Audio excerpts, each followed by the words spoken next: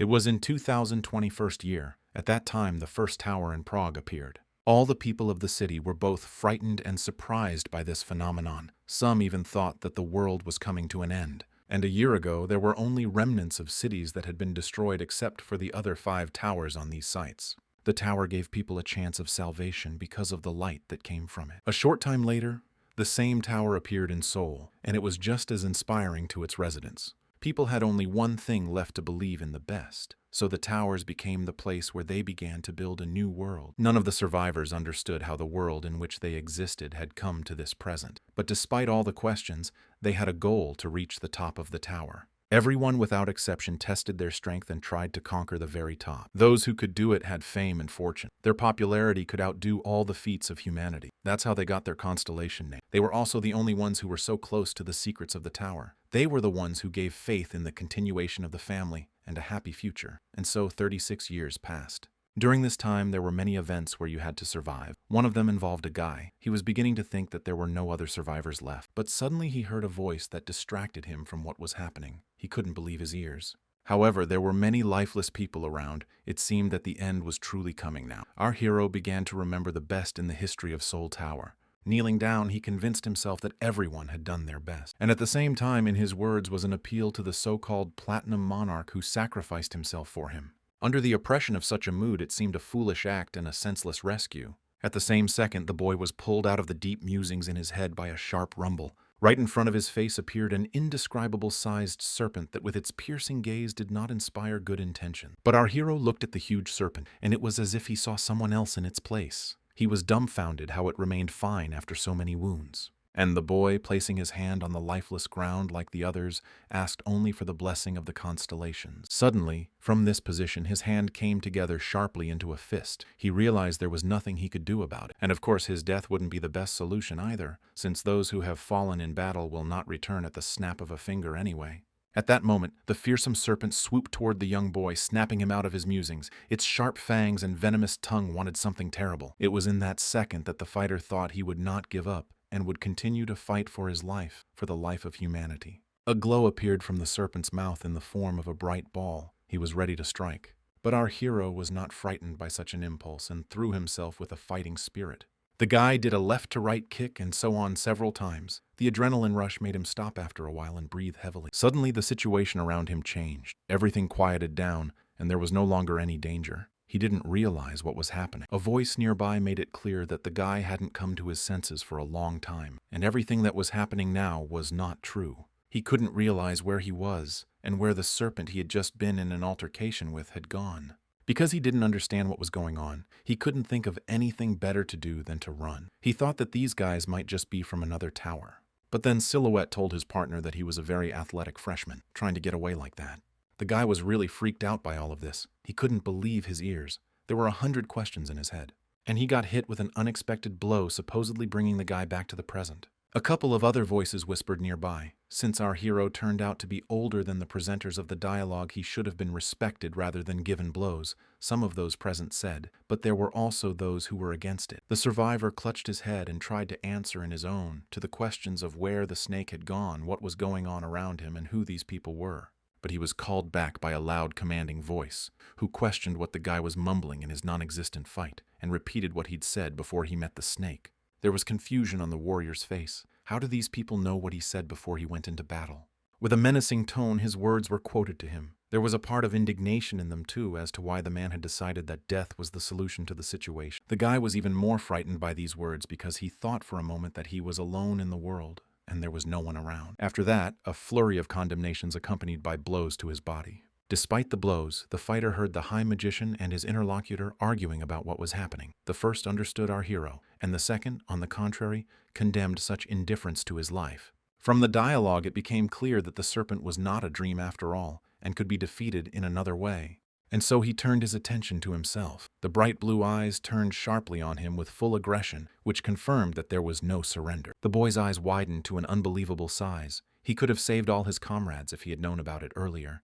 With desperation in his voice, he shouted into the crowd. He wanted to understand who the people around him were and why they knew so much. The fighter knelt down and clutched at the leg of one of the men standing nearby. He begged to be told how he could win the fight with the serpent, where he was, and most importantly, with whom. Fear appeared on his face mixed with all the other emotions when he heard what looked like an answer to his question. People said he still hadn't seen. The familiar figures appeared in front of him and handed him a bottle of liquid. They wanted to make him understand what was happening. After all, according to them, our hero had a long recovery time after his death. A few drops got on the guy. He didn't realize what was happening to him, but his eyes began to clear. Two silhouettes that had been completely black for a couple of seconds began to take on colors and outlines. His pupils narrowed lightning fast at what he saw. He could finally see the people standing in front of him. He was surprised. Two men in different outfits stood in front of his face. One greeted him with a grin, and the other more friendly, and they claimed to be them only in different guises. Such a statement would frighten anyone, and our hero was no exception. He again did not understand how such a thing could be possible. They practically said with one voice that they were the one who died earlier. This news finally put the guy in a stupor. After a while, in a quieter environment, the guy was brought up to speed. Turns out they have the ability to regress. It was very hard to believe because the boy did not remember anyone from the audience. The reason was that every time he died, he just lost all the memories he had. This outcome didn't do much to help me understand what was going on around me. Each time, it was as if there were more tasks to be solved. But all this was unimportant, for our hero was to return to his 20th year when his hands were extremely down, and everything that had happened again was about to disappear into oblivion. But then what was the point of the regression, if the same thing happened every time?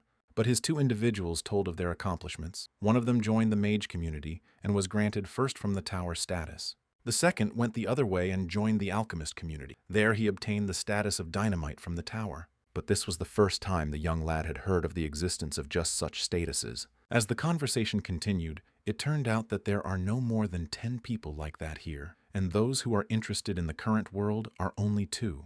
People like that are called crazy, because all the memories are constantly fading away. But to keep anything from regression, you have to get to the top of the constellations. It's the only way to see the next life. At this moment, it became clear to the guy why his death caused such a storm of negative emotion. In a way, it was their curse. They could only trust that they would do better next time. Our hero was upset by the realization that this was the end for him and he would be left with others to watch over future souls. Their conversation was interrupted by a sudden noise coming from all directions. It only frightened the newcomer. The others were already used to such events. They already understood what this was all about. But the guy kept asking what these two were even talking about and what was about to start. The answer was quite obvious and predictable. They were talking about the regression that was going to happen again. And after those words, the guy felt like he'd been electrocuted. His eyes shrank sharply and glowed. The process was set in motion. After a moment, our hero suddenly opens his eyes, but it's like everything around him is different. It was already quite dark outside, so someone was calling him diligently and asking him to stop lying on the ground. Baek Ho-min was once again already in his familiar state. He still didn't understand anything. There was a guy standing next to him who was clearly annoyed at his buddy's appearance. He was saying that they were in danger and should leave the place. The boy decided to share his thoughts and said that he was as if in another place and was in a dialogue with other people among whom was the supreme magician. Of course, such words surprised his companion. Baek Ho-min frantically started to look at his hand and didn't notice the seal he had on it, and this was another strange prank on his part, in his friend's eyes. There was disappointment in the guy's eyes as he found nothing on his arm. His buddy realized that our hero had to be brought out of this state. He asked him to pull himself together and finally wake up instead of continuing to talk all this nonsense. But then another man with a baton in his hands joined their company. He had a menacing attitude and told them not to try to run away. Otherwise, there would be dire consequences. Our guys decided not to get into a verbal argument and did as they were asked. Baek Ho-min began to reason and assess the situation. This was the 4th floor of Seoul Tower. Here he was a hunter and a 20-year-old moneylender, which was strange. After all, there were no such people before. And this was his new reality that he had to get used to again and learn to survive. Now the new soul was being watched by the 3 of them. They were all wondering what would happen this time and what the outcome would be. Already being in a new reality, the boy thought about his dream and quite strange. But that was short-lived because all the details began to be forgotten in his mind. At this time, several strangers were after the so-called grave robber and were calling our guys for help. But Baek Ho-min didn't want to do that. Unlike the others, they didn't even have weapons. Turns out these engravers thereafter are also guild wizards. So all the dirty work is put on the shoulders of others. In addition, the engravers can spoil their precious seals at will. At the same time, a guy with a seal on his arm was fighting some small creature nearby. He called it a parasite. But it was clear that such insect-like parasites are not the worst threat and should not be feared. As soon as I voiced that thought, a man's heartbreaking scream echoed nearby. Something was wrapped around his arm. It was the engraver. Back home, Min didn't know how to react to what was happening. Everything was happening very fast. One guy among them ran up to the victim with an axe, and everyone guessed what might happen now. A gleaming axe rose above his hand. Whoever swung it was sure it was the best solution for whoever was attacked. It was a scary sight, and that guy's loud screams made it even scarier. The man who experienced such an event was then carried to their den on the orders of his partner.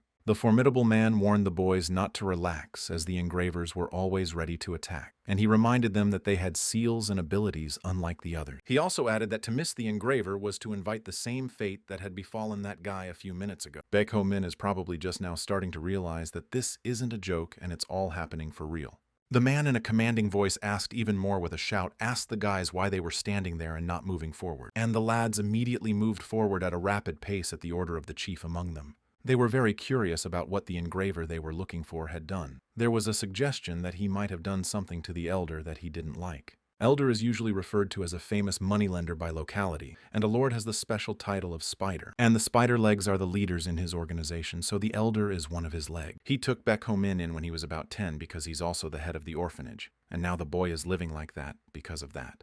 The guys began to speculate about what the engraver had done. It was hardly a question of money, since with their own seals they already had a lot of it. But they probably shouldn't have made mistakes because others would have immediately disliked the guys. It was known that engravers have the ability to make poor quality seals, and that makes for some very bad skills. Thanks to such a gift, no constellation would ever pay attention to a human being. Such words puzzled our hero. The new seals, when applied to the hand, give people one ability, and the wearer has the ability to start life as a hunter. So through the seals, the constellations themselves choose and can train their successors. But if they don't care about you, it's better to be without seals at all. Baek Ho Min thought it was best not to even meet the engraver to avoid everything. Those who tried to catch him were always wounded, and there was no way out for the boys. The boy realized that he didn't even have a seal yet and had to try harder. But if he got to an engraver before then, he could forget about becoming a hunter. And at that moment, his buddy suddenly screamed as if he was scared of something or someone. It seemed like they were just talking about it. It was the engraver. Should have run or fought. The graver was clearly annoyed at being caught, but then he took his hunters by surprise. But Baek Ho Min was not alarmed by his possible demise. He threw himself at the engraver in retaliation. The boy made a sharp dash forward with his sword, but the engraver managed to dodge. Then his opponent suddenly intercepted his sword, and our hero could not believe his eyes. There was almost nothing left of his weapon that had been fully functional a few seconds ago. He just melted it. And then when Baek Ho Min lost his guard from what had happened, he launched the rest of his sword at the guy. A strong and very unpleasant blow came to the boy, but at least he managed to cover his face from such an onslaught. In the fight, the guy's hand got hurt defending himself. Ho Min's partner got scared by that. And on the adrenaline, he flew at his buddy's offender with a kick. The engraver didn't see that coming. And our hero's arm was being corroded in those seconds by the sudden wounding of the enemy. But he was accosted by another guy who had just caught the graver and was trying to restrain him. But Baek Ho Min didn't respond to the request and was furious because he had mutilated his arm, or worse.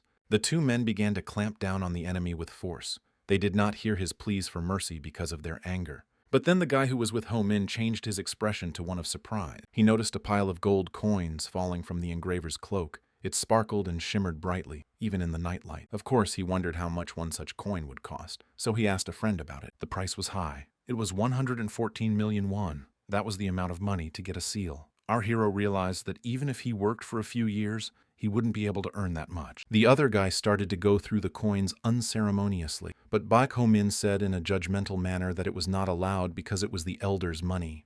But the guy wasn't exactly pressed by a clear conscience. All he saw in such temptation was money. Ho Min asked him contemptuously what he was going to do with such a large sum.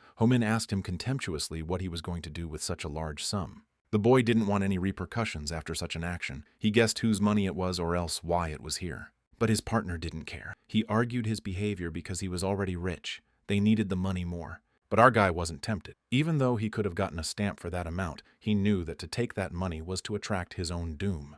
The other guy wasn't really listening to what Ho Min was saying. He was looking at the gold coins, and he noticed something strange. These gold coins usually had a tower on them. This one had the seal of a constellation carved on. Baek Ho Min was surprised by such a statement. After all, it was very unusual. Such a constant influx of events was starting to give him a splitting headache. At that moment, our hero's eyes crossed with the cunning gaze of the engraver, and he made a sharp jerk and freed himself. As our boys relaxed, he grabbed Ho-Min's hand again and it burst into flames. A hellish pain pierced the boy, and his partner was so distracted by the coins that he didn't even notice he was under attack again. With a snide look and the same voice, the engraver held the guy's hand, and it was clear from his words that he was putting a seal on it. It was a most unpleasant procedure, if I may say so. The kid was screaming in pain.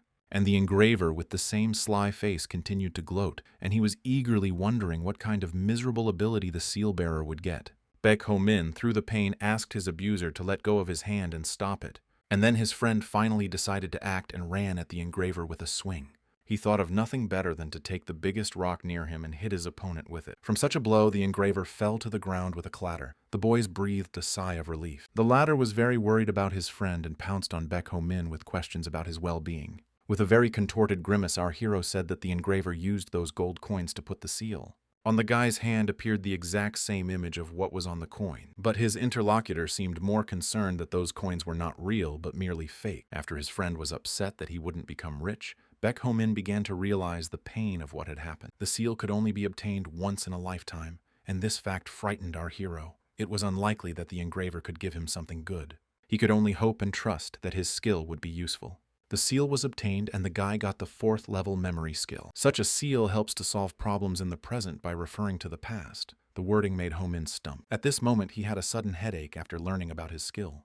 And at the same time, the 3 people who were watching the world began to have a sudden jolt. They were all confused. It's never happened before that the subconscious world has been subjected to an earthquake, if I may say so. One of them noticed that something was also happening to the great wizard. It was the change that was happening to his body.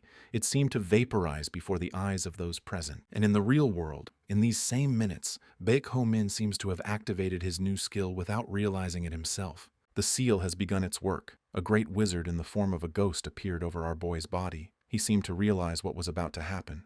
Apparently, their life experiences were almost 100% similar. The transmigration was done and the boy had a strange feeling about it. He had knowledge in his head that he had never had before. It was as if he had been given a powerful force. He felt he could use the skill now.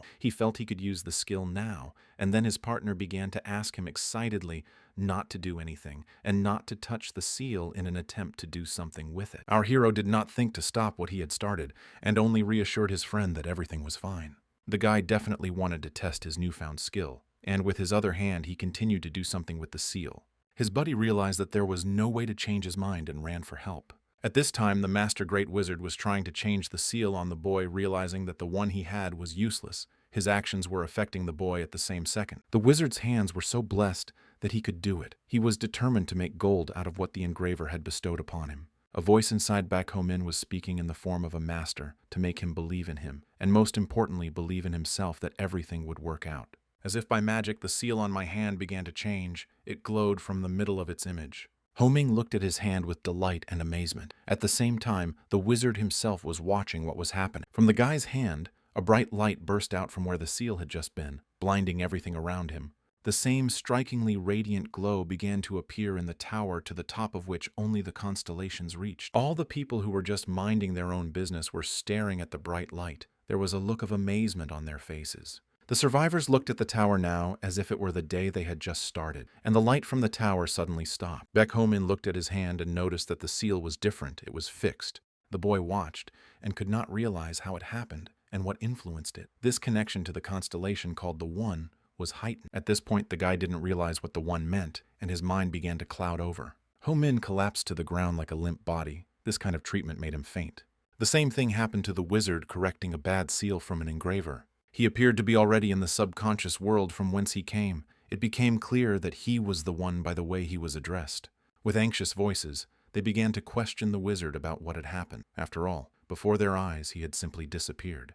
With some kind of helplessness, the master told me that the guy had obtained a 4th level seal. The rest of the world tried to cheer him up and claimed that the guy would still have skills and better. But the wizard went on to say with disappointment that no one lived with such a mark for more than a month. Bad things always happened to them on their own, or they were taken away. The newcomer to their world couldn't believe his ears. He didn't understand how no one with such a seal had ever lived again. And abruptly the wizard started screaming with all his might. By this action he frightened the others, and they again tried to calm down their buddy. They tried to turn everything into a positive mood. And then something happened that surprised everyone even more. The wizard started laughing and said that Baek Ho Min would live and he was their hope. The other two looked at each other and thought there was something wrong with their partner. He couldn't change his mood so quickly, especially when he was talking nonsense. The master was wildly excited to convey his joy to the boys. He said with inexpressible joy that the boy had acquired one of the strongest skills. The newcomer wondered how it was possible that a level 4 skill turned out to be another high-level skill after all. Interrupting him, the one asked if he knew what skill he needed to have to reach the top of the tower. Of course, the newcomer had no answer. It was a really tough question, because even with the strongest skills, no one gave a guarantee that you would get to the top. But with this skill, everything was about to change. Mr. Wizard has waited so long for such a seal to appear. There's no telling who would be able to use such a seal. But Ho Min did. He used it to summon a wizard, and the wizard fixed the seal in time. Because the memory skill was enhanced, he was collecting all the experiences of past regression. In that case, with an improved skill, one could use the memories of others. It was like a true rebirth, but it was too early to rejoice because no one with such a skill could last long yet. Although this was not so upsetting to the inhabitants of the subconscious world, they realized that they were now in the best position they had been in a long time.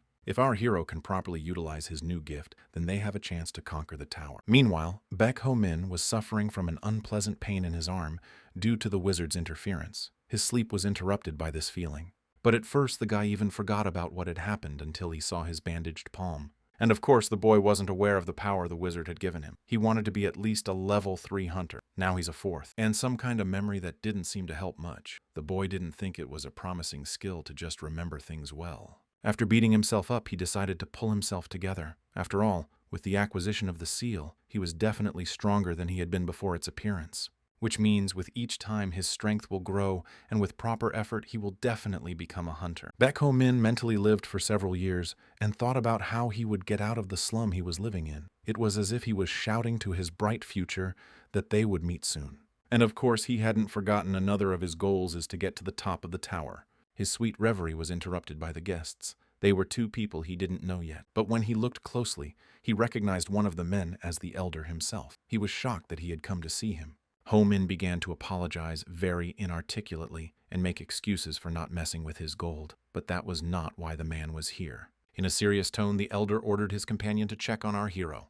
The one immediately obeyed the order and asked the boy to show his bandaged hand, and the boy was wary of such an edict. But the elder made it clear that there was no need to be afraid. He was not going to be reprimanded, but rather he came here to congratulate him. It was about his recent capture of the engraver. The guy didn't think it was the reason for the visit at all. Ho Min shared his heroic act with his friend Hyun Soo, as the latter was also involved in capturing the enemy. The elder gave gruesome details of what happened to the engraver, in what condition he was found. He died on the spot, and the man praised the boy for bringing back the gold he had found. The boy lowered his eyes to the floor and listened to the stately man, and agreed with what he said. He told the story of the coins. They were originally the currency that the Platinum Monarch wanted to introduce in the future. They were going to be released next month, but an engraver managed to forge them. Baek Ho Min was listening to the story and thinking at the same time, and decided to ask the man why he was sharing such information with him. The man was at the lowest level and was nothing. The elder reacted calmly to such a question and explained to our hero that he would not have been told these stories before. Only now he had an exact copy of the coin in the form of a seal on his hand. The boy looked at his hand in horror,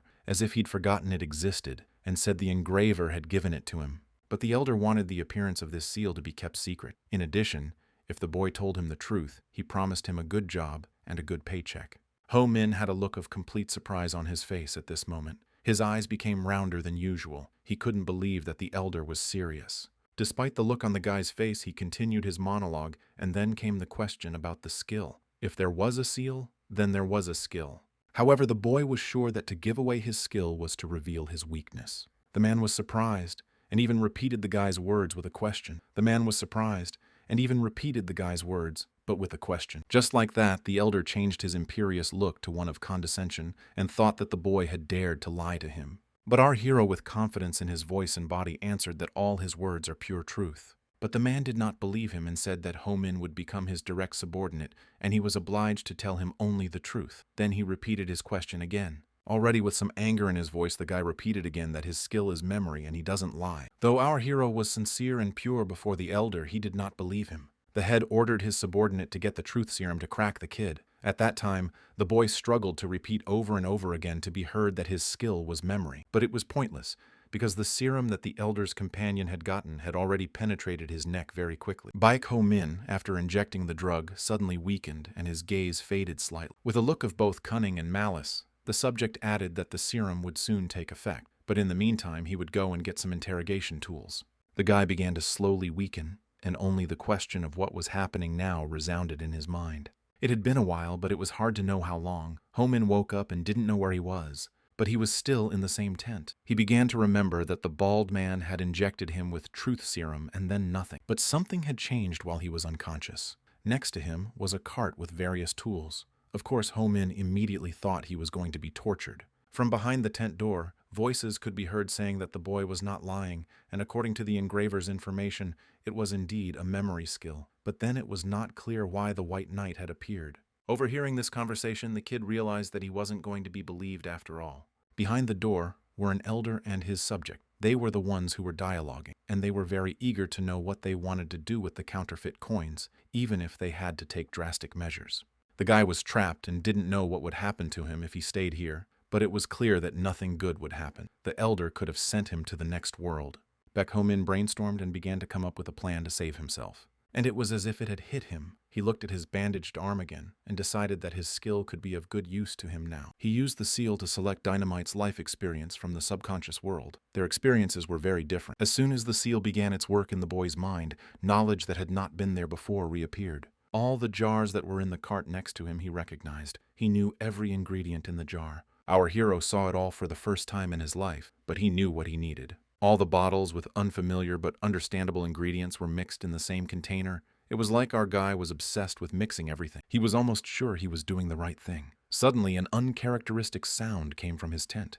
The elder and the bald man standing nearby reacted to such an unexpected and sudden noise. They hurried rather to the tent, and when they came in they saw the smog and smelled a strange odor. And Baek Ho Min, unfortunately or fortunately, was no longer in the tent. His bed was empty. The subordinate of the head realized that perhaps the smoke was not smoke at all, but poisonous gas, and tried to push his commander away from the tent. The bald man was furious at the prank. Realizing that the boy couldn't run far away, he chased after him. At this time, the elder wasted no time either and called his reinforcements to catch the boy. The man was furious that he had to go down to the 4th floor in the hunt for the engraver, and now he had to chase after the young guy. The elder knew that ordinary people can only go up to the 4th floor, and if they missed Ho Min and he escaped to the 5th floor, it would be a failure for them. With all the anger, the head also managed to respect the guy. He especially appreciated his sharp mind. However, the question followed as to what reasons motivated him to such action. The man began to recall the events of the previous night. He tried to find a connection between the tower's glow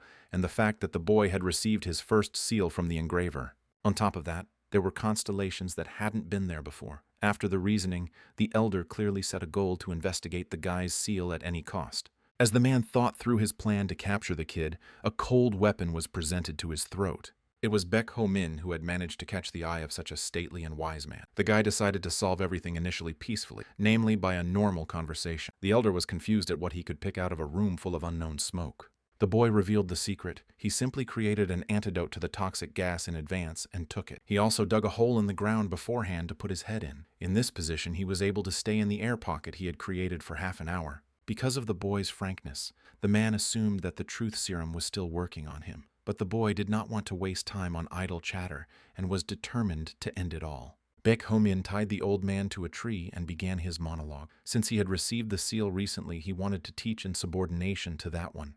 But due to the current situation, he wanted to get his paycheck that he was promised. It puzzled the elder that the boy had done all this just to get some money. His life was worth more than that. Realizing that it was indeed a bit Ho Min, said that he would take it all together. The boy began to list all the things he had been doing for a long time but had yet to be rewarded. He had to rob street vendors to take obscure lab-made drugs, and other unpleasant errands that added up to a decent sum. It was about 175 million won. The elder was astonished at the boy's insolence. He recalled that he had been provided with shelter, food, and upbringing. That amount could already be minuscule. But if you go into detail, the shelter consisted of moldy beds in the basement, and the food was in the form of rotten oatmeal. And on that note, the guy made it clear to the man that he needed to worry more about the value of his life. Despite the boy's determined tone, the elder realized that it would be difficult for someone who had lived on the streets for 20 years to simply take another person's life. Then, Ho Ming looked into the old man's inner pocket and found a silver coin there. It could be exchanged for money. It was worth about 10 million won. But that wouldn't even cover 10% of the full amount the boy demanded, so he told the man he'd come back for the rest later. He learned that from the man. The formidable man noticed that the boy had matured before his eyes, and also warned him that he himself would repay the debt. Afterward, Ho Min swung at the old man and hit him on the head to knock him out. The young lad exhaled a sigh of relief when he saw that the elder had lost consciousness from his blow, and he realized that if he left this man just tied to a tree, he would surely come back for him. Already after what the boy has done, the so-called spider will never leave him alone again. But there was another way out. If Beck Homan had sent the man to the other side, he would have had a good chance of survival. As soon as the guy decided to make a dash with his knife towards the elder from the other side, someone's spear flew at him. There was a shout from the bushes that the boy had been found. It must have been the men the man had sent to find Ho Min. The boy ran away from the place as fast as he could, otherwise he would have been caught, and there was no telling what would happen next. A little bit away from those who chased him, the guy stopped and couldn't catch his breath. But still, the spear hit the guy's leg. Our hero could barely feel his leg. Perhaps the tip was smeared with some poisonous substance, and that's why there was such an unpleasant reaction. The guy pulled a bottle of something out of his pocket and began to pour it into himself, waiting for it to make him feel better. Ho Min caught up with the guy from the ambush and seeing what happened told him that he better pour the antidote on his leg because his leg would be paralyzed faster than it would take effect. Our hero had a very puzzled and tired look on his face. The poison was already spreading all over his leg, and no sooner had he responded to his enemy's threats than the latter flung himself at him with crazed eyes, throwing terrible words about what he could do to him. The boy must have expected anything from a crazy man at that moment, but certainly not this kind of statement followed by an attack. He didn't wait for his opponent to strike first, so he swung at him with a swinging kick to the body. He didn't believe that the antidote could work so quickly. Baek Ho Min was even slightly hurt by such words that it was about the antidote. In truth, however, it was a stimulant, and after such a revelation, the boy delivered the final blow to his abuser. 3 regressions were still watching everything that was going on. 2 of them admired and rejoiced for the guy, while the third slightly underestimated him, because it's not that hard to defeat a hunter. The dynamite from the subconscious world was certainly proud of how he had created the stimulant, but if it wasn't for the power of Baek Ho Min himself, it wouldn't have worked 100%. The master wizard himself became a little more lenient and added that the boy's ability to adapt was even better than his. It all boded well for a good start. Allegorically speaking, the people from the subconscious world said it's all about good soil. All we had to do was not let our seedling, Ho Min, die. To do that, we had to put all our strength into it.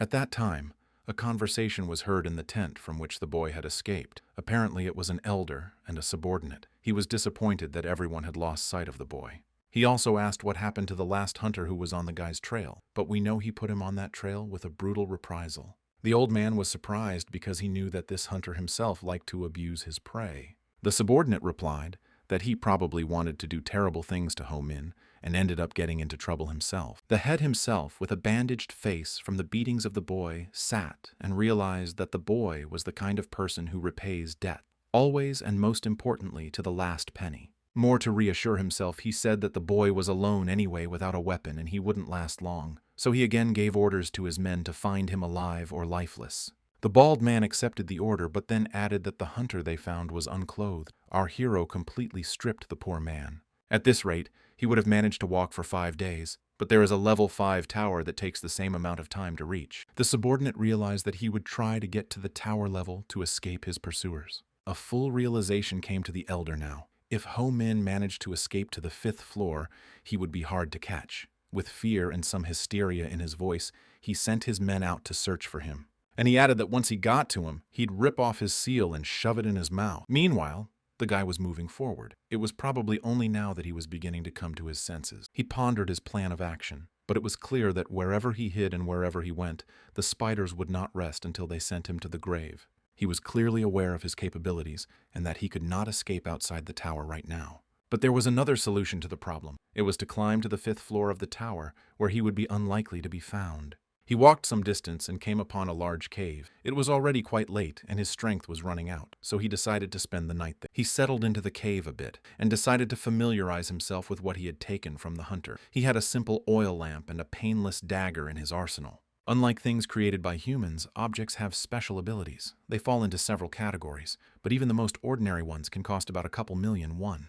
Items in the superlative category cannot even be obtained by constellations. The oil lamp was not so useless. It gave the cave some illumination, but it was fragile, which was the downside. And the guy's dagger didn't impress. However, it may have had paralyzing poison on it, which dripped from the arrows launched at our hero.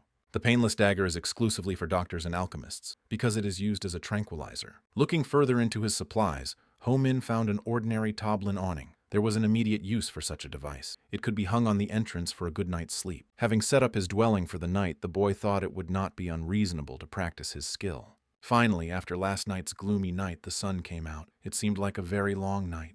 It must have been a good morning. Baek Ho Min had slept well and was surprised that he had managed to do so in such an environment. The wound on his leg was almost healed thanks to his skill. He remembered that he had chosen Dynamite's life, and the latter was clearly not like a normal alchemist. Our hero began to wonder why such a cool skill is on the 4th level, but the guy heard somewhere that the quality of the skill depends on its owner. He said excitedly to nowhere that maybe he was a genius in that case. The regressions watching him at that moment grinned. The one began to deny the boy's words with anger. With renewed vigor, the boy moved on his way. There was no sign of the hunters where he was, but he realized that they were navigating the tower as if it were their home, and he had to be more determined to survive. He turned to his memory skill again and chose Dynamite's life. And with the skill of Dynamite, he began to understand what plant is poisonous, what to use for medicinal purposes, and what to mix to get a healing potion. He even knew what kind of plant he could fire up to repel parasites well. Using this skill, Ho Min could find any ingredients he needed. He could also find the ingredients for ointments if he had to heal his wounds.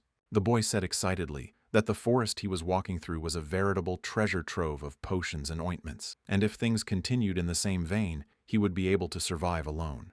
There was an unintelligible sound near him. It was as if a block of stone nearby had begun to move. Turns out it wasn't a rock at all, but a real big beetle. It looked terrifying, and by all scenarios, it moved towards our hero. But it's like the guy was ready for it. He used the Toblin canopy that hid him from view to give him form on offense. And as soon as the huge beetle let his guard down, the boy pulled off his canopy and swung at it. With his useless dagger, he struck the bewildered creature hard. Despite the blow, the beetle curled up into a ball and covered all its soft parts with its hard shell that resulted from the curling. And in that instant, the guy thought of nothing better than to kick the resulting ball. And from such an unexpected jolt, the beetle unraveled its armor and fell with a clatter to the ground. With all the strength that was in the guy's body, and with the help of one of his regressions that came in the subconscious world last, he took a wide swing and pounced on the bug. With Baek Ho Min's might, he defeated his opponent and plunged a dagger into his body. It was indeed the skill of another from the subconscious world, and it was clearly not dynamite. Ho Min himself had sensed it, and it became clear that the chosen life could also change depending on the chosen body part. His hand with the seal began to burn intensely. It's likely to get very hot when you use it, and a significant disadvantage was that the guy couldn't use it for more than a minute. It is said that every skill has a price, and apparently the price of Baek Ho Min's seal was a side effect in the form of overheating. It was already evening, and Ho Min was getting hungry. He built a fire and took a bite of his enemy. It looked unpleasant, but it tasted like shrimp. Our hero was delighted with a hearty meal. And despite what was going on around him, the guy braked himself with such joy because the situation left much to be desired. Our hero also noticed that as soon as his skill changed, his emotions changed with it. He even felt humiliated at such moments in the opposite sense. But there was no one to rely on but himself, and the changes were justified by the loneliness. And with bestial appetite, the boy proceeded to gorge himself on the beetle meat cooked on the fire. After a hearty dinner, Baek Ho Min made himself an armor out of what was left of the beetle. The skill he had now delighted him and reassured him that even at this level, the skill could be useful. In full gear, the guy went in search of tougher enemies, and by doing so, he was practicing his skill. After analyzing all the situations where the seal worked, he noticed a pattern. As soon as he experienced a certain emotion for a specific purpose, the skill changed to a more appropriate one. If he has a strong obsession with something, the effectiveness of the skill changes, and emotional state affects the synchronization rate.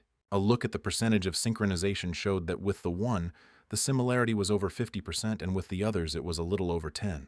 Baek Ho Min was a little surprised by the data, because he used Dynamite and Nameless more often in his life, and the numbers were lower. The life he'd chosen just once, and it was the first time, was the life of the one, and the synchronization showed almost 5 times more than the others. When the seal was first formed, the similarity of the experience with the one was 98%. Ho Min assumed that the one had probably also had experience changing the seal. And then came the logical question of what would happen if the interest rate went up to 100. Looking at the moon, the guy also remembered that when the seal is formed, the constellations contact the bearer. But our hero was not chosen by any of the constellations. He pondered how the constellations might be watching him from above, and Dynamite One and Nameless, whom he'd never seen in his life, were helping him survive. And putting aside his serious look, the boy cheerfully said that whoever chose him would not be any better, and stretching his hands to the sky, he thanked those who helped him.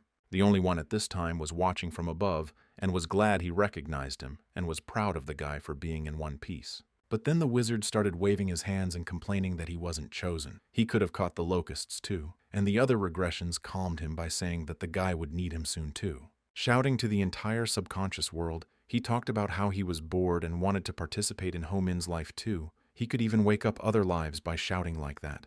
But the master was hysterical. He was almost crying, claiming that he was also an excellent bug catcher and even knew alchemy. Nameless, seeing such a picture, looked with surprise and a kind of contempt because at that moment he saw a child in front of him. And to stop the drama, Dynamite reminded the wizard that he and Baek Ho-min have the highest synchronization. That said, they have a higher synchronization than the others. It is because of this similarity that the young guy does well and overcomes difficulties perfectly. These words managed to reach the one, and he really found meaning in Dynamite's words. And the wizard jumped up and down to clean up the mess he had just made. And the newcomer decided to ask the other if the wizard was often in such a mood. With a sigh, Dynamite replied that this was still flowers and was actually calm compared to how he had behaved with Nameless in the beginning. But this behavior was only due to anxiety. After all, there was finally an opportunity to show his skills, and he had only been called up once. If only it was possible to talk to Baek Ho-min, the one wouldn't be so upset right now. And upon hearing this, the great wizard enthusiastically spoke of communication. This prompted his plan to contact our hero. Nameless did not immediately realize what the agitated master was talking about, what he was talking about. And spreading his arms out to the sides, the only one who gave an example, child endangerment is caused by a lack of communication. However, this comparison of regression was not understood, because it was difficult to perceive it from a single man. The wizard replied that all Ho-Mins were single and went to the other world. At this point, listening to the conversation between the two souls, Nameless rolled his eyes, realizing he may have caught a huge spoiler. Despite the fact that the master was interrupted, he continued with an important tone to say that he may not have been married, but now there were many Ho-Mins growing up before his eyes. And finally, after so much arguing, Dynamite realized that there might be a way to contact the guy. Pondering further, the one went on to say that because of the skill, they had the ability to influence the guy. To continue, it was necessary to take control of the tower system. This was a chance to expand the regression capabilities. Of course, there will be risks in the aftermath, and it all brings a lot of danger. Nameless questioned Dynamite about what he had said, because it was hard to believe, but he himself did not always understand the wizard's train of thought. But despite not understanding the whole situation, Dynamite was ready to spring into action. However, the plan needed a lot of time to execute and a new opportunity to change the seal. Most likely, such tampering with the seal will not just cause overheating, but will even start to melt the guy's hand. But the regressions also remembered that he couldn't use the seal for more than a minute because of the memory skill. Yes, and right now, risking Baek Ho-min's arm wasn't one of their best decisions. Nevertheless, the one was sure they could make it right. All it took was more determination to create a contrivance. And with an acerbic grin, the great wizard himself answering himself back, said that the tower often works with improvisation, so this would not be a novelty. Despite the positive attitude, it was not known when this opportunity would come, so we had to start preparing now. And reaching his hands up to the constellations in the subconscious world, the wizard began to do something. His actions began to affect the world in some way. Nameless was frightened by this happening and wasn't sure if it was possible to affect the imaginary world in such a way. But Dynamite replied that only the one could do that, so he suggested not to distract him and to watch. And in reality, at the same time, Baek Ho-min couldn't help but wonder how little time had passed since he had escaped from the old man. But even so, there had already been a lot of changes to his body. He realized that hunters with this level were just ordinary defenseless children. And he remembered how he took out one of his enemies, how he struggled but was still sent to the grave. But in the chase, those men did not relent. They were fast enough. And since the boy had already had 3 battles and had to hunt to survive, his strength was definitely not at its peak. However, the tower that opened the way to the 5th floor was already very close. And since Ho-min had plenty of things he collected from hunters, it boded well for the sweet pleasure of the hunt. And at the same time, in that very tent, an elder was also angry that a 3rd man had died trying to catch the boy. The old man didn't understand how he could take out 3 of his hunters without the right equipment, and the bald man added that it could no longer be said that he was just lucky. The old man was furious because of such a harsh statement, thinking that he was mocking him. He also added that he had already said 100 times that there was something wrong with the boy. But his subordinate asked his master to calm down a bit, because they are not alone here. To which the old man replied with very unflattering words with all the hatred that sat in him. And then the bald man muttered that if such disrespect was shown to the senior hunter, then the hierarchy in the tower would be destroyed. And after this phrase, the hunter ordered the others to take the elder to the lower floors.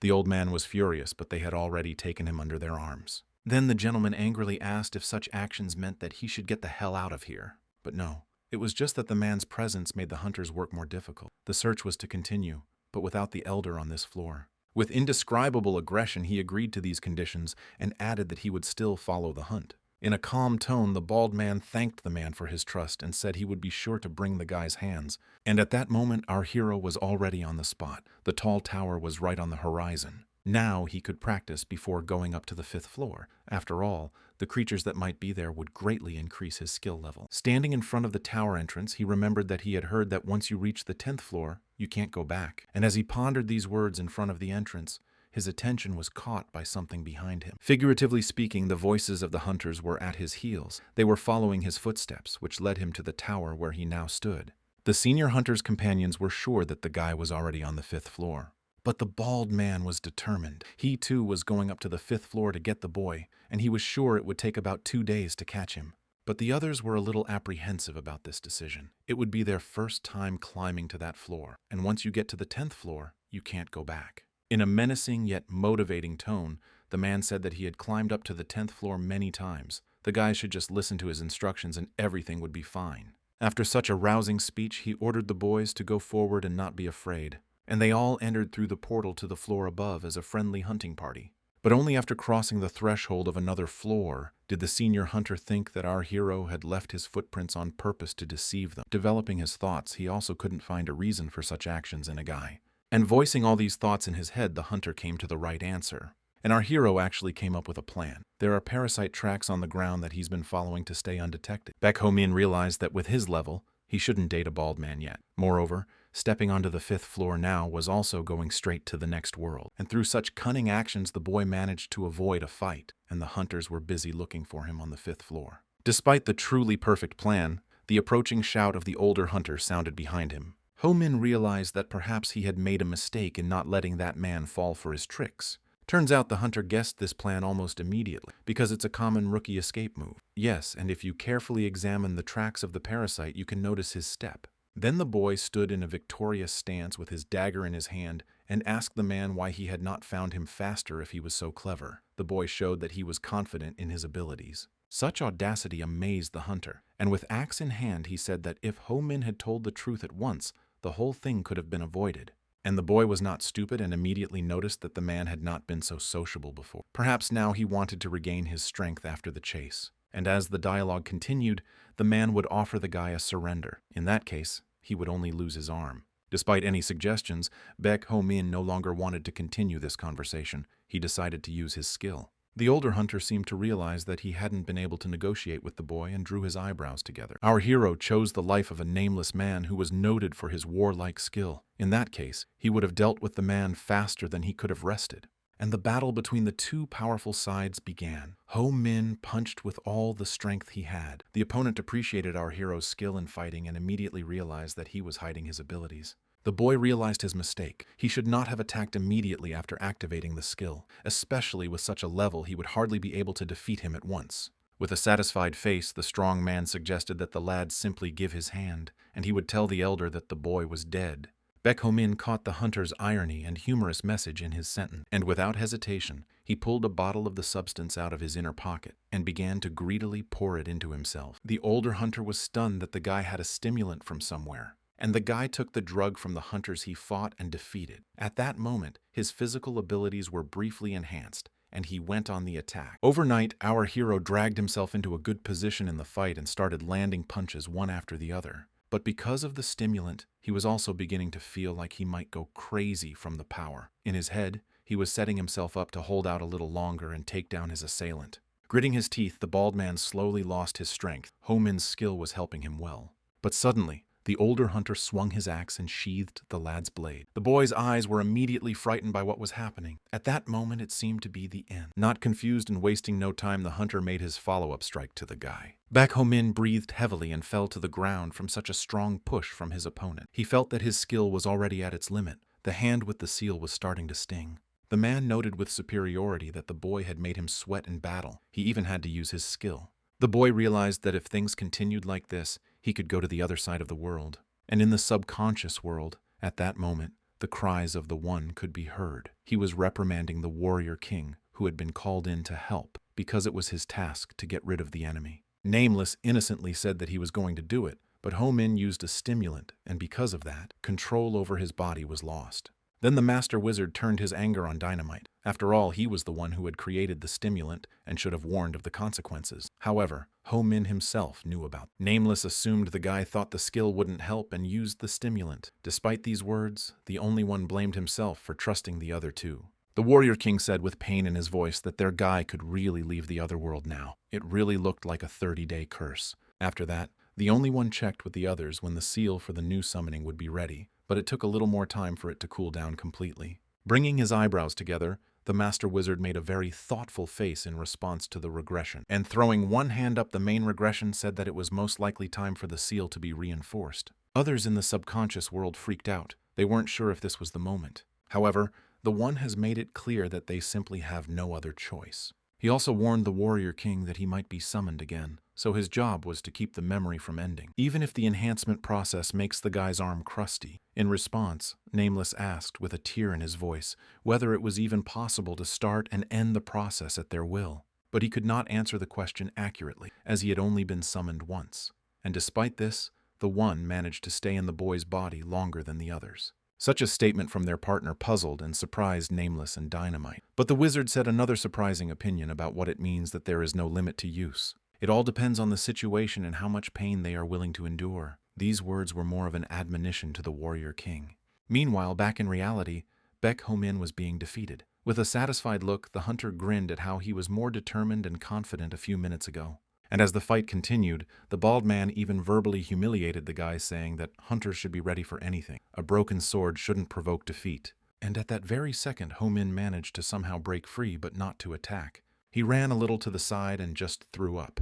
He suddenly felt sick. It was a reaction to the expiration of the drug. It was a process the man was familiar with. It was clear that the hero's body was exhausted. His condition was complicated by severe lethargy. It was certainly not the right time for such a thing. Out of his last strength, Ho-min convinced himself to hold on and hit the ground with all his might. A sudden pain spread through his arm. The blow had been so hard that it had caused it to break. The older hunter assumed that the boy was trying to get rid of his lethargy, but there was also the question of how he would fight with a broken arm.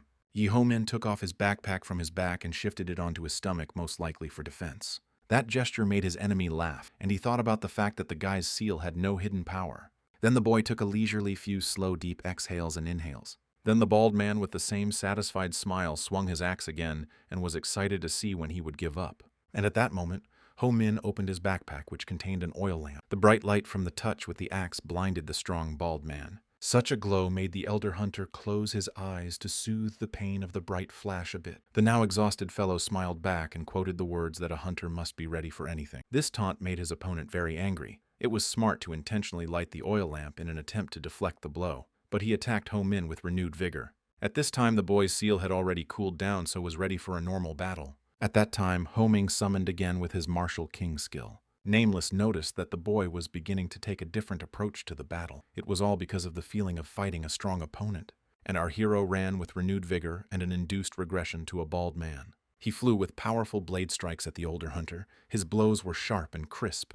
Thoth didn't understand how in such a short period of time the boy had learned such movements. And in Baek Ho-min's mind at that second, there was only one obsessive thought to finish off the man before the seal stopped working. In the subconscious world, the one was carrying out his plan, but Dynamite was very worried that because of this the wizard might disappear and never return. But the master was obsessed with his idea, and nothing seemed to stop him. Ho-min had to push a little harder. In the real world, the bald man's pain was gone, and he could see again. He was sure the guy had lost his chance to win this fight. Nameless realized that Baek Ho-min's body was exhausted and could no longer keep up with his movements. The more time he had left, the less time he had left. Our hero's hand began to burn badly again where his seal was carved. The martial king had already mentally apologized to the one for not following the instructions, because the boy already wanted to cancel his skill. At this time, the one was in a wild rage, and I can't believe this is the end. Then Ho Ming decided to take another unexpected step. He stabbed his blade into the place of the seal. The warrior king didn't expect such a sudden action from the young lad. With this action, our hero wanted to dull the pain that resounded in his arm. And that was the move that brought a smile to the one's face. He saw it as a way out of the situation. It was decided that we should not stop there. Excitedly, the master wizard cheered for our guy and continued what he had started. The older hunter was utterly bewildered at what his opponent had just done. The boy, however, was no longer dialoguing, but acting. He threw himself at the man with the blade again. The hunter's patience was already at its limit, and he decided to rush towards the guy waving a sharp axe. They met in battle, both on their last legs but with a very strong desire to win.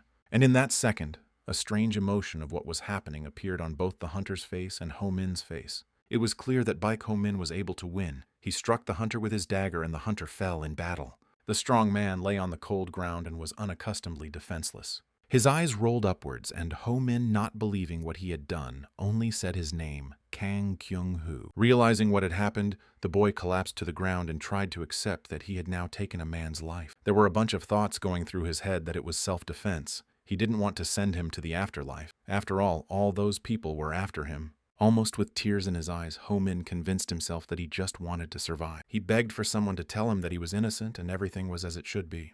And then something interesting and sudden in this situation caught his eye. It was a notification that the constellation, the One, liked him. Meanwhile, the people from the subconscious world were happy to be able to connect with the guy. It was their first connection. Dynamite marveled at the fact that the wizard had managed to improve not only the seal, but also the tower system itself. It was a real miracle, and Dynamite began showering the One with compliments about how powerful and awesome he was. And all three of them gave a thumbs up as a sign that everything had worked out through their combined efforts. And in the real world, Baek Ho Min received notifications with likes from the constellations and couldn't believe it. They were praising him. But Nameless said without much enthusiasm that because of this power, Baek Ho Min had almost lost his arm and the wizard had almost disappeared. And Dynamite cheerfully replied in the affirmative. The warrior king was upset because he expected a more efficient way to communicate with Ho Min. So he stood aside and was not particularly happy about this way of dealing with the boy. But if they were so happy, it was indeed a great feat. And in the real world, Baek Ho Min was flooded with notices that the constellations liked him, and he was even starting to get angry about it. At the same time, he was flattered that even without seeing these constellations, he was getting countless likes. Baek Ho Min wondered if all the lives in his memory were constellations, and assumed that since they were getting so many likes, they were watching him. Especially after what he did to Kang Kyung-hoo, he's now a real hunter. After a little rest and reflection on the ground, he stood up, bracing himself that he could handle it. And turning to the constellations, Baek Ho Min asked if their likes meant that he was doing well, and then asked the constellations to tell him something else. But he got another like from the One, and even that was better than nothing. Once again, Ho Min's wrist began to burn from using the seal. It was all the more painful because he had to stab the dagger into his hand. Turning to the alchemist, Baek Ho Min activated the seal and asked him to suggest a medicine that could help him recover. And after creating it, he felt much better. Lying on the bedspread, Ho Ming marveled that he had managed to make a mid-grade medicine and thanked Constellation Dynamite.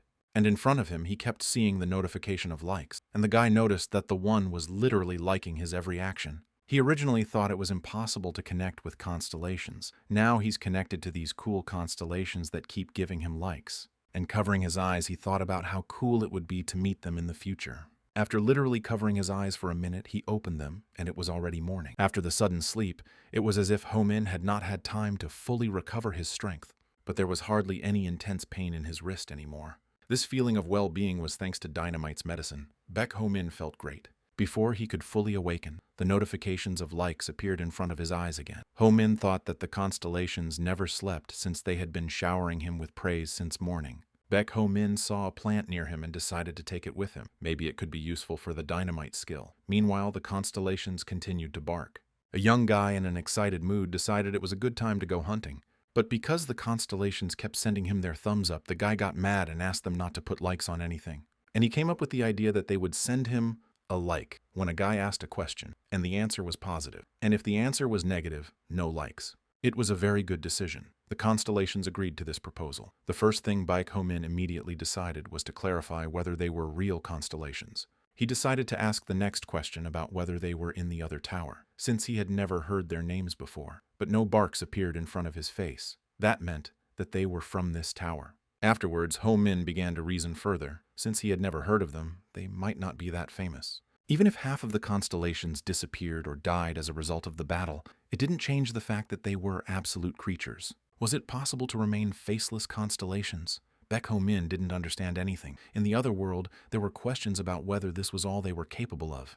The three souls argued about a more efficient way to pass more information to the guy, but it was impossible. Because if they did, they would be spotted by the tower. But now they had a very vague format of communication. However, it was better than nothing. And Dynamite said that it would be better if there were at least other buttons for communication like dislikes. Because of all the dissatisfaction, the One became furious, because he was risking his life for at least that much communication with Baek Ho Min. Meanwhile, Ho Min himself realized that with this method of communication, his stock of questions was very limited. He decided to check his synchronization numbers and noticed that the numbers with Nameless had increased significantly. The numbers were so low yesterday, but now they were 91. Most likely, the battle with Kang Kyung-hoo was really significant, and because of that, the interest increased. The implication was that in a critical situation, the stats went up a lot faster than in a normal one, or because it was the first time a guy took a life. Baek Ho Min was distracted from his musings by an incomprehensible and sharp sound behind him. It was the Elder's hunters. When he turned around, he couldn't believe his eyes. He saw a huge spider trapping a man in its web. However, it was almost impossible, because there shouldn't have been any spiders on this floor. Maybe it was some kind of mutant. A huge spider was eating a defenseless guy. It was not for the faint of heart, and it was very dangerous to stand next to it. The guys from the subconscious world saw the mutant spider and realized what was going on. All three of them were talking about the same man who had once been Dynamite's teammate. Nameless added that he had the opportunity to touch the core of the mutated spider. He even remembered that the master in the Alchemy Guild wanted to sell it for 1,100,000,000 won, to which the One confirmed the above words of Dynamite and War King. The spider Baek Ho Min saw was actually the boss of this floor. He was called the Black Forest Ranger. However, Nameless pointed out that this spider is unlikely to be the boss because it looks too young judging by its size. And even so, it's hard to imagine that in a month's time he could reach massive size and take over the 8th floor, and then become floor boss and cut off the supply from the upper floors. And the Grandmaster was glad they caught him now, since they could have already dealt with him. And they started sending Baek Ho Min likes, but he didn't understand what the constellations were trying to say. Does he really have to fight this thing? In the fight with Kang Kyung-hun, Ho Min-woo used an oil lamp and a painless blade. But it was unlikely that the same tricks could easily work with a huge mutant spider. However, the constellations still didn't rearrange sending notifications to the guy in the same way. Then with a heavy sigh, Ho Ming realized that those offers even insisted on fighting the monster. And no sooner had he watched the spider before the battle than it launched its tentacles right at him.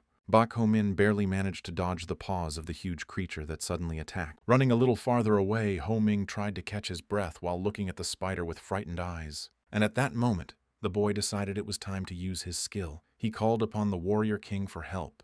The indicators said that the similarity of their experience with Nameless was 34%, and the increase in scores depended entirely on the similarity of the experience. And then Baek Ho Min noticed that now, with the seal, he could see where his opponent would hit. And the guy thought about the fact that most likely the Warrior King had already had experience fighting spiders. The huge mutant wanted to take our hero by surprise with each of his blows. But the spider dodged any attack of his opponent with its flexible and sharp movements. Baek Ho Min picked the right moment to dive under the spider and plunged his dagger into its belly. The spider let out a wild cry from the pain that spread through its body and fell to the ground. And Baek Ho Min ran away from the mutant's fall so that it wouldn't cover him with itself. He marveled at his own victory. It was as if he knew instinctively about his opponent's weaknesses. Baek Ho Min knew how to defeat a mutant he had seen for the first time in his life. He grinned and muttered that constellations were no joke. But then the sun blazing down on him was replaced by a shadow. It was a huge spider that rose above his head. It turned out there was more than one parasite. The second one behind Ho Min was much larger. And then the mutant released a sticky web from its mouth directly aimed at Baek Ho Min. Having just celebrated his victory, the guy was clearly confused at this next action of his opponent and let out a loud shout. The spider brought Baek Ho Min to its lair. The web-wrapped boy apologized to the constellations and said that the only way to save himself was to pretend to be dead and let himself be caught. However, Ho Min was lucky that the spider immediately went on hunting. It was a good moment to get out. So the boy decided to activate his seal. Burning through the cobwebs, he began to climb out. When the web was completely burned away, Baek Ho-min broke free and descended to the ground. At this moment, he found another useful effect of his skill. Overheating the seal could also be used at the right moment. Looking around, Ho-min noticed that there weren't many mutants in the lair. That's because all the eggs were empty. And Nameless knew the answer to that question. Since the spider led a solitary life, all spiders devoured each other until there was only one left, and that's who became the boss of the floor. Those who were to become the boss switched to their relatives, thus increasing their strength. But apparently, the one who was defeated by Ho-min overcame his instincts and escaped. Now the guy had to fight the main spider. At that moment, the one mentally told Baek Ho-min to check the synchronization indicators. And in a battle, the guy thought it wouldn't be unreasonable to use claws and spider legs, but it wouldn't be good if the boss came back now. And as if hearing the great wizard, Ho-ming decided to check the stats. He wanted to see if it had risen to 100% after the battle with the smaller spider. It was true that the synchronization rates were now over 100% with the Martial King, but it was interesting and still unclear what changed with leveling up. Then a menu with a large selection of level-up rewards appeared in front of the guy. From the listed rewards from Nameless, one could choose equipment, characteristic, memory, or skill. However, based on this abundance, there was a question about what would be better to choose from this list. The regressions in their world were also thinking about the best thing for the guy to do now. Nameless suggested choosing characteristics because the guy would not last long on improvisation. Despite this suggestion, Dynamite was of a different opinion and suggested choosing a skill because Ho-min was being hunted by the people of the Elders and it was not so dangerous on the lower floors. And the only one said that he had to improve his memory. The others made only a questioning look on their faces. And the wizard argued that the characteristics and skills the guy can improve himself. All he has to do is train and earn money, but he can't get memory. That's why Ho-min had to choose memory. There was no other choice. And then Dynamite also realized that their memories contain information from the future. With their help, namely memories, it is possible to strengthen the skill. However, Nameless hesitated and thought about Ho-min's choice of gear. The only one was puzzled and said that their boyfriend couldn't be so stupid. The master was convinced that weapons were only for show. In fact, it is important to have a strong spirit and to practice a lot. The Martial King agreed with the words of the one, but still something in him wanted to contradict. However, without letting Nameless finish speaking, the great wizard was convinced that Ho-ming was similar to him and would definitely choose memory. At the same time, Ho-min was looking at the list and he seemed to already understand the choice he had to make. Extending his finger forward, he selected the one he wanted. It was the equipment. Baek Ho-min said that only a fool would choose another option. At this point, you should have seen the face of the regressions watching their guy pick the option they didn't even mention, except as an unnecessary element. The only one was furious at Ho-min's stupidity, even though he was sure of the opposite. The gear turns out to be the favorite choice of hunters. Those who become constellations receive a challenge from the tower, and only those who manage to pass it get unique weapons. Tower always gives out items that are of only superior quality, and of course they have unimaginable properties. And since such a weapon could only be obtained by inheritance or after a constellation went to the other world, such an item was priceless. And on a full positive note, Ho-min knew that the gear was the right choice, and he waited in anticipation for his weapon of superior quality. Clenching his fists and almost jumping for joy, Baek Ho-min was in anticipation like before the most important event in his life. And in front of him at this second, a notification appeared that the level with the Martial King had moved to the second level, and the percentages started counting from 0. The boy also remembered that the constellations hadn't been in touch for a long time, and after his choice, they were quiet. Then he thought about the rightness of his choice. And upstairs, the one was tearing up with anger and saying that the guy wasn't like him at all. Nameless said he just needed more equipment than the rest, calming him down. In the real world, Baek Ho-min turned his head slightly to the right and spotted a weapon in a pile of rock. As he ran closer, the boy picked up his gear and thanked the gods that he now had something to defend himself with. Then, in the other direction, there were unintelligible sounds that frightened the boy. It was the same floor boss who turned out to be sleeping sweetly in his dark lair. The monster did not go hunting, but stayed to molt in order to return to our hero and eat him. Then Baek Ho-min thought it was the only chance to get ahead of his rival, and while he's molting, send him to the grave before they do it to him. Without thinking, Ho-min swooped down on the huge spider with his superior weapon and struck the first blow. But what was the boy's surprise when he saw that the knife did not pierce the monster? It was too late. The floor boss's lynch was over and his flesh was as hard as steel, and the spider abruptly opened its bright eyes and let out a shriek with a sharp jump. Ho-min bounced back. Keeping himself off balance, Baek Ho-min decided, and set his sights on hitting the monster's weak point. And with a couple of jerks he reached that point and thrust his sword in with all his might. But the blade again failed to pierce the spider's body. Ho Min was confused, as he was sure that this was the weakest point of the mutant. Now it was time for the floor boss to attack. He raised his huge paw and aimed at the boy. Baek Ho Min crossed his weapon and his other hand in front of his face, thus putting a block against the blow. But the impact from a monster of such an impressive size was very strong, and Ho Ming was pushed aside a few meters. Also, from the floor boss's blow, our hero's blade was broken, which made the boy's eyes pop out of his head. Now the guy only had to run forward as fast as he could to save his life. However, the seal on his hand began to burn. Baek Ho Min had little time left, namely about 30 seconds to defeat his opponent. And without noticing anything around and thinking over his plan, our hero came to a dead end. And behind him was a mutant spider that looked frightening. It must have been the end. And with excitement in his voice as well as anger, Baek Ho Min didn't understand what kind of weapon he was holding since it didn't appear. Then what are its unique properties? And it was as if he was heard. The weapons in his hands burst into flames. The Warrior King's equipment was activated. It was perfect timing, because it was at that very second that the spider decided to attack the guy. And with an all-or-nothing motto, he swung his superior weapon towards the monster. The equipment did have unique properties. The huge floor boss was split in half. It seemed impossible that such a thing could have happened. Baek Ho Min couldn't believe his eyes. But most of all, he was surprised that he had done it himself. The weapon in his hands began to fade. And in a moment, there was almost nothing left of the sword. It melted almost to the hilt in an instant. A notice appeared in front of the guy. Now the master of the 10,000 swords was called Broken Dagger again. And finally, the constellations have made contact, the only one who sent the likes to Ho Min. The master wizard at that time said in a serious tone that it was hardly the only opportunity to raise the level. Others replied that the guy had barely survived. And Nameless added that this is one of his weapons, which is useful only when your skill is already honed on other weapons. Whether the warrior's weapon is a blunt knife or a rusty saw blade, this superb piece of equipment unlocks their full potential either way. The Martial King regretfully said that such weapons were not suitable for the current Baek Ho Min. Until he gets the hang of it, his weapon will constantly break. Although if the boy didn't have a master of 10,000 swords right now, he would have long since gone to the other world from the monster's clutches. The only one realized that Baek Ho Min was lucky in a way. It showed that he had once again overcome the danger that threatened his life. And with a thoughtful expression on his face, the Master Grand Wizard continued to say that one should only think in a positive way right now.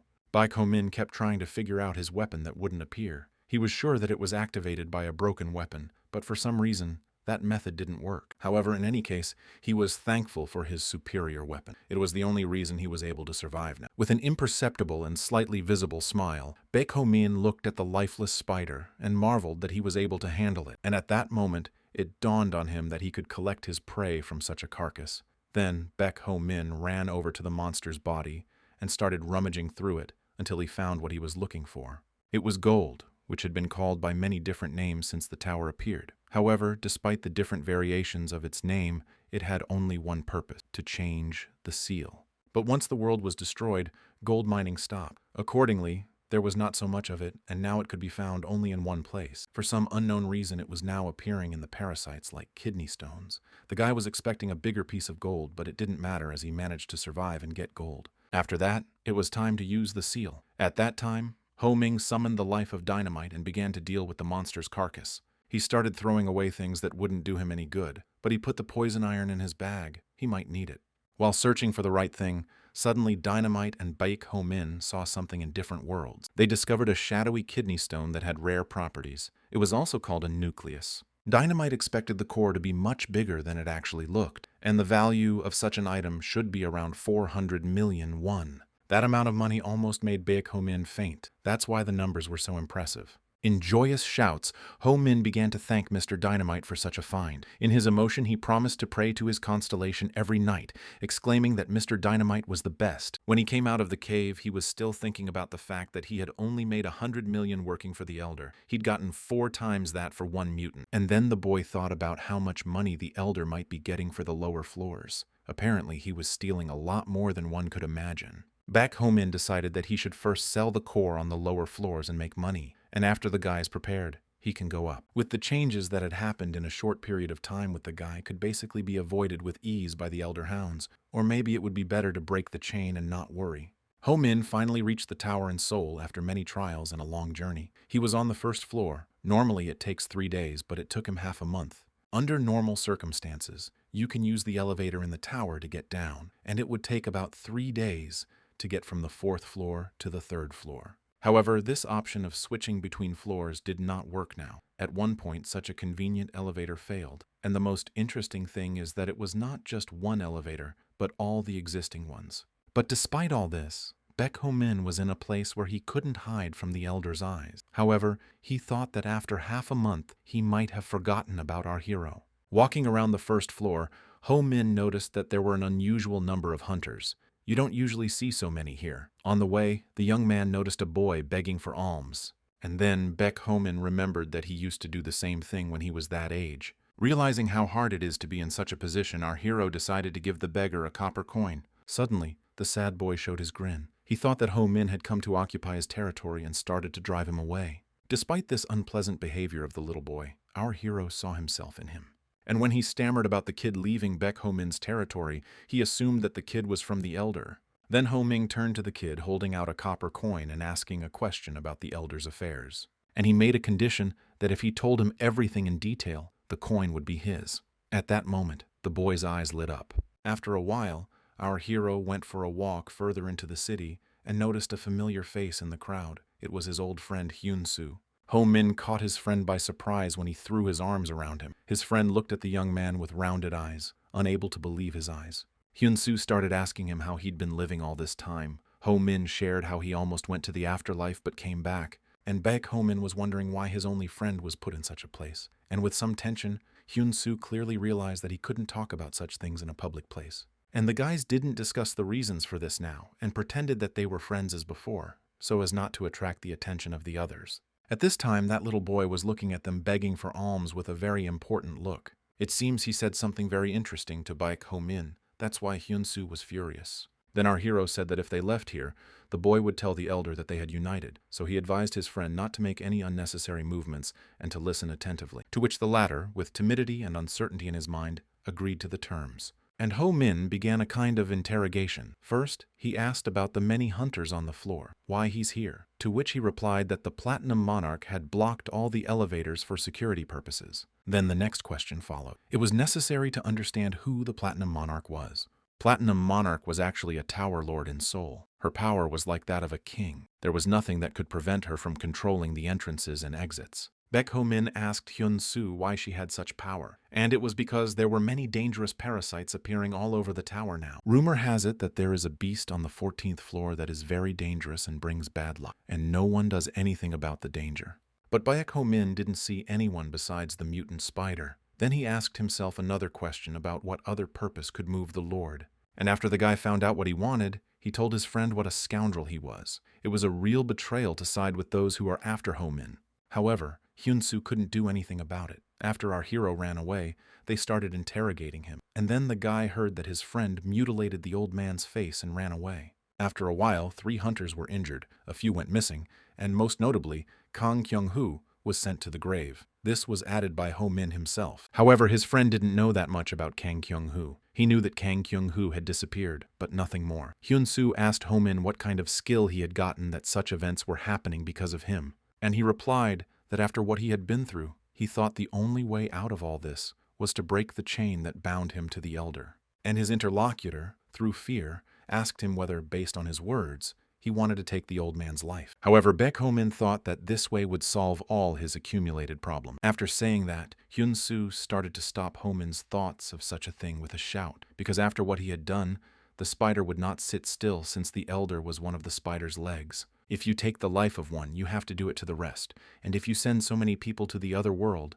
then the godless paladins will act afterwards. And Hyun-soo continued his chain, saying that after fighting with the paladins, that one would then throw himself at the Platinum Monarch. Despite the really cruel chain of incidents, Baek Ho-min kept saying that he had no choice. There's no way out of this pit. However, that's what Ho-min thought, but it seems Hyun-soo had a better plan than sending the elder to the other world. From that moment on, Baek Ho-min listened to his friend more carefully, because he said he knew where the elder's safe was. It was in his office in a secret room behind a closet. In it, the old man kept his ledger with his credits and a gold bar.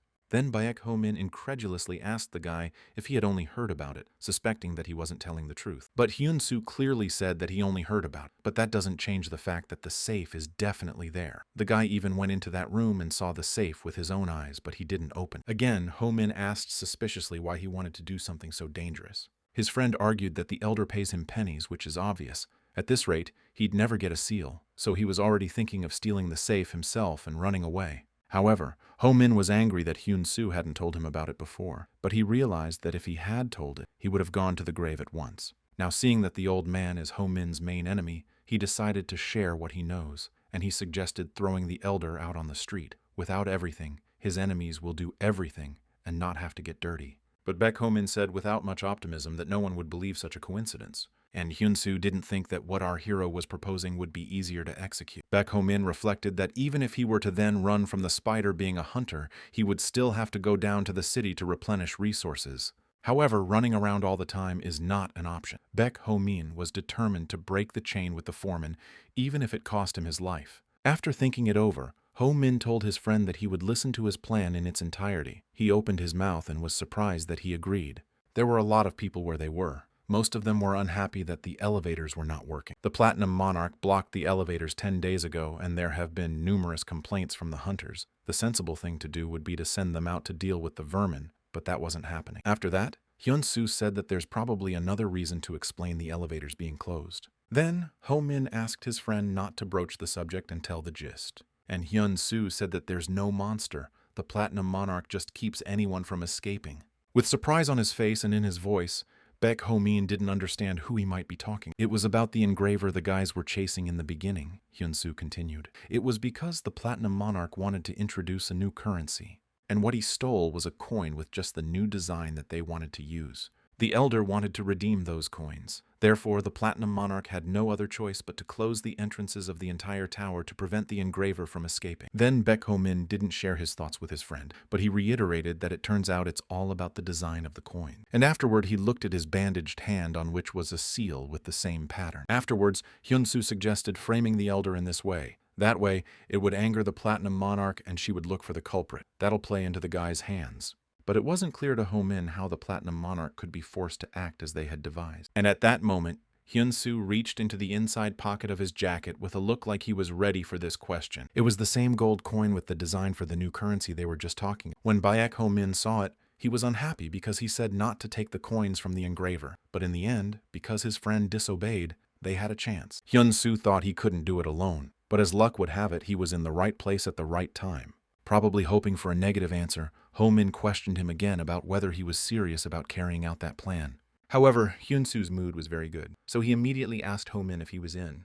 But Baek Ho Min's real concern was that things might get out of hand. Pondering, he began to realize that if the Platinum Monarch were to act, then already the spider and the elder wouldn't care about the guy. Then, with his hands in a fist, Ho Min agreed to the adventure his friend had devised. At the conclusion of their dialogue, they were very eager to take advantage of the Platinum Monarch's capabilities. First, they had to lure out the Platinum Monarch. Hyun Soo suggested spreading a rumor that the city had a new currency with a new design. However, the young man offered Ho Min to bring him up to speed later and set the meeting for 7 o'clock. Our hero agreed and told him to be careful not to get his tail caught behind him, and that at one time decided to ask a question of interest about a guy's skill level. After hesitating a bit, Baek Ho Min replied that it was a useless level 4 skill. But Hyun Soo didn't believe his friend, because taking Kang Kyung-hoo's life with that level of skill was simply impossible. And having finished the conversation on such a note, the guys parted in different directions, saying goodbye until the next meeting. After the unexpected rendezvous, Baek Ho Min wanted to ask the constellations what they thought about it, and there was a message from the one, so the guy was on the right track. Baek Ho Min finally decided to leave the first floor of Seoul Tower. It seemed like he'd been there for months. So much had happened that it knocked him out of time. As he entered the city, the sun was already setting. He decided to go somewhere less conspicuous, so the guy chose a drug den that is inferior to the public guilds in the guest house. There he found a small building where he could buy and sell some items. But the seller was surprised that he had decided to sell at the drug den instead of going to the guilds. Of course, the man thought that he was going to sell something illegal. However, Baek Ho Min suggested looking at the goods first and making sure everything was clean and legal. After examining all of the guy's items, the salesman calmed down and asked who the young man worked for. But Ho Min didn't want to talk to the man, so he cut off the conversation, indicating that he wasn't going to answer.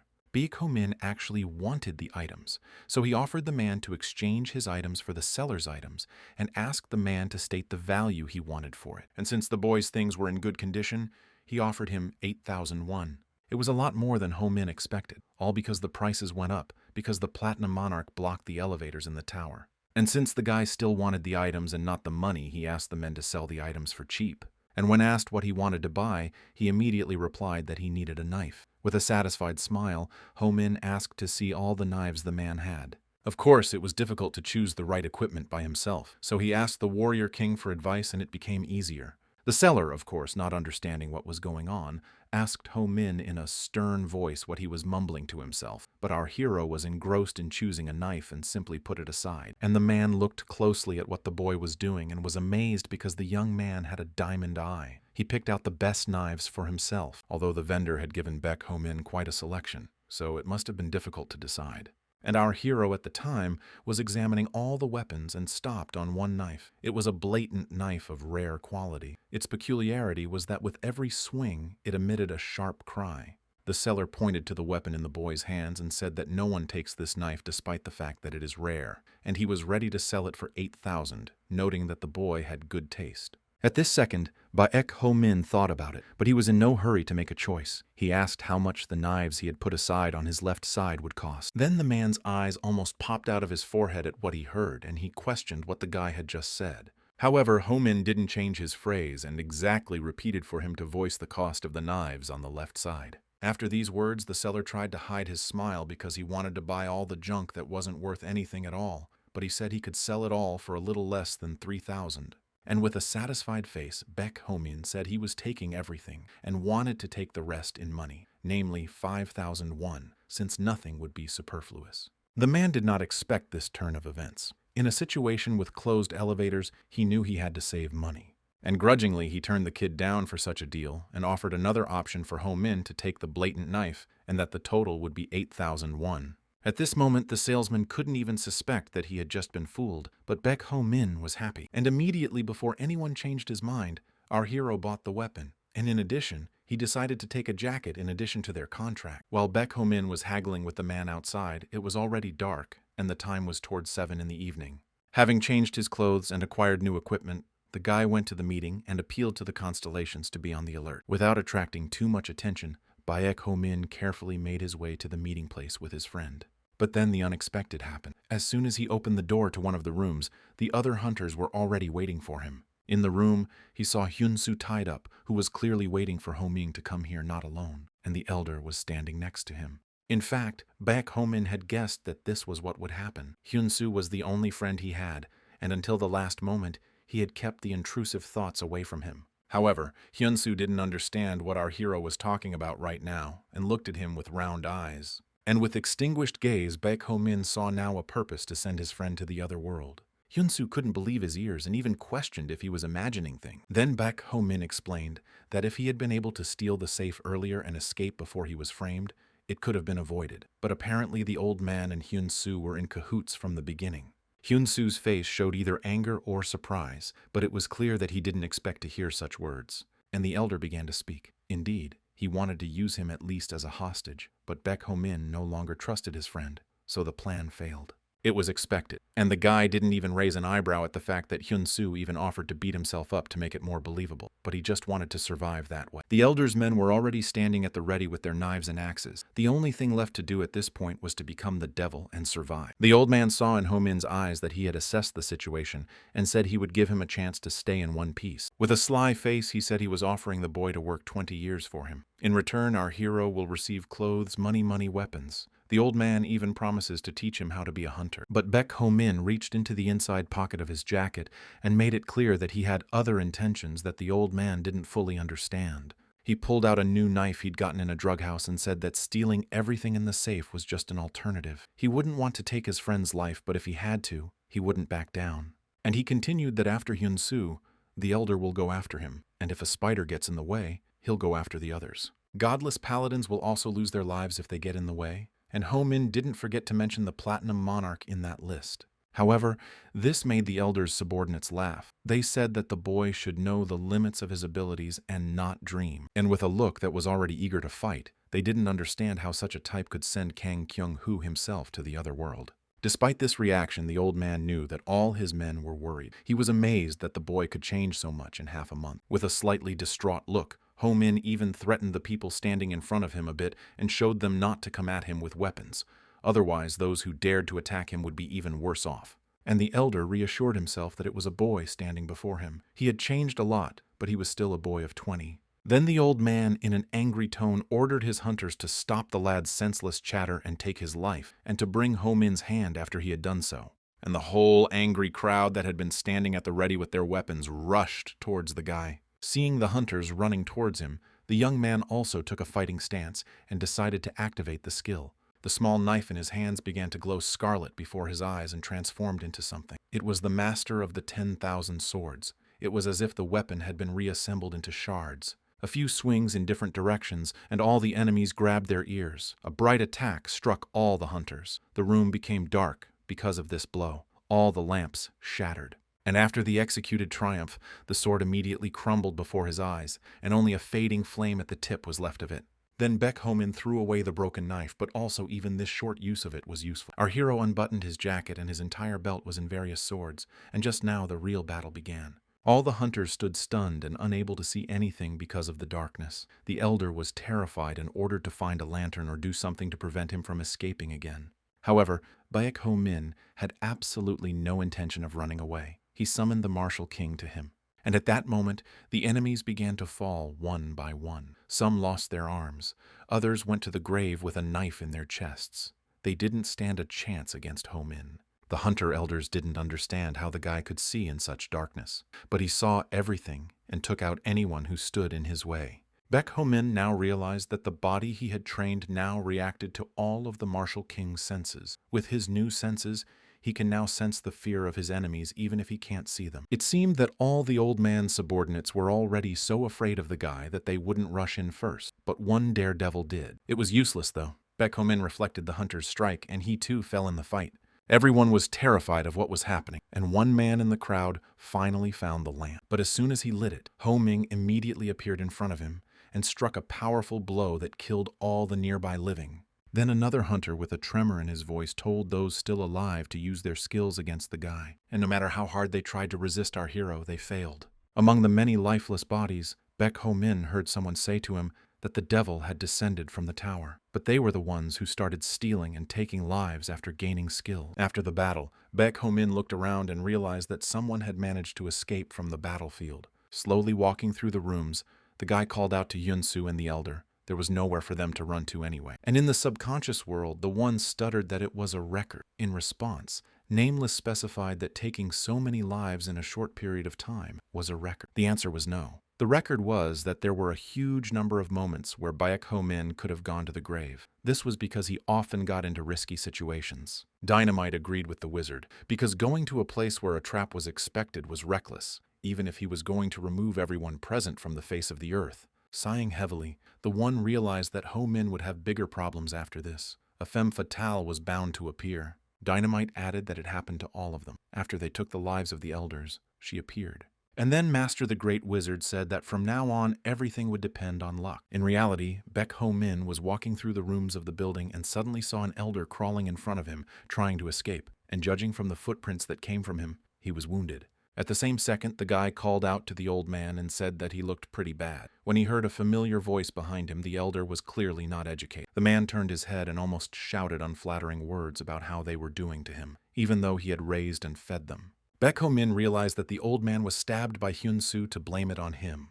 When our hero came closer, he asked the man how he got to this point, but the man wouldn't give up. The man threatened the boy with consequences if he sent him to the afterlife. With irony, Baek Ho-min said that the spider won't sit around when he finds out that their money bag has become lifeless, and then suggested that the old man should try to bribe him to survive. And with hope in his voice, the man said that he had 2 gold bars worth 10 gold pieces for one, but he couldn't give more, because he needed the rest to run the city. Then Baek Ho-min asked the old man if he really thought the city would turn into ruins after he disappeared and asked him to give up everything he had. Focusing, the elder caught the boy's attention and said that the spider was planning something big, and the whole town would be involved.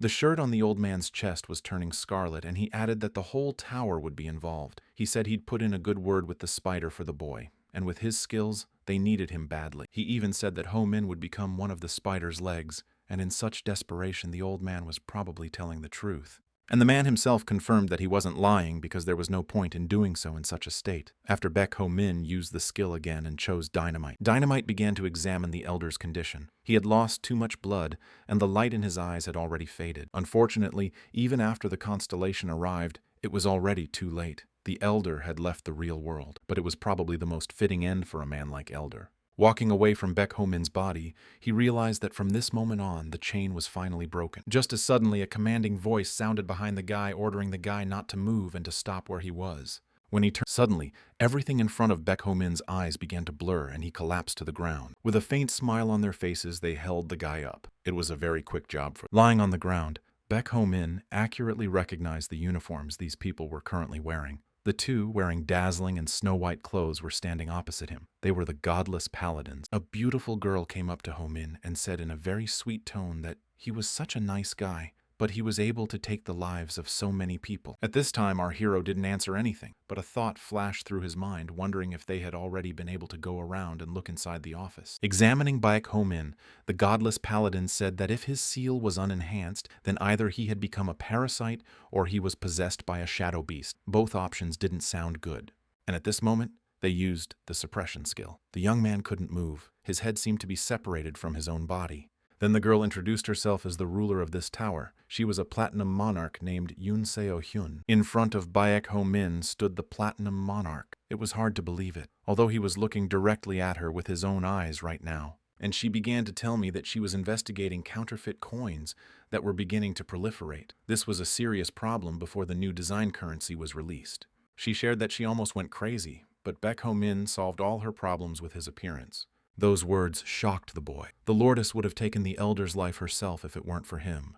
Gently taking the boy's hand, she continued talking. In this situation, one should not think rashly, because the old man could run away, and in that case the spider wouldn't move. Sweetly, she was at the same time removing the bandage from Ho-min's seal. Taking his already bare arm, she said that they had been able to confiscate all the money earned by criminal activity. She smiled and said he was worthy of praise, but only paladins could commit vigilante justice, not ordinary people. It said that the guy could not escape punishment and save his life. After she saw Ho-min's frightened eyes, he added that he had two choices. One implied his execution by the hands of his mistress. The second option shocked the guy. He had to pretend to be the girl's personal hunter, and pretend that all these measures were taken after going through all the administrative procedures. In his head, he immediately decided on a choice. It was definitely the second option. However, if he does choose the second option, he will still put his life at the complete disposal of the Platinum Monarch for the rest of his days. In such a situation, Baek Ho-min once again decided to turn to the constellations for advice.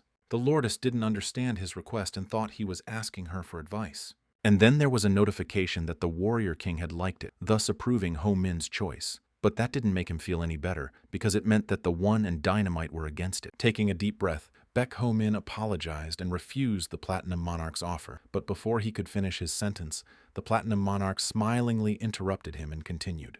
Platinum Monarch hunters receive 50 silver coins each month, and for every day spent in the tower, they receive another 10 coins on top of that. Baek Ho-min didn't anticipate such a thing, and was discouraged by the offer. The Lord said that he would be given a place to live in the castle and a discount for improving the seal. And almost without thinking, Ho-min shouted out that he had agreed to such terms. With a sly and satisfied smile, the Lordess once again questioned the boy about his decision, although she knew for sure that after such conditions he wouldn't be able to change his mind. Realizing that this opportunity should not be missed, Baek Ho-min decided to trust the Martial King. Meanwhile, the only one was angry that the guy agreed to the monarch's proposal and added that since she had gone so far, she wouldn't hurt the guy. Dynamite also approved of such a move, but the Grand Wizard did not understand how he could speak like that, knowing what the Platinum Monarch was.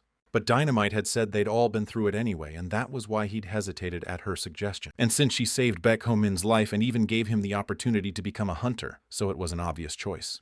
And the only one was sure that there was some explanation for such actions, and obviously the Platinum Monarch would not do something to his own detriment, to which Dynamite replied that they know what's coming next anyway, unlike Baek Ho-min. Then Nameless joined the conversation, and he asked what they chose when they had a similar choice, because the Warrior King regretted his choice immediately. And remembering the past, the One also said that he was unhappy with Nameless' decision, because if the Platinum Monarch had appeared a second later, he would have gone to the other world. Dynamite shared that he had a skill specializing in chemistry and was a member of the guild, so he was able to avoid such a fate.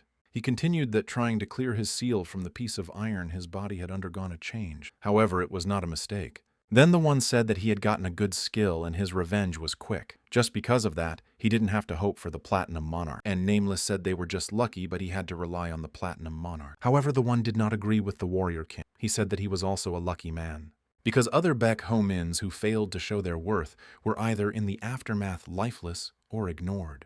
And don't forget, it was about a Platinum Monarch who used people as toys, and when they got bored, she just threw them away. Nameless, of course, realized that the one was right and that he himself had imagined that the Lordess could be his comrade. Upset, he recalled that he had quarreled with the Platinum Monarch precisely because of her cynical attitude.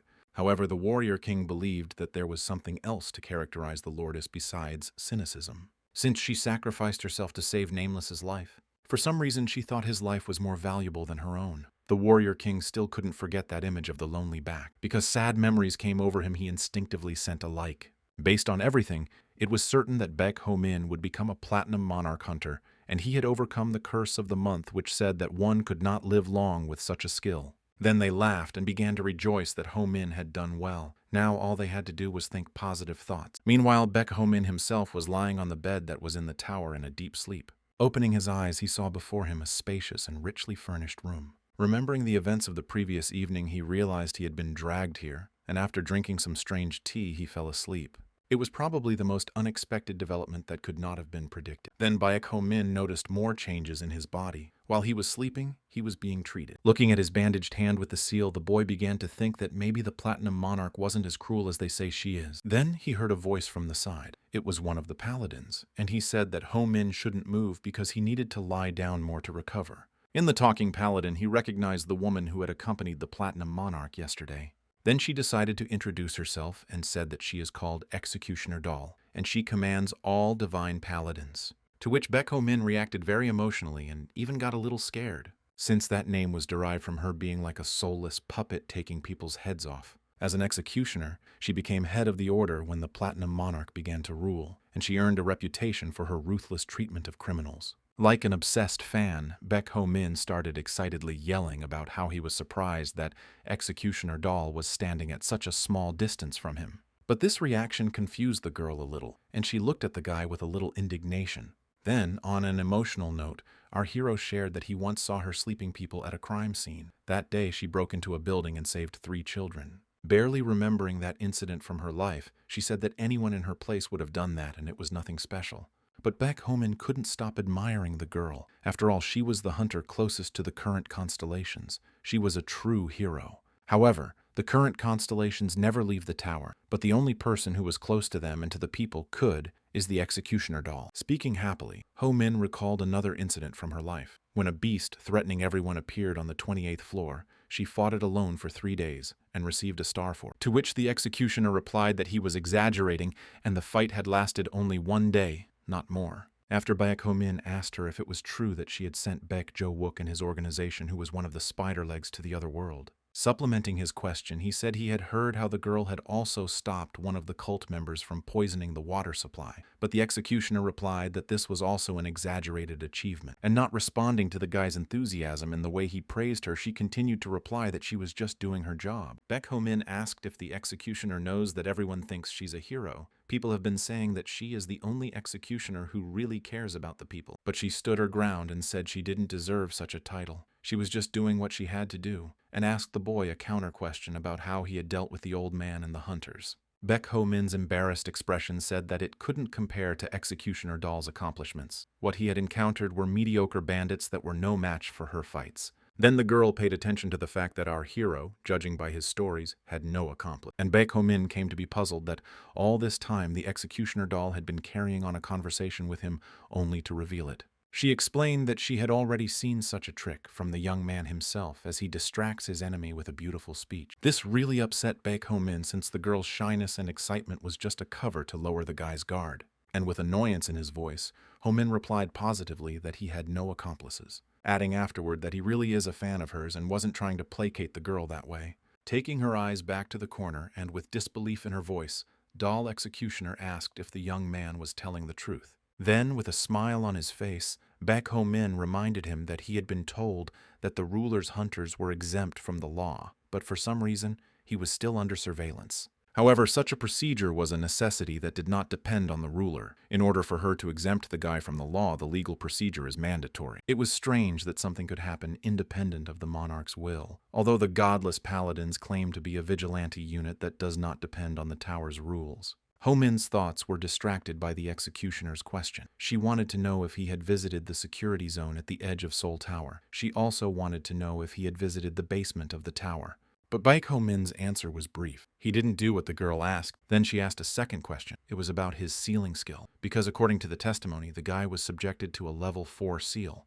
With this level, it was impossible to send so many people to the other world, but they didn't find any improvement in the seal. In response to this question, Baek Ho-Min said with a slight stutter that he was helped by the constellations. Hearing this, Executioner Doll immediately asked what constellations and what rank those constellations were. Here, our hero was not in a hurry to answer. He thought that if she listened to him so attentively, it meant that she already had some guesses about it. And the guy wasn't sure if Executioner Doll was allowed to talk about the ranks of his constellation. At that moment, there was a message from the constellations, namely dynamite. He gave Ho-Min a like to let Ho-Min know what to say. Then slowly and a little hesitantly, the young man called out the name of the constellation Dynamite. A strange expression appeared on the girl's face. She seemed to recognize the name. Naive, and the girl didn't deny that option, but only if the guy was actually a prophet. The prophets were the youngest constellations in existence. They rose to unimaginable heights with incredible speed. However, summarizing the executioner's doll's words, he realized that, in other words, he needed to prove his humanity to escape punishment. Usually the seal is lost in those who become parasite. However, this only applies to seals made of gold. There were no cases of iron seals. Baek Ho-Min dares to suggest that parasites just don't care about iron. After all, gold is much more valuable. And then, with some tension, Baek Ho-Min realized that the next question would already be in the presence of the ruler. As he approached the large gate, pleas for mercy from others could be heard. And a little closer, the boy saw that people were kneeling before the Platinum Monarch and begging for salvation. One who dared, with his eyes bound, threatened the monarch to take his life, for which the ruler seized him by the neck with his frail hands. And then the Platinum Monarch said, An Woo-hyun, that was that guy's name. He had attempted on the life of another and was caught in 3 incidents of rape. And then the ruler, in accordance with the law, said that she would atone for all the sins of man. At this, having finished the sentence, the monarch said that she hoped that the boy would now reflect on his sins and spend the next life with honor. And then the Platinum Monarch opened her fist and poured out a few gold coins from her hand into the saucer. The others waiting for their turn to be executed were outraged. They did not understand what gave the monarch the right to take their lives so easily. Then the ruler went to the next man and performed the same ritual. The guy's name was Kim Lee-bin. His sin was to approach and also to take a man's life. The Platinum Monarch said his sins could not be undone, and she fulfilled the law. At this, the latter's name was Lee Do-gang. He was involved in a theft and also the taking of a life. Accordingly, he was sent to the others. When she saw our hero behind her back, she was shy, or pretended to be, saying that she did not want to show such a sight to the young man. The young man replied with undisguised anger, recalling that his name was Baek Ho-Min. He guessed that she was deliberately executing men in his presence. Then the executioner asked the lady if she could use the courtyard. The ruler immediately noticed that it was necessary for the interrogation.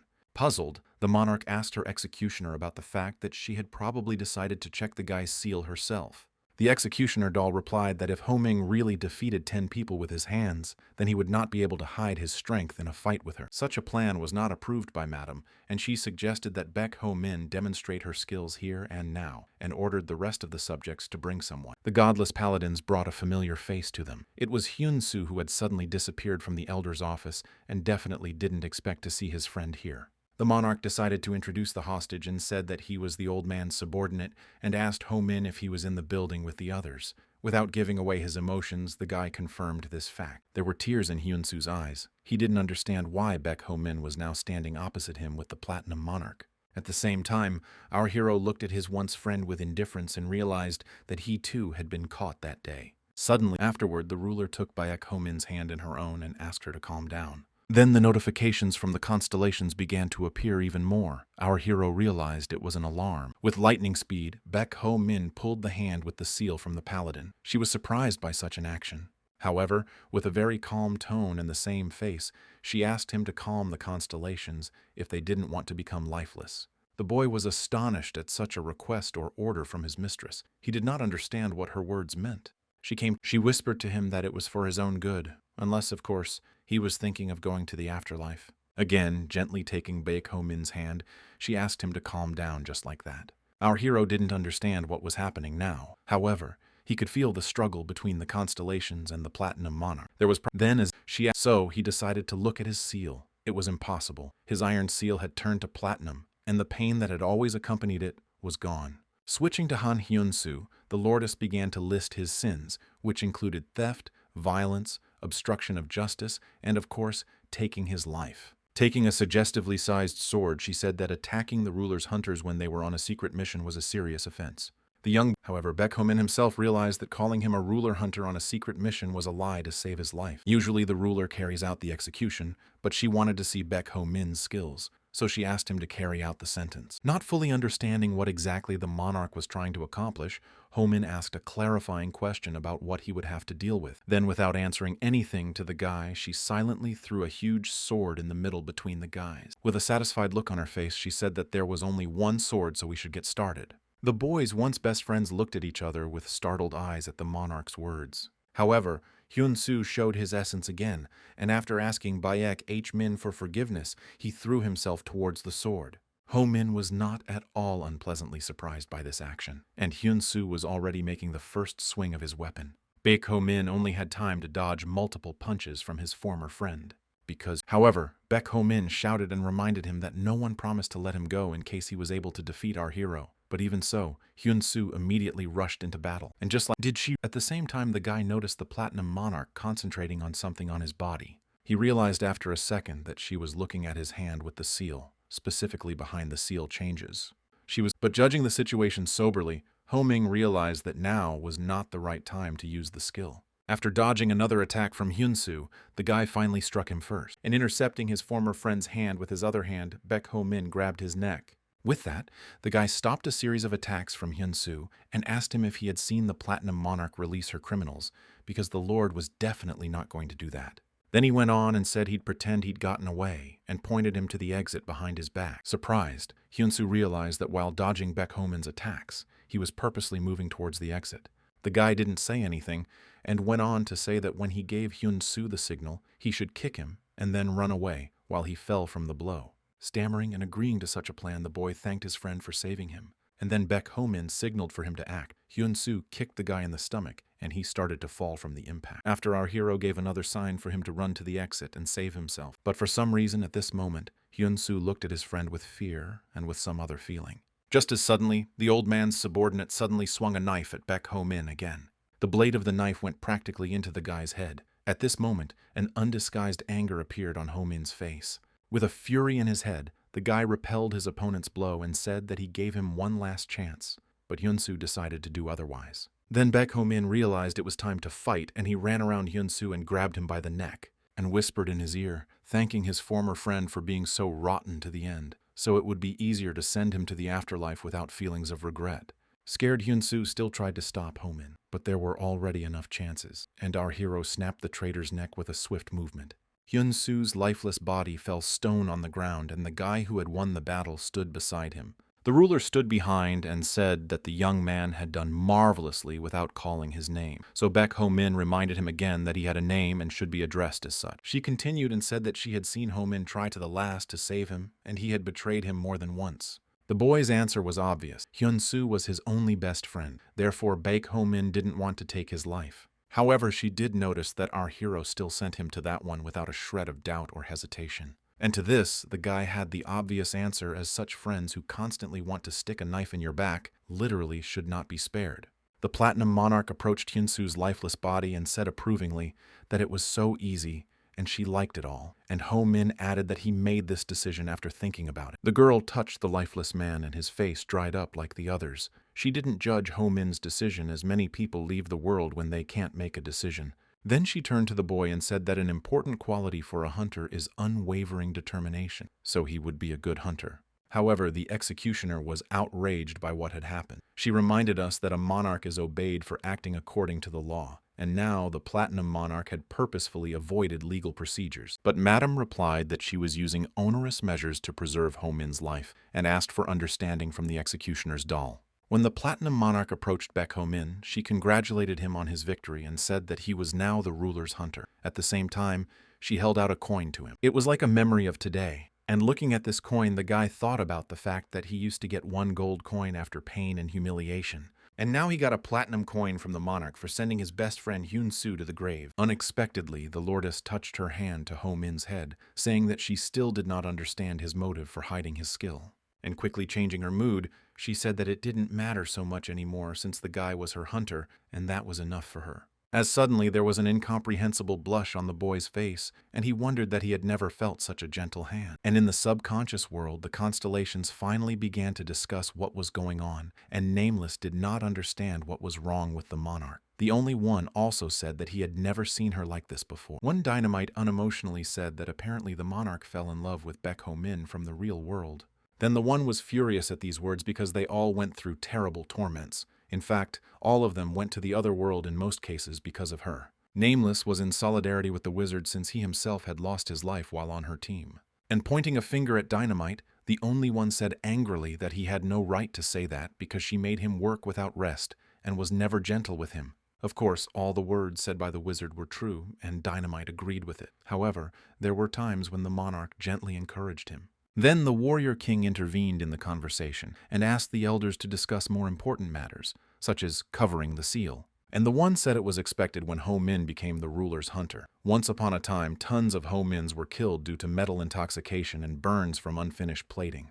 To which, with excitement on his face and in his voice, Nameless said that means it's all pretty important. And he asked the wizard about the moment when Madame took Ho-min's hand and he broke free, why he tried to stop her. In a calm tone, the only one replied that if her plans were only to cover the seal, he would not have interfered. But it seemed to him that the monarch was trying to interact with the seal. And Nameless thought that the platinum monarch might be up to something amiss in such a case. The only one did not answer, but simply lowered his head down in silence. That was because he couldn't exactly answer that right now. But he was almost certain that the Lord had not yet learned of their existence. And at that moment the wizard said that the monarch still tried to look at their world, but he minimized all the risks. It almost made the rest of us jaw drop. With excitement, Nameless noted that the risk was minimized, but that did not mean complete confidentiality. Therefore, their existence could be revealed to some extent. However, the one dumped all responsibility on Dynamite, because the executioner puppet already knew about him. That's why he was shown to Mistress. Then Dynamite howled at that, because the wizard himself said he was the weakest of the constellations. And accepting that, Dynamite let Ho-min give his name to the executioner. And when asked why he showed him to the monarch, the one said that Dynamite is the underdog among the Baek Ho-mins, and who but he would present the constellations to the Platinum Monarch. In the real world, the Lordess was just telling Ho-min that she had heard that the constellation Dynamite was looking out for him. She said the name of the constellation again with a smile, but more slowly and thoughtfully, as if savoring it. Next, she decided to ask him about whether he knew about the whole situation with his hand. Most likely with such a question, she wanted to ask specifically about Baek Ho-min's seal. And the Lordess went on to say that a seal that is not made of gold can threaten his life, and until his hand is separated from his body, the poisonous metal and the burns will destroy him. The guy looked at his hand, and the Platinum Monarch kept saying that even though Ho-min was doing well with it, but it was impossible to keep burning his hand like this in every fight. Bowing his head, he agreed with the girl and replied that he fully understood the state of his seal. Earlier, the monarch had applied a coating to the guy's arm, and because of that, the spread of poison through Ho-min's body was stopped, and the use of the seal increased in time. Then Baek Ho-min suggested that now, after such machinations of the monarch, his seal would heat up more slowly. But she said she couldn't stop the heating because it was his fee for using the skill, and the time to use the seal increased from 1 minute to 2. Admiring Baek Ho-min thought that not only had the lady saved his life and made him her hunter, she had also strengthened his seal. In a way, she was a savior to the boy. Then he shyly thanked her, but because there had to be some explanation for her actions. It wasn't just out of the goodness of her heart. Then she said she wanted to see his skill for herself, but as she put it, she didn't forcefully take the bone from her dogs. And the Platinum Monarch said that if the guy wanted to, she could strengthen his seal. And the mistress responded positively. The only thing was to ask permission from the constellations, and smoothly she began to ask about Dynamite. Slowly Ho-min told her everything he knew about Dynamite, but Madame wanted to know more. After his story, the boy realized that the mistress was not pleased. The boy realized that the Lord was displeased because there were many inconsistencies in his story because he could not mention the others. And she very few words, and clearly the guy responded positively to the question posed from the girl. After thinking a bit about everything she had just learned, the Platinum Monarch did not ask the young man more about the constellation. Then the monarch asked Baek Ho Min if he knew that all the elevators in the tower were closed. Of course, he said that he knew what was going on and that the first floor was very crowded. She said it was a safety precaution because there was some kind of huge anomaly in the tower recently, and that caused Baek Ho Min to once again ask what kind of anomaly he was talking about. The Lordess went on to say that several unknown constellations had recently been sighted. After that, Baek Ho Min was even more surprised and couldn't believe what the girl said. You can't. It makes it hard to believe that constellations unknown to anyone appeared on their own. At this narration, Baek Ho Min asked a question about the name of these constellations, but no matter how much they tried to find out, the paladins could not find out. However, the Platinum Monarch had suspicions that one of the unknown men was named Dynamite, and after saying this, she asked Ho Min what he thought about it. She said that those parasites that started to appear should exist on the upper floors, and after the change, they started appearing on the lower floors. That meant things were out of control. Because of these changes, it was dangerous to use the elevator, so the monarch decided to close them down. Baek Ho Min thought it was because of the design of the new currency, but after Madame's story, it became clear that it was something else, and it didn't seem like she was lying. She didn't know. Then Platinum got up from her chair and said that one of her hunters had returned from the investigation and complimented that he would teach her everything Baek Ho Min needed to know.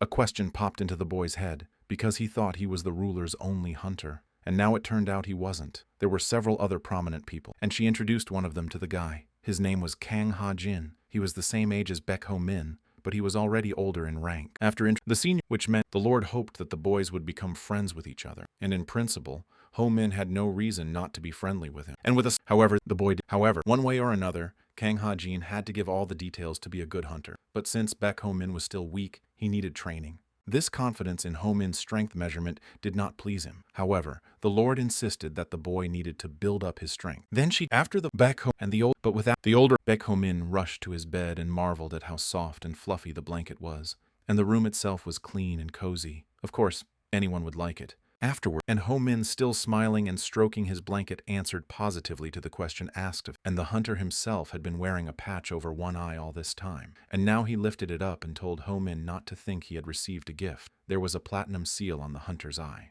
And added before the hunter, it didn't, and he went. However, therefore, Baek Ho Min understood why platinum cost 10 times as much. There were always those who wanted something extravagant. Looking at that compliment in Baek, finally, but as long as Baek Ho Min is the ruler's hunter, there's no need to pay. Such wording didn't reassure the guy, because it wasn't clear what would happen if he stopped being the monarch's hunter. The senior hunter then said that at this rate there was no point in hiding his abilities. Therefore, by order, after these words it became clear why there were 2 beds in the room instead of 1. He wasn't then and named, and on this, however, agreed, but the one, then the, and then they said, and Dynamite in the sky, Nameless saw a constellation of 8 stars. It was the constellation of Dynamite. The warrior king was amazed that Dynamite was a creature of the 8-star class. But Dynamite knew this because he had observed Nameless's life, and this he himself realized.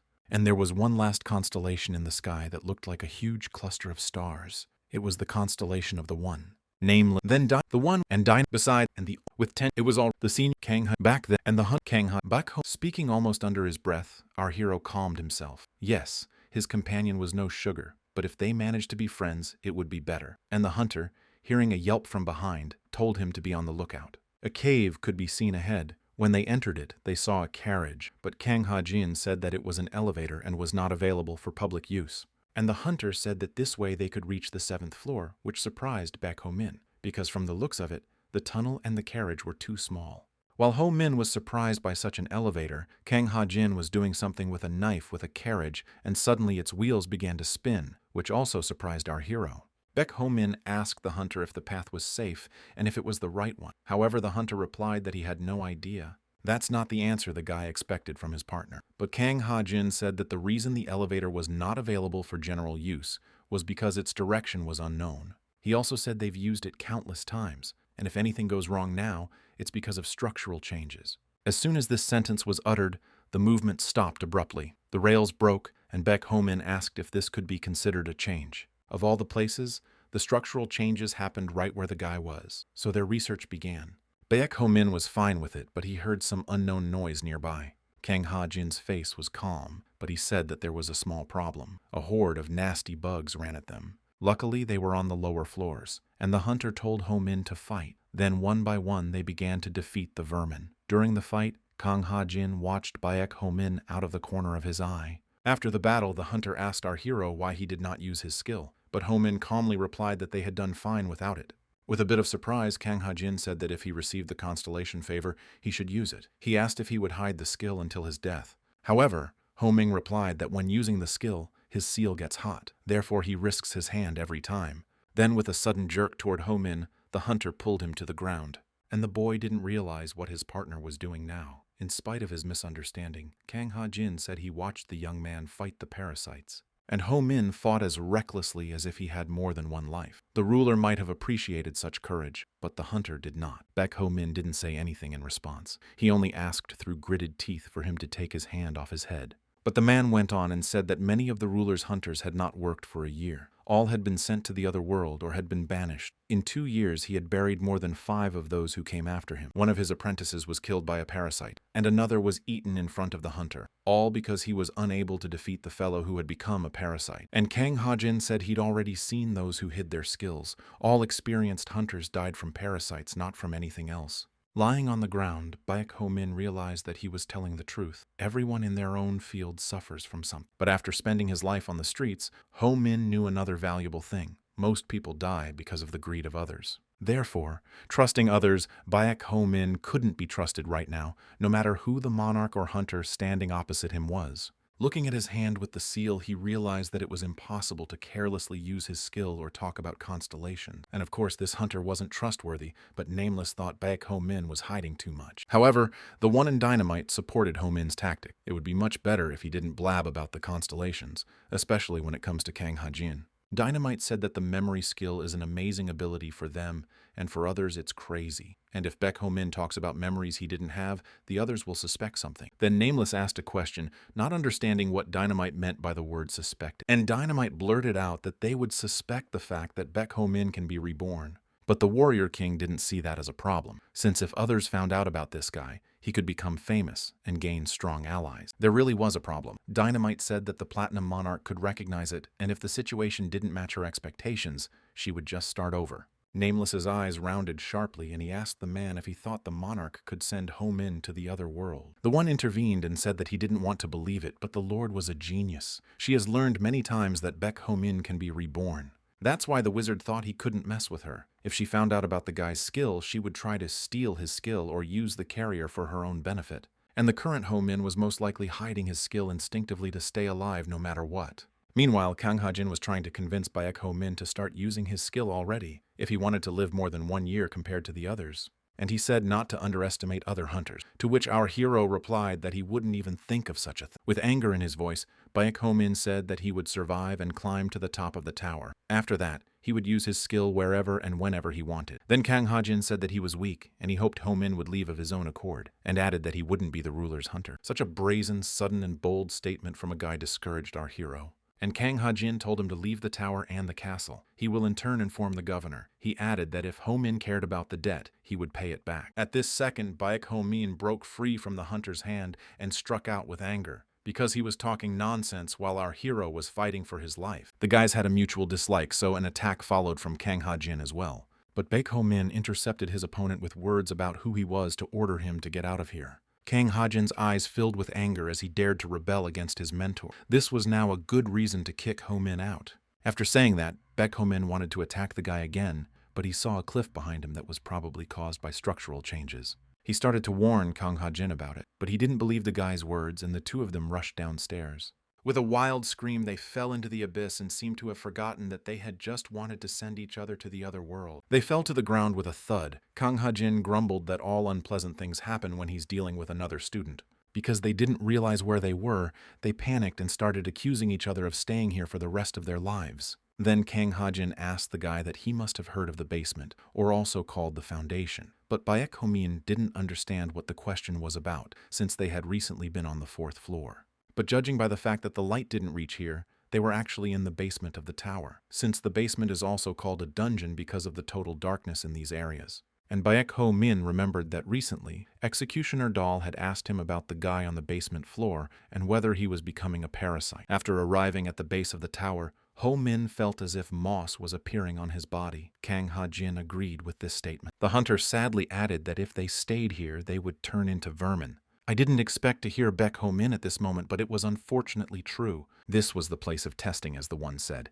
It was here that mankind exterminated the guardian of the 10th floor, 36 years ago to be exact. And even that, the structure had changed. He had not expected it to be possible to such an extent. Nameless asked him if he himself had been to this place, and the answer was yes. The foundation was like the rings that are in trees to determine age. It had traces of past parasite ordeals and disasters, and the more severe the incident, the brighter the mark. And if the guys don't get out of there as soon as possible, they're in for the first test that mankind has ever gone through. And it's just the two of them and no one else. Just Baek Ho Min and Kang Ha-jin.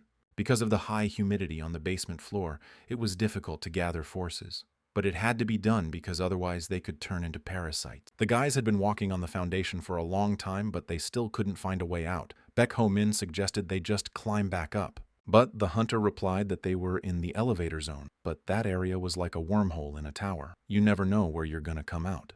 However, Ho Ming didn't understand what the word wormhole meant and questioned the meaning. Such a simple question made Kang Ha-jin's entire face twist. Therefore, Ho Min didn't understand his mentor's reaction. He replied that in plain language it meant that they could get lost if they took shortcuts, and they would have to speed up, for the transformation was just around the corner. As they walked along the basement floor, Baek Ho Min decided to ask what it meant when Kang Ha-jin said he would repay his debt if he left the tower. He asked why he was so eager for him to leave that he was even ready to repay a huge debt for the boy, but the hunter was silent.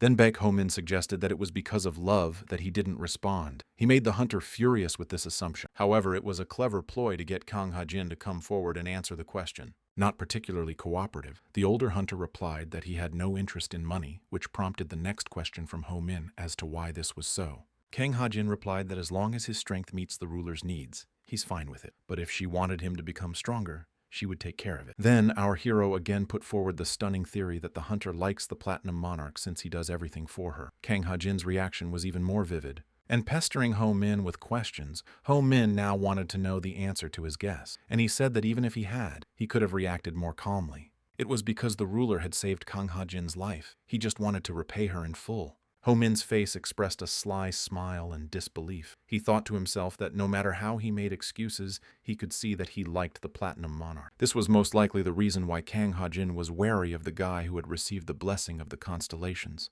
While Ho Min was standing there with a face so satisfied that he had figured out the hunter, he noticed that he was looking at him strangely. Then Baek Ho Min offered to tell his mentor how to seduce the Platinum Monarch. Kang Ha-jin didn't expect such a suggestion.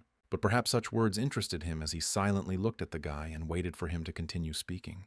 Ho Min was sure that the monarch was interested in him and said he could use it to praise his mentor in front of her. In return, he would talk about him as a skillful novice. Thus our hero would prove his worth to the girl, and the hunter would succeed in love affairs. Then Kang Ha-jin turned the guy's waiting face with his hand and told him to stop talking nonsense and look the other way. And to their left was a light coming from the wall. Ho Min thought it was a way out, but the hunter said it was more like starlight. They didn't know exactly what it was, but it seemed to have something to do with the constellations. The hunter said it might even be the effects of structural changes. As they passed through the hole in the wall, they saw a sword in front of them that was stuck in the mirror. They noticed that the sensation of moss growing on their bodies was gone. Maybe it was the light. And they also thought that the place had something to do with the keeper of the 10th floor. Ho Min asked Kang Ha-jin about being the ones who don't let you go up every 10th floor. The guy answered positively, since the keepers aren't allowed to climb quickly to the top. But when they crossed the barrier, a barrier appeared that prevented the vermin from descending. Ho Min said that by taking over the Guardian's territory, it would be passed on to the humans. However, the task was difficult because it was impossible to break them or send them to the other world. But in order to turn the keeper's territory into a place of people, it was necessary to pass a test. And the sword that was sticking out of the broken mirror was similar to the hunter's item that had defeated the 10th floor keeper. At that time, Ho Min thought that it was better not to touch this sword, although his gut felt that he was very attracted to it. At that moment, Constellation 1 sent a bark to Baek Ho Min, and he thought it probably meant that he could touch the sword. And at these thoughts to the boy again, the wizard sent a yelp. Smiling, Ho Min realized the reasons for his attraction to the sword. Kang Ha-jin noticed that the guy was talking to himself, but he didn't understand why he was doing it. But Baek Ho-min suddenly ran up to the sword and grabbed it with a joyful face. However, Kang Ha-jin's face expressed the opposite emotion, because no sooner had he said, "You can't touch that sword," than our hero grabbed it. As soon as the sword was in Baek Ho-min's hands, it began to shatter into thousands of pieces, and with them, the guys themselves flew off to the side. Ho-min landed not very softly, but the hunter managed to keep his balance and angrily asked our hero why he had touched the sword at all. The light around the sword disappeared, and Baek Ho-min didn't understand why the one had then told him he could take the sword. And then the unbelievable happened. A lot of other Kang Ha-jins and Baek Ho-mins appeared around the guy. No sooner had he recovered from what he had seen than one of his spears swung at him with a knife and a placated face. Ho-min started to defend himself, and after his replica was scattered with red shards in front of him, he realized that it was a reflection. Then Kang Ha-jin said that apparently the guardian of the 10th floor was the mirror butterfly. Such a parasite could only be found in books and stories nowadays. Fighting the reflections, the hunter went on to tell that the constellations had a hard time because of such a strange ability. And when the guys were next to each other, Baek Ho-min asked in horror if he could just smash copies like that, in case he accidentally stumbled upon the real Ho-min. But his mentor thought it was a rather silly question, since while they were fighting with their reflections, they couldn't hurt each other. Then Kang Ha-jin took off the blindfold from his eye and realized that it was time to use his skill to find the main body. At that moment, thin lines appeared along which the hunter was led to the main body. It had already been over 30 years since the mirror butterfly had been defeated, and since then the skill of the average hunter had improved, as this test was passed in much worse times than now. After reaching the main body, Kang Ha-jin was confident that he could now mop up the parasite. The hunter's skill showed the very heart of the mirror butterfly that hovered in front of him. Then he made a dash and prepared to strike her heart. However, the parasite managed to dodge his attack. It was clear that in this darkness, the accuracy of Kang Ha-jin's punches was very poor. Suddenly, the mirror butterfly strongly approached the guy with its powerful wings, and it was as if he couldn't move at that moment. He didn't even realize what was happening. This action of the mirror butterfly made Kang Ha-jin lose his balance. As he realized later, it was because of its mirrors, but it was surprising that the parasite did not kill him, but went towards Ho-min. Clenching his sword tighter, the hunter thought that Baek Ho-min posed a stronger threat to the parasite than him. Otherwise, why did he turn around? And with a desire to prove the monster wrong, he got up and ran after him, shouting that he would regret his decision. Kang Ha-jin chopped down the reflections one by one, making his way towards Baek Ho-min. Our hero saw such eagerness and asked a little apprehensively if the mentor was all right. The guy told Baek Ho-min that he should be more worried about his life than his own.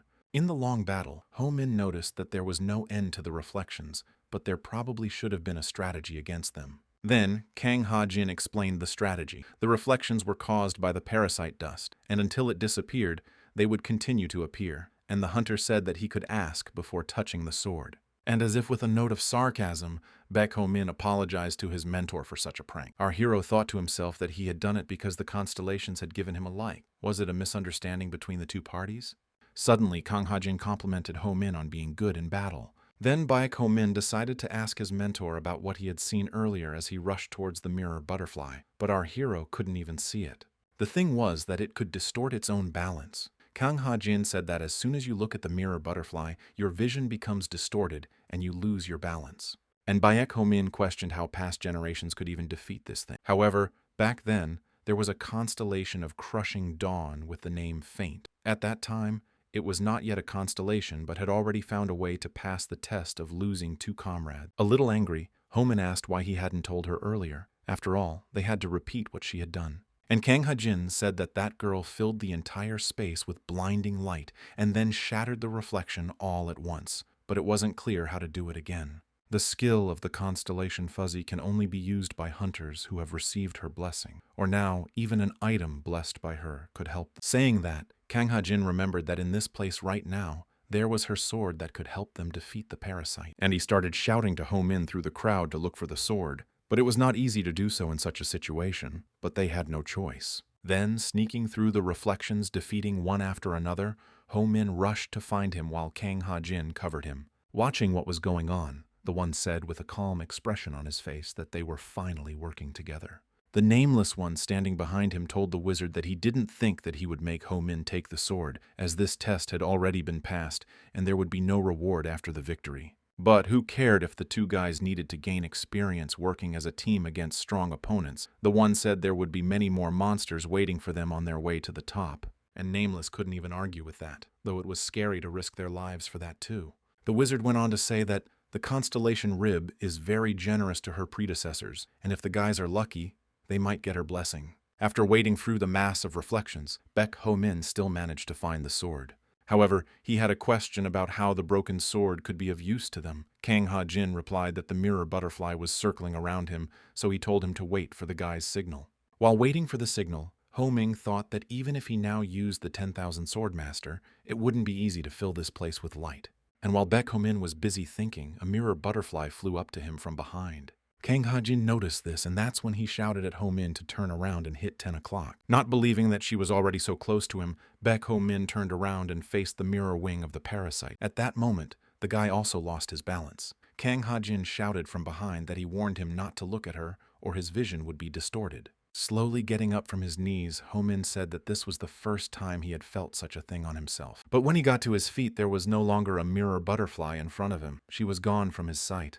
Then the young man thought about the fact that Kang Ha-jin couldn't use Ryabi's sword, and he himself couldn't see where the parasite was, and he had an idea on how he could solve this problem. Walking almost right up to Kang Ha-jin, Ho-min asked Kang Ha-jin to look at him while taking his head with both of his hands. It sounded strange from Baek Ho-min's mouth, but he wanted to use his mentor's gaze to find the monster. Kang Ha-jin was discouraged by such a request.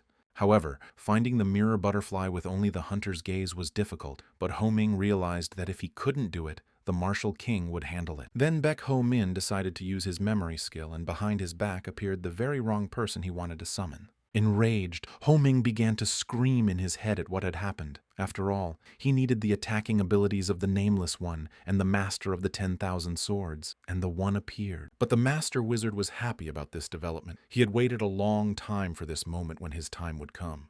And with a slightly sinister smile, the only one showed Ho-min with a pointing gesture for Ho-min to act, and with the same gesture the boy's body immediately stirred. In Ho-min's mind, a voice said that this trial was hard to call such a trial, and that the elders were trying their best to pass it, and the boy thought it was the voice of the One. The voice kept saying that taking the first step is difficult, but following already trodden footsteps is easier. A second later, Baek Ho-min began to recognize the voice of the Platinum Monarch in the speaker. At the same time, Kang Ha-jin was standing in front of the guy, who didn't understand what was going on. He couldn't move and asked Ho-min what he was doing to him. And the hunter at that moment had a thought that he could somehow control his seal. After looking around, Kang Ha-jin realized that the mirror butterfly and its reflections couldn't move either. Then there was a question about Ho-min's skill. Then the one revealed the secret of this trick. A mirror butterfly was caught in the hunter's eye. When it distorted his vision, it could not move while being looked at. The only way the parasite can move is in the dark when it can't be seen. And reminded that the constellation Rib to win filled all space with light. With still the same sinister and sly face, the Master Wizard said that, but he is not like Rib. Recalling the monarch's words in his head a few minutes ago, Ho-ming thought of a different method for catching the insect, and it was a very simple allegory about swatting him with a fly swat. Then Ho-ming just squeezed his two fingers as if he was about to snap, and the mirror butterfly like magic actually swatted. Unable to move, Kang Ha-jin saw what was happening to the parasite and was shocked. After that, Baek Ho-min had noticed that life was changing, and the warrior king replaced the One. Grabbing the blessed sword in his hands, our hero asked Kang Ha-jin not to take his eyes off the butterfly right now. And the older hunter was still as bewildered by what was happening around him now. With a determined voice, Baek Ho-min replied to the mentor that they must defeat the parasite before it escaped. Thanks to the 10,000 Swordmaster, the weapon in Ho-ming's hands lit up with a dazzling light for the entire space. And Ho-ming made a victory swing that shattered the mirror butterfly into thousands of small shards. The room cleared again from such a bright light. Ho-min lay unconscious on the ground, and beside him was a sword that shone less brightly. Slowly, the boy opened his eyes and lifted himself up, realizing that it was all real. Only he didn't understand where everyone had gone. Next to him was the sword he was now fighting with, but it was sticking out of the mirror again, just as it had when they first came to this place. Everything was back to the way it was. And without believing his eyes, Ho-min saw something unreal. In front of the sword stood Ryab herself, only in the form of a ghost. Only it seems that Baek Ho-min didn't recognize her as the hero who invented a way to defeat the mirror butterfly. Meanwhile, the girl smiled sweetly and gave the guy a thumbs up. It was her blessing. Baek Ho-min immediately looked at his hand with a seal with a questioning expression. The blessing of the constellation was called Light. It gave the ability to utilize starlight by absorbing its strength. Of course, Baek Ho-min was pleased with such a reward, but he felt that compared to other abilities, this one was too simple compared to the blessings of other hunters. But still, the guy thought he wouldn't need a lamp. Only Baek Ho-min thanked Constellation Rib for such a blessing, as he suddenly noticed that she had already disappeared. In front of his eyes was still Maya, but without the girl hovering next to him. After that, there was suddenly a notification already from his constellations. It was the one who sent the likes to Ho-min. Then the guy thought that if the one sent him a like, then the blessing wasn't so bad. But our hero kept thinking that he heard someone's voice during the battle, and it seemed to him that the one was already on the basement floor with the Platinum Monarch. And if that was true, then perhaps the monarch knew something about the one. Though Ho-min thought it was strange that such a powerful constellation as the wizard was unknown, as he instantly took control of Kang Ha-jin's seal and easily caught the mirror butterfly. After everything that had happened to Baek Ho-min, he now had a clear understanding of what the foundation was. And he said that the surface was where all history is written, and the foundation where the past is repeated. And it was even more understandable why the basement floor could easily turn into a parasite. Then Baek Ho-min remembered about the synchronization values and decided to look at. After the battle with the mirror butterfly, the values with the one had simply skyrocketed. The joyful Baek Ho-min had expected this after the fight, and next time, the level with the one was bound to rise. At that moment, our hero finally remembered that he was not alone. He wondered where Kang Ha-jin had gone, and a little regret that he still saw his skill. He remembered that he had touched his seal, and it wouldn't have been surprising at all if he had tried to attack him and send him to the other world. However, the hunter simply ran away. And by the way, as soon as Baek Ho-min left that place, the feeling of moss growing on his body immediately returned. Then he decided to use Ryabi's blessing, and for that he took his cheapest knife, since the new skill reduced the strength of the weapon he was using. The blessing of the constellation was light. Therefore, after using it, the weapon in Ho-min's hands glowed.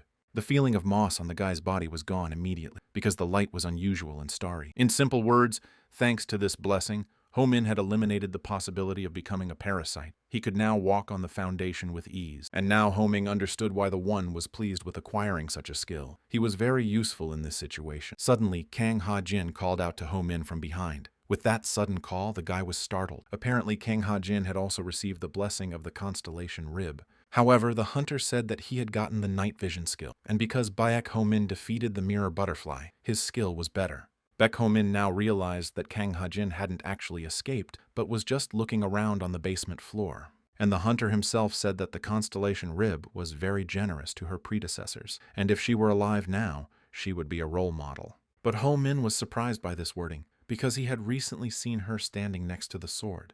However, Kang Ha-jin said that the constellation Rib had ascended 16 years ago, and ascended constellations can't appear in their appearance to humans. Then Baek Ho-min realized that they couldn't see the lifeless constellation, but he could still see the girl even though it was in a dim light. But Kang Ha-jin did not believe our hero and said that he was probably dreaming because he had been looking at his reflection for a long time. And he said he had to go, because while he was looking around, he found the rails, and the two of them went on their way. And Baek Ho-min was worried at this moment that Kang Ha-jin was too calm. Even though he saw our hero's skill, he wasn't going to ruin it. And just when he should have thought of that, Kang Ha-jin gushed about what had happened. This start of the conversation frightened Baek Ho-min, and he thought that something bad was about to happen. The hunter continued and said that the victory was thanks to Ho-min, and he thanked the boy without turning to face him. At that moment, it was unclear what surprised Ho-min more, that it was the first time he had thanked him, or that he hadn't mentioned what he had seen. Baek Ho-min smiled and asked Baek Ho-min to repeat the same words while looking at his face as if he hadn't heard.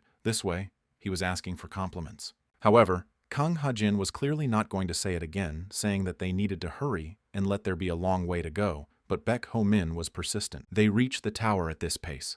The whole journey took them about a week, and Kang Ha-jin was ready to give his report about Ho-min to the monarch standing before them and carrying out another execution. And in his head, Baek Ho-min imagined that now the hunter would say that it wasn't easy, but working with Ho-min wasn't bad. However, the reality was different. The hunter said that the guy was useless, and his actions were disorderly and impulsive, and also that Ho-min could put his squad in danger because of that. And the mentor added that immediate execution and platinum extraction would be the best solution. Baek Ho-min was furious at what he heard. After listening to Kang Ha-jin, the Platinum Monarch turned to our hero and wanted to listen to him, since this was his first entrance as a hunter. With hatred and for revenge, Ho-min said that Kang Ha-jin's help was less than the stone. But even so, he was still a senior hunter.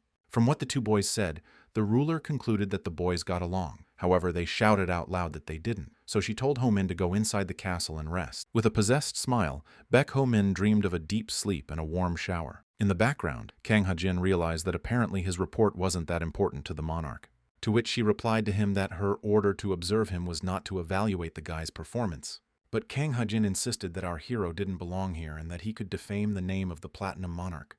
At the time, the monarch couldn't just throw the guy out and leave him as a stray dog, even if everything the hunter said was true. And the hunter replied that keeping Ho-min tied up was not the answer. He would escape anyway, and if he doesn't, the executioner puppet will leave him headless. With a mysterious face, the Platinum Monarch said to Kang Ha-jin not to worry about the executioner. The expression on her face, or rather her smile, was familiar to the hunter. He realized that her thoughts were flowing through her mind, and the girl began to ask the boy about the changes that were taking place. He said his mentor made it to the 20th floor, and according to his clues, the cause of the deterioration was the constellations. Now they're investigating the case further. After hearing this, the Platinum Monarch realized that it was necessary to warn the guildmaster about this. The hunter replied that hunters under the care of the descended constellations were likely to show themselves. He also said that the constellation Fuzzy was also likely to descend. The monarch said her name thoughtfully, and said she hadn't heard from her in a long time, and there was a time when many mourned her when she went to the other world. But the ruler said that in any case the rash actions of the constellations do not benefit their predecessors because they must stay on top of things to avoid deterioration. After she finished, she went back to the report about Baek Ho-min. She wanted to hear the truth because it was the first time she had seen such an emotional report from him, most likely caused by resentment.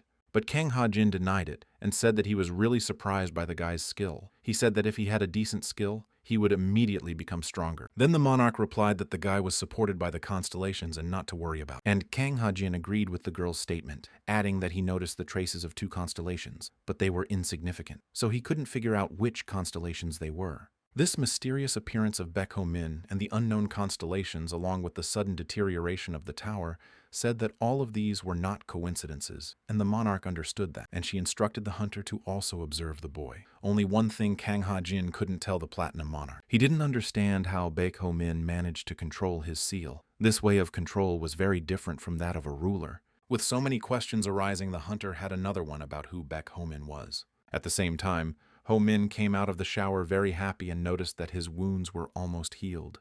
And looking at himself in the mirror, the guy thought he didn't look so thin, even his body had gotten stronger. Maybe it was the supplements he was taking. Suddenly, Ho-min heard someone coming. It was more like Kang Ha-jin, which our hero was not happy about. It was like the door was about to be broken down, so someone wanted to get into the room quickly. Behind the door, however, stood a Platinum Monarch with a sly but rather pleasant face. Embarrassed and trying to cover his naked body, Ho-min didn't expect such a guest and asked what she was doing here. With some coquetry, the monarch said she was just worried about the guy, that he might have drowned since he'd been in the shower for about 2 hours. And Ho-min replied that the thing is that he doesn't get this opportunity to bathe very often. Then the Platinum Monarch, in case Ho-min got free, called him to get the reward for the completed task. But Baek Ho-min was still confused and didn't understand what award the Platinum Monarch was talking about. While at the monarch's table, she told the boy that he was rude about his hand, although Ho-min didn't know how important that was. Placing her hands on his, she said that most hunters do not monitor the condition of their seal, but to increase the effectiveness of their skills, it must be maintained.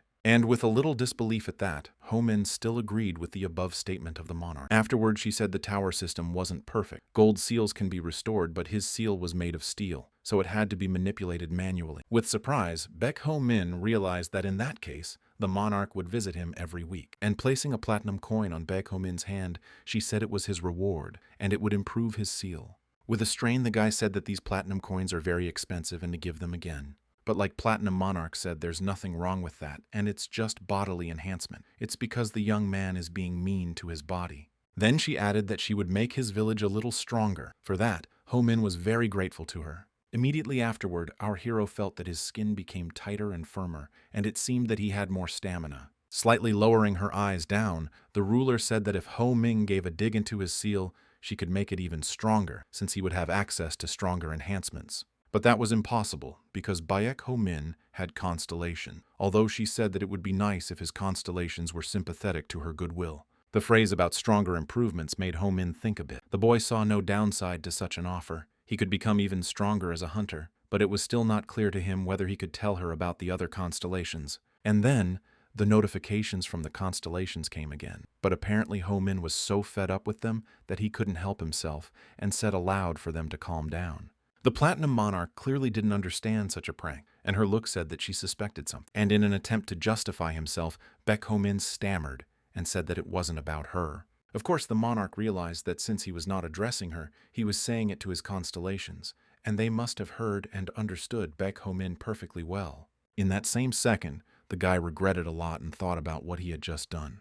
Then more likes came from the constellations, but Ho-min didn't realize what they were for. One thing was clear to him now, that he had to think of something. He sighed and told the monarch that her offer was very tempting. However, the prospect of his seal being taken to pieces didn't appeal to him much, and the Platinum Monarch's tone changed to a sterner one, and she said she was his superior and he her hunter. Taking his hand, she said that they had a common goal, which was to get to the top. That's why Baek Ho-min had to risk his life now. Afterwards, she asked the guy what the reason was for not wanting to say anything. Her touch made the boy unable to articulate what he wanted to say. She kept saying that he was talented, and she wanted to help him develop, and he should receive services appropriate to his abilities. But in order to do that, she needs to know about his skills. Everything she said was true, and Ho-min thought that suffering because he didn't tell her about his abilities was absurd. It occurred to him that he could lure the Platinum Monarch to his side. Then he'd be in the custody of the most powerful man in the city. And the ruler said she needed a trustworthy man with loyalty and strength. Of course, she would welcome an ally like Ho-min on her team. But Baek Ho-min hadn't had to work with someone he could trust yet, and it was hard for him to trust the man. To which the Platinum Monarch replied that because he doesn't have that experience, that's why he wants to be sure of the person to trust. She accurately described Ho-min's problem, and he agreed with her statement with a smile. So she offered him a way out of it. To build trust, the monarch suggested starting with something big by asking the guy if he had any experience with women. Baek Ho-min blushed at such a question, but even so, he answered the ruler no. And the Platinum Monarch said they were similar in that, since she had not had that experience either. Blushing slightly, the girl suggested that our hero try treating each other as romantic partners. That is, until they build up their trust. With tumultuous emotions, Baek Ho-min reacted to the Platinum Monarch's proposal. The constellations reacted in much the same way. One dynamite expressed his support for Ho-min. He said that the Platinum Monarch's reaction was definitely different from past lives, and she had never shown such kindness to the guy. However, the only one said that the heart of the ruler was blacker than black, and that any kindness was out of the question. Addressing the Warrior King and Master Wizard Dynamite said that they had failed their lives, and now they had a new hope. In his head, the alchemist had already married Ho-min and the monarch, and was talking about how great it was that the guy was making his way through such a relationship. But the only one was sure that it didn't matter what kind of relationship those would be in if it was still bullshit since it was connected to the Platinum Monarch. And Baek Ho-min stood silently with a dreamy face and surprised at the same time and ran the phrase in his head that he would be dating a Platinum Monarch. However, he didn't even court girls. Of course, Ho-min had girlfriends, but his mind was always on survival, not romance. Then our hero decided to ask for help and came to Hangman Doll for advice on love affairs. But the executioner didn't understand why he asked her, and he told her in good faith that she was the best person for the role and she was the only one who could be asked to do it. Because asking Kang Ha-jin to do so would definitely be wrong since he was unrequitedly in love with the monarch. The hunter would quickly send him to the other side of the world. To herself, the executioner doll thought she knew how to refrain from feeling too much, and she certainly had more experience making women lifeless than wooing them. But when it came to love stories, no one could beat her. She could definitely give advice on love affairs, and she enjoyed watching other people's relationships. Almost without hesitation, she agreed to help Ho-min. Almost jumping with happiness, Baek Ho-min clenched his fists and thanked the executioner for his help. But first, she told the guy that he should change his clothes, and Ho-min didn't even resist and was ready to do whatever she said. Trying on different costumes, our hero admired how handsome he was. However, the executioner was not satisfied with his outfits. Baek Ho-min seemed to be wearing something that couldn't be combined, so the executioner even threatened him to stop dressing up like a clown. And finally, the guy put together an image that the executioner liked, but not Ho-min himself. And the thing was, the girl couldn't stand Ho-min's endless boyfriend anymore. When he came to the cash register, it was time to pay for the items, and the clerk said 270,000 won. It was obvious that Ho-min was confused by the price. Starting to get angry, Executioner Doll asked him if he was going on a date and didn't bring a penny. Justifying himself, Ho-min said that the girl had asked him not to take his money because she was very rich. Gritting his teeth, the executioner said he would pay for him, but let him try not to pay her back. And knowing the consequences of not paying his debt, Baek Ho-min said he would pay back everything. And the executioner added that if someone like him appeared in a romance novel, she would kill him without a second thought. After leaving the store, the girl decided to ask where our hero was going to take his companion. Ho-min wanted to walk through the nooks and crannies because he was oriented there and knew good places. The executioner emphasized her words and said that bringing a girl to a place like this was not a good idea. But Baek Ho-min really thought he had come up with a cool idea. At that moment, the executioner thought that sending this guy to the other world would be the best salvation for all women. Just as she grabbed her sword, a woman's voice called out from behind Baek Ho-min. The boy did not hide his joy at the sight of the ruler, but she came an hour earlier than they had agreed. But the executioner was clearly surprised to see the monarch. A little embarrassed at the sight of the executioner's doll, the mistress inquired as to what the two were doing together. Trying to answer the question, the girl couldn't say anything good. Then the Platinum Monarch told the executioner that she and Baek Ho-min had a prior arrangement, and if she had any business with him, she should postpone it. And grabbing the guy's hand, the Platinum Monarch said it was time for them to go and moved forward. Baek Ho-min was taken aback by this action, but nevertheless, with a smile looking back at the executioner doll, Ho-min thanked her for her help. The girl thought that it looked strange that the monarch and Baek Ho-min were going on a date. While walking, our hero decided to approach the ruler, but she immediately corrected him by saying that it was a private meeting and that he should call her Yoon Seo-hyun. It was hard for the guy to switch to another tone of communication, but he asked how the girl knew he was here. And she said that she had previously installed a tracking device in his seal. Now, no matter where he is, she'll always know. Baek Ho-min replied with a laugh, thinking to himself that it was inappropriate to say such information with a smile like Madam did. He also noticed that they were on a strange date, as the monarch was just dragging him along as if she were taking him for a walk. Later, the monarch said they would now go down the nooks and crannies like the guy wanted. In this place, there were many men looking at Yoon Seo-hyun. It was obvious from the girl that she was rich, which attracted even more attention. At that second, Ho-min realized that taking the girl to a place like this for a date was a mistake, since the men were already aiming their knives at the couple to steal. Then he decided he had to fight back. As soon as he reached for the knife, the thieves were frightened and ran away. With a surprised face, Baek Ho-min didn't understand the reaction of the thieves, because he hadn't had time to do anything yet. It felt like they were scared of someone. He turned around and saw Executioner Doll standing behind a pillar. When he saw her, he was surprised that she was so obviously following them. And Yoon Seo-hyun was choosing where they would go next. 8 hours had passed since they started their walk. Baek Ho-min was already tired and still thought that this kind of power walking definitely didn't feel like a date. The executioner puppet was still following them, but Ho-min noticed that even she was getting bored. Then the Platinum Monarch herself realized something was wrong and asked Baek Ho-min about his feelings and heartbeat. And the guy said that his heart rhythm doesn't sound excited, so it's a normal heart rhythm. From the guy's feelings, Yoon Seo-hyun concluded with a smile on her face that their date was a failure. She wanted to offer him another activity that would definitely make their hearts flutter. Embarrassed and blushing, Baek Ho-min didn't say anything back to the girl because he didn't know how to react. So they went to a guy standing around 3 drinks. He said that if they made the right choice, their bet would be doubled. Looking at the cups, the Platinum Monarch guessed where the 100,000 won was. And Ho-min stood there with a nonchalant face and definitely couldn't think that trepidation meant that. After choosing a glass, the young guy who was holding the contest was saying that luck would be on the girl's side and raised the glass. But it was unfortunately empty. Meanwhile, it was the 8th attempt. A frustrated Yoon Seo-hyun didn't understand how she failed to guess again. Ho-min said that they had already lost 1 million won and suggested that they move on. However, the girl refused the guy's offer and said that she wanted to return at least what she lost. And Baek Ho-min thought about Yoon Seo-hyun looking like a gambling addict right now. And whoever ran the contest was even more thrilled because he never thought he'd meet such fools. But the ruler was just as wrong each time, much to the delight of the host of the contest. Then Yoon Seo-hyun turned to our hero and said that today must be a bad day, and even more so, not a good day for a date, and Ho-min again suggested that we leave. But suddenly opening her lady's purse, the mistress repeated again that she would return all she had lost, and she pulled out a gold coin. With this, she impressed all those who were around to watch her lose. Using a gold coin in the game was a very reckless act, and even the presenter thought so. Though at that very second, the satisfied smile was gone from the man's face with the cups. He began to guess that instead of her, the catch was actually him. In a confident voice, Yoon Seo-hyun told the man that they were starting and asked if he knew what would happen if he backed out of the game. The guy couldn't break the rules of the nook and leave it at that. However, his hands were shaking badly, and he could not use his tricks. Stammering, the guy asked the girl to make a choice, but in his head he knew he still had a trump card up his sleeve. Then the girl asked Ho-min if his heart fluttered. Of course he said yes, because at the sight of the gold coin, the heart beat faster for everyone standing there. And she confidently made her choice, saying that this was the end of the show.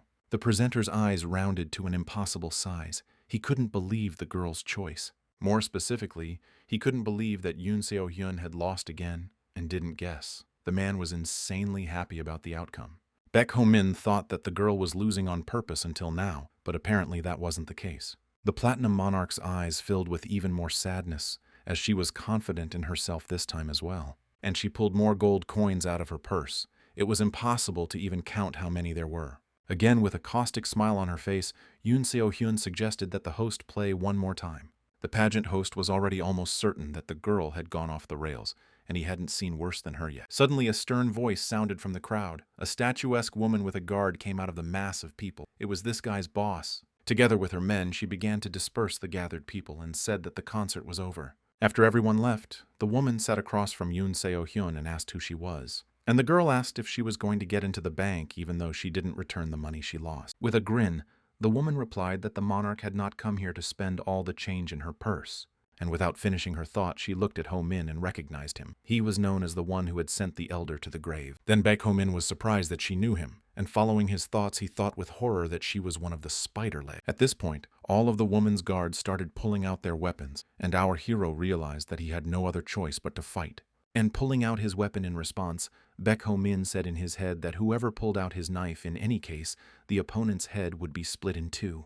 But suddenly, from her purse, Yoon Seo-hyun pulled out a platinum coin and offered to put it on the line. Seeing the platinum woman immediately realized who was sitting in front of her and asked what the monarch was doing in such a place. Reluctantly and again with a satisfied expression on her face, the platinum monarch replied that she was on a date. Suddenly there was a rumbling sound behind them. The executioner doll had already killed one of the guards and said that if anyone tried to do anything, they would be in trouble. The statuesque woman was puzzled and thought that they had all originally followed her, and this was their plan. But still with the same sweet face, the platinum monarch replied that she only wanted to win back what she had lost. Simultaneously with anger and judging by her stammering with fright, the woman clarified which lost she meant, and a look of superiority appeared on the platinum monarch's face. She gave the boss of the establishment a choice: continue the game or bear swords. With a cluck, the woman of course made the obvious choice and began to swap cups around. The woman boss thought to herself that the monarch could have gotten the information she needed by force, but instead she offered to gamble, although the woman had given 10 years to gambling. At the same time, Yoon Seo-hyun thought that she couldn't be fooled now because she had seen how the woman could be fooled by the new guy. But since the girl didn't have much luck in this game, she said Baek Ho-min would play instead, and asked the guy to pick a cup. The woman was shocked by this move. Our hero was born in this place, so he was a more difficult opponent than the Platinum Monarch. And the boss decided to replay them, and asked them to change the rules because they changed the player. Now Baek Ho-min had to stir the cups, and the crooks had to guess. Such a decision she made because the guy could notice the cheating, but the eyes of a gambling woman to fool him would hardly succeed. And Baek Ho-min sat down in Yoon Seo-hyun's seat, ready to cheat and stir the cups. When they started playing, Ho-min remembered that Dynamite liked the idea. Perhaps the constellation had an ace up its sleeve. And our hero decided to use the skill by calling Dynamite to his aid. Judging by the indicators, Dynamite had a good experience in gambling, and the guy started stirring glasses. The game began, and the woman chose a glass. But when she picked it up, it was completely empty. With dazed eyes, the boss didn't understand how the guy had managed to fool her, and then she thought he had used an ability.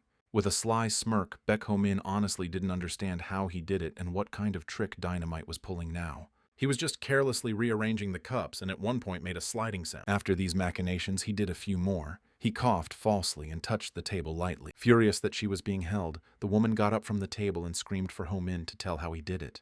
And Baek Ho-min confidently replied that there is a rule of the streets. It says that if you don't know how you got screwed, it's better to keep quiet. And Ho-min realized that Dynamite loved excitement and magic. Standing aside, Yoon Seo-hyun said that the winner seems to have been chosen, and the woman was angry and upset. And in her head, she knew her sweet life would be over if the Platinum Monarch captured her, and that's when she thought she had to get out. Suddenly, she shouted to send the monarch and Ho-min to the grave. Needles flew from all sides. But the guy had a good reaction and managed to cover up and protect his face. And Baek Ho-min thought the woman's idea was not a good one, since she was attacking her own subordinates with such an action and kicked the table sharply with her foot. Then he jumped over the table and knocked the woman off her feet. She couldn't move as she was on the ground and under Ho-min's pressure in an instant. Then her hunters drew their cold weapons and prepared to attack the offender of their chief. But Baek Ho-min verbally and with his appearance showed that it was better not to move, as otherwise the hag and all the subordinates would face dire consequences. Of course, the guards did not make the mistake of attacking and stood still. Ho-min turned around and asked if the ruler was all right. She was safe and sound, and all the steel needles were melted next to her. And Baek Ho-min was basically not surprised by such a phenomenon, because it was to be expected from a platinum monarch. Smiling sweetly, Yoon Seo-hyun suggested that the guy move to a cleaner place since it was getting quite dirty here. They took a woman with them. After tying her up and sitting her on a chair in another place, Yoon Seo-hyun learned her name and said she would ask her a few questions about the safety of the city. The woman's name was Park Seo-kyung, and the monarch asked about betrayal. Since there's been money-making, violence, and other offenses lately, someone was trying to turn the city upside down. However, Park Seo-kyung didn't see it that way. She said that she was just trying to survive. But the Platinum Monarch was convinced that those are all excuses and betrayal is betrayal, so she asked the woman to tell the truth. The next question was about the engraver who appeared in the guild seal, or as they say, circle, and the monarch asked if there were any other traitors in the guilds. No clear answer was provided by Park Seo-kyung, as she only directed the bankrupt people to the spider. And she added that she didn't know who was working for the spider in the future. Park Seo-kyung begged the monarch to take her hands off her neck. With a slightly thoughtful look, Yoon Seo-hyun said that there was at least the slightest benefit from the woman. It was time for the last third question. The girl asked about how the cheater who was at the table with them during the game won. And Park Seo-kyung replied that there was a small hole in the table that would open up if you moved the shroud on the table. Resenting such a thing, the Platinum Monarch became angry and realized it was all a hoax. With surprise, the woman asked in response to this reaction from the monarch that didn't they pretend to fall for it. Even though Park Seo-kyung had answered all the questions, the lady began to read out the words she used to say before her execution, since the woman had many sins anyway. And the Platinum Monarch didn't promise that Yoon Seo-hyun would let her go alive when she answered all her questions. And there was fear in the woman's eyes. Even if the monarch released Park Seo-kyung, the woman would still be sent to the grave by the executioner doll, since she is a loyal servant of the law. Standing beside Baek Ho-min confirmed the Platinum Monarch's words, saying that executioner doll is a true perfectionist. And Park Seo-kyung turned to Ho-min, saying that he doesn't realize who he works for and how reckless the monarch really is. She said that people like her spider and the elder are just trying to survive. But Baek Ho-min replied that the woman in that case just shouldn't have started all those betrayals in the first place. However, Park Seo-kyung kept saying that she wasn't trying to do anything like that and the crazy ruler would ruin everyone in the city. The woman screamed with all her might for a new ruler before it was too late. Otherwise, all would perish. She said the spider had proof of that. Park Seo-kyung's eyes were already filled with blood, and she agreed that they were all just trying to stop the monarch. With a piercing gaze, Ho-min looked at what was happening. No sooner had the woman finished talking about what they should do than the sentence was set in motion. The executed Park Seo-kyung was sitting with empty eye sockets and no hair, while the ruler was standing next to her, saying that the woman had made a lot of noise. However, Baek Ho-min thought about what the woman was saying. If the spider leg's words were true, then the city had a mysterious conspiracy. It was late at night, and Yoon Seo-hyun said that it was time for the tower to be rebuilt. After saying that, she called Baek Ho-min to the edge of the building. The girl asked the guy to look at the stars, specifically at how beautiful they were at that moment. Taking Baek Ho-min's hand, Yoon Seo-hyun asked the guy about his impressions of today's date. She wanted to know if his heart fluttered. Without waiting for Ho-min's response, she continued to say that if her heart was beating faster than usual, she could go on another date. Such a sentence caused Baek Ho-min to blush again and inhale in surprise. And he briefly said it was a good idea, thus agreeing to the Platinum Monarch's proposal. While in his room, Baek Ho-min was sitting on his bed and Kang Ha-jin was sitting across from him. Baek Ho-min was sure that the hunter was unrequitedly in love with the ruler. He also knew that she liked him 100%. Now Ho-min was thinking how to deliver such news to his roommate and mentor. Then Kang Ha-jin noticed that our hero was staring at him for a long time and said that if he wanted to talk, he should start talking. So Ho-min slowly started talking. But in the process, Baek Ho-min changed his mind and asked about their mission, because he couldn't say that to Kang Ha-jin right now. With a cluck, the hunter said that a high-level parasite had appeared on the 10th floor. Their mission was to find out if it was due to structural changes or not. Kang Ha-jin also said that it could be a permanent change, which is why it's so important. Meanwhile, Baek Ho-min was more surprised that the two of them would be working together again, all because the hunter was also assigned to look after Ho-min. But our hero was more hurt that even after the date, the Platinum Monarch didn't trust him. In a low voice, Ho-min whispered to himself that no one could be trusted in this world except his constellation. Kang Ha-jin told the boy to hurry up and stop talking to himself. After an hour, they went to the 10th floor of the tower. There was a very unpleasant odor that annoyed Ho-min. Kang Ha-jin was amused by the guy's reaction, and he said that Ho-min was weak for reacting like that. But at the same time, Kang Ha-jin was holding a vomit. On the other side, a man who was a hunter of the Weapons Guild approached. The hunter said that Sir Geomuk wanted to meet with the boys personally, even though the matter was not that important. However, the man simply asked them to follow him. Baek Ho-min decided to ask Kang Ha-jin if he had ever seen Sir Geomuk. This man was the founder of the Hunters Association. Simply put, he's a living legend, and now he owns a weapons guild and protects people from vermin. To Baek Ho-min, it seemed strange to Baek Ho-min that the founder of the guild wasn't practicing it as well and instead working as a defender. Kang Ha-jin replied that he was just being unbelievable. Ho-min didn't understand that wording. And all because once there was an organization called the Church of Eternity, and the leader of it was called the Ruler. At the time, the church's evil influence was enormous. Of all the members of the organization, only the ruler had the right to speak to the tower, and the constellations didn't care about that. They didn't pay attention to what was happening to the city. The complaints of the people ended because the ruler put an end to them by his cruelty. But at one point, a new ruler suddenly appeared. That one was only 17 years old. However, with the appearance of the ruler, a battle immediately broke out, because the discontent of the people was so strong because of what was going on around them. And the one who stepped into the girl's defense and pushed her into rebellion was the Alchemy Guild. As Baek Ho-min listened to the story, he was surprised that the alchemists had the guts to do such a thing. Kang Ha-jin replied that it was the fear of losing profits that drove them to do it. Then the church leader revived all his lifeless followers. He still had the power to cure incurable diseases. He was a hindrance to the alchemist's business, though. With their reasons, the Alchemist Guild supported the girl who had just become the ruler, and under her command, the rebellion was set in motion. And so began the blue and white battle, with the church on one side and the alchemists on the other. Even in the middle of everything, the organization of the church maintained its power, and what's more, the Paladins and the Hunters Association protected the Church of Eternity. At this point, it seemed that the church had won, and the rebels were divided and lost hope.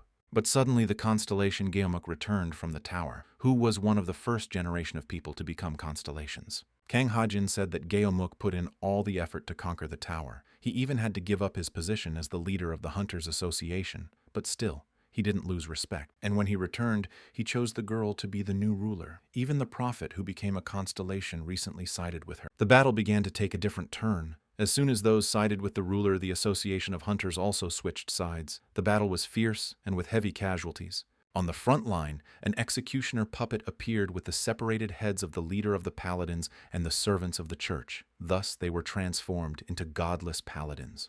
With a smile on his face and even some laughter, Baek Ho-min understood what was in the spirit of Executioner Doll. Eventually, the Church of Eternity disintegrated, and a new ruler reigned with victory. And the Hunters Association itself split, and all of its members started leaving to join other guilds. From the Hunters' story, Baek Ho-min guessed that the ruler was the Platinum Monarch. It was really true. Kang Ha-jin said that the Executioner puppet ended the blue and white battle, but if Geomuk hadn't appeared then, this turn of events wouldn't have happened. And with a bit of animosity, Ha-jin said that because of this, many people think that Geomuk should have been the ruler. Then Ho-min realized that Geomuku had to flee the city to avoid another uprising. Kang Ha-jin said that from the 1st to the 9th floor is the first staircase, and from the 10th to the 12th is the second staircase. And then he asked our hero if he knew why it was arranged like that. And the hunter explained that the thing is that the concept of the tower is clearly divided into each 10 stories. The base of the first staircase is a buried ruin and a growing green forest above it. And the basis of the second is a battlefield that resembles a desert. In the subconscious world, Nameless was flooded with memories as he had once spent a lot of time on the second staircase. But for Dynamite, one look at the sandy desert was disgusting, because on the 10th floor, potion consumption reaches the ceiling. The only one skipped the second staircase and went straight to the third, so he didn't understand his partners. Dynamite said that this was the talent of a wizard. The one also knew what Geomuk thought of the second staircase. The one called that place the worst. And now being thin, Geomuk repeated the words of the one about the disgusting place, and all because the higher you go up, the worse it gets. And Baek Ho-min was very surprised to see the founder of the Hunters Association, as in the guy's mind he should have looked different now. Then Geomuk turned to Kang Ha-jin and asked what the hell was going on under the tower, but the guy replied that there was no change. However, the man said that if it were just a structural change, he wouldn't have mentioned it, but he had heard about the elevator closing and unknown constellations leaving. And Kang Ha-jin once again confidently replied that the city was safe under the rule of the Platinum Monarch. He asked about what was really important, namely the appearance of a high-level parasite. Putting his head down, Geomuk said that usually such monsters appeared on the 17th floor and above, but this one was on the 11th. They could have decided it themselves, but the man decided to report it first. And slowly raising his head, he noticed that there were two guys standing there, one of whom he had seen for the first time. Excitedly and slightly hurriedly, Baek Ho-min introduced himself by name to the founder of the association. But Geomuk rudely said that he didn't need to know that, since he was the ruler's hunter, and the guy was going to die quickly. If Kang Ha-jin hadn't covered the young man's mouth with his hands, Baek Ho-min would have definitely said a few endearments to Geomuku. And Kang Ha-jin asked the man if they could walk to the place where the high-level parasite appeared, but the man thought that he didn't trust the actions of his hunters and wanted to see for himself. Then the hunter answered that the problem of structural changes in the tower concerns everyone. He added that one change found at the bottom was related to the foundation. And this was related to the way Rib went through her ordeal. Using a celestial observatory, they learned that she was one of the descended. And so the structures associated with it came into motion. When he heard the name of the constellation, the man's eyes changed and he asked the boys again. Kang Ha-jin added that considering how brightly Rib shone almost like a polar star, it was a serious matter. And based on what was said, the young hunter asked Geomuk if there had been any changes in the mirror room on the 10th floor. At first, the man didn't say anything to the guys, but after a couple of seconds, he said that there was no change. Then Kang Ha-jin told Geomuk convincingly that if there were any changes in the room, there might be security problems on the 10th floor. In response, the man reiterated that there were no problems, and asked that, even if there had been, why the guy was so worried when he was here. But Kang Ha-jin didn't reply anything to that, but just kindly apologized to Geomukov, saying that he didn't think. Without getting into the dialogue, Baek Ho-min pondered that the mirror room might be related to the mirror butterfly, and Geomuk said that a hunter named Lee Il-ho would give the guys more detailed information. Kang Ha-jin thanked the founder for that and they left. Baek Ho-min looked at the man and didn't understand how such a man could be a great hero who became a constellation. After saying that, Kang Ha-jin threateningly said that it was better to talk about such things where no one was around. And they followed Lee Il-ho. He pointed to the 11th floor where they thought the change had taken place. With regret, Lee Il-ho said that when they heard the news that several hunters were missing, their fortress had sent men. And Kang Ha-jin decided to clarify about the hill with the broken flagpole. And the guild hunter said that fighting every day the vermin try to raise the flag from the other side. So there is only this broken flagpole left and the vermin hardly know who it belongs to. Looking toward Baek Ho-min with fear in his eyes while pointing his finger, he asked if the parasite was coming over there. Practically right next to them was indeed a parasite walking. It looked like a human. Lee Il-ho added that if there were no serious problems with the body, they called it lifeless. Ho Ming's mentor said that these creatures were usually on the second staircase and could move around safely even with severe injuries. And he added that their brains are the same as the brains of parasites. So after death, they do not become lifeless, but parasites. However, Baek Ho-min asked about whether they couldn't be called zombies since there were similarities. And the young hunter replied if the boy wanted to send the parasite to the other side, he'd have to split his heart and take his gold, or bury him where the starlight can't penetrate.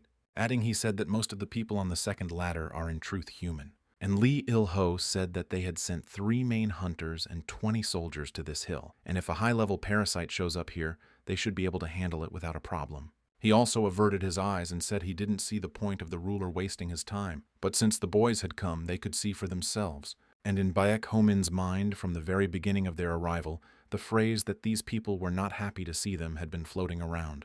Suddenly, Kang Ha-jin approached our hero while pulling out his swords and told him to get ready for a fight. It was a very unexpected warning, and Baek Ho-min hadn't quite expected this. But at that moment, a whole horde of lifeless appeared nearby, and among them, a guy who had fallen to the ground could be seen. It was most likely a hunter from the Weapons Guild. All 3 of them drew their swords and rushed to help. It was obvious that the fallen guy wouldn't last long. And both sides of the battle swung at each other. Kang Ha-jin asked Ho-min not to lose his head, as these parasites were different from the ones he had seen.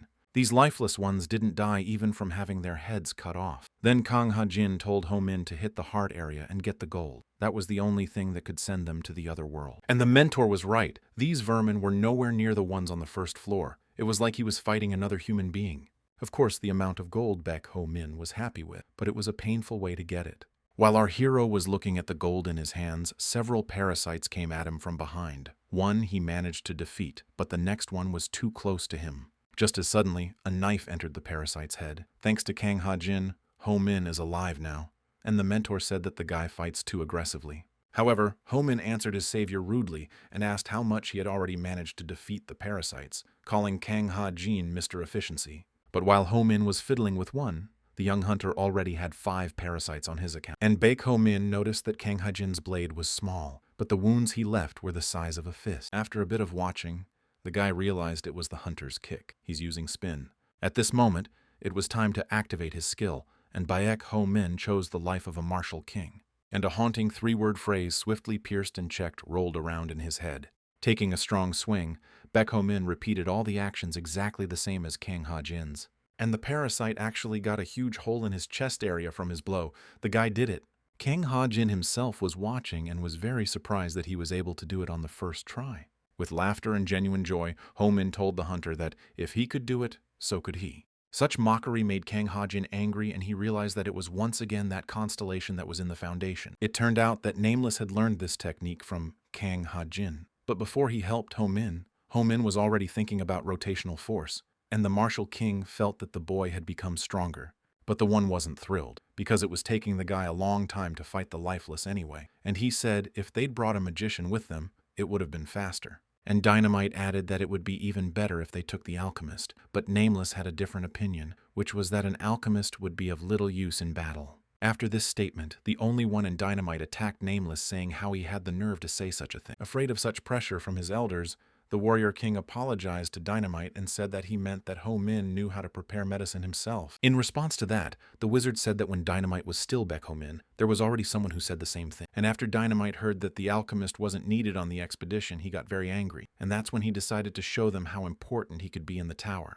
After 6 months of his actions, he had mopped up all the vermin from the 11th to the 13th floor. After that, any hunter who died in that place did not become a parasite. This act earned Dynamite his first star. From what he heard, Nameless said with some delight that this was not just a skill, but a whole level of distortion of the tower structure itself. Embarrassed, Dynamite smilingly replied to the War King that he was flattering him too much. And the one with a nonchalant face said that he specialized and put up the skill of creating a medicine for a laugh. And Dynamite freaked out, obviously decided to tell more of his accomplishments, said how many medicines he made for the Platinum Monarch, and how many people they saved. However, the wizard said that the ruler did it because she feared Dynamite's ability. Most likely, the monarch thought that if Dynamite's abilities were misused, the tower and the city could be destroyed afterward. And the only one added that that was why she made him work at the most mundane jobs until he became dumb. When Dynamite heard that, he couldn't believe his ears. But without answering anything to the alchemist, the wizard said that in any case he did not interfere in this expedition, since their goal was to destroy the parasites.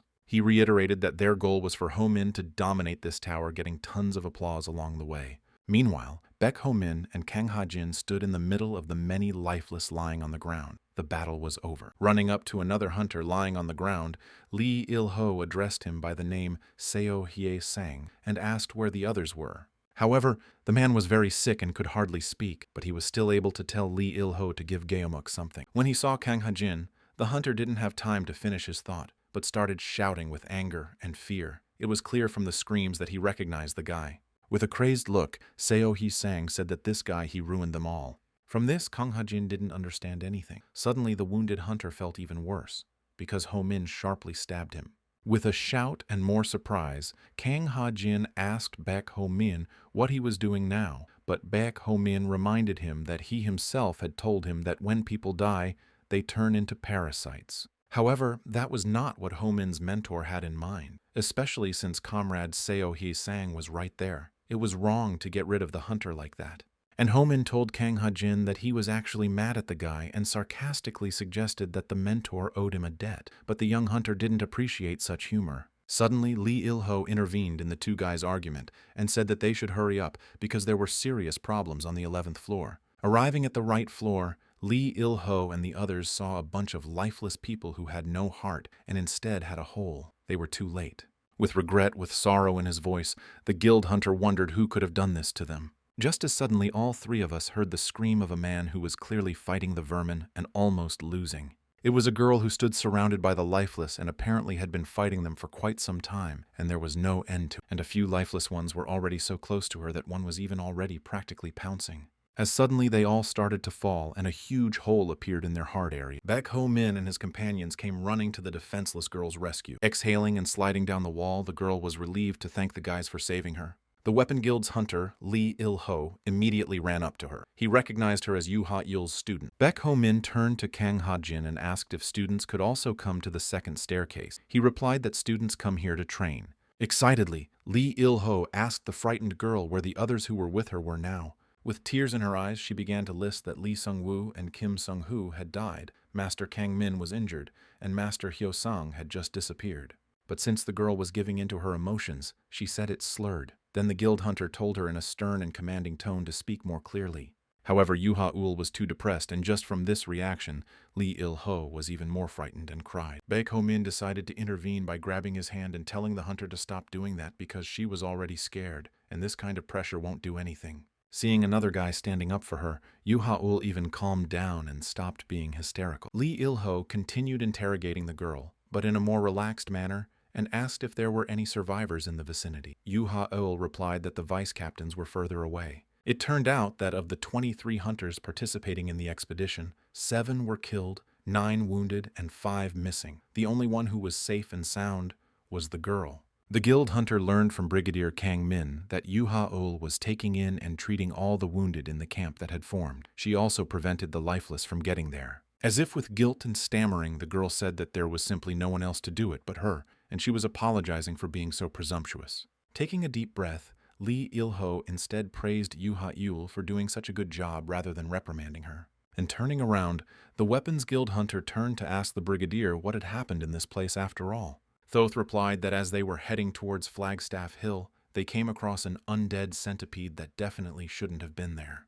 And Kang Ha-jin explained that this centipede only appears on the 18th floor and said that such parasites are very strong and one should know how to deal with them in advance. Brigadier Kang-ming said that compared to the lifeless ones, this parasite was completely on another level. It was obvious that he was tired, so he said that he would tell the apprentice more about everything. Then Kang Ha-jin decided to take the initiative and ask Yu Ha-ul a few questions, and of course the girl was a little confused, as if she didn't even want to answer them. This reaction alarmed Kang Ha-jin, and he asked her if she could refuse to answer the question depending on his topic while frowning her eyebrows. The frightened Yu Ha-ul stuttered and replied that they might have been trapped by the vermin, but the undead centipede had made them an offer. When Baek Ho-min heard this, he asked his mentor if parasites could talk. But he didn't answer, but asked the girl what sentence she was talking about. Clasping her hands together, Yu Ha-ul thought that if she told, it might be part of the parasite's plan. However, Kang Ha-jin tried to change the girl's mind and reminded her that they are the rulers of the hunter, and if she tells, then they will analyze the parasite's plan.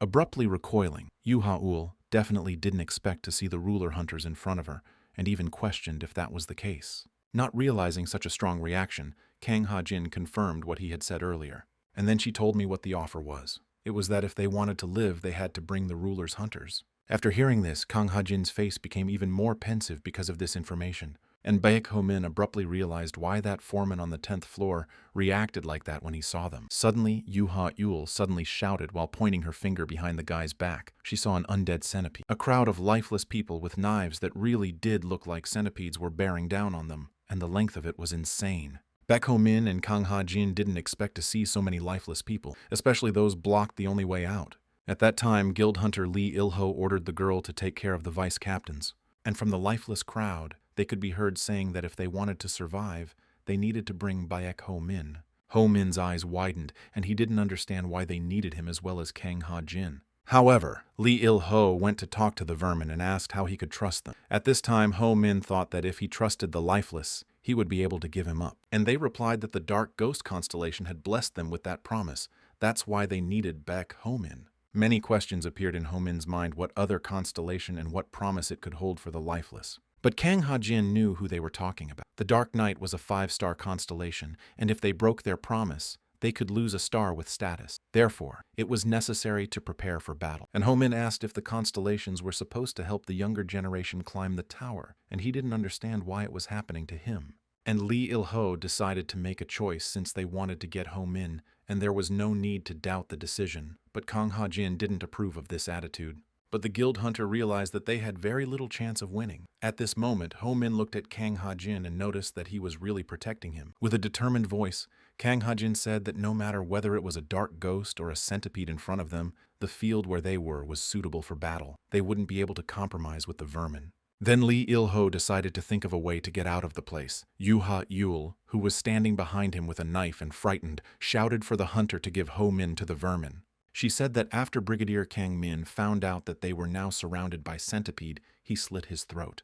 If they sacrifice one now, the others will survive. Kang Ha-jin tried to calm the girl down and asked her to listen to him. Almost in tears, Yuha Yul said that they had 2 more going to the other world, and she didn't want to let that happen again. Realizing that it was useless to change her mind, Kang Ha-jin ran up to her and knocked the knife out of her hands with a sharp, and with a light but clear blow of his hand on her head, he disconnected Yuha Yul, thus calming the girl down. Looking at Yuha Yul lying unconscious, Kang Ha-jin realized that she was cornered, and that's why she was acting this way. However, pointing a knife at his comrades is a crime.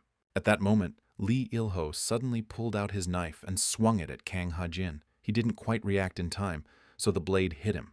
The frightened Baek Ho-min didn't understand what just happened, but Lee Il-ho said that the girl was right after all. He agreed that by sacrificing one, they could save the others in this place. Taking advantage of the moment while the guild hunter was distracted, Kang Ha-jin pulled out the tip of the knife from his body and put Lee Il-ho on the ground with a blow. And he said that it wouldn't help anyway and asked them to listen to him, and the wounded hunters were already behind him, ready to send Ho Min to the centipede. One of them with a gun in his hand shouted that why should they go to the other world because of him, and others told Ho Min to hurry up and surrender. And Kang Ha-jin turned his head at the people and said that Baek Ho Min is the ruler's hunter, and if they don't stop, they will be guilty of treason. But the hunters were convinced that it was better to be traitors than to die in this place. So too many people went to the grave because of him. With a sigh, Ho Min decided to give up himself. He didn't like the situation, so he decided to give up. At that moment, Kang Ha-jin turned to Ho Min with a questioning look on his face. He thought that Ho Min had sent his childhood friend to the other world because he was being watched. And with a decisive step, our hero went to the enemies saying that he does not like to think when a rival is near. It was obvious from his attitude that he went to send them to the other side. Kang Ha-jin tried to stop the guy, and he didn't know what he would say to the ruler if he let Ho Min go to his own death now. With some relief, Baek Ho Min said that now he could take the weight off his soul that was weighing on him. And turning to Kang Ha-jin, he said he went on a date with the Platinum Monarch the other day. The young hunter's face stretched with surprise at the information he had just heard. And with a clear conscience, Baek Ho Min cheerfully rushed into battle. And from behind, Kang Ha-jin still wanted to stop the guy. Activating the 10,000 Swordmaster, Baek Ho Min began to chop the lifeless while chanting for them to go to the next world. However, they also told him to stay where he was and prepare for his death, for there was no point in fighting them. But Ho Min was confident in his strength and threatened that his sword would reach each of them. Suddenly, the parasites ripped off our hero's backpack. They realized that if he did not have a weapon, the skill would not work. After that, they immediately attacked the defenseless guy. The parasites started biting him wherever they could reach, and Ho Min thought of a way out of it and called for help from the constellation. Then Baek Ho Min activated his skill. Originally, he had summoned the Warrior King, but when he activated it, dynamite appeared. Even Ho Min was surprised by his appearance. He was skeptical of the alchemist's help in this situation. However, Dynamite was in a fighting mood and already wanted to destroy all the parasites surrounding the guy. Reasoning Baek Ho Min remembered that he had recently raised his synchronization level with Dynamite to level 2, and as a reward, he chose a skill he didn't have high expectations for. It was called a mini-lab. The first laboratory in human history was their own bodies. People used their bodies as research equipment to identify different drugs and poisons. And Dynamite's mini-lab made this skill more intuitive, but for now, Ho Min was still in the clutches of the parasites. Unexpectedly, Ho Min separated an eye from one parasite and sent it straight into his mouth. The eye was surprisingly similar to a mushroom. Dynamite's mini-lab instantly analyzed the orange mushroom and synthesized the desired vaccine ingredient that very second. However, the parasites were still just as confident that Ho Min continued to struggle senselessly, and Baek Ho Min suddenly bit the head of one of the nearby parasites. This was his way of spreading the vaccine that was now being created, which was poisonous to them. This plan actually worked. The lifeless began to scream in pain, but still they continued to wish for Ho Min's death, and Ho Min noticed that one of the parasites had a flag sticking out of his body. It was the main body, but it was too difficult to get close to it, especially since Baek Ho Min didn't have any weapons. 2 blades flew towards Ho Min, which he immediately caught. Kang Ha-jin came to the rescue. Even at such a moment, our hero didn't forget to ask the hunter if he was worried about it. However, Kang Ha-jin dodged the question again and said that he couldn't hold back the lifeless for long, so it was time to act. And Ho Min's mentor used his level 1 skill. It was called Time Sequence Observation. At this second, Baek Ho Min had a strange sensation. It seemed like all the lifeless began to move slower. Ho-min decided that this was a sign that it was time to go. He activated the 10,000 Swordmaster again and began to scatter the lifeless one around. He literally cleared his way through the centipede and moved toward the main body. But because he had 2 small daggers in his hands instead of a sword, he was able to destroy the parasites less than expected. Kang Ha-jin could only slow down time for a moment. His eye was already filled with scarlet tears. They didn't have much time, so they had to deal with the undead quickly. Of course, Ho-ming understood their situation perfectly well, but he only had 1 weapon left, and if he used the sword skill again, he still wouldn't have time to run to the main one. Fear began to strike our hero, because if the parasites started to move as usual, the guys would be finished. Suddenly, a woman's voice was heard beside him shouting that they would open a path. It was Yahello and the other hunters. Scared but going into battle, they wanted to know the plan of action to defeat the vermin. Baek Ho-min looked at the girl in bewilderment, and he realized that she was pretending to be unconscious. The student apologized for that and started pushing everyone forward. Meanwhile, Kang Ha-jin could no longer use his skill to slow down the vermin. They were already regaining their speed, and the hunter warned Ho-min about it. And then our hero decided to act. He rushed through all the lifeless despite the fact that they were ready to attack him again. Some people also wished for Baek Ho-min's death. However, he stepped on their bodies and climbed up them like a ladder. He pushed off one of them and flew up with a knife in his hands. And in that second, a blinding light erupted from him and consequently from his weapon. Every single parasite was struck by this outbreak and fell lifeless to the ground. Kang Ha-jin fell to his knees in helplessness, and without delight he realized that Baek Ho-min had done it again.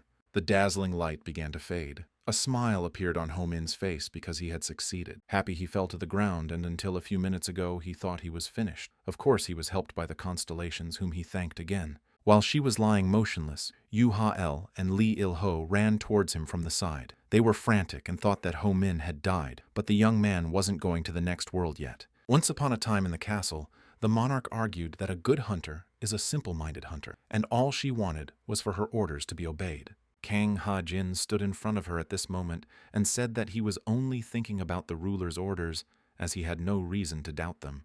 But the Platinum Monarch replied that the guy is fooling himself and is not as simple-minded as he should be. She also said that those who climb the tower should not waste time thinking about meaningless things, and even if they don't, they should always do the right thing. However, Kang Ha-jin felt that such a person would simply be a lucky person.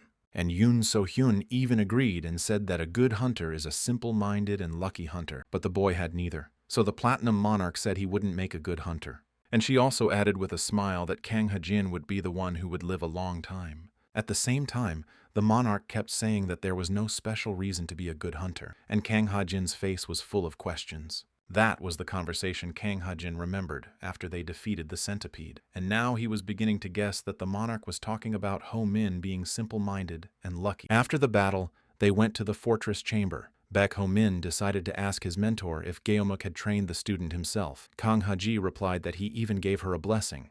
From this, our hero realized why she was unharmed compared to the other hunters. And Kang Ha-jin said that Yu Ha-ul's skills vary with her emotional state, so she had a chance but decided to join later. Such a story was certainly interesting, but Baek Ho-min was interested in whether they could find what they were looking for. With a calm expression on his face, Kang Ha-jin answered the guy positively. They found traces of the dark ghost constellation on the undead bodies. But now they had another problem. It looked like the dark ghost hadn't brought the centipede alone. Baek Ho-min was a little surprised and of course asked the mentor who else was with the parasite, and the answer was not comforting. Someone from the Gun Guild was working with the Dark Ghost. The connection to why the people among the streets and constellations wanted to get rid of the Platinum Monarch and the Weapons Guild among others was beginning to emerge. Then Kang Ha-jin added that being a ruler means being in danger, and he's also joined by the ruler's hunters. And of course our hero was very interested in learning more information about the Dark Ghost constellation. Turns out he was one of those constellations that rose during the blue-white battle. He was at the top of the magicians. And Ho-min finished the thought that he had fallen victim to the battle. At this moment, it was clear why he had a grudge against the Platinum Monarch, but it wasn't clear why now. Then Kang Ha-jin said that unlike the living constellations, the ascended ones cease to be themselves and lose all their memories. People respect them, but they are just ghosts. Such constellations simply mimic their beliefs and philosophies, bless those they like. In doing so, they have no clear will. And then Baek Ho-min asked the guy about the reason why they called this behavior the Whisper of Starlight. But even so, the Dark Ghost was still a rising constellation, and the fact that he wasn't aiming at the Platinum Monarch made it seem like a mistake. With a sigh, Baek Ho-min had already wondered aloud what was going on. He said that someone like him couldn't control it. However, Right now, it was important for them to find the traitor in the guild, so Kang Ha-jin suggested that they talk to the guild leader Geomuk first. And at that moment, Baek Ho-minu suggested that Geomuk might be working with Dark Ghost. After hearing this, Kang Ha-jin turned sharply at the guy and told him not to even dare to speak out loud about such a thing without solid evidence. And taking offense like a little child, Ho-min said that a hunter can only be angry and nothing else. Lee Il-ho interrupted their conversation and said that Geomuk wanted to talk to them. It was just in time because the boys were going to go to him. However, Geomuk only wanted to talk to one of them, namely the hunter Baek Ho-min. Kang Ha-jin's face didn't express much emotion, and he asked why he only wanted to see Ho-min. But no one answered his question. Ho-min stood up happily and said it was a good thing because Kang Ha-jin would be afraid to stand in front of Geomuk. Such words made the mentor furious. And with a snide smile, Baek Ho-min complimented about if going to the constellation, it would be better for him to do so.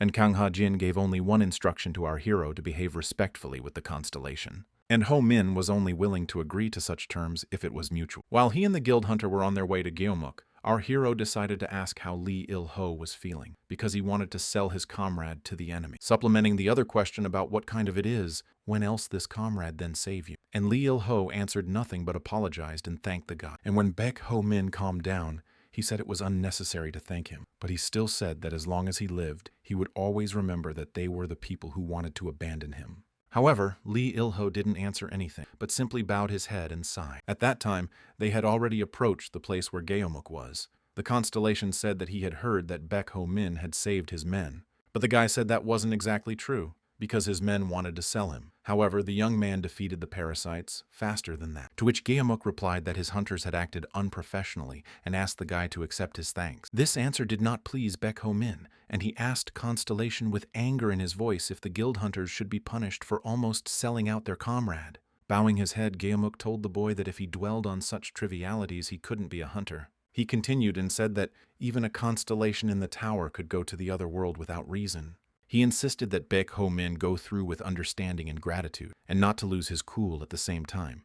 And then, changing his tone, he offered another option for the boy to do the same to the hunters. But Ho-min thought that option was too vindictive. And Geomuk asked our hero about how he would look on if the constellation would fulfill his wish. The offer was tempting, but Baek Ho-min said he didn't need anything, and asked to leave this conversation for the future. Then he asked to look into the matter without the wish he had mentioned, saying that signs of rebellion had been seen in the monarch's neighborhood, and it was even said that there were traitors in the palace itself. With tension in his body and voice, Baek Ho-min asked what kind of betrayals he was talking about, especially in the palace. Geomuk replied that it was someone who was very close to the Platinum Monarch and knew of her every next move. Someone from her inner circle was planning to start a rebellion. The man spoke very convincingly, and Baek Ho-min asked how the man knew all this. Then he replied that he too had received a proposal to overthrow the monarch and put a new ruler in her place. Still with the same tension, Baek Ho-min asked what Geomuk had chosen, and Geomuk replied to that. However, he said that he neither accepted nor refused the offer. He added that he would just stick to his place in the tower as before. He didn't want to take the Platinum Monarch's side, but he wasn't going to go against her either. However, they needed to find out who was running things. The more lifeless constellation was involved, and Geomuk didn't want to be left out. While the constellation was getting back on its feet, Baek Ho-min asked him if he had any idea who it might be, and Geomuk said yes. With a serious expression on his face and calm at the same time, the man said who he thought was the traitor and called Baek Ho-min's name. The guy didn't expect to be accused. However, Geomuk said that his candidacy was the only one that came to mind, especially since he had already received attention from many constellations. Enumerating, Geomuk said that the constellation Reab blessed the guy, and even the Dark Ghost is showing attention to his person. And Geomuk was no exception. He too was interested in the boy. And the man had also heard that the guy could communicate directly with unknown constellations. Indeed, it all looked too suspicious, and Ho-min realized it himself, but he denied the fact that he might be a traitor. Then Geomuk asked Ho-min to answer one question about which constellation he was in touch with. This question was like a blow under the breath, and Ho-min realized in his head how drastically the situation had changed. A scarlet light began to appear behind Geomuk, which later turned into a silhouette. The man wanted to know the names of their stars. Scared by such a sight, Baek Ho-min realized that Geomuk was pushing him hard, and he finally saw what kind of power the real constellations had. Such a strong pressure prevented Baek Ho-min's body from even moving from his seat. In his head, our hero realized that if things continued like this, he might just die of asphyxiation. And as always unexpected as these moments are, Constellation 1 started sending countless likes to the guy. At this moment, Baek Ho-min gathered his thoughts and finally remembered what he had forgotten under Geomuk's pressure. He was under the protection of 3 constellations, and he didn't need to fear only one right now. Having heard no answer so far, Geomuk repeated again that he wanted to know the names of the constellations. With a sly grin, he exhaled and said his name proudly and asked the man to memorize it as he would become a constellation. Geomuk was not satisfied with such a witty answer and realized that even with his pressure he could not convince the guy to crack. And in an instant his body was thrown backward. He crashed through a closed door that seemed to be far away from him. Baek Ho-min realized that this gesture wasn't even an attack. His body was thrown back like this with the help of the man's spirit. And Baek Ho-min guessed what kind of spirit it was. The best ones who climbed the tower became constellations. It was the first time the boy felt such a strong desire to hurt someone that would lead to death. It seemed to him that if Geomuk laid a finger on him, he would go to the other side of the world. He knew he was going to die, but Baek Ho-min wasn't going to accept it quietly. Then Ho-min tried to attack Geomuk, but his fist was intercepted. The man marveled that the guy didn't even try to run away. Geomuk wanted to know the answer to the question he asked. He also asked if there was a constellation that Ho-min believed in. However, Baek Ho-min didn't understand the question from the man and asked him again what he was even talking about. Without answering the guy's question exactly, he said that the moment the world fell apart, people created the Church of Eternity and asked Ho-min's opinion about their faith, namely, who it was in. But Baek Ho-min didn't know the answer to that because at the time when all this was happening he couldn't even read. And Geomuk said that people believed in the tower, so it was salvation, and the constellations in turn are angels seeking salvation. The man added that the church would soon understand the constellation, and people began to worship and believe in her because they themselves could not reach the top. It all came about because no one was fully aware of the territory that was considered holy. Geomuk concluded his story by saying that if ever a constellation reached the top of the tower, it would no longer worship. Baek Ho-min was very surprised because he had heard the opposite, that after reaching the top of the tower, you can return the world to the way it was before. But the man said that's what they wanted to believe, and asked the guy to think about it. And Geomuk asked another question about what would happen if people got to the top and there was nothing there. Humanity would hardly be able to accept that. Ho-min could answer nothing to that, and the man said that the Church of Eternity had chosen a comfortable world with faith in something that might not be, so they stopped climbing. But that only happened when the new Platinum Monarch showed up. All I had to do was stop climbing the tower. Throughout this story, Geomuk held the boy's fist in his hand, and he asked Ho-min again about which constellations he could hear, while clarifying whether they are constellations who have stopped climbing or those who have tried. The man squeezed our hero's hand hard and asked what kind of paradise the constellations told him about, and Ho-min felt that he was not just squeezing his hand, but almost breaking it. Back then, Baek Ho-min decided to activate his skill and chose the life of a martial king, and at that moment, Baek Ho-min started punching Geomuk from all sides and into all of his sides. But it seemed that Geomuk didn't feel the guy's punches at all. This was reinforced by the fact that he asked Ho-min if he was hitting him properly. Our hero answered in the negative. Then he took out a knife, activated the Master of 10,000 Swords, and stabbed the man, which threw him back. It was Geomuk's sword, and he asked how Baek Ho-min knew Baek Ho-min was hiding it. The answer was obvious. Baek Ho-min said that he was the master of the Weapons Guild. Accordingly, he couldn't be without him. And after that, Ho-min went on the attack again. However, that didn't help the guy. Geomuk deflected the blow and asked if he already wanted to call his constellations for help. The guy took out 2 more swords from behind his back and activated the 10,000 Swordmaster again. The weapons once again gave off a dazzling light. Such a blow was strong enough that Ho-min even felt like he was caught in his net. Geomuk's arm, however, was in massive iron armor. He realized that the guy had stolen his weapon on purpose so that he wouldn't think he had his swords with him. And such a superficial attack from a guy was too weak for a man. Baek Ho-min's broken swords fell to the ground. It was very unexpected for Baek Ho-min, especially when he saw Geomuk's hand. Looking at the broken swords, the man realized that this happened when the young man used a skill, and he began to calculate that it didn't look like a reinforcing skill at all, and he'd never seen anything like this before. After thinking for a moment, he realized something and attacked Baek Ho-min, and he flew away from the blow like a flake. Swinging his armored arm, Geomuk said that even if Ho-min had such an unusual skill, it was foolish to rely only on weapons. And he threw another hard punch at the guy. Because Baek Ho-min didn't fight back, Geomuk thought he was just the kind of person who liked to hurt himself. The man with a menacing gait was heading back to Ho-min, who was lying near the rock where he had earlier landed from the blow. He urged the young man to start using his arsenal. Grunting in pain, our hero realized that before him stood a very ancient constellation that was too strong. Once more, Geomuk asked Ho-min if maybe it was time to pray to his constellations before he went to the other world in vain. Gathering his last strength, Baek Ho-min recalled the words the man had said. He really did have a good weapon. While waiting, Geomuk still wanted our hero to finally show off his abilities. In that same second, Baek Ho-ming thought he would show a large, heavy sword with a sharp blade. His hand began to glow with a pinkish light. So the guy turned to the master of the 10,000 swords again. He realized that no matter what weapon he had, the sword would still be the same, and with a swing of his arm, he went on the attack. Baek Ho-min realized that whoever uses this skill is also a weapon. Geomuk, with his eyes wide open, didn't understand what was happening. With our hero's attack, even a blinding light erupted from the room they were in. There was a huge hole in the roof of the building through which the evening sky could be seen. However, as soon as all the smoke from that blow dispersed, Geomuk, who was already standing fully in his armor, became visible in it. Unlike the man, Baek Ho-min's appearance was pitiful, especially his arm was burned almost to the shoulder. Old Geomuk looked at our hero with a wistful look, as he was clearly unconscious, standing on his feet. Without thinking long, he swung his iron arm again and said that the end had come for Ho-min. Suddenly, the young man opens his eyes and starts screaming loudly. However, the surroundings were completely different. It turned out that several days had already passed. Geomuk and a girl in a white coat were standing nearby. The man addressing the girl said that he was sure that a light shaking would bring the guy back into action. Apparently, the man had to hit the guy to wake him up. Abruptly, the girl ran up to the lying guy and started pouring a bottle of liquid into Ho-min. The guy fought back as best he could. Spitting, Baek Ho-min got up from the bed, saying that he thought he was done for. It seemed that Geomuk just now wanted to send him to the other world. Baek Ho-min didn't understand what was happening.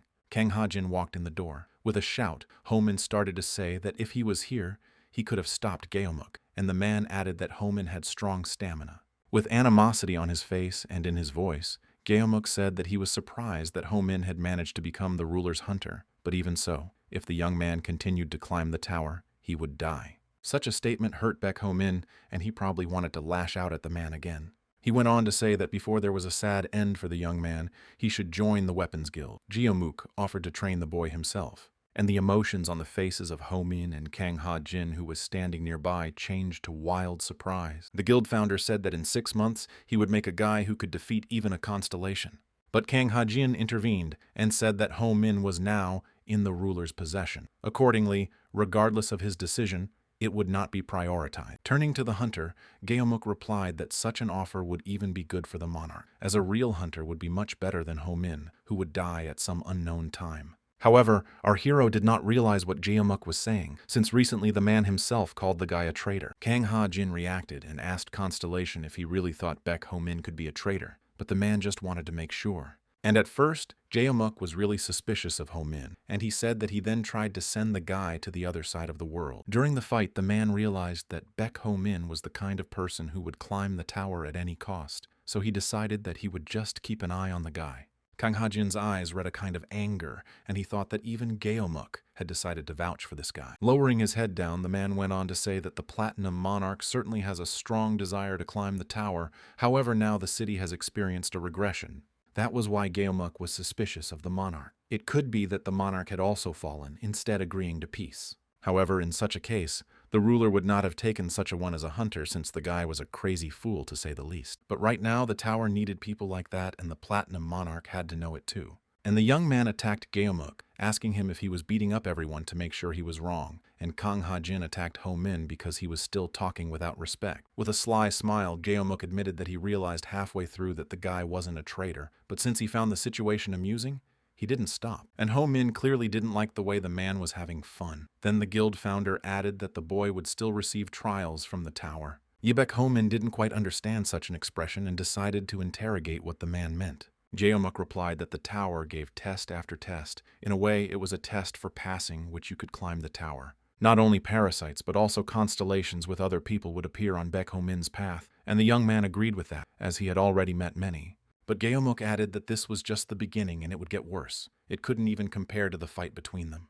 It wasn't that important, though. It wasn't the first time Baek Ho-min had faced death since he had lived on the streets for most of his life. And because Baek Ho-min wanted to end his miserable life, he realized that his way out was to climb that tower. Laughing, Geomuk was even more convinced that he couldn't just let the guy go. And Kang Ha-jin was eating anger from within, as Ho-min was not only interested in the ruler, but also in Geomuk. After a week, Ho-min's bone finally healed. Geomuk came to visit him at that second, and noticed that the boy was healthy. Without thinking long, the man asked Ho Min to follow him, and the boy naturally wanted to know where he was going first. However, Geomuk did not answer but simply said to go with him, and there the guy would see everything. They came to a building of some kind. Inside, Ho Min saw a room behind a curtain that completely reflected the other side. He guessed that it was the mirror room. It was really her. In a room like this, Geomuk said you could meet another you. Since the place inside the room was a parallel world in which the guy chose a different alternative path, and those who come to the mirror room can still bring objects from there. Those who could be seen there were not doubles or illusions. This is an actual alternate reality. It was hard to believe. Baek Ho Min was exactly how he reacted to the parallel world. And Geomuk shared that he himself had been in the mirror room the last time there was a blue and white battle. It was at that moment that the man saw a world where the Platinum Monarch never appeared. And because the ruler never showed up in the future, the Church of Eternity won. After what he saw, Geomuk sided with the Platinum Monarch to avoid such a future. That time was the last time he'd ever used the room, and the man wasn't sure which future was best for today's world. This was information that the guild founder had never told anyone before. Ho Min was the first.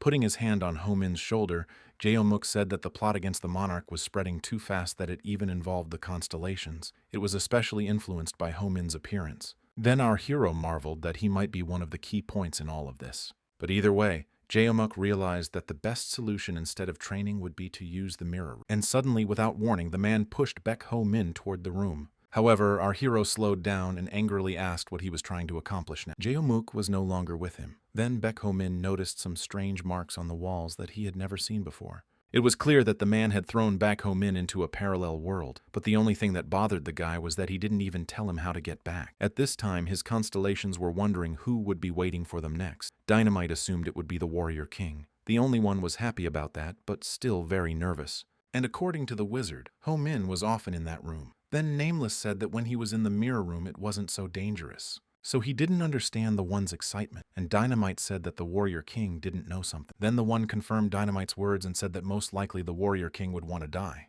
Baek Ho Min's curtain began to close in the mirror room at this moment. The young man thought that if he went through the mirror room again, he would probably end up in another parallel world.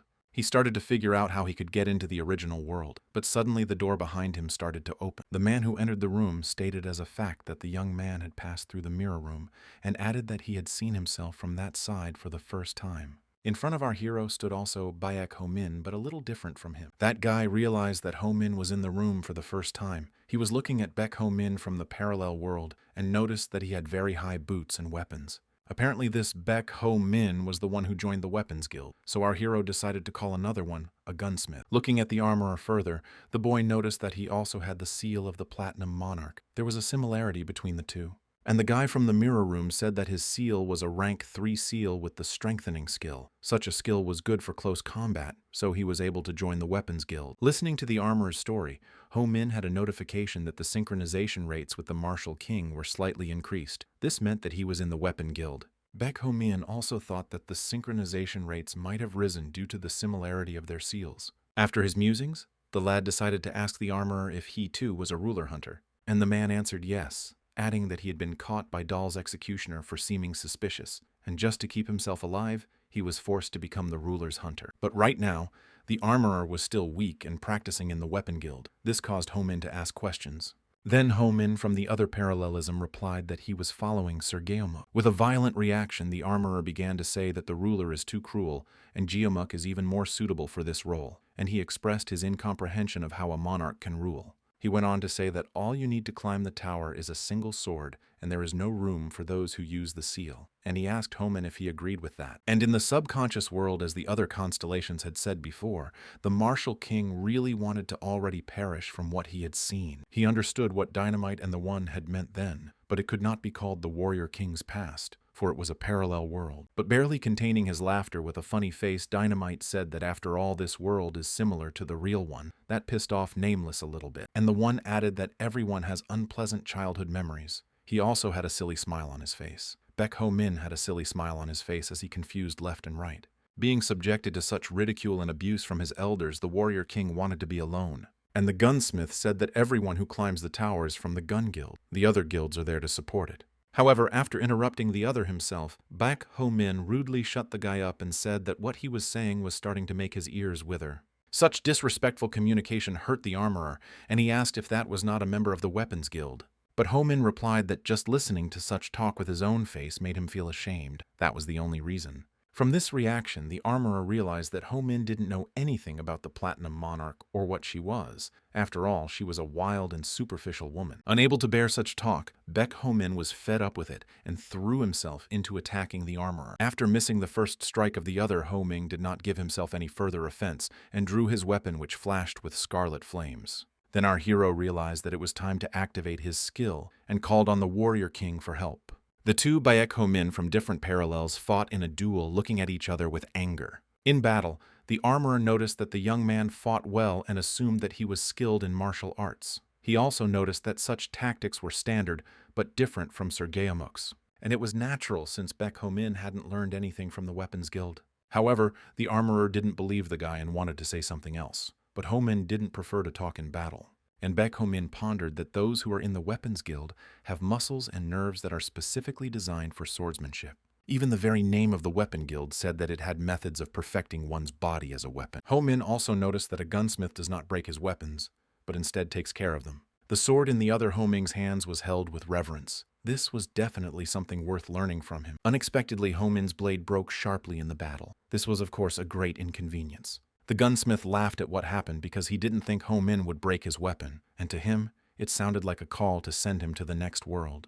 And Baek Ho-min himself noticed that his seal was getting hotter, and he had exactly the same thoughts as his opponent. Abruptly, the young man said that he did not like the gunsmith very much, but nevertheless he helped him with something and wished him good luck, turning in the other direction. He didn't understand where the other one was going to run to. But our hero wasn't going to run away. It was a distraction. He activated the Master of 10,000 Swords and rushed towards the enemy. Baek Ho-min's fist was very close to the gunsmith's face. He fell to his knees. At that moment, Ho-min turned around and told his other self that by watching him fight, the guy had figured out how to control his strength. He turned around again and said goodbye to the armorer. After this encounter, our hero realized why Geomuk had thrown him into the mirror room. The boy went on, and when he opened the curtain, he saw an alchemist who was working with flasks. The alchemist was clearly not expecting guests and said that if he didn't come to help, he should come back later. Seeing this, Ho-min realized that it was another version of him who had joined the alchemy guild. Then the young man politely asked about helping the alchemist. Opening curtain after curtain, it had been hours of walking through the rooms.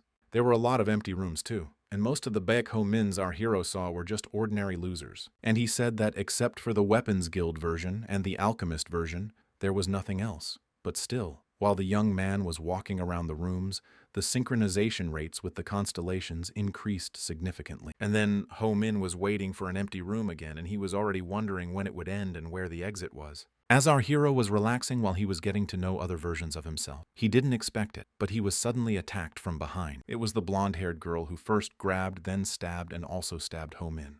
Grasping the hand that was wounded, the boy already knew the stinging pain. It was poison, and the girl was more dangerous than she looked. Of course, Baek Ho-min realized that it was definitely not one of his versions, so he asked who she was. The girl wasn't very nice. Besides, she knew Ho-min was the ruler's hunter, but she called him her dog. At that moment, the young man thought she might be a traitor, so she hid in the mirror room to defeat Ho-min here. But he quickly dismissed it and thought it was nonsense, so the only thing left to do was to interrogate her. Baek Ho-min then decided to activate the skill, but unexpectedly it didn't work. So he tried a few more times, but the skill didn't work, so he assumed the girl had a skill that could cancel it. And upon closer inspection, Baek Ho-min noticed that she had a steel seal around her neck. After thinking some more and examining the girl, he was shocked, but it seemed that it was Baek Ho-min too. Suddenly, the girl pounced on the guy again. However, Ho-min was very curious about who or what she was and why he was the girl's version, but the girl was determined to finish off the young man. The thought flashed through the guy's mind that she really wasn't bluffing and wanted to send him to the other side of the world. After evaluating her fighting technique, Ho-min recognized the movements of the people from the nooks and crannies in such strikes. Then he realized and wondered to himself in his head that if he had advanced in rank in the nooks and crannies and become a servant of the spider, then in that case he could turn into this. The chain was logical. However, turning into a girl was too much for Baek Ho-min. In the subconscious world, as it turned out, the martial king didn't realize who this girl was either. And after talking to other constellations, it became clear that they don't understand or know the girl. And the one said that someone like her had never been in the mirror room before. He thought the guy's seal might have something to do with the place. The emotion with which the wizard said it made Dynamite suspect that he knew something. But the one knew only one thing, that of all the timelines, this one he was not to encounter. The wizard said something incredible as the girl was the second to become a constellation after him. The eyes of the others almost popped out of their foreheads at what they heard. And Dynamite decided to undercut the constellation's words and asked if he had correctly realized that she was one of the only ones who was just hibernating. Gritting his teeth, the one confirmed that it was true. He said she was like a ghost against the sky, and her name was Miori. Meanwhile, Baek Ho Min was trying to defend himself against her attacks. She fought just like in a snake den where such people earn money for their work. And to avoid guessing whether or not it's true, H Min decided to ask Miori, and she answered vaguely, but most likely the boy's guesses were confirmed. Then Ho Min decided to say that apparently she had not spared the old man. However, the girl hinted that he didn't have time to talk. Since the blows already from the side of Miori was enough, Ho Ming was interested in how much more she will attack him, and without waiting for an answer, he decided to activate the skill again. However, the girl called him a fool and only laughed, as it was clear that he could not use his skill. But Baek Ho Min didn't give up and tried several times to activate his skill. At that time, his hand began to blush and burn intensely. Seeing this already, Miori wanted the guy to stop because at this rate, his arm could just tear up. With a sly but tired face, Ho Min realized that since the girl was another version of him, she was paying for her skill in the same way. Accordingly, her neck was burning. With an aggressive tisk, Miori said she wasn't prepared for the boy to be so resistant to poison, and her seal around his neck was burning like the boy's hand.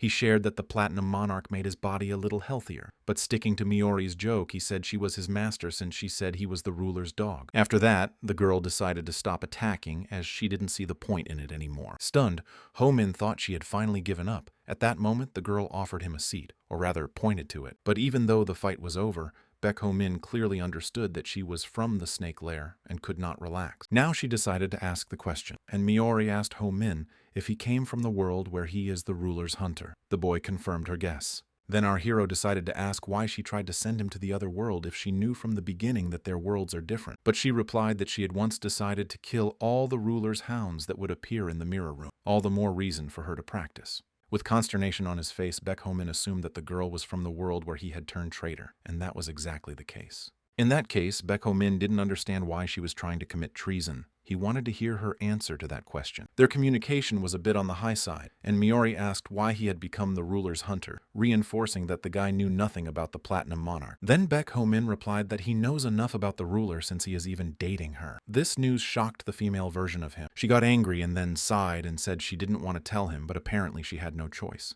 She went on to say that if the Platinum Monarch had that much respect for the guy, it would be easier to stab him in the back. But Baek Ho Min sincerely didn't understand what Miori was talking about just now, and interrogated her. The girl's answer was very exciting as she said that the Platinum Monarch was a parasite. Of course, Baek Ho Min didn't believe what he heard and said it was nonsense that he shouldn't even worry about. But Miori tried to convince him that she was telling the truth. And Ho Min knew that when someone becomes a parasite, the gold from the seal disappears. It was not clear how the monarch could manipulate his seal. Miori didn't respond in any way, but asked Ho Min if he had ever seen her seal. Then the young man hesitated a bit because he really had never seen the seal at the Platinum Monarch's place. And Miori said it was solid proof. The Platinum Monarch had no seal because she was a parasite. However, to Ho Min this was absurd, because he could simply not see the seal as most people hide it under their clothes. Not wanting to get further into an argument with the guy, Miori sighed and told him to do what he wanted if he didn't believe her. Baek Ho Min asked the girl if she had been taught to scam in the snake lair, or if she had done it herself, but she replied that it wasn't a scam and transferred the lair to the spider.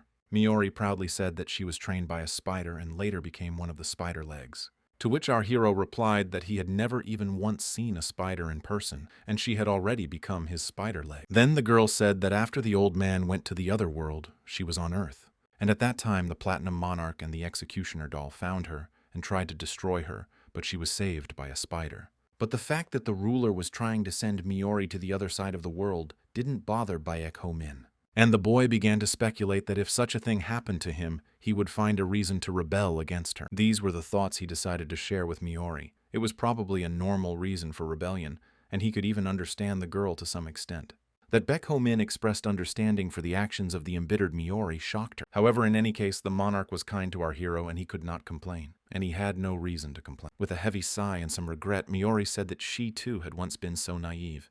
She closed the topic by saying that even Ho-min being a ruler's hunter doesn't change the fact that she likes him, and she advised him to learn about the rebellion against divinity while there was still time. Of course, such a formulation made a lot of questions appear in the young man's mind, and Mayuri replied that Homin's stance on the Platinum Monarch will be determined when either he sends her to the other world or she does. After that, the girl decided that it was time for her to leave. However, Ho-min was not ready for that, so he decided to at least ask her how to leave. This made Mayuri surprised as the guy came into the room without even knowing how to get out of it. The way out was simple. He had to open and close the curtain with his own hands. Since it was clear that the girl and Ho-min would not meet again, she did not say goodbye to him, but simply sent him away in a rude manner. For some reason at that moment the one's face changed and he began to worry. The other creatures didn't understand what was wrong. Then the one took some glasses in his hands and said that someone had escaped. The others still didn't understand and asked who he was talking about. Putting his glasses back on, the wizard turned his head and spoke Mayuri's name. She was already standing a few meters away from them. The warrior king did not understand what kind of constellation she was, since the one had spoken of her in such a way. Meanwhile, Dynamite stood by and could not believe his eyes. Then the one revealed the secret and said that she was the constellation that had ruined the Platinum Monarch since she had led a successful rebellion, and it was she who became the new ruler of the city. With fear in his body and a voice that creeped out the others, he said she was a white spider. Still, Dynamite did not believe what he heard. According to the wizard, Mayuri had succeeded in the rebellion and seized control of the city. And the War King realized that the female version couldn't lead Baek Ho-min, and also the traitor was someone he knew. Nor could he even think or suspect that with her the rebellion could be successful. Tucking his glasses into his inside pocket, the only one said that until then they didn't have to worry about that since something worse was waiting for them. Continuing the wizard's thoughts, Dynamite said that now everything had changed, and the constellation that had ruined the Platinum Monarch had awakened. Because of this turn of events, the constellations could no longer predict what would eventually await them. Meanwhile, Baek Ho-min opened the curtain and returned to his world. Geomuk and Kang Ha-jin were sitting quietly in front of him, playing backgammon. Heomin hurled rude words at Geomuk, who started laughing uncontrollably because he didn't know how to get out of the room. Kang Ha-jin was shocked by the guy's rudeness. Despite the fact that our hero could go to the other side several times, Geomuk thought it was a great workout. However, Baek Ho-min changed from anger to mercy and agreed with the man that the training was not useless. Taking one of the playing chips, Geomuk decided to continue his conversation with Kang Ha-jin. At backgammon, the man showed what he suspected were the positions of traitors in the city and in the Guild of Arms. And Baek Ho-min was more interested in Baek Ho-min mentioning a traitor in the Weapons Guild. To which Geomuk replied that in the mirror room he too had met another self who had sided with the church during the blue and white battle. Recalling his journey through the mirror room, Ho-ming noticed that the armorer and the female version of him were opponents of the Platinum Monarch. Geomuk went on to say that no doubt among the rulers, someone is trying to corner the Platinum Monarch. Pondering, Ho-min wondered who it could be. Geomuk took the boy by the shoulder and with a smile trying to soften his words said that in truth he was useless and weak. But that didn't change the fact that Ho-min had saved the male hunters. For that, Geomuk expressed gratitude to the guy on behalf of the guild and its members Lee Il-ho and Yu-ha Yul. And he added that, to top it all off, the guy was highly praised by Kang Ha-jin. Ho-min's smile seemed to go beyond his face. Of course, this made Kang Ha-jin very uncomfortable. After all, he never spoke flatteringly of Ho-min in his presence, and he said about our hero that he's a little more useful than a sick mongrel. According to Geomuk, although Baek Ho-min was weak, but the fact that he stood by the side of the Platinum Monarch was a blessing to her. Thanks to Baek Ho-min, Geomuk decided to believe in the Platinum Monarch, and he said that as long as he lives, the Weapons Guild will stand by the Monarch's side.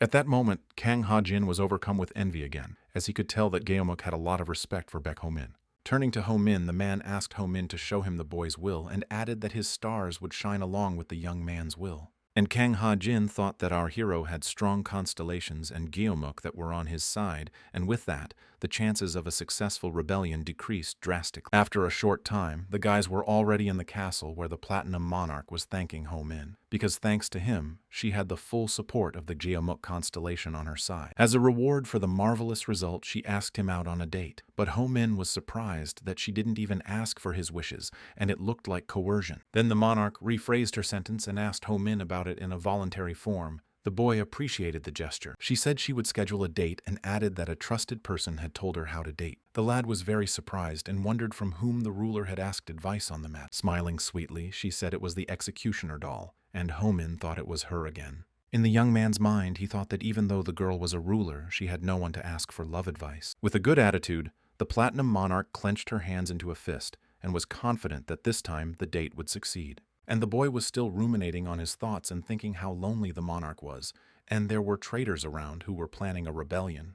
With a regretful look, Ho Ming realized that to find out about the rebellion against the divinity, he would have to deceive the ruler. It was time for their date. Yoon Seo-hyun suggested that they have dinner first and then go to the movies. However, Ho Min noticed that she was dragging him along just like last time. And during the date, the guy was silent, so the girl decided to ask what's up. But Ho Min replied timidly that her proposal was cool. Since the monarch had upgraded back Ho Min's seal with platinum again, he also wanted to give her something in return. However, Yoon Seo-hyun didn't understand why she needed a gift. So our hero explained that it would be a gift that people who are dating usually have. The girl thought about it, and Ho Min had a strong reaction. So he told her that since she had a lot of money, he doubted that there was anything she couldn't buy. Then she turned to him with a smile and said she thought of something she might like. The guy was seriously surprised and asked the girl what it could be. She replied with a satisfied face that she would like a crab head. Baek Ho Min asked if she was talking about a dish or something else, but it wasn't about food at all. The girl wanted a crab head.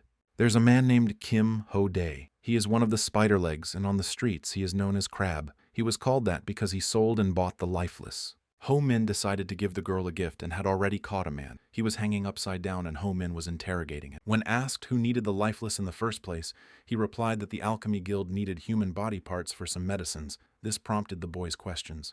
The man said that foreign alchemists use them to create forbidden substances. Then, Baek Ho Min thought he was sending innocent people to the next world and then selling them to others for money. So he decided to ask Crab himself, but he was afraid for his life and said he didn't know how it happened and asked not to send him to the other world. And Ho Min answered the man simply, if he wants to live, he should put out the information where the crab is. Suspended upside down, the man stammered and asked why the young man wanted the crab, to which our hero said that someone from above wanted his head, and he added if he wanted to tell something before his head left his body. But before the man could answer anything, Baek Ho Min cut the rope and the man flew into the abyss. Just as suddenly, Ho Ming suddenly heard sounds behind him. There were many hooded men with masks and swords standing there. They knew that the guy was the ruler's hunter. Looking at their weapons, he realized they were from the snake lair, since the female version of him used the exact same one. As it turned out, the suspended man was just bait. The others were aware that the Platinum Monarch was targeting the spider's legs. That was why the snake lair realized that if they let one of them go, Ho Min and the ruler would definitely fall for it. With drooping eyes, Ho Ming couldn't even think that the Platinum Monarch would fall into such a trap. One of the men offered our hero a deal. He said that if he brought the Platinum Monarch to them, he would now keep the young man alive. But Baek Ho Min pulled out a knife from behind his back and said that he had a better idea. When Ho Min jumped into the attack, he said he would leave only one man alive to tell him where the crab was, and the battle would be the only one to find out who that one would be. And while Ho Min fought, the Platinum Monarch walked in the rain with an umbrella and wondered if the guy could survive this time. At this time, our hero defeated one by one, and the remaining guy wondered why the poison didn't work on him.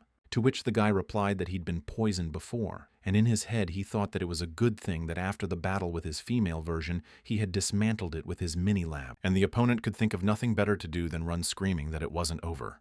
However, Baek Ho Min could no longer catch up with him because the poison in his body was too much. As he was losing consciousness, our hero was talking about how he had to catch this guy, but the poison was already doing its thing. Lying on the ground, the boy opened his eyes after a while at the sound of his name being called. The Platinum Monarch stood in front of him. Ho Min asked why she had come here if she could just wait, but because she saw the alchemist fall, she got up.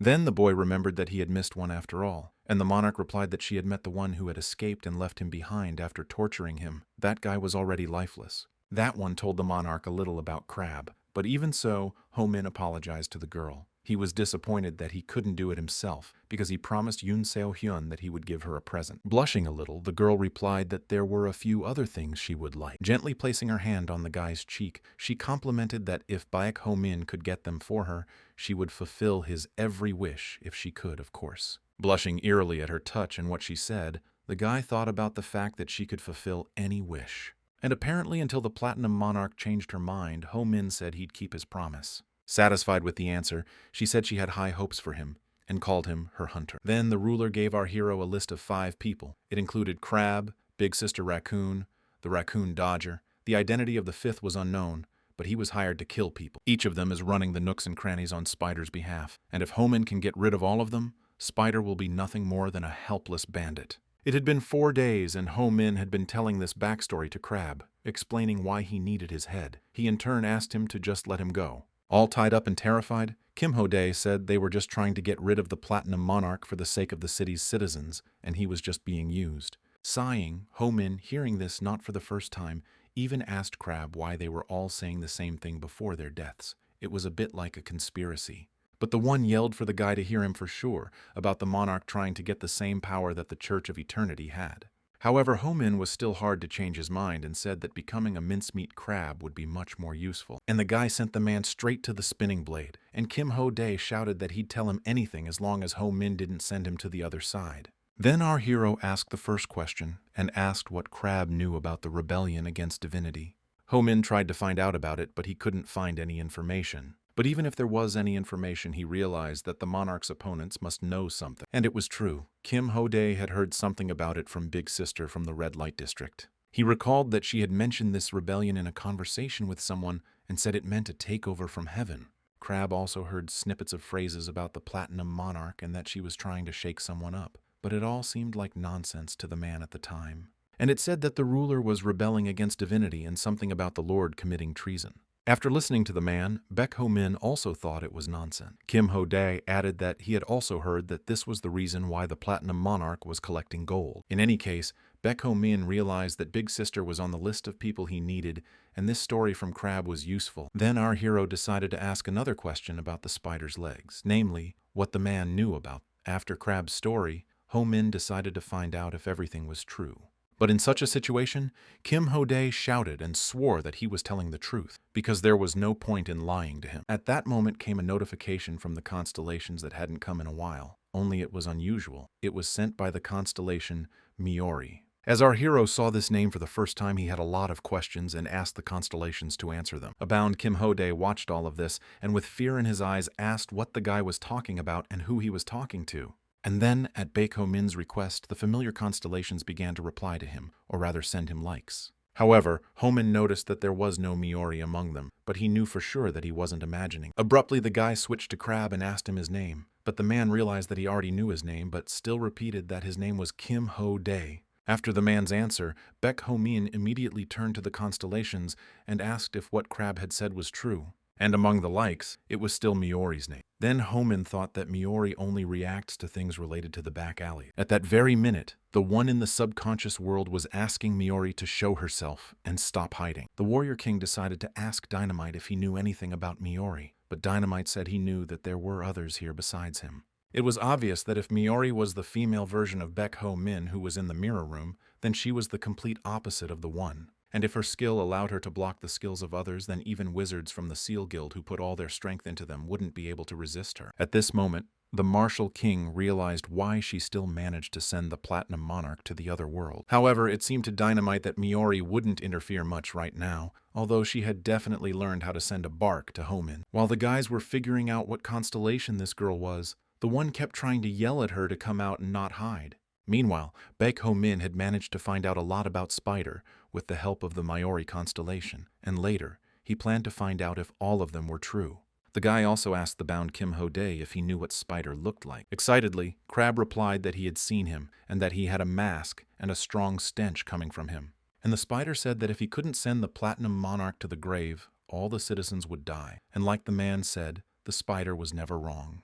Kim Ho-dae also said that the Platinum Monarch annoyed everyone, and that she was definitely up to something weird. After hearing this, Baek Ho-min meekly nodded his head with a sigh and praised the man for the information he had said. At that moment, Kim Ho-dae was terribly happy that he wasn't going to send him to the other world and started thanking the guy from the bottom of his heart. However, Ho-min pressed the start button and the blade started spinning again. He hesitated as he was sure he would be released, but our hero was serious and the blade met the crab. And Baek Ho-min, looking at what was happening, said that he had no intention of letting the man go. He added that he had no reason to spare the man who was selling human organs. His second target was young June, also called Big Sister. Miori's constellation was actively helping him interrogate her. Eventually, he was able to get information about the rebellion against divinity. She told him that this rebellion was like a way to raid the tower. However, such a vague explanation did not suit Ho-min, and he asked her to explain more clearly. But from the way Big Sister told it, she didn't know much herself. Then the guy realized that if he wanted to know anything about the rebellion, he had to ask either Spider or Platinum Monarch. And he stabbed young June despite her pleas for him to let go. The resulting blow sent her to the grave. In order to learn everything from the Spider himself, Ho-min realized that he had to prepare himself, so he turned to the man who had collected rare items for him. This man had been approached by the young man before, and the man was happy in his head to think that this kid could be a big shot. The only thing Ho-min didn't like was the old belt. This belt was a rare item and was called a half belt. Thanks to it, all items would weigh half as much. However, there were indeed some dark forces around him.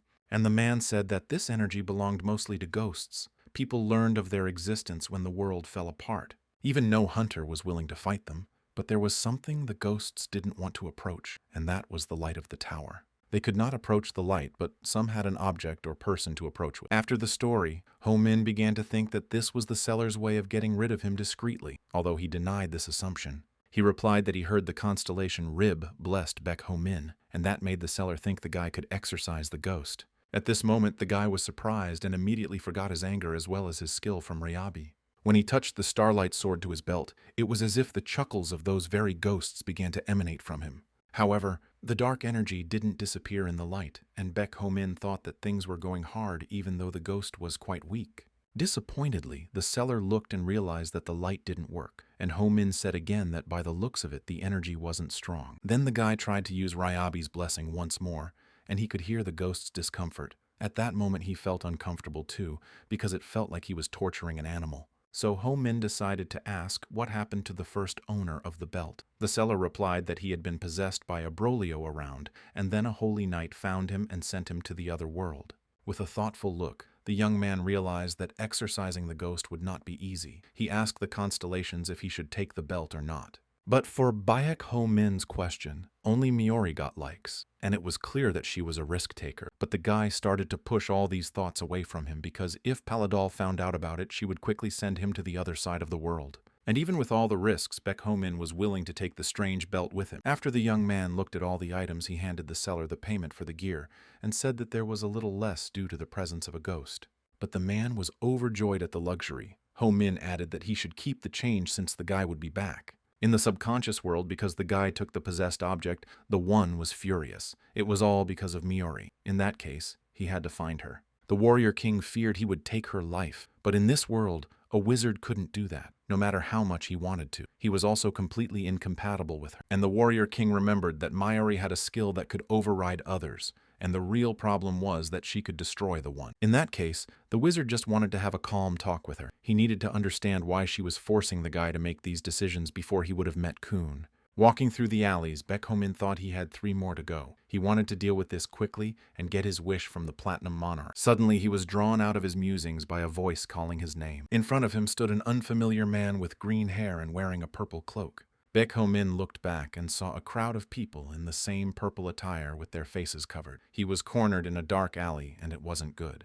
The man continued the monologue and said that apparently Baek Ho-min has been a bit busy lately. Then Ho-min assumed that Kun was standing in front of him and told him that he was wasting too much time looking for our hero. He calmly replied that he had no reason to fight the guy. He suddenly offered Ho-min to work with him. He also said that if he agreed, he'd be instantly promoted to Spider's foot, and that's what the Spider told him to tell the Spider himself. In a calm voice, Baek Ho-min assumed that Spider wanted to get rid of him anyway, but what was the purpose of recruiting him was unclear. The man replied that if there was a rebellion, the guy would be in a much better position. Then Ho-min decided to ask exactly what better position the man was talking about, and Kun replied that they could give him the title of Weapons Guild leader if he joined. In an enthusiastic voice, Baek Ho-min asked that whether they would really be able to overthrow Geomuk and give his position to him, to which Kun replied that he wants to step down even now, considering how much he wants to climb the tower. It's because of Geomuk's pact with the Platinum Monarch. He's just tied to that position, and if the monarch dies, he'll go straight to the tower. However, Baek Ho-min had no reason to believe Kun, so he thought it would be a bad idea to agree. But Kun said that if the young man was interested, he should join them, and then they would give him a satisfactory reward. Of course, the man's offer was tempting and the reward was bribing, but there was one thing. At that moment, Baek Ho-min abruptly turned around with the knife to the crowd behind him and said that it's weird to try to send him to the other side of the world by proposing. The people in purple cloaks and masks also took out their equipment and were ready to attack. However, Ho-min was faster and crushed one after another. With a cigarette in his mouth, Kun watched and said that apparently Baek Ho-min wasn't listening to him, so he ordered the others to send the guy to the other side. Deftly dodging his opponent's attacks, Baek Ho-min noticed something familiar in their movements. He recognized them. They were men from the Weapons Guild. And then, with surprise and displeasure, Ho-min began to shout that Gaemuk had promised to get rid of the traitors in the guild. The smoke from Kun's cigarette began to consume everything around him, and he told his subordinates to deal with the guy as he could not receive any more blessings from the constellations.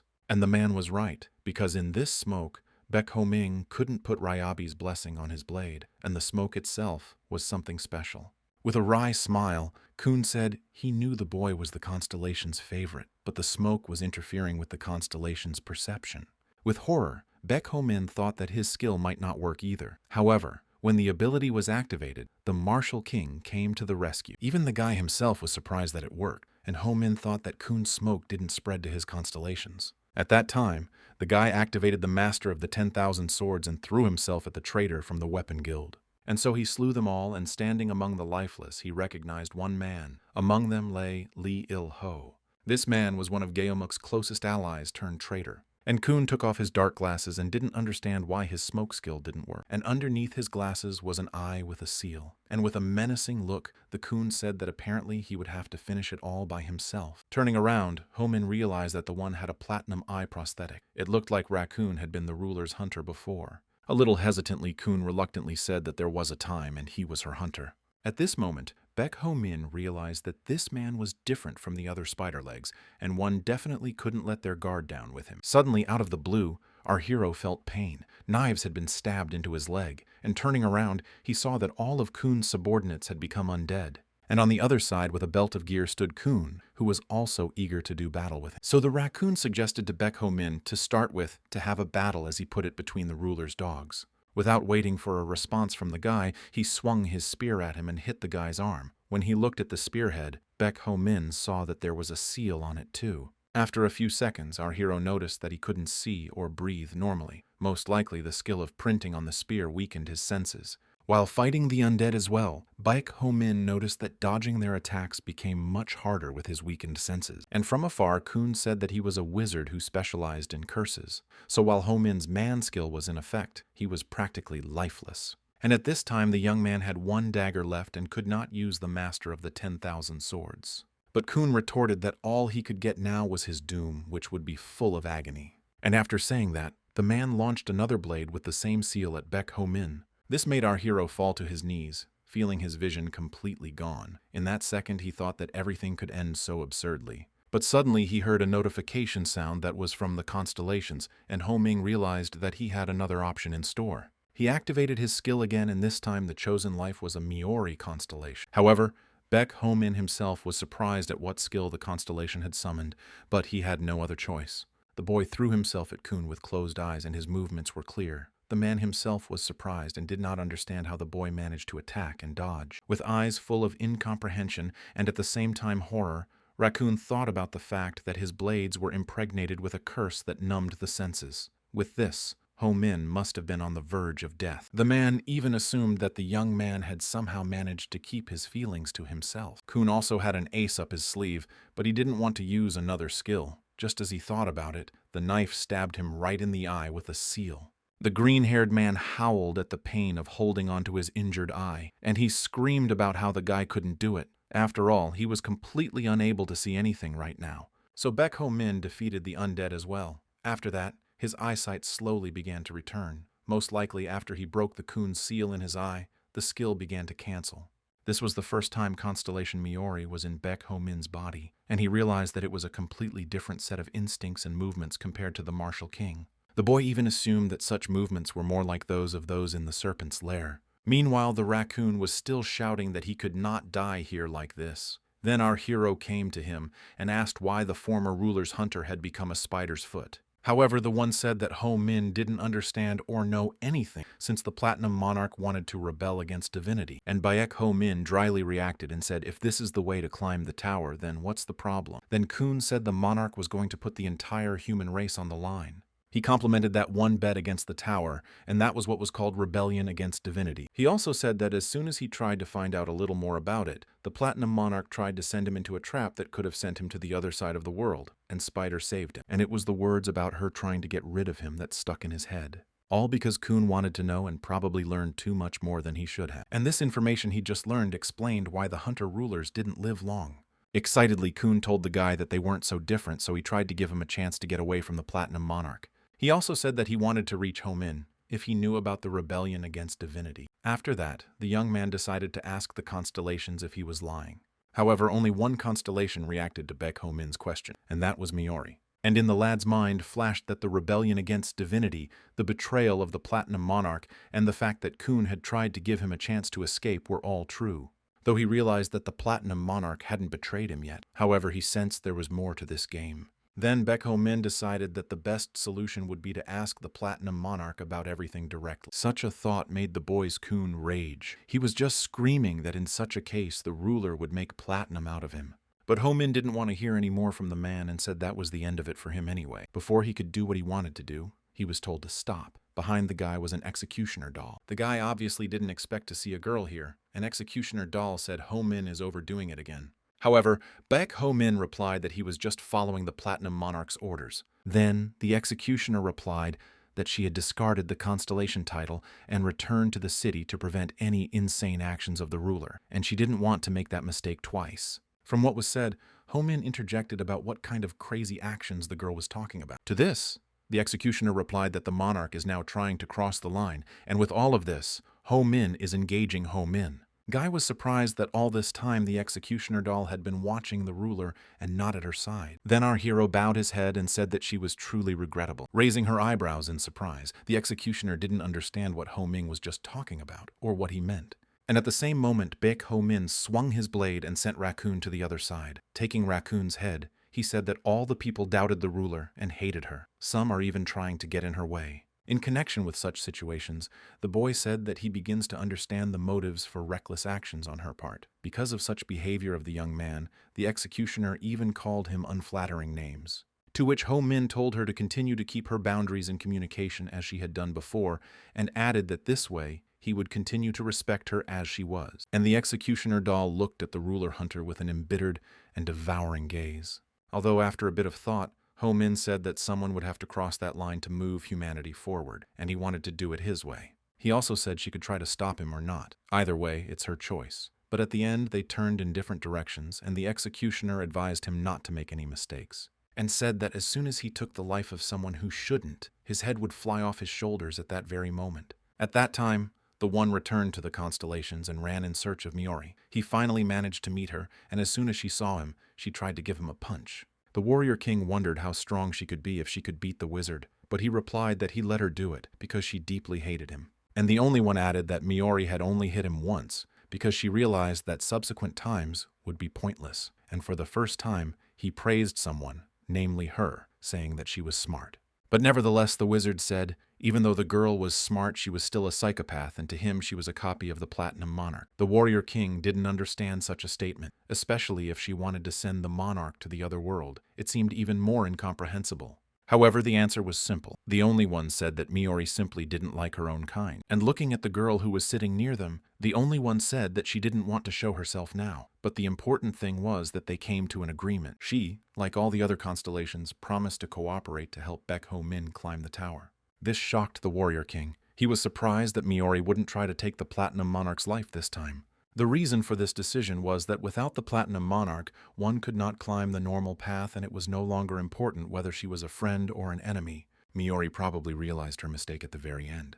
And in the real world, Baek Ho Min was suddenly summoned to the castle. He thought it was strange since he hadn't collected all the heads yet. Nearby stood two men in suits, who were also surprised that the ruler had summoned the guildmasters after 6 months. The other answered that it was because of the unstable situation around them. They were talking about how it had been a long time since her last speech, and there was likely to be a special offer now. At least that was the rumor. Eavesdropping on the men's conversation, Ho Min thought that the monarch's speech might be related to his challenge. As he approached the appointed place, he heard the Platinum Monarch asking him to hurry up, and he wondered why he'd been summoned. She replied that she was told that Ho Min was trying to find out about the rebellion against divinity. After such an unexpected statement, he stood silent for a few seconds and then exhaled, realizing that it was pointless to lie now. And he firmly replied that he had indeed tried to find out, for which he was praised by the monarch for his honesty. Suddenly, a man shouted next to the monarch near her feet, with threats in her direction, and the one in response to such cries only said that the man was too noisy and silenced him forever. Judging from the green hair,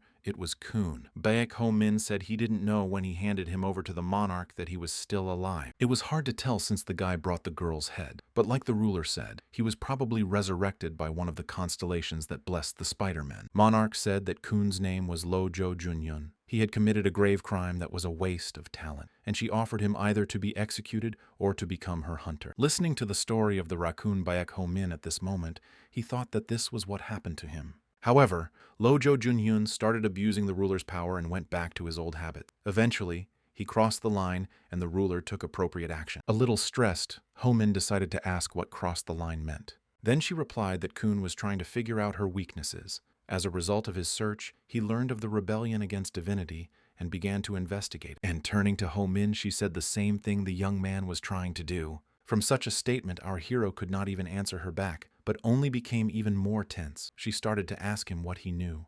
But other than that, it was a way to climb the tower he knew nothing. However, the Platinum Monarch said that if she told him everything, the guy would have to be with her forever. So she asked Ho Min if he still wanted to know the details.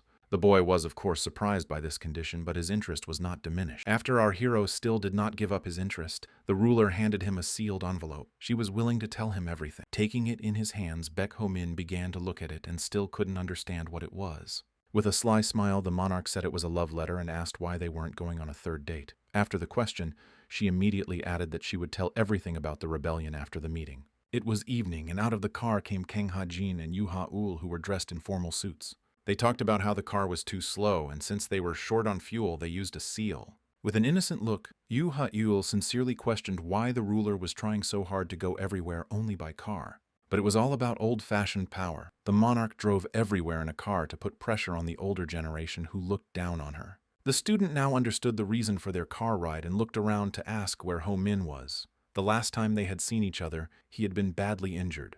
And Kang Ha-jin replied rudely that if the girl was asking all this out of guilt, it wasn't worth it, because Ho Min didn't sacrifice himself to save them.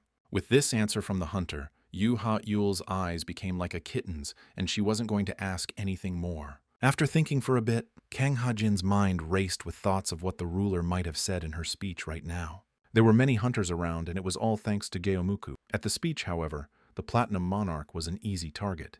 Just as he wanted to continue his thoughts in his head, men with guns came out of the windows and started shooting at the hunters. Kang Ha-jin and Yoo Ha-ul stood behind the car, horrified by what was happening. They were trapped. The enemy's weapons were strange, and Kang Ha-jin realized that the other hunters didn't know how to handle the situation because of this.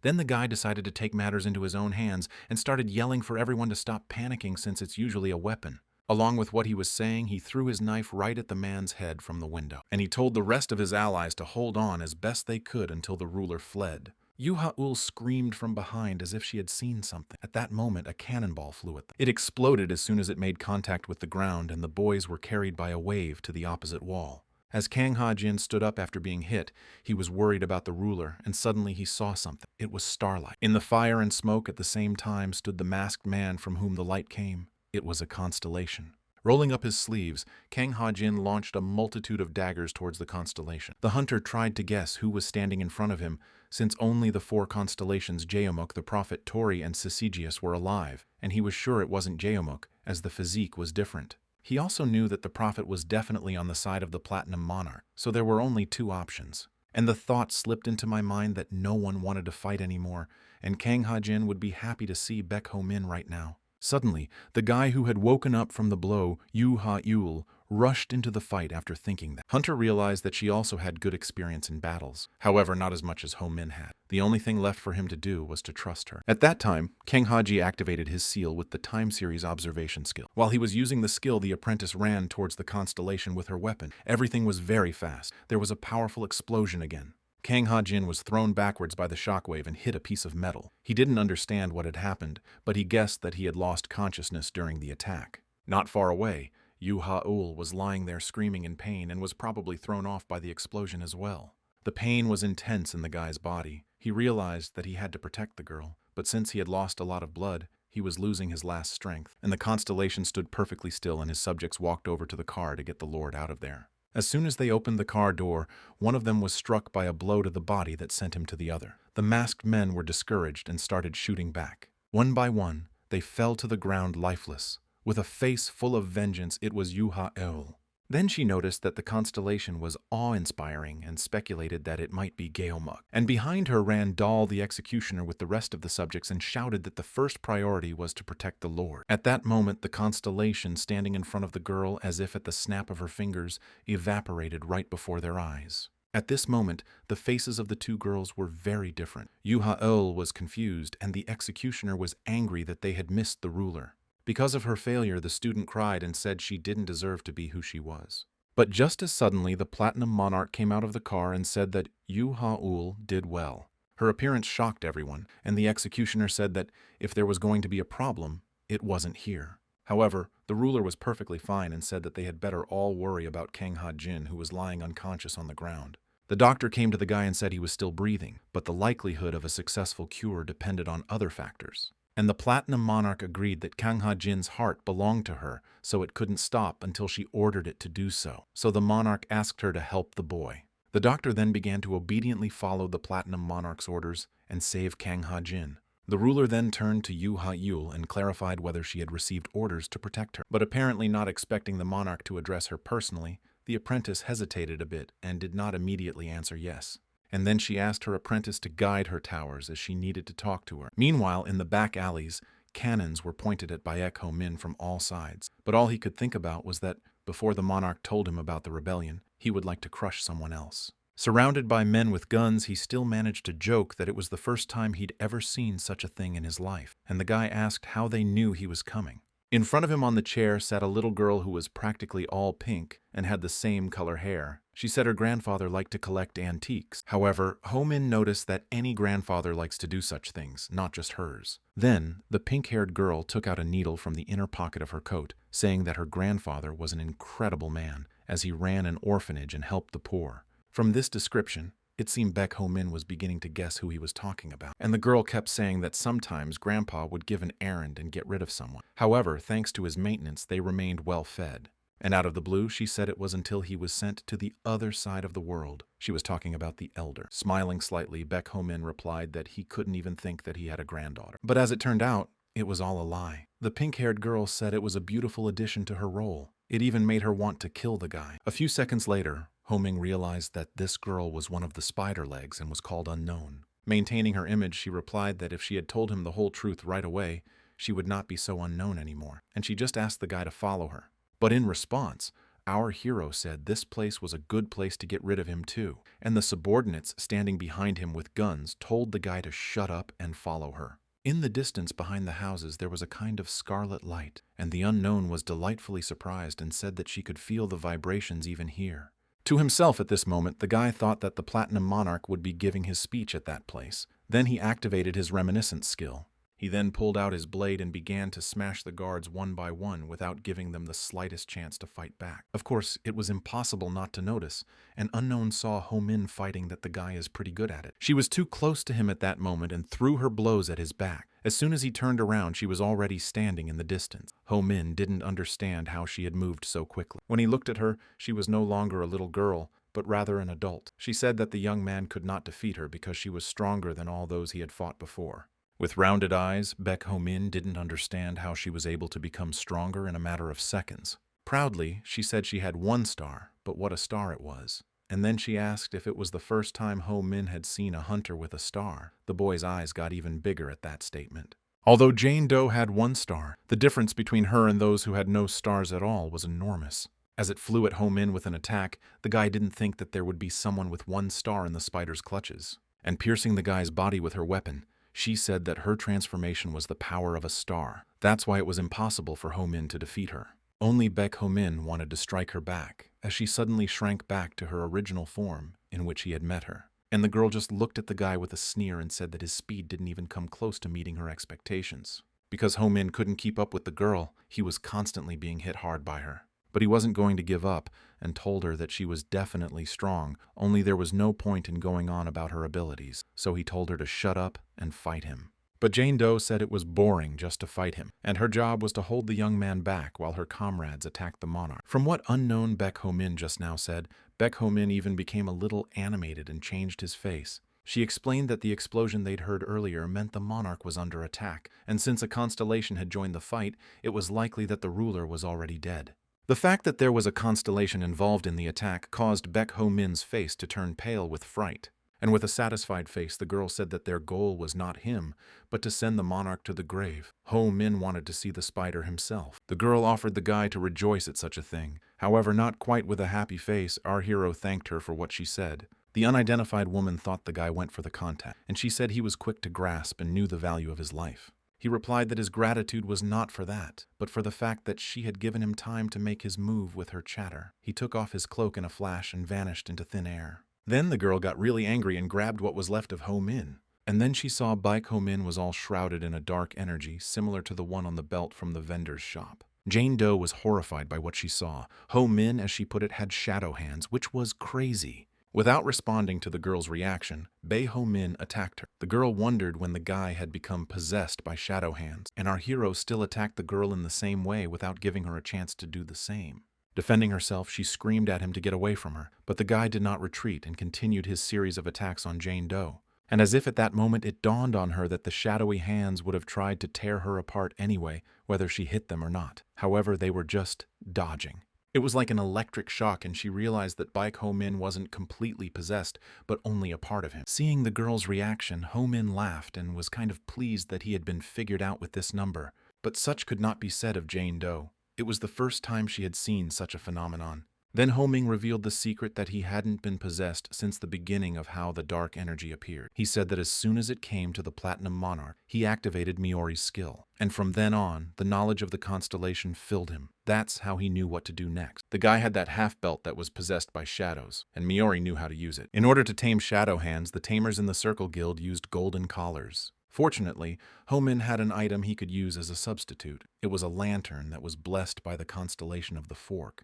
And at this moment, the martial king used the 10,000 Swordmaster to transform Ho-min's body into a weapon, and Miori enveloped him with her shadowy hands. The starlight that emanated from our hero's body suppressed the shadow hands by just the right amount. As a result, Ho-min became a supernatural being who retained his rationality. He was like a Circle Guild tamer. However, the guy couldn't hold such a state for long. Since the young man was using 2 constellations at once, his seal seemed like it could burn and dissolve at any moment. The risk was that if he kept doing that, he might lose his hand altogether, or worse, become possessed by shadow hands. And because Baek Ho-min had little time left, he thought that before he ran out of time, he should send Jane Doe to the next world. Of course, such a spurt of the guy frightened the girl, and she realized that at this rate he could get her. Then she stretched her head from her body like a rubber band and threw it at the young man. She had no choice but to bite Ho-min's neck to get rid of him. After the bite, the guy's neck felt like it was starting to tear, and the girl herself was back to her usual state, and her smile described all her emotions from such a fight. However, something was wrong. She felt it and looked at her hand. It was all the way down to the part that remained shrouded in shadowy ghosts. Grabbing her shoulder, she shouted angrily to the guy that he was going to have to pay for this. And while Unknown was still alive, she rushed to run away from there with her legs still intact. Then the shadows around Ho-min began to dissipate, and he fell to his knees exhausted. The thought flashed through his mind that if the spider's foot had held on a little longer, he might have died. With his body collapsed and practically losing consciousness, he didn't understand why it was so difficult, and he had no luck. And with his eyes barely open, he saw someone running towards him. Judging by the legs, it was some girl. But he didn't have time to find out who it was. With thoughts and hopes that at least the Platinum Monarch was alive, he passed out. At this time, the one with a blow to his forehead said that Baek Ho-min was definitely not afraid to die. But he recognized himself in that until he went into orbit himself. Dynamite watched and marveled at how fast the boy was moving along his path. It was especially frightening that he had managed to meet so many opponents lately. But even so, the Martial King noticed that the synchronization was increasing and Baek Ho-min's abilities were growing by the hour. It didn't calm the one, though, but made him angry. At this rate, the guy could quickly die. Dynamite decided to ask what skill the unknown used at the end. The rubber neck trick was a first-level skill called Poisonous Snake. Such a skill was changed by the blessing of the constellation Terror. The only one who told me that, because of the tower's reconstruction, a lot of unknown constellations started appearing, and no one knew for sure why the Terror and the Dark Ghost had come down. And Dynamite did not understand why so many constellations had appeared so far. Could it be that they were all the cause of it? A voice came from behind him and said that it was a good thing they didn't know much. All three of them looked in the direction from which the sentence now sounded, but only the one showed no surprise. He only addressed the girls by name and was glad that she was finally ready to show herself. His face was still reserved, though. Turning to the one with a frown, Miori said that he had created something crazy, as the tower seemed to have been turned upside down. She called him a psycho, and the rest of the constellations watching them with their mouths open looked most likely at the wizard's reaction. But the one replied that if he had not done so, they might not have another chance, and neither would the skill of remembrance. Such an opportunity did not appear even after 1,000 rebirths. However, Miori had a different opinion on the matter. She had a grudge against him, like the wizard said. It was because when she was back home he didn't help her. And she said it was because she had something in her life that she never asked for. She also shared that she never had a chance to climb the tower, and she doesn't regret it. In any case, she did her best without envying those who were at the peak. And the one was sure that these were all excuses and excuses for her failure to conquer the tower. Looking down, Miori didn't understand who cared if she failed. She thought that going all the way with all her efforts was an accomplishment. So looking at all three constellations in front of her, she said that in some way they were all winners for her. Smiling but not blurting out at such a nice compliment, the one asked Miori not to jump to conclusions that were convenient for her. Now addressing only the one, the girl said that until now, the tower had not known of Bijak Ho-min's existence, but with the help of him interfering with the memory skill, the opposite was true. Then she stated that they were most likely connected to the cause of the reconstruction, and most likely because of this constellation could have already gotten the assignment. With those words, she made the one think that she practically knew all the plans for the tower inside out. But those words were only an assumption. But she noticed that the wizard was fond of words and asked if he would stop his machination. The warrior king stood between them to calm the growing conflict. The warrior king stood between them to calm the conflict and asked Miori if she had really rebelled against divinity. And that was indeed the case. Although the warrior king did suggest that the leader of the rebellion should be a platinum monarch. Accordingly, he had a question about the reason why even after she had sent the platinum monarch to the other world, she was leading a rebellion against divinity. However, the answer from Miori's side was simple. The stakes were the same against the tower as treason. Therefore, there was no point in stopping them because their treachery was already known. She said the tower remembers the stake, not the people. And by the time Miori had already dealt with the platinum monarch, it was too late to take back the stake. Or rather, as she put it, the monarch simply let herself die when a situation was created in which it was impossible to turn things back. The warrior king definitely wanted to talk more about the subject, but Miori replied bluntly that he didn't need to know the details, since the rebellion wasn't important to them now. After all, the memory skill that Baek Ho-min had could have a better effect than rebelling against divinity. It was a real stroke of luck right now. And Miori cheerfully said that thanks to Baek Ho-min, the Platinum Monarch's bid now has 10 times the chance of success. The three constellations were looking at the girl at that moment, and Dynamite thought he couldn't understand half of what Miori was saying, and no one understood what would happen to Ho-min now. At this time in the real world, Kang Ha-jin and our hero woke up in the same room after losing consciousness. Both of them were surprised to see each other. Ho-min asked the hunter how he had managed to end up on the bed in such a state, and Kang Ha-jin talked about his injuries. He had a ruptured spleen and severe fractures with heavy bleeding.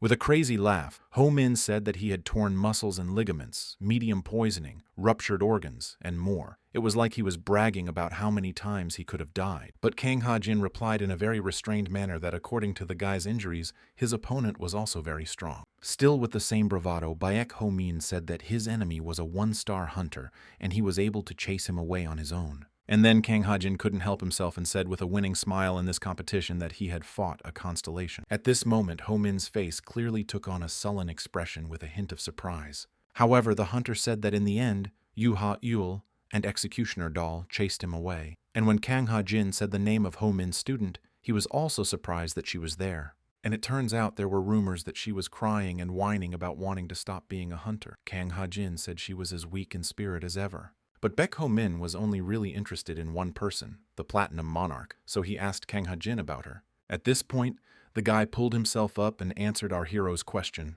There was nothing wrong with the ruler. He said that now the monarch resonated with the tower, and so all contact was forbidden. And while she was there, Jiamuk came down temporarily in her place as the ruler's confidant. But Ho-min said that if he were a traitor, he would be overjoyed. Kang Ha-jin was always telling Baek Ho-min off for having such thoughts. This time was no exception. He asked him not to express himself like that in front of others. But diverting the topic from this conversation, our hero returned to who had attacked Kang Ha-jin. He was interested in which of the three constellations had attacked him, Tory Prophet or Syzygia. However, Kang Ha-jin didn't have an answer to that question, and Ho-min was shocked that he fought with a constellation and didn't even recognize who it was. He said that the guy was a complete fool. But the hunter replied that it was not for him to talk about it, since Ho-min had fought the hunter with 1 star. In his argument, our hero said that at least he had won the battle. Kang Ha-jin turned away from Ho-min and praised the boy, but it felt insincere, and because of that, the young man insisted on turning around and saying nice words to his face. And so it was that for some time, exclamations of how one was better than the other were heard from their chamber. It's been a week, and Baek Ho-min has fully recovered. Even at this point, he didn't miss the opportunity to say that he recovered first before Kang Ha-jin. Some more time passed. Ho-min sat there realizing that the seal was still bothering him, and the pain had not completely gone away. He also reflected on the fact that the Platinum Monarch had been resonating in the tower for a week. She was the only one who could work with Platinum. For now, in such a case, Baek Ho-min couldn't use his seal for as long as he had before. And brushing aside all these intrusive thoughts, he decided to check the synchronization reading. The indicators said that the level with the Warrior King had risen, and it was time to choose the reward. Before, the guy had chosen a skill and a weapon, and now there was a memory and ability left. He didn't have to think long before he chose his abilities, because when he fought the unknown, he lacked, and of course he wanted to see if anything had changed. Almost immediately he ran to Kang Ha-jin with an offer to fight, but since he wasn't fully recovered, Ho-min said it was enough for him to just sit there and throw a knife. This sequence of actions made the hunter angry. After all, our hero almost directly said that he doubted his throws. And with a fighting attitude, Kang Ha-jin told Baek Ho-min that if he dodged the knife that was about to hit him, he would consider him his equal. But the young man did not consider it a great honor, and rolling his eyes asked the hunter to drop that knife already. At this moment, Kang Ha-jin was full of hatred, and threw the knife at Ho-min without warning. The blade was practically at the guy's head. Suddenly, with lightning speed, he managed to dodge it. This really surprised Kang Ha-jin. What was even more surprising was that Baek Ho-min not only dodged, but also caught that knife. He turned around with a grudge and began to resent him for warning him next time he threw a knife, because if he hadn't caught the knife, he could have gone to the next world.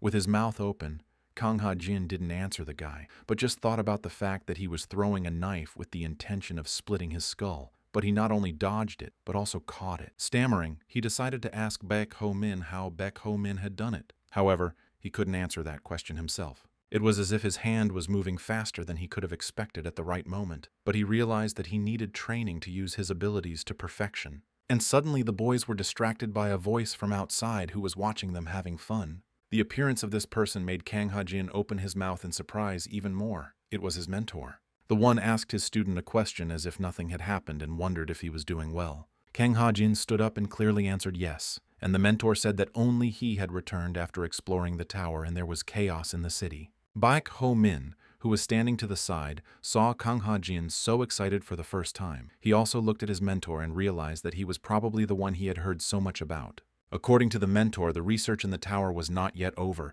He had just reached the 42nd floor. And at that moment, he was summoned by the prophet saying that he should go down because there was something wrong in the city. Then Kang Ha-jin decided to clarify whether his mentor was talking about the constellation prophet or someone else. He replied that the Platinum Monarch had sent an urgent message to all the trusted constellations. The prophet, however, was not eager to go down, although that was true of the other constellations as well. And the tutor noticed that the prophet had not been down to the city for 2 years. Of course, Baek Ho-min was curious about what the Platinum Monarch was doing while she was locked in the tower. As it turned out, she was trying to solve something. And after the other constellations started attacking them, she had no choice but to ask for help from the constellations as well. But only Geomuk came to her aid. Kang Ha-jin's mentor finally noticed Ho-min standing next to him and decided to ask who he was. After answering that he was a rookie, Baek Ho-min looked at his mentor and thought he looked like a bum. However, the man's gaze told him that he wasn't so simple. The mentor immediately realized that the boy had come here after he left the tower, and he said that if Ho-min had survived all this turmoil, then he was definitely useful. Approaching our hero, the man shook his hand and added that he did not need to know his name and suggested to call him just teacher. However, their shaking was unusual as the teacher pulled Ho-min towards him and threw him over the top onto the ground. Lurching from the bruise he received from such a landing, the boy didn't understand what had just happened or why. But as the tutor answered, it was the beginning of the first lesson. And at the same moment, only falls and screams were heard from the place where the training was taking place. After a while, Ho-min didn't change his position. He still lay bruised on the ground and thought that even with all his abilities, he couldn't resist the man. But even so, the teacher was able to assess the boy's abilities and said that he was not bad. He spoke the monarch's words that a simple-minded hunter is a good hunter, and Ho-min matched that description. He also added that he would not stay here for long, but that he could make the young man useful in the meantime. And in a commanding tone, he told Ho-min to get up to try again. Our hero stood in front of the master like a string.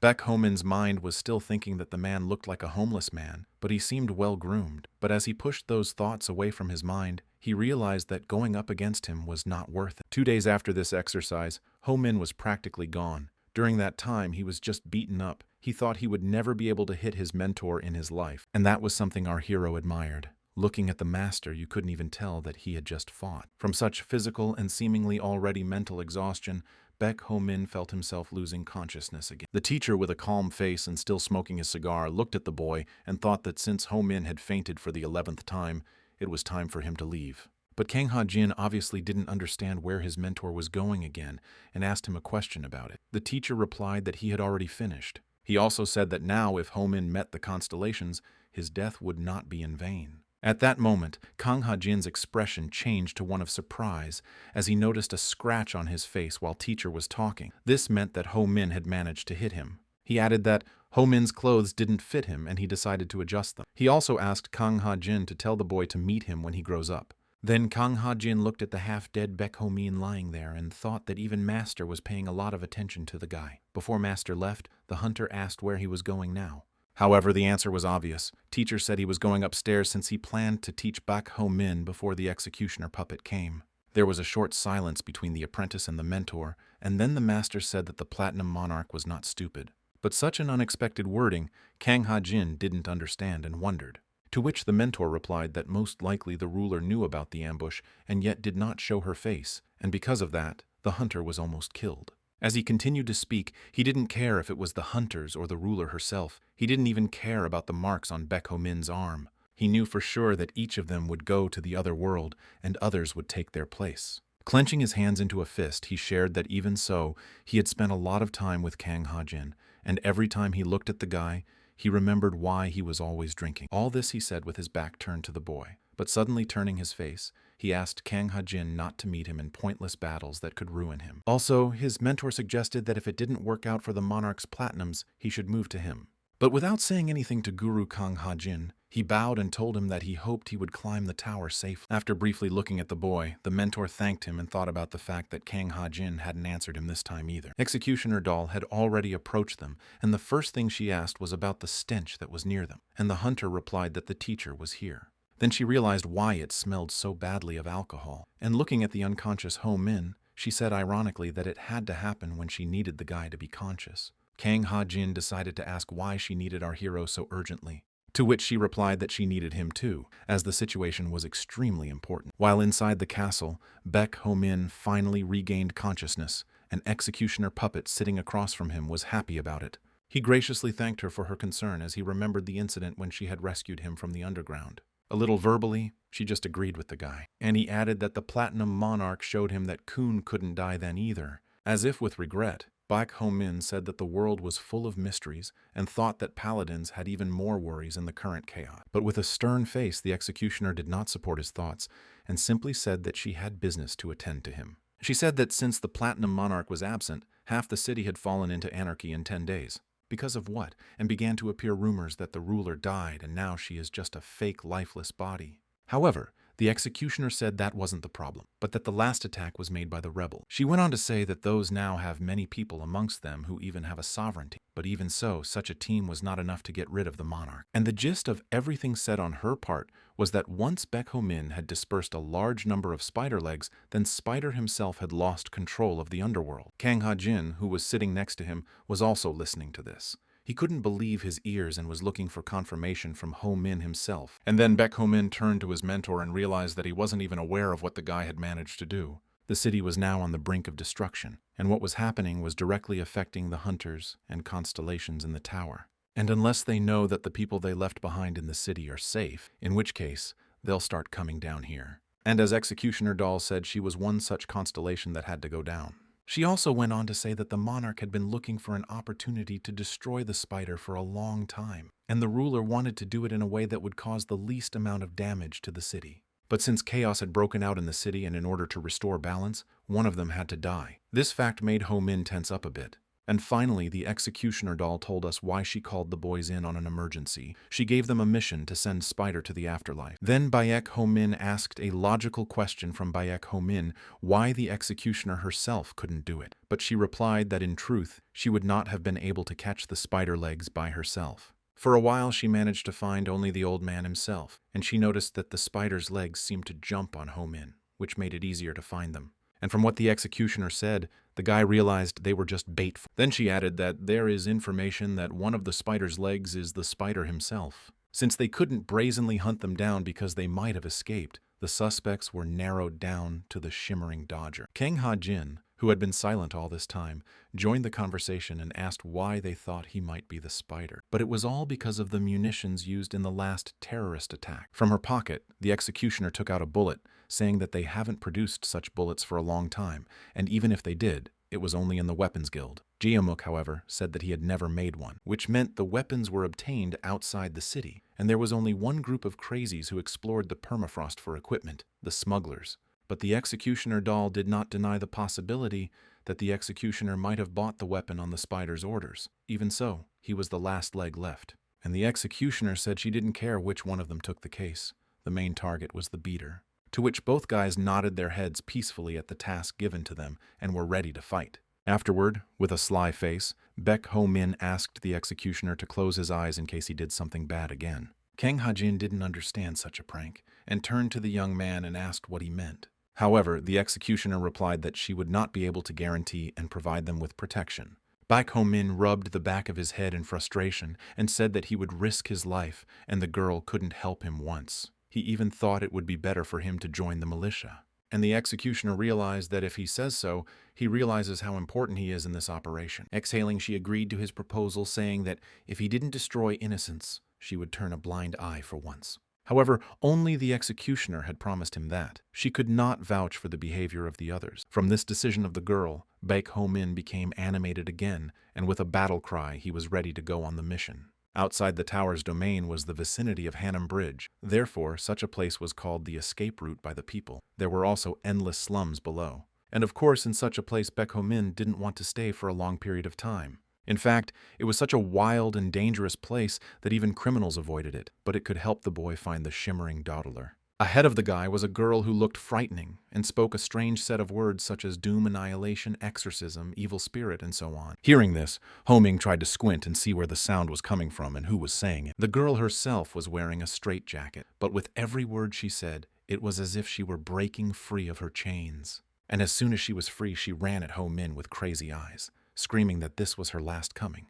But the boy's face showed that he was not frightened, but more surprised at what was happening. The young man skillfully dodged her attack and tripped her, and the crazy girl went tumbling to the ground. With that, Ho Min calmed her fervor. Watching her only further convinced our hero that collars don't have adequate tamers. After recovering a bit, the girl asked Baek Ho Min how he was able to dodge her attack. She asked Baek Ho Min how he was able to dodge her attack. That answer made the girl a little angry, but the young man didn't react to it, and asked if she knew where the tamer was now, because tamers are usually friends with smugglers. Then she asked why Ho Min needed him. He replied briefly that he had his own reasons and reminded her threateningly that she and the Executioner puppet had been enemies for a long time. He said that if the girl did not help him, the Executioner would come for her. In this way, he frightened the girl because she was terribly afraid of him. And she said that since Ho Min works for the Executioner puppet, he is not an informant of the spider. Such words surprised the young man.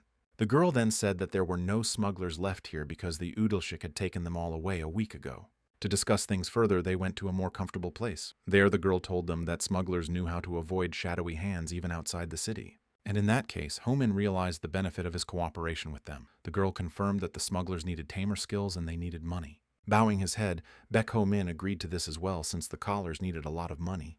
Hugging her knees, the girl continued to talk about the situation. She said that the Udilshchik had been forcing them to leave the city more often lately, and that their eyes were so tired.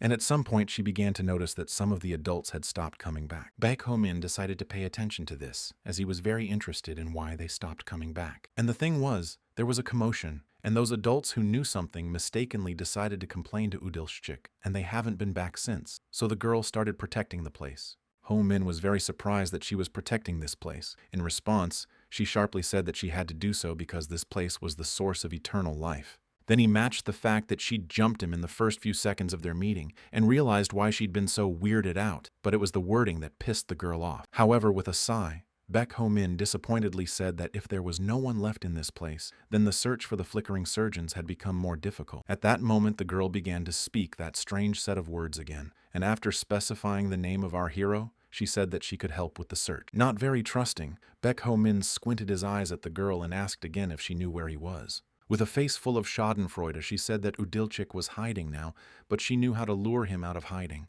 Still smiling strangely, she said that their goals were very similar as she needed to get the adults back, and the young man needed something from Udilchik. The girl said he was hiding on a shiny street called Itaewon. It's the biggest entertainment district in the city, and almost immediately Ho-min moved towards this place. It was even strange to think that the dawdler could hide so close. In a beautiful and elegant dress, the executioner doll stood next to our hero. Ho-min asked her where Itaewon was, assuming that it was just outside the castle of the Lord. Kang Ha-jin replied that it was most likely that Udilchik thought that they wouldn't look for him in the most obvious place. Only the hunter was in contact with them through the earpiece, and so his abrupt reply really annoyed Ho-min, especially when that voice was right in the guy's ear. The eternal arguments were already making Executioner Doll very nervous, and she asked the guys to stop. Ho-min asked even though she was wearing a nice dress, what were the chances that she wouldn't be recognized.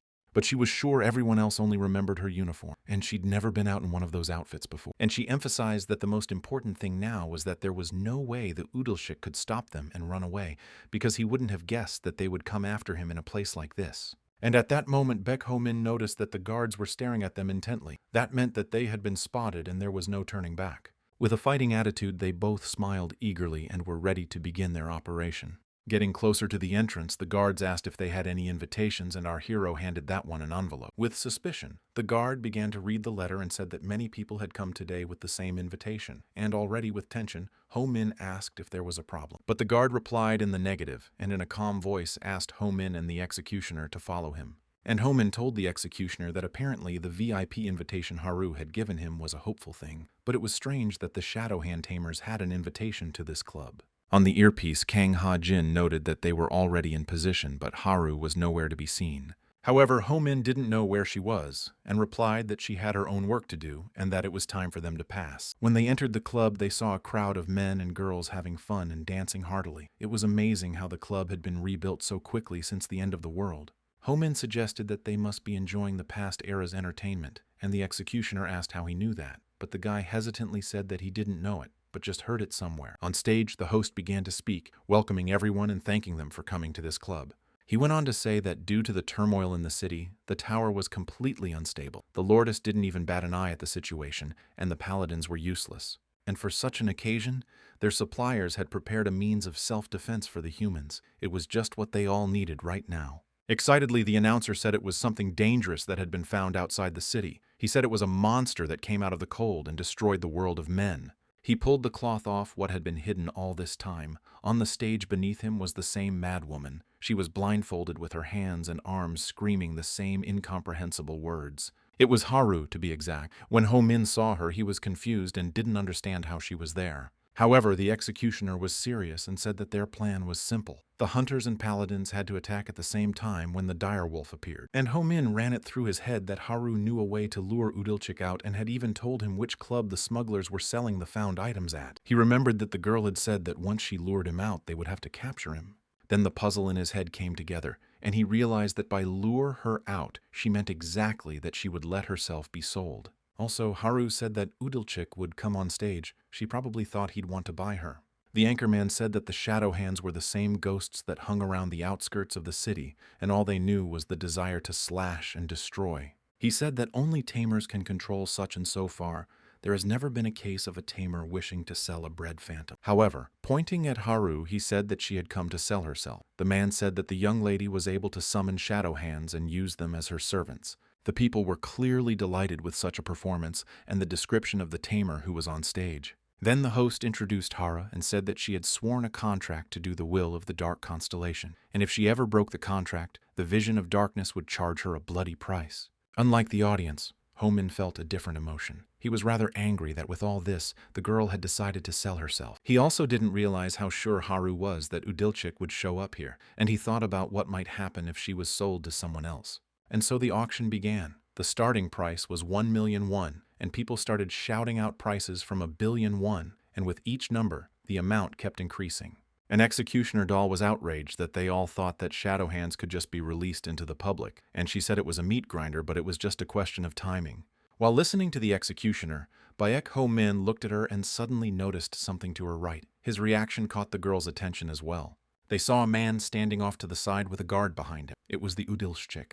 The one stood relaxed in his orange coat and smoked a cigarette unsuspecting. The executioner puppet informed the other paladins and ordered them to keep an eye on his whereabouts. And Ho Min didn't even hope that he would come after all. Suddenly, a heavenly sum for the tamer girl came out of the crowd. It was the flickering Udiller, and he offered 8 billion for her. Everyone standing in the club was stunned. Then the host started asking the others who could beat that amount of money. And the executioner gave everyone the command to be ready and keep their eyes on the man in the red coat. Since no one else in the crowd shouted out the amounts, the host announced that the item was sold and invited the person who had bought the item to go backstage while they put up the next item. It was a good move, since the executioner and Ho Min were to go to the fence, and everyone else had to wait for the signal. The executioner doll asked our hero to calm down and imagine that they were just a normal couple on a date. However, he was no longer sure that he would be able to be on a normal date for once. And telling Ho Min to stop talking nonsense, she told him to follow her. At that time, Udilchik went backstage, and they followed him, but the guards wouldn't let them through.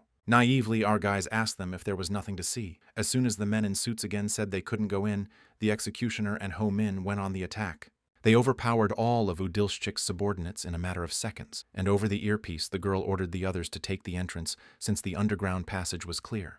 With a determined stride, the executioner and Ho Min moved on down the passage toward their goal. But suddenly, they were distracted by an incomprehensible sound. There was a sudden explosion next to them, and the wall was sprinkled with stones. Standing in the smog from the explosion, Executioner Doll and Baek Ho Min didn't realize what had just happened. Such a strike was caused by a crowd of people who were possessed by shadow ghosts. Among them, Ho Min spotted Hara. He was shocked and didn't realize how she was able to be captured by the shadow hands. The worried executioner's subordinates were already running behind him, and they were even more terrified when they saw the men with the shadow hands, but their captain told them to keep their guard up and not let the ghosts take them over. Looking at all the people who were possessed by shadows, Baek Ho Min realized something. He remembered Haru talking about how Udilchik was making more and more people leave the city, and those people came in looking tired. And I remembered her saying that suddenly some of the adults stopped coming back. That's when she started protecting the place. After the adults went missing, the girl was on her own. She probably had no idea what had happened to people, and apparently that's why she subjected herself to this in order to lure the Udler out of hiding.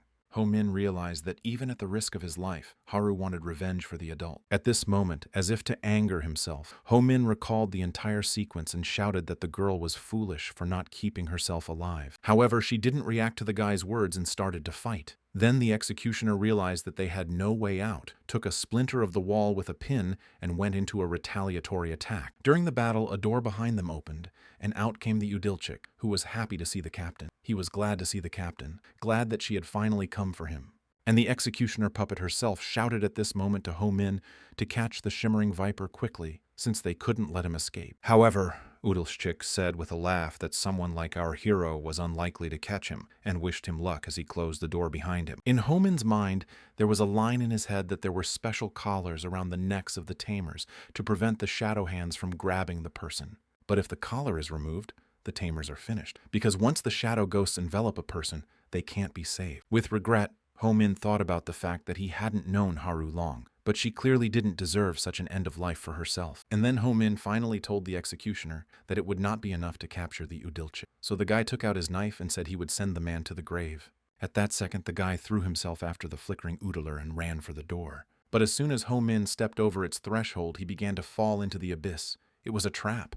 The fall into the abyss was short-lived. The young man landed softly enough, but with a thud on the ground. Gritting his teeth, Baek Ho-min realized in his head that at this rate, they were going deeper and deeper. And while nothing was happening, he thought he should start by acting expectantly, though he wasn't entirely sure. In the darkness, Ho-min heard someone talking about him and clearly recognized him as the ruler's hunter. And these traps were made to deter people, the voice said threateningly, hoping that Ho-min wouldn't waste his life. The boy recognized Udalshik in the speaker and smiled, saying that he wasn't afraid of the man who had been hiding him all the time. And with a satisfied face, Baek Ho-min said that he could talk as much as he wanted. At the same time, the guy activated the skill with Miori's life, since she could easily sense a lie.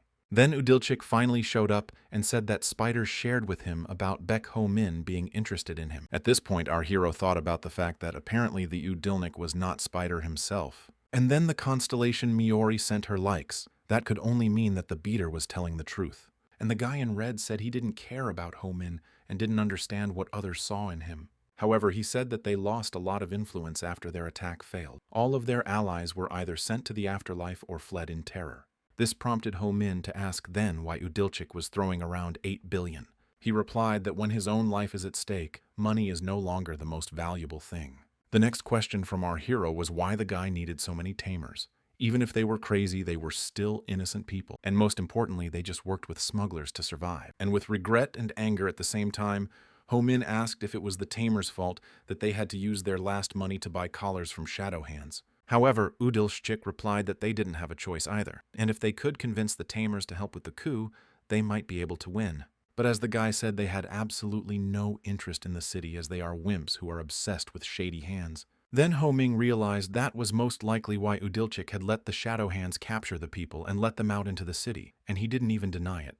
And unraveling his arms, the guy in the red robe unraveled his arms and started thanking our hero for giving him the time to do it. Suddenly, a metal chain flew towards Ho-min and grabbed his arm. At that moment, the guy remembered that mages could control metal. As soon as the Udilchik captured the young man in shackles, he was determined to send the lad to the other world and launched a chain with a sharp tip at him. But suddenly the chain that was pointing at his head abruptly changed direction. A familiar voice was heard from the side. It was Kang Ha-jin, who landed on top of him and insistently told him to keep his guard up.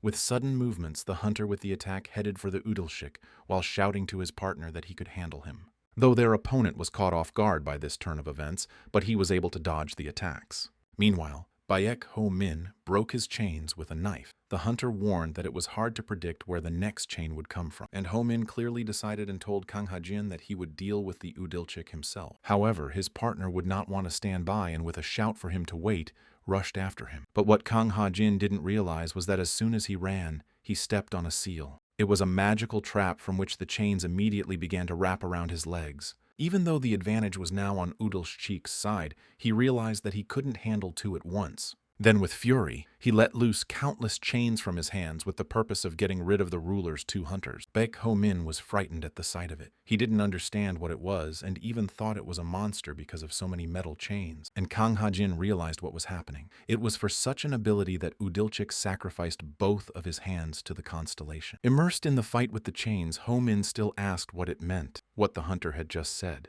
To which Kang Ha-jin replied that he was sacrificing to temporarily gain some of the constellation's power, and the sacrifice can be gold, human flesh, or even stars. So the more valuable the sacrifice, the better the reward. And Ho-min thought about why the dodler had now decided to put his life on the line. To buy himself time, the orange-clad boy had created shadow hands and used everything he had. And now, for the sake of one battle, the Udalshik was ready to give his life. While Ho-min was speculating on the reasons for such an act, the flickering dawdler shouted in maddening joy for those to die as soon as possible. However, one chain with a sharp tip caught Ho-min's eye, and he asked if Kang Ha-jin would be able to use his skill with the time row again. And fighting back from the shackles, the hunter answered that it was dangerous to do it now, because it was not even clear what constellation their enemy worshipped. But if it is found out, everything can work out. And Ho-min suddenly saw the notifications from the constellations in front of his face, and he noticed that while he was fighting, the synchronization rates with the one had significantly increased to the next level. Meanwhile, the wizard was sending the guy his bark and telling him not to do anything stupid and to use all their memories. And as Baek Ho-min fought, he thought to himself that at some point he remembered the one. Even that, he didn't know what kind of relationship he had with Platinum Monarch. Ho-min heard her voice. He also remembered how the one was able to easily overpower the monster in the foundation. He didn't care how strong the constellation was with what skills and weapons. Baek Ho-min felt that he could do anything, and from the level-up rewards offered, he chose memories. It was as if he was transported far away from the battle. He opened his eyes and found himself in a cluster of stars in the night sky. He thought that this was the place where all the stars of the constellations were located. Suddenly, Ho-min heard a familiar voice that sounded when he was fighting that monster. In this place, our hero noticed a silhouette that said that being above all things, those who are above them seem to be significant, but it was unclear whether they knew that the brighter the star, the faster it burns out. Listening to these words, Baek Ho-min began to feel his seal getting hotter and hotter. It was because the one started acting out to find out the past. And in reality, Kang Ha-jin was trying to shout to our hero as he was standing on a pillar. Back in his world, Baek Ho-min felt that all of this had happened 100 million years ago, although it was actually now. And bursting into the battle, Ho-ming turned to the hunter to say that he understood the matter. He lent Sin Overflow, the second weapon of the holy constellation. Then Kang Ha-jin's eyes once again expressed surprise and incomprehension from what the guy had just said. The Udilshchik also heard what our hero had said by ear, but he also had the same expression on his face and questioned what he had said. And then Ho-min said that such weapons could repel the most brutal punishments one could think of. And since the Udilshchik was simply sacrificing his body now, he had no choice but to borrow the creature's weapon. The faces of the guys still had the same expression of bewilderment, and Kang Ha-jin didn't even know that such a thing was possible. Right now, Ho-min was confident that he wouldn't make a mistake, thanks to the memories that had been passed down to him. And our hero asked Kang Ha-jin again if he could accurately use his skill in time if he knew which constellation they were attacking. The one excitedly shouted yes and added that he had some idea about it. Gritting his teeth, Baek Ho-min assumed that his partner had thought of a time prediction attack, and that was a bad idea right now. Then he shouted to Kang Ha-jin to leave everything to him. The guy was ready to finish everything himself in an instant. And muttering all his actions to himself, Ho-ming moved half a step to the left and struck 13 o'clock. It was as if he could sense where the attack was coming from. Knowing that the seventh chain would go on his left side, he struck it and broke it. And Udilshchik didn't understand how the young man anticipated all his movements. Their rival's eyes were filled with fear. Ho-min was just noticing the movements of all his chains, all thanks to the strategy against constellations from the one. With his memories, he knew what to do. The Udilshchik was a simple man, and our hero understood that. There was no way that he could control so many chains at once because all people have their limits. Fearing the next move from the determined young man, his enemy shouted, "How dare he do such a thing?" And Ho-min asked if he feared for his life. He even said that the guy in orange was willing to sacrifice his body for such a dirty trick. Just as skillfully chopping chains with his weapon, our hero told the Udilshchik that he would rather put his star on the line in this battle. Watching the guy's actions, Udilshchik was already shouting in desperation for him to finally go to the other world. Then Baek Ho-ming noticed that the Viper had opened right in the center. He activated the 10,000 Swordmaster and rushed to attack. At that moment, the impact made everything shimmer with blinding light, and the opponent screamed in pain. Watching this from the subconscious world, Dynamite watched the strategy against the constellations with a wary face. It was because neither the Martial King nor he understood why the one needed to study this topic. Although Dynamite recalled that there had been instances where they had fought against constellations, but still, no one had ever tried to study the strategy against them so thoroughly. Miori stood there with her arms folded angrily and said that he had gone mad and was angry at her for rebelling against divinity. And in the real world, at this time, Udilshchik was already lying lifeless, and all of his chains that were restraining Kang Ha-jin were beginning to crumble. And as soon as the hunter was free, he ran to Baek Ho-min to see if he was alive. He turned around with a smile and was flattered that Kang Ha-jin had shown his concern again. The guy himself was fine. However, after running up and pushing Ho-min away, Kang Ha-jin asked about the flickering dodger. Ho-min wondered how such a mage was so strong, and the fact was that Udilshchik used to be a warrior of the Order of Paladin. However, our hero was indignant that he had not been warned about this earlier. But everyone knew about it except the guy. And then Kang Ha-jin noticed the dart in Flickering Dodger's forehead. That meant that someone had already attacked him before Baek Ho-min struck. But who did it was a mystery. Then our hero suggested that it might be the mercenaries from the Serpent's Lair or someone else they didn't know about yet, although he couldn't sense anyone in this place. Kang Ha-jin also agreed with his partner that it was someone they didn't know yet. The hunter had another option. Maybe someone needed them to look for a new rival, but who was behind it was also unclear. In Kang Ha-jin's clothes, he found a book with a list of debtors. It contained everyone who borrowed money from the elders, but there were also their weaknesses and ways to return the money. And most likely the names in this book belonged to the participants of the uprising, so the boys wanted to study it better. However, There was a question as to whether or not the Dodler spider was still the spider. Kang Ha-jin pointed out that everything is screaming about how similar they are, and even the evidence shows that he was the one who supported the rebellion. And Baek Ho-min added that this is probably not the end, as a big problem can't be solved so quickly and easily. Asking Kang Ha-jin if there was anything else unusual, he noticed something himself. Meanwhile, the hunters were fighting people possessed by shadow hands, and they fought them well. There's only one girl left that the executioner said she could handle on her own. Turning to Haru, who was possessed, the executioner promised her that she would be buried in a nice place under the sun and apologized for the way things ended. But she didn't have time to do anything, because Baek Ho-min shouted from behind her to stop. He was holding the collar he had found. The executioner wondered and asked where the flickering Wundler himself was then. Baek Ho-min replied that the lifeless man was downstairs being examined by Kang Ha-jin and asked that no one else be sent to the grave. But the executioner didn't see the point of it all, since Haru had already been taken over by shadowy hands, and not even the collar could bring her back. However, Baek Ho-min didn't think so. He said that the shadow hands were just spirits that had been thrown out of the star shrine and subsequently turned into monsters, and the girl couldn't answer him anything except to ask how the guy knew all this. He continued that if you study all the available information about shadow hands, it is clear that most people know that they are evil spirits who also turn other people into them. The executioner said that if he knew so much, he should know that all this was useless and that no collar would help Haru.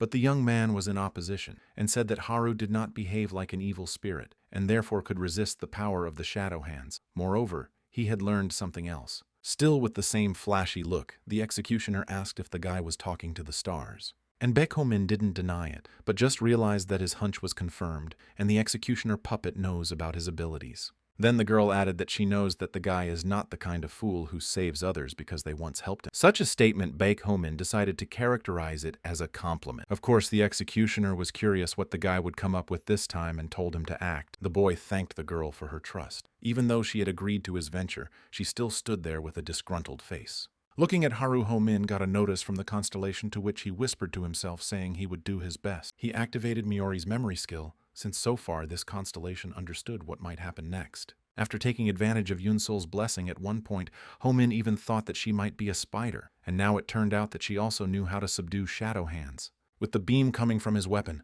Ho-min began to pierce Haru in all the places he could reach. She struggled and screamed in pain.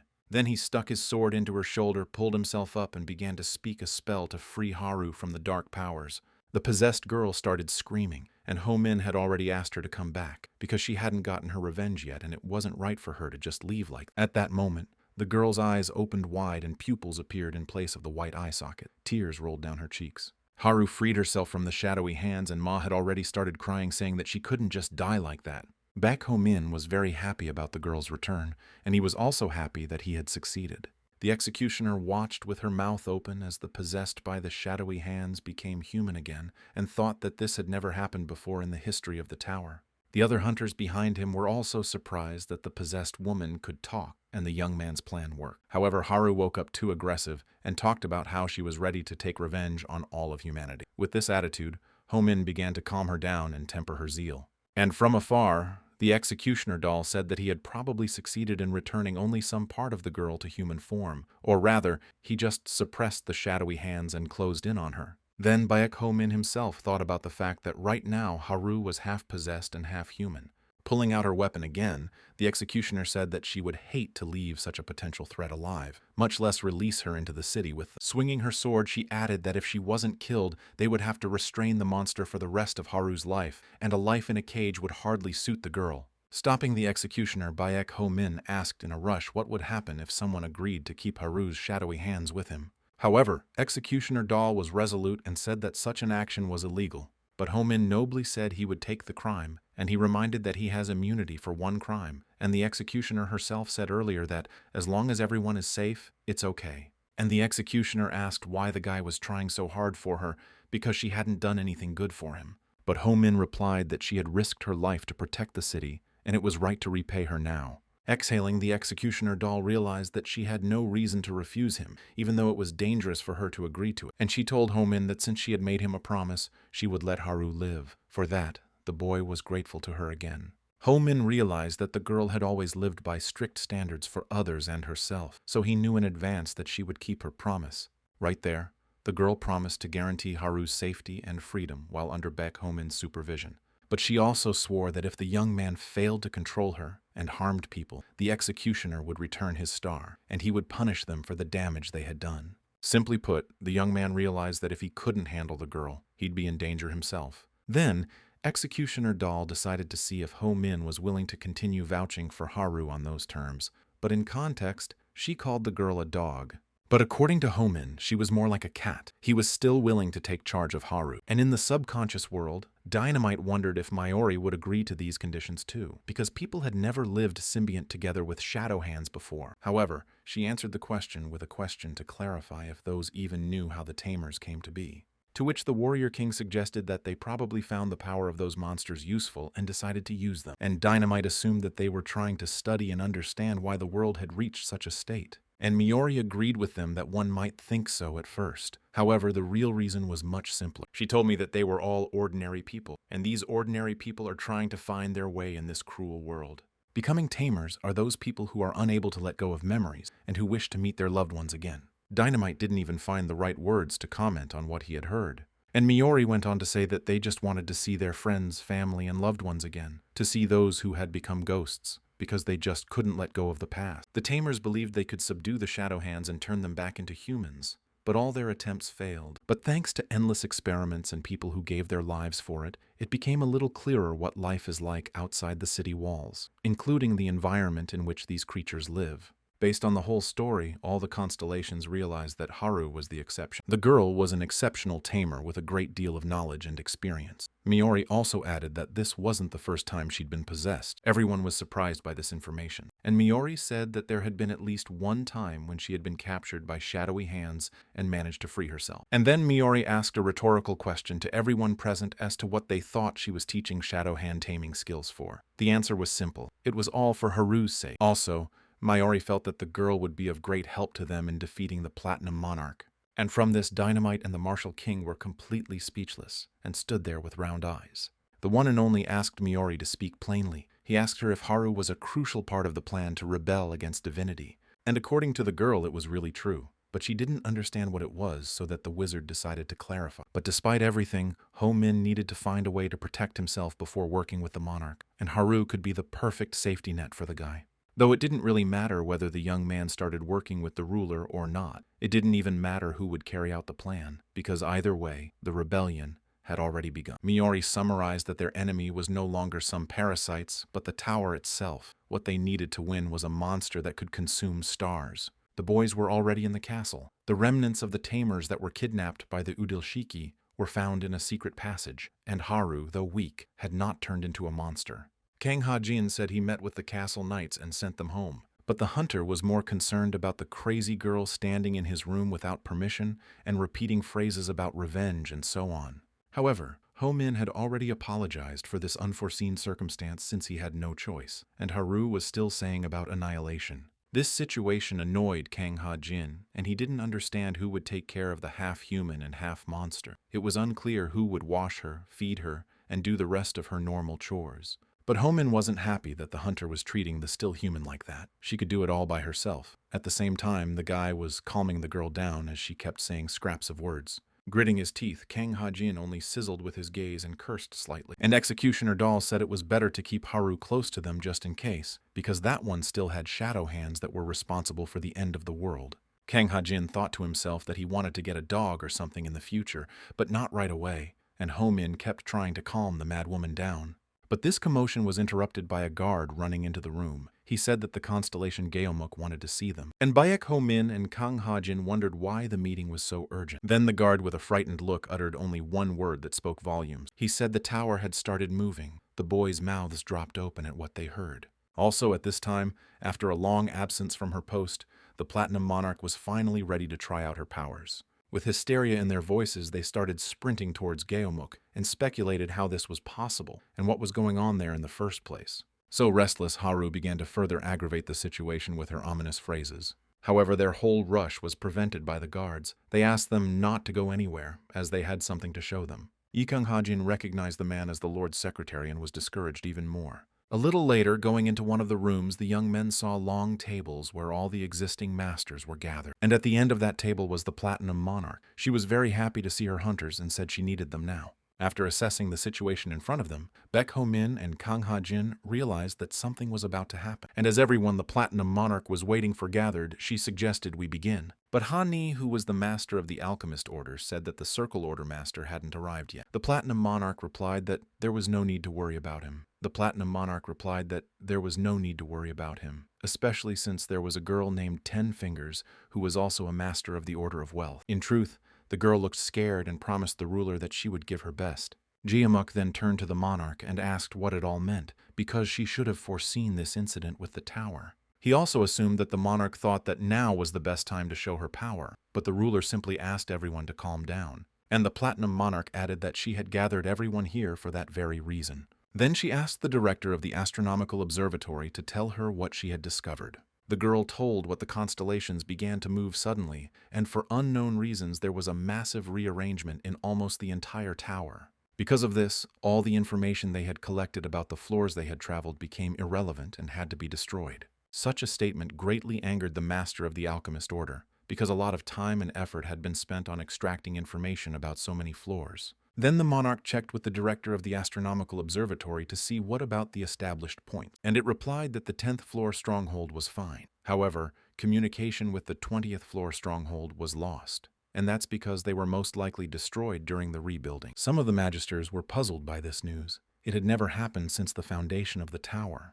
The ruler decided to check with the director of the Tombstone Library to see if this incident could have been foreseen. But the one replied, lowering his eyes down, that there was no way they could have expected this turn of events. Summarizing, the Platinum Monarch said that since no one expected such a thing to happen, they don't have a plan of action yet. But Jeomuk resented such words, because he had climbed the tower without a clear plan and did not understand how that time was different from now. However, the difference now was that they had much less money and resources. The monarch also said that they had no common goal that would unite them. Since judging by the rumors of rebellion that had been floating around the city, everyone present had long since had different goals. And the ruler said that in such a case they could only be united by an important goal, namely what they needed most. With such arguments, Jeomuk could only meekly agree and submit to what was said. And with that in mind, the Platinum Monarch has decided to declare martial law. Henceforth, she forbade anyone to act or assist against her will. To top it all off, she wanted to convince the townspeople to help them clean up the tower. Of course, all resources were now to be spent on just that. While the monarch was introducing the other masters,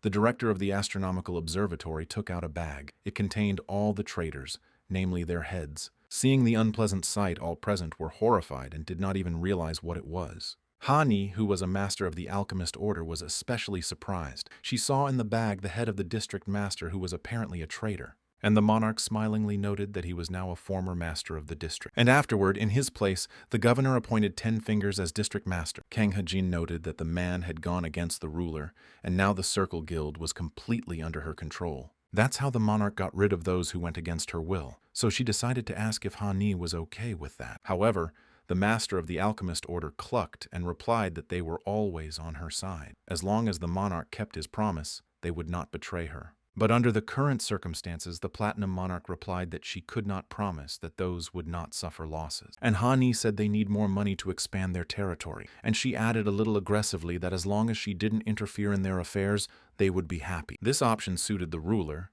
and then she decided to ask the defense master's opinion on this matter. Then Jeomuk asked her a counter question, asking if she was willing to sacrifice the entire city to clear the tower. Without hesitation, the monarch replied that she was willing to sacrifice her entire soul for this. But Constellation Jeomuk thought that there was no way that a Platinum Monarch would be willing to sacrifice her soul, since such a one couldn't have a soul in the first place. But in real life, his answer was very different. He said that since they had no other choice, he was okay with it. Still smiling slightly, the ruler thanked the man for joining her plan. And there was no point in asking the Tombstone Observatory. Baek Ho-min understood this, since those were originally created to help the city and the ruler. At this time, Kang Ha-jin also pondered and realized that the consent of all the masters was also the consent of all the people who obeyed them. In that case, no one else could go against the monarch. Finally, the ruler reached her hunters as well. She instructed them to deal with the remaining traitors. At that second, the guys remembered that before they came to the meeting, they had seen the secretary of the ruler who wanted to show them something before they left.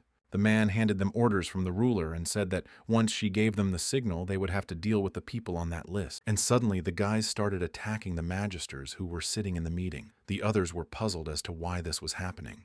But the hunters did not answer, and the heads of the magisters and other parts of their bodies flew in different directions. The only survivors were some magisters who apparently did not go against the monarch. Then the ruler pulled herself up and said that everything was fine now since the remaining trash had just been gotten rid of. And as usual, with a sweet face and a satisfied smile, the Platinum Monarch suggested that the others start mopping up the tower. There was actually chaos going on in the city. People were screaming that the tower was falling and asking for help. But suddenly, one of the masked men spotted the paladin. The executioner doll was at the head of everyone and gave orders to the others to save people from the rebels and thus reduce the number of casualties. All the people in red robes and masks started running away, because if they were caught by the executioner, it would be all over for them. One of the paladins ran up to the executioner doll and reported that the ruler had arrived. The girl was stunned and asked what she had ordered. Then the paladin revealed that the monarch had ordered the destruction of everyone since she had even requested the support of the other magisters. However, such a decree threw the executioner off balance and she wasn't quite willing to destroy everyone in such a situation. But he explained that martial law was being declared and that most importantly, all the city's resources would be used to clear the tower. Such unexpected news further shocked and bewildered the executioner. The paladin continued to surprise the girl and added that 10 fingers had been appointed in the place of the supreme magister, and several other magisters had been sent to the other world during the meeting. After listening to the man finish, the executioner doll was furious and realized that the Platinum Monarch had done all of this. Suddenly, from the other side came the voice of a man who was addressing the girl. He and his subordinates said that they had finished sweeping the area, and without even stopping near her, he advised her to rather deal with the rebels and help the injured. They were people from the Weapons Guild and from other guilds. Executioner Doll watched what was happening and realized that everyone was helping to protect the city. That was why it was coming to its normal state. She recalled that just a few days ago the city was full of strife and the Platinum Monarch was worried about the situation. However, things were different now. Most of the rebels had been killed and the rest had been taken care of. It was clear that no one else would stand in the way of the ruler. In a situation where the tower was wreaking havoc, the monarch united the people under the banner of clearing the tower. The executioner puppet realized that there was no need for such units in such a case. Disappointed it seemed in everything, the girl realized that she was only part of this incredible plan. In 2 days, all chaos was neutralized. The ruler also mobilized the magisters and took control of the city. There were even rumors around the area that the spider, who was the main opponent of the Platinum Monarch, had been destroyed. And as if waiting for this moment from the beginning, the ruler announced a new set of rules. One of those rules was that all resources must be used to clear the tower. There was also a rule that those who turned 19 got a seal. Also, any adult who has combat abilities becomes a hunter, and they must all follow the monarch's orders. Baek Ho Min had already read the law book. When he read it, he decided to ask if Kang Ha Jin agreed with it. Since reading the rules, it seemed like all the people would be against it. However, he replied that the guy thought so because he didn't know what was going on in the city. The hunter said that they lost contact with the stronghold on the 20th floor. Cleaning his sword to a shine, Kang Ha Jin said that they were all afraid, and the Platinum Monarch decided to channel that fear into the tower. To which Baek Ho Min replied that everything worked out so that they would clear the tower, because that was the monarch's goal. But our hero reflected that it was strange how the tower incident and the representation happened at the same moment.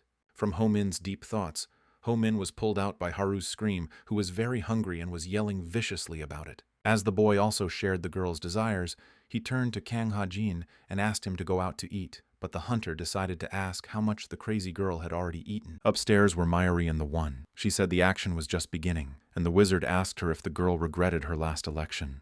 However, she replied that she had no regrets. Miori said that all this time she had been thinking about how to get rid of the Platinum Monarch. Then the One decided to ask if she thought that the ruler had made her want to get rid of herself. He was not sure that such a thing was possible. To which Miori replied that the Platinum Monarch would now use everyone for the sake of cleaning up the tower, since she wasn't guided by common sense. That's why the girl thought the monarch was trying to use her to go to the other world. But the ruler the One knew could hardly have done that. And most importantly, that version of him always fought to the end no matter what. Though even so, Miori noticed that there were things that defied any logic, and she asked the One before they left not to judge her past actions. But the wizard didn't understand what the girl was saying. Then she spoke of memories of Baek Ho Min and mentioned the technique of confronting creatures. However, the only one was sure that memory transfer worked a little differently, but he himself had not expected some of the moments to be so vivid. Frowning her eyebrows and already with anger, Miori said that the problem was that they could create this technique, and she asked if he wanted to fight divinity alone. But to this, the only one did not answer anything, but only looked at the girl emotionlessly. But Miori insisted on his answer. She said she guessed he knew of the Platinum Monarch's plans, and there was the question of why the wizard was sure no one would sacrifice themselves. And she went on to say that most likely he realized he couldn't defeat the constellations alone and decided to carry out the plan alone. The one was silent again. After a while, though, he smiled and replied that the girl was overestimating his abilities. Even that he was called a great mage, he would still hardly be able to wrestle alone with the constellations. However, Miori still insisted and blamed the one. He didn't like it very much, of course. She reasoned that all his stars were better than hers, so she could confidently say that his level was higher than hers. And she also figured, since the Platinum Monarch was alive, they could make it to the top. And the wizard's face became a little more tense. And it was as if she provoked him with questions and asked him why he was at the bottom with her and what he was waiting for. With a serious expression and voice, he asked Miori to forget about it, and only he wanted to tell about the consequences if she didn't stop asking questions as the girl interrupted him. And she, with the same serious look, decided to clarify whether he acts like that because he has already reached the top. But the wizard didn't answer anything but only got more angry and said to stop, because it was all empty questions.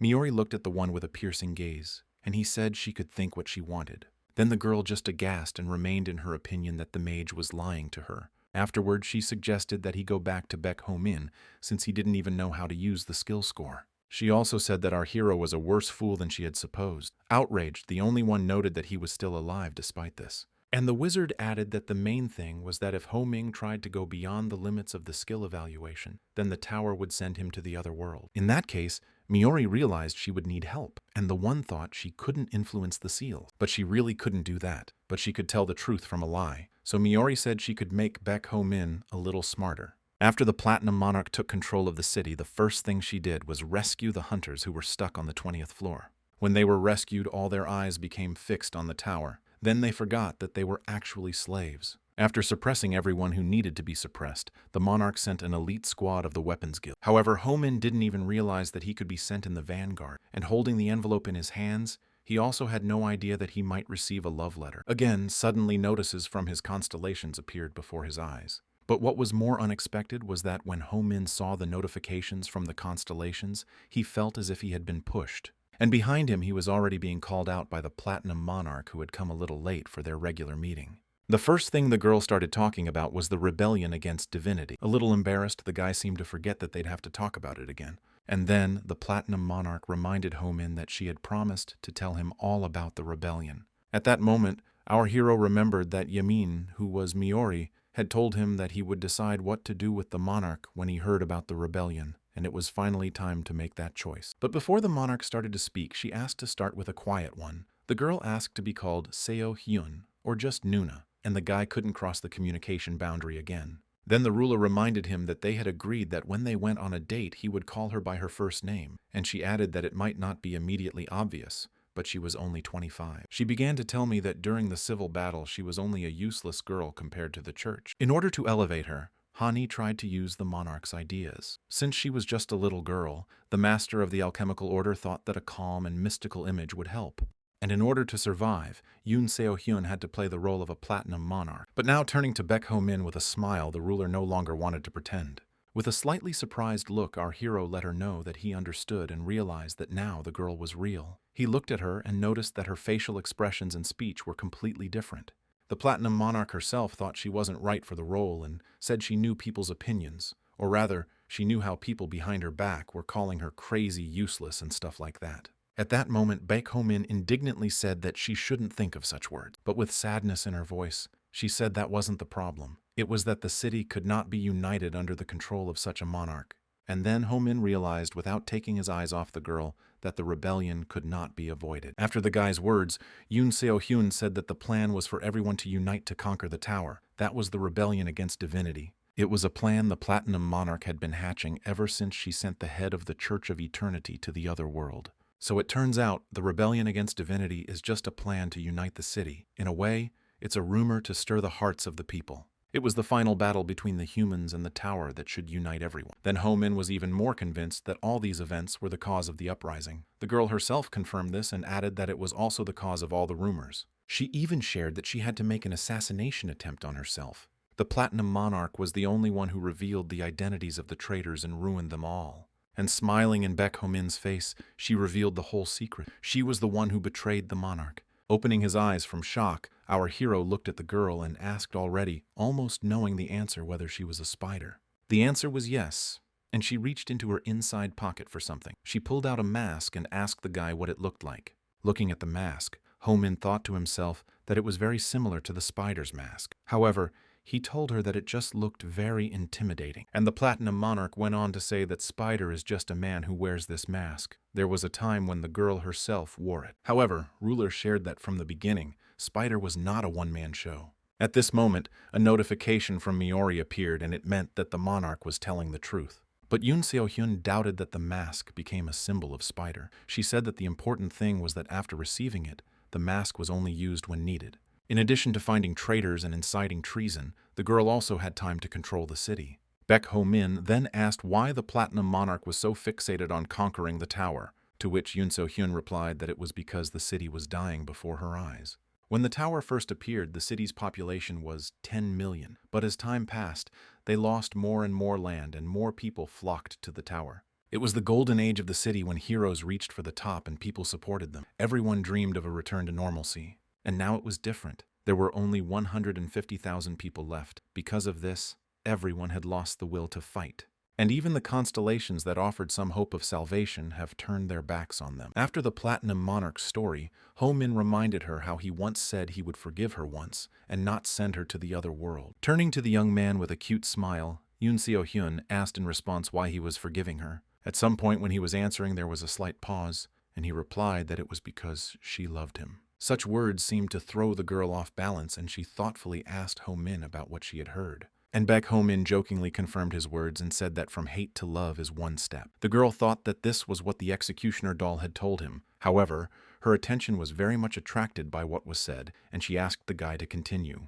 With a smile, Ho-min said that when a person is in a relationship, they should cherish their partner. Then the Platinum Monarch replied that the lad was very kind. It was exactly what one would expect from her hunter. But this change in the girl's words and facial expressions disappointed the boy. He realized that she had returned to her mask. She went on to say that she had never really thought of sending Ho-min to the other world. She wondered if she could keep the young man close to her. Putting her hand on her heart, the monarch said that despite everything she had opened up to the guy, and now she should take care of him. She noted that the best monarchs of the past kept a lover by their side, and those in return would not let them make mistakes. And then she said that she's taking Baek Ho-min off as her personal hunter. That statement surprised the guy. The girl, still smiling, thanked the guy. However, our hero still stood wide-eyed and stared at the girl. After a while, he was already in the castle and packing his thing. Ho-min could not believe that he was no longer the monarch's hunter, and that he would no longer have to follow her orders. At that moment, the realization came to him that he was finally free. Outside the door stood Kang Ha-jin, an executioner puppet. Ho-min remembered how the hunter had told him at the beginning that if he was fired, his body would be turned into platinum and his organs would be sold. With a satisfied smirk, Baek Ho-min realized how wrong he was, because this didn't happen to the young man.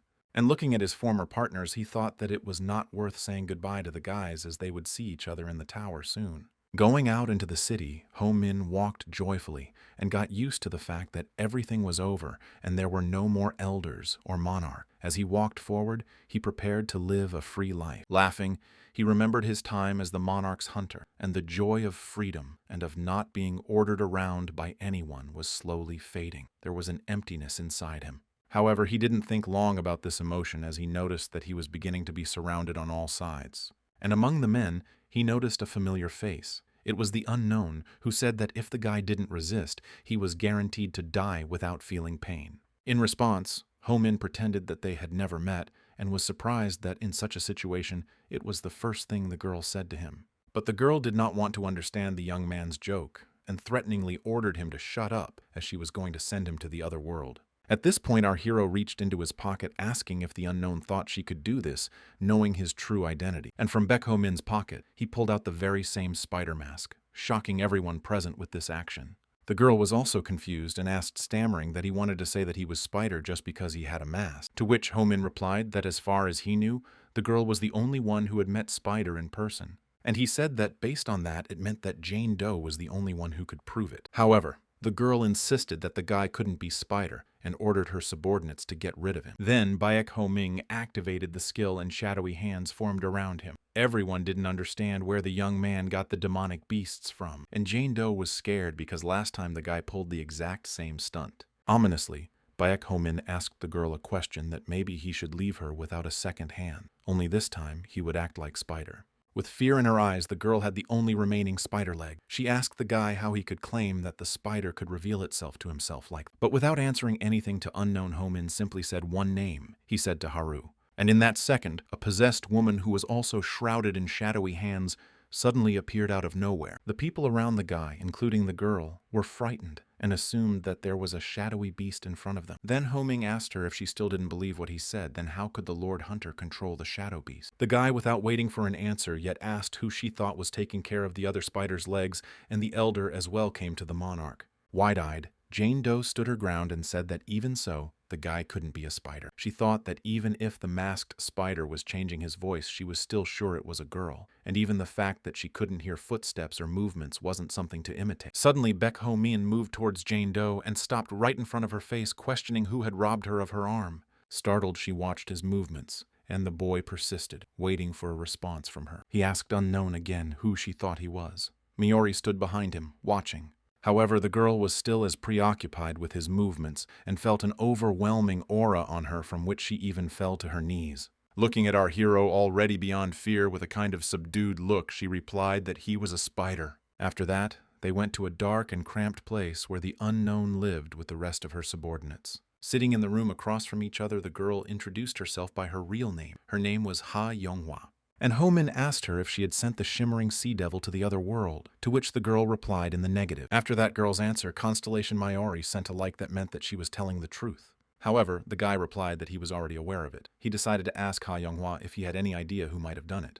And Unknown said that it might be the constellation that joined them to destroy the Platinum Monarch. She added that he'd just run away, and that was worrying. Then Ho-min thought that the one who threw a shiv at the Udalschik was obviously a peer of the guy to imitate like that. And this constellation was not the only hunter who was planning an assassination attempt on the monarch, but also more so thanks to the corrupted assassination plan, the ruler could push through a rebellion against divinity. And when Ho-min gathered all the bits of information, he had a feeling for a moment that the constellations were helping the monarch, and in that case, worry was unnecessary. Standing up from her chair, Jane Doe offered to talk to the guy about future plans, and shared that she didn't care if the ruler went crazy or wiped the entire city off the face of the earth. The only thing she really cared about was what rope she had to grab onto to survive. The guy looked at Ha Yonghwa with a penetrating gaze and waited for her thoughts to continue. Then the girl said that even if the young man was a spider, she had already experienced all the crazy things he was doing under the Platinum Monarch. She went on to say that he had dealt with all the spider legs. Ho-min also had the Shadow Beast under his control, along with the Platinum schemes and the spider mask. At this point, while our hero was listening to the girl's musings, he thought that she was even cooler than he thought. And Ha Youngwoo didn't really understand what Baek Ho-min was, or what he was. But nevertheless, she decided to grab onto the same lifeline as him. Earlier, the guy thought the girl would be consumed by rage and go crazy. But as soon as she saw the odds, she immediately changed sides. It showed that the girl was more courteous than Ho-min thought. Then Ha Yonghwa realized that since the guy was acting openly, he had a plan. She asked permission for them to join the plan. And Baek Ho-min, hesitating and delaying his answer, said that he actually had one idea. After the girl's hunch about the plan was confirmed, she exhaled a sigh of relief and was ready to listen. However, it was very simple. Ho-min said any street rat would know about it. It was about stealing. With surprise, the girl took what was said and asked what the young man was going to steal. Ho-min replied that he was going to steal the tower, or rather steal the rebellion against the deity of the Platinum Monarch. He also added that they would climb to the very top, since in the current situation it was the only chance as long as the tower was in discourse. Meanwhile, Kang Ha-jin stood at the entrance of the tower and thought about how warped it had become. Because of that, people's anxiety was growing. And behind him stood a frightened Yu Ha-ul as usual, asking what all these supplies were for. The hunter replied that all of it would be sent to the tower by order of the Platinum Monarch. The ruler said she'd fix the elevator and improve the hunter's facilities, and they were going to set up camp so they could stay inside the tower. And a little uncertainly, the Geomuk student said that none of this was like a normal camp. Looking at the girl, Kang Ha-jin thought about the fact that most of her older comrades from the Weapons Guild had disappeared, and it looked like she was following him around like a hen. The hunter then shared that he hadn't seen Baek Ho-min in a long time and now he's been replaced by someone strange. He also thought that he hadn't seen Haru in the same amount of time, so it seemed like they might have disappeared together. In a way, he thought it was a good thing that the two had disappeared. But with a sigh, Kang Ha-jin didn't deny that it was now boring without those annoying elements. Suddenly, Yu Ha-eul intervened in the hunter's thoughts and asked about something he hadn't heard the news about. The news was that Baek Ho-min had been sent away. The boy was very surprised and went to the monarch with this question. He wanted to know what was meant by Ho-min being purified. With this sudden interest, he surprised the ruler. Then she said that it was Kang Ha-jin's words that made her immediately kick the guy out. And as if justifying himself, the hunter confirmed that Ho-min himself is rude and sometimes acts foolishly. But even so, he was still a valuable resource. The guy said that our hero was able to become a great dog while something was holding him by the collar. And he asked the monarch if the guy was such a strong constellation that he could give the monarch the benefit of the doubt. With a steady gaze, the girl listened to the hunter and asked him to continue his thoughts as they were very entertaining. Then Kang Ha-jin told about the incident when Ho-min touched his eye seal, and he added that he didn't reveal this information right away because there were suspicious moments. As he continued to talk about what had happened after the seal was changed, he sensed in Ho-min the presence of several constellations. For a brief moment, it even seemed to him that their seals were connected. Our hero was protected by one constellation according to the hunter, but at the time it felt as if there were several. But in the end, Kang Ha-jin said that those had the same aura and felt the same. Summarizing, the Platinum Monarch asked the rhetorical question that there were many constellations, but in fact one. And the hunter confirmed it. He also added that he felt that the dynamite constellation was only good at alchemy. However, Ho-ming's martial techniques that he had demonstrated the ability to mend his own seal and the skill of taming shadow hands spoke of something else. Kang Ha-jin said that Constellation Dynamite was skillful at handling everything in the tower. This made it astonishing to the hunter. The boy went on to say that this assumption could show the monarch unlikely, and even being a young man constellation, there is no way that those could have achieved everything on their own. And Kang Ha-jin assumed that if it was possible, it was a super constellation. Such an amusing appellation of a fellow made the Platinum Monarch laugh with barely restrained laughter. According to the hunter's story, it was a constellation that stood above the others and its name was Dynamite. At that moment, the monarch thought of something interesting. Then the ruler asked Kang Ha-jin to spread the rumor of what was the result of the massive constellation. She asked me to say that it was caused by the constellation Dynamite. More specifically, that it was a super constellation that was trying to lead humanity to the top of the tower from the upper levels. However, Kang Ha-jin didn't understand how he could say such a presumptuous thing to people. But the governor didn't ask for an official statement. She asked her to spread the rumor that she was trying to keep the matter quiet, but the information had accidentally gotten out. Again, it was unclear to Kang Ha-jin whether there was any point in spreading such a rumor at all. To this, the monarch replied that in that case people would get hope, and the constellations that will be annoyed by the term superconstellation will make their move. And the ruler suggested that even the constellation Dynamite itself might hear of this rumor and run to the top of the tower.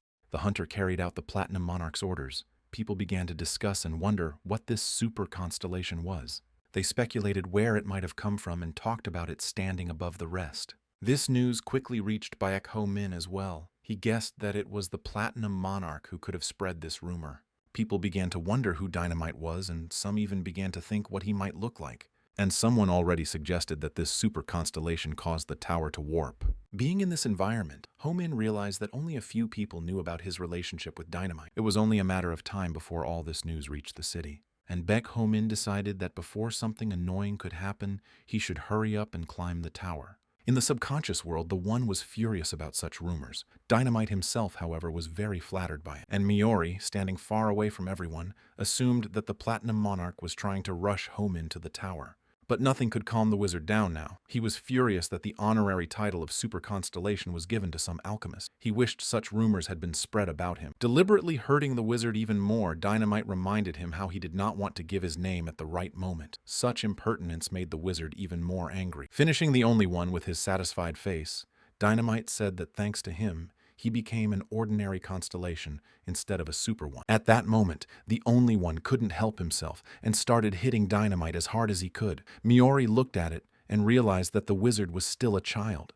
While the two of them were settling things, the martial king approached the girl and said that Baek Ho-min would soon be the center of attention. but it was a mystery whether it would be good or not. Miori said that the Platinum Monarch set the stage for Baekho Min, or rather the stage for a new star to emerge. And if our hero wanted to hide his identity, he needed to wear a spider mask, though Miori thought that if he got some attention, nothing would happen. Yes, and the girl noticed that since the guy was protected by 4 constellations already, the term super constellation wasn't so misleading. By that time, Baekho Min was already at the place he was longing for. He was in the tower. Smiling and relaxing, he realized how much had happened while he had been away. His face changed drastically to a more determined one, and he wondered if he should start climbing the tower now only properly already. Later, there was an expedition, and the tour guide asked all members of the investigation team to pass forward. Baekho Min was also there. He recalled that Kang Ha-jin was a member of the first expedition team and had probably already advanced far up the tower. Next to him was Ha Yonghwa, who showed him where to go next. Then Ho-min asked her if she had an informant within the expedition team. But the girl answered no and said that the first group was made up of only hunters from the Weapons Guild. But even so, there were those she had managed to bribe in the second group. It was as if the monarch had separated the experienced members of the group from the regular hunters who climbed the tower, so they had few loopholes to exploit and squeeze into their ranks. However, Ho-min didn't see anything wrong with that. He realized that they should just follow the first expedition group and capture the tower at the end. And Ha Yonghwa knew it wouldn't be easy because they were members of the first expedition group, but the young man didn't understand the problem. The members of this group included Yu Ha-ol and Kang Ha-jin. The rest of the names Ho-min couldn't remember, but most importantly, Geomuk was their leader. Then the girl said that Geomuk had gone up to the 50th floor before, and considering the way things were going now, Ha Yonghwa suggested just following the first group. In response, Ho-min didn't say anything, but only sighed and made a serious face. A little later, Kang Ha-jin and the others were already on the 15th floor in the steam canyon. The hunter noticed that there was an elevator leading to the 19th floor where they had stopped before. And after careful inspection, one of the hunters said that the mansion in front of them was a ghost mansion from the 20th floor. Apparently, it had been moved there because of structural changes.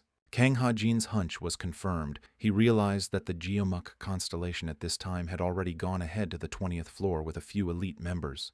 Hunter realized that they had a duty of care to investigate the structural changes and find survivors from the other side. However, as another hunter said, it was rare for anyone to survive due to the structural changes to the tower. But since the building was completely demolished, maybe some survived. After that, Kang Ha-jin suggested that the parasites of the third colony might have gotten to them along with the building. Therefore, they should move with caution and continue their search. And at that moment, there was a shout that warned them that there was a lifeless one there. The young hunter was knocked out and did not immediately believe what was said.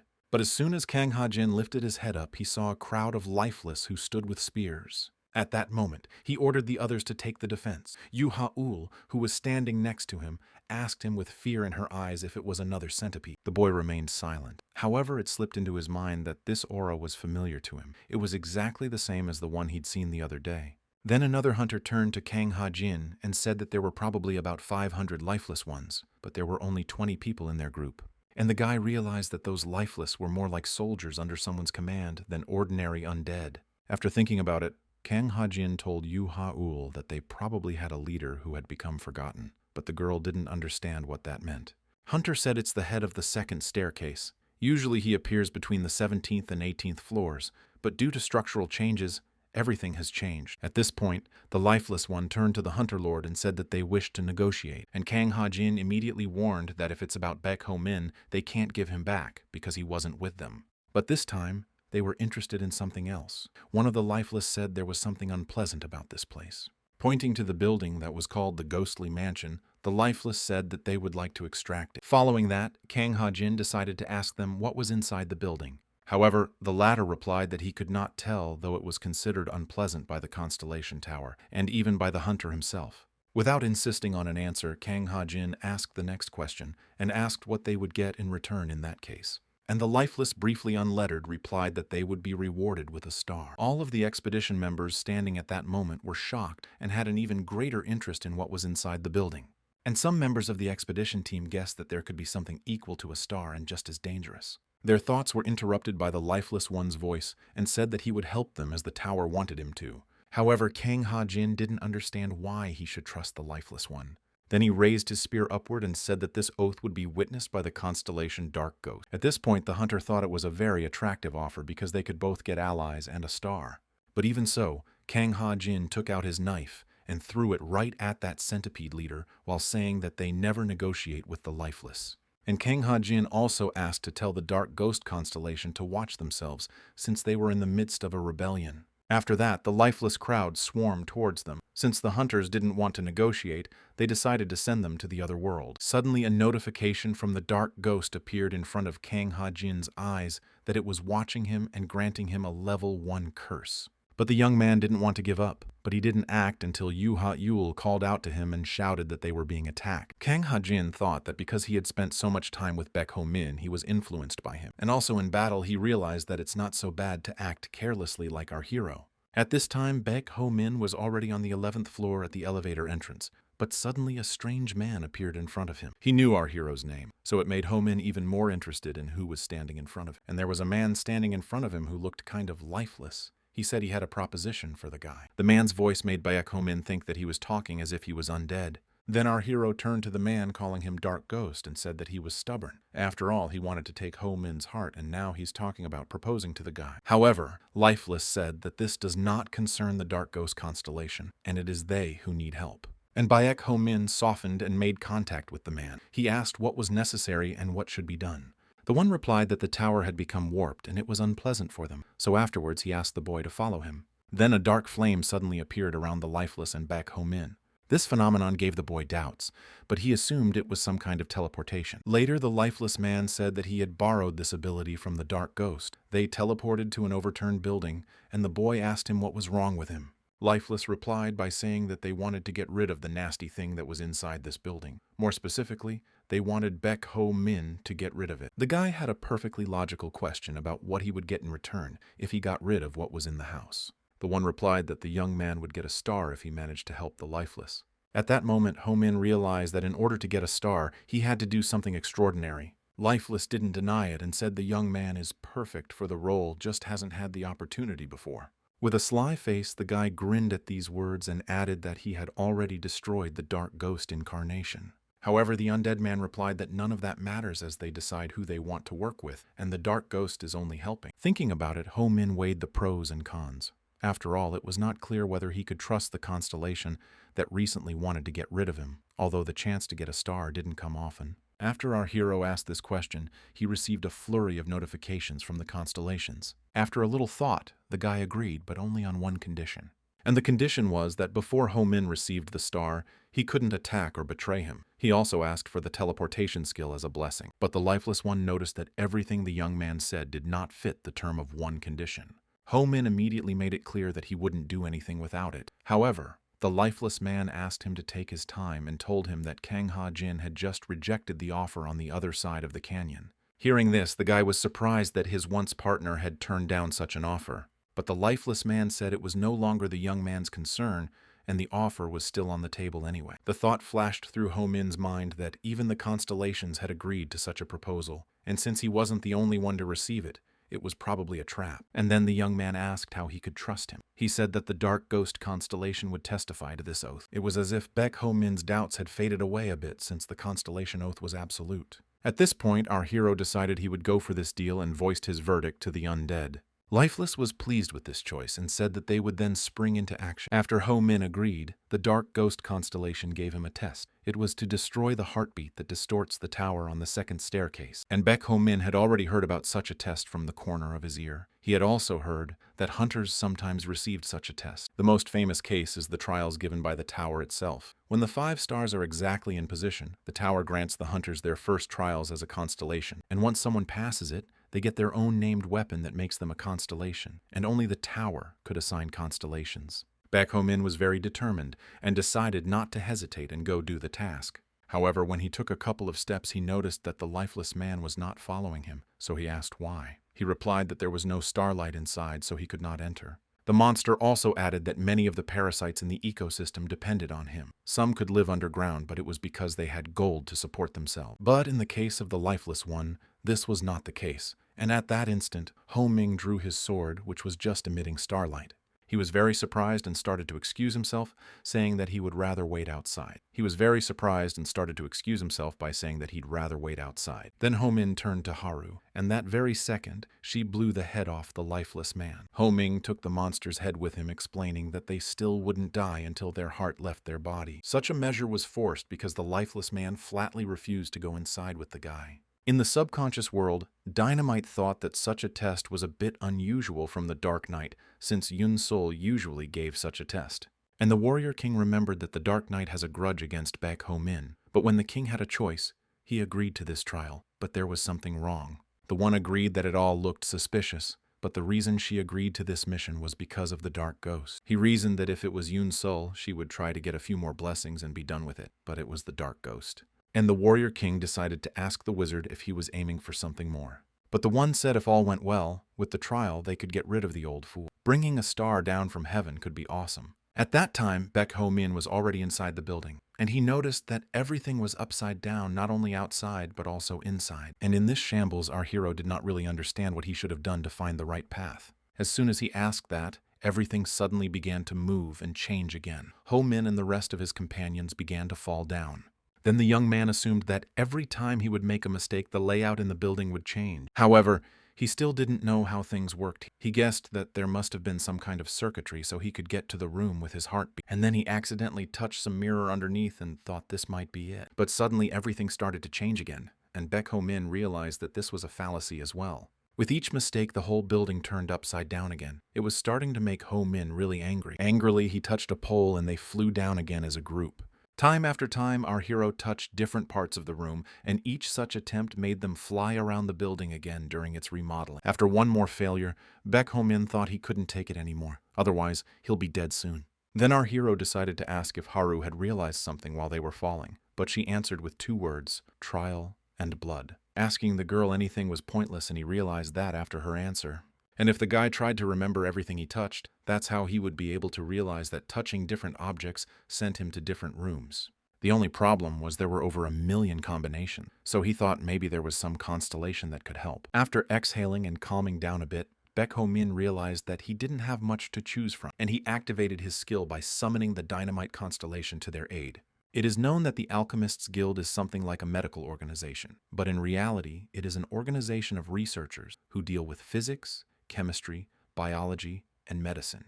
Ho-min thought about how Constellation Dynamite really does look more like an engineer than a doctor. The guy politely asked Dynamite to help him with the situation. After that question, Baek Ho-min began to see everything through Dynamite's eyes, and his surroundings were greatly embellished. Everything was perfectly arranged and in its place. Everything that looked complicated to the guy before became clear. Then our hero noticed something up ahead.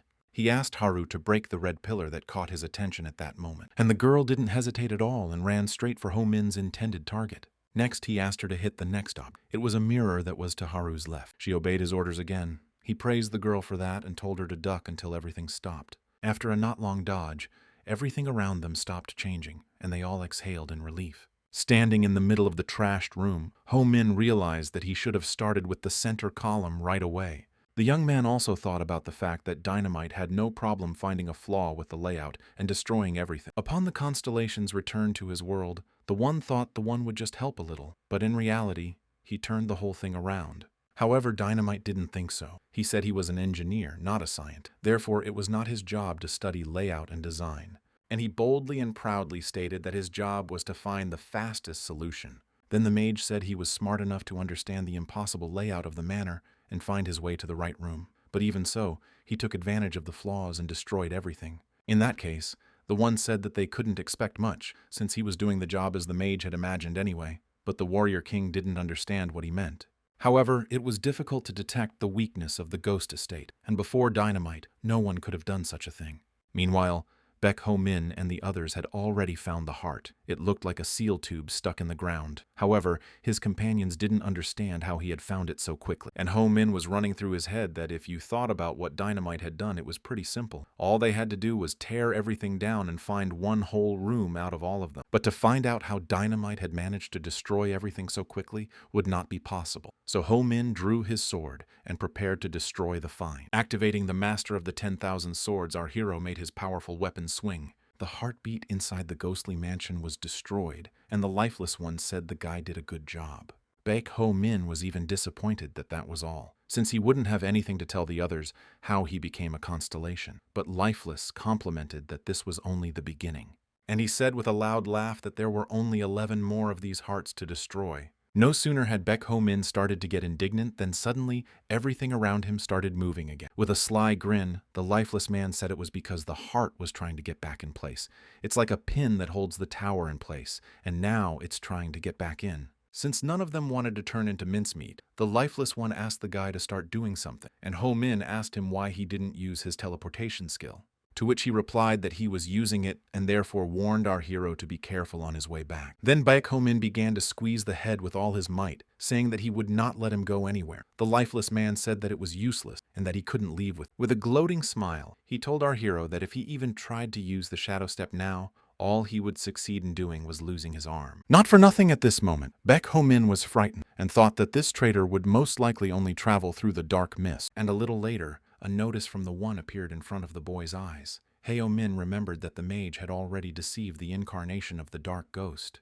The guy immediately summoned the wizard to his aid and began to act. Lifeless was in shock and didn't understand what he was doing.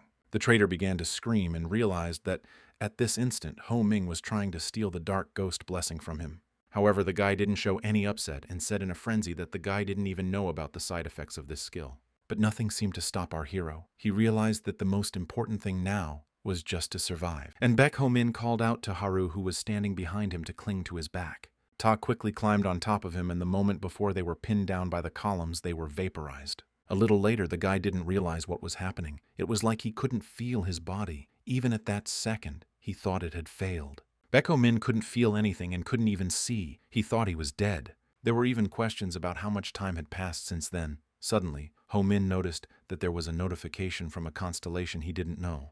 But after a few seconds, our hero realized that the bark was from the only one, and he began to hear, and the guy heard a sound he didn't understand. With horror, the boy opened his eyes and woke up in reality, and as it was to be expected, he didn't understand where he was and what was going on around him. As he lifted himself up, he realized he was sitting on the ground. He realized that he was sitting on the ground.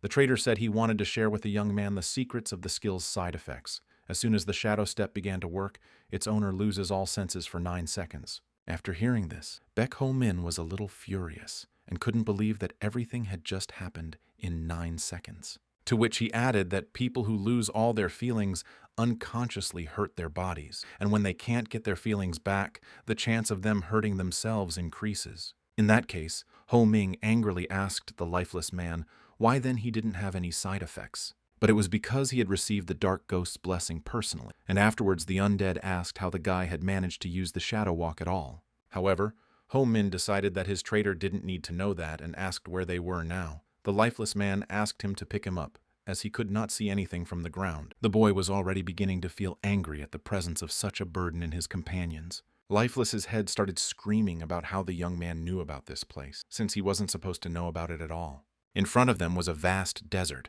However, Baek Ho Min still didn't understand where they were. And just when the undead head was about to answer the guy's question of where they were now, it dissipated in dark smoke. This ominous smoke escaped from our hero's hands and said that it could not be. The smoke also mentioned something about the dark ghost's blessing. In the end, as became clear from the words of the lifeless, or rather from the resulting smoke, the dark ghost left. At that moment, Baek Ho Min thought that the creature might be angry that he had come here. He wondered why he had left his blessing. And our hero turned to the One because he wanted to know the reason why he was brought here. However, there was no answer to the question. Then Ho Min decided that this place should be examined and moved forward with Haru. He kept saying that he was hungry. Initially, the young man thought it was just an ordinary desert, but later he noticed that the sand was different. Bone dust from the lifeless and metal shards were present. He even found gold dust there. Then Ho Min assumed that this place was like a tomb for the lifeless, and he remembered that there were rumors of a forgotten graveyard. The lifeless came to this place when they no longer had a body of their own, and the guy used to think it was all fairy tales. And now Baek Ho Min was finding it hard to believe that the graveyard for vermin really existed. Later, our hero came up with the idea that if he could extract gold from the lifeless bone remains, it would be a whole gold mine. At this moment, Ho Ming realized why the constellations had convinced him to take this trial. They wanted to use the dark ghost's blessing to bring the boy here. Together with Haru, they happily threw their hands up in the air and decided that they needed to collect as much gold as possible. The constellations were watching, and the War King was glad that Homin had survived the journey. But Dynamite noticed that there was more to be found in this place than gold. Dynamite smirked, realizing that it would be his turn to interfere in the boy's affairs, but the mage had an angry reaction to it. An hour later, Baek Ho-min had already managed to collect 2 handfuls of gold. In that time, he had practically collected 200 million. And only now did the lad realize why every hunter longs to get to this place. In addition to gold, the guy found some rare equipment here. It was even hard to find rare weapons in such a place. Ho-min found his first relic weapon here. It was a metal chain, and apparently it could grow when pulled, but it was hard to believe that this chain could be pulled without any cost. And at this moment, a notification about the collected gunpowder also appeared. However, Baek Ho-min didn't understand what it meant, but it was interesting. The guy decided to test how the chain worked. He swung it and hit the ground. As a result, there was a huge explosion in the area. As it turned out, this weapon was destroying part of itself to explode, and Baek Ho-min noticed that it had a similarity to the 10,000 Swordmaster. Suddenly, after checking the metal chain, our hero felt something unpleasant in his body. He later realized that this was a side effect of using the weapon. The cost was his energy. He should have known that, as it would have been the most likely cost in the tower. Then, to make him feel better, he used the mini-lab in his body from Dynamite. He took fatigue-relieving substances, painkillers, and more. Since the price for the weapon was energy, such drugs could at least help the guy with that. A second later, Baek Ho-min remembered the moment when he looked through Dynamite's eyes. He then gathered his hands into a fist and decided that he should hurry up. Our hero could not have imagined that this case would take him so long. And looking at some colorful pebbles on the paper, the young man was not sure how many times he had to use his memory skill for the sake of Dynamite's help. In the subconscious world, it seemed like all the constellations except Dynamite himself couldn't understand what Ho-min was trying to do right now. So the Martial King asked the constellations about it, to which he replied that it was an explosive. And since ingredients and tools were now limited, Dynamite helped increase the weapon's power. The Phantom Flame Massacre is a weapon that uses projectiles, and if one link is filled with explosives, the rest will have the same effect. The Warrior King was afraid to even ask what this weapon could do then, but Dynamite told himself that such a bomb is especially known for its 98% lethality. Then, Constellation thought about what was even more terrifying, how the alchemist was talking about it with a smile, and he even thought that now the reason why the mage suspected the one in the massacre was understandable. In the end, Baek Ho-min got a biochemical bomb that had 5 blue, 3 red, and 1 white explosive. Our hero decided to start testing the resulting bombs with white explosives. As soon as he brought the small, dangerous ball to the chain, it immediately began to absorb it. And Baek Ho-min saw how the chain even changed color, similar to the one it absorbed. With the motto of all or nothing, the young man was ready for the experiment. However, the guy quickly realized that he couldn't just use the bomb as he had spent a lot of time creating it. He quickly changed his mind about testing the chain and really hoped that for such a test, he would still be given a star and receive a constellation title. Baek Ho-min gathered all his things and told Haru that it was time to move, but he didn't know where to go next. Then notices from the constellations, which thus helped to determine their route, appeared before the lad's eyes. Baek Ho-min was glad that the constellations seemed to be helping him more often than before. And on the other side, Kang Ha-jin and the others were fighting the undead that was attacking them and wouldn't retreat. Suddenly the hunters were distracted from the battle by the voice of the forgotten lifeless one. He said that they had had enough of treason, and that all their forgotten or delayed punishments would come from the past. However, Kang Ha-jin did not understand what such a threatening message from their enemy meant. He didn't hesitate to attack the lifeless one. He thought to himself that all the hunters had said they'd seen the Forgotten Ones, which meant that all the evil blessed by the Dark Ghost was involved. But Forgotten was able to dodge the guy's attack and rushing back shouted that the hearts support the tower's distortions and the tower's distorted past had returned. From these words, Kang Ha-jin realized the true purpose of the hearts, and it became clear that the fiends wanted to destroy them so that the tower would no longer be distorted. So Kang Ha-jin thought of grabbing some of the Forgotten Ones for Jiamuk to interrogate. That way they could get more information. But suddenly Lifeless grabbed the hunter's hand and began to release dark smoke from his mouth. With all this, he said he would become a part of the past. Smoke began to envelop Kang Ha-jin from all sides. It seemed to be the Dark Ghost's curse, and if he fell for it, he might die.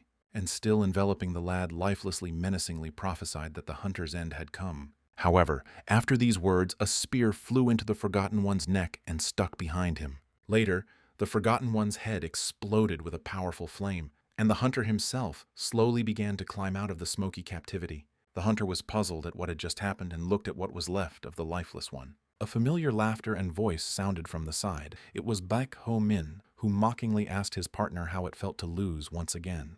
With wide eyes, Kang Ha-jin was not prepared to see our hero in this place and asked how he ended up here.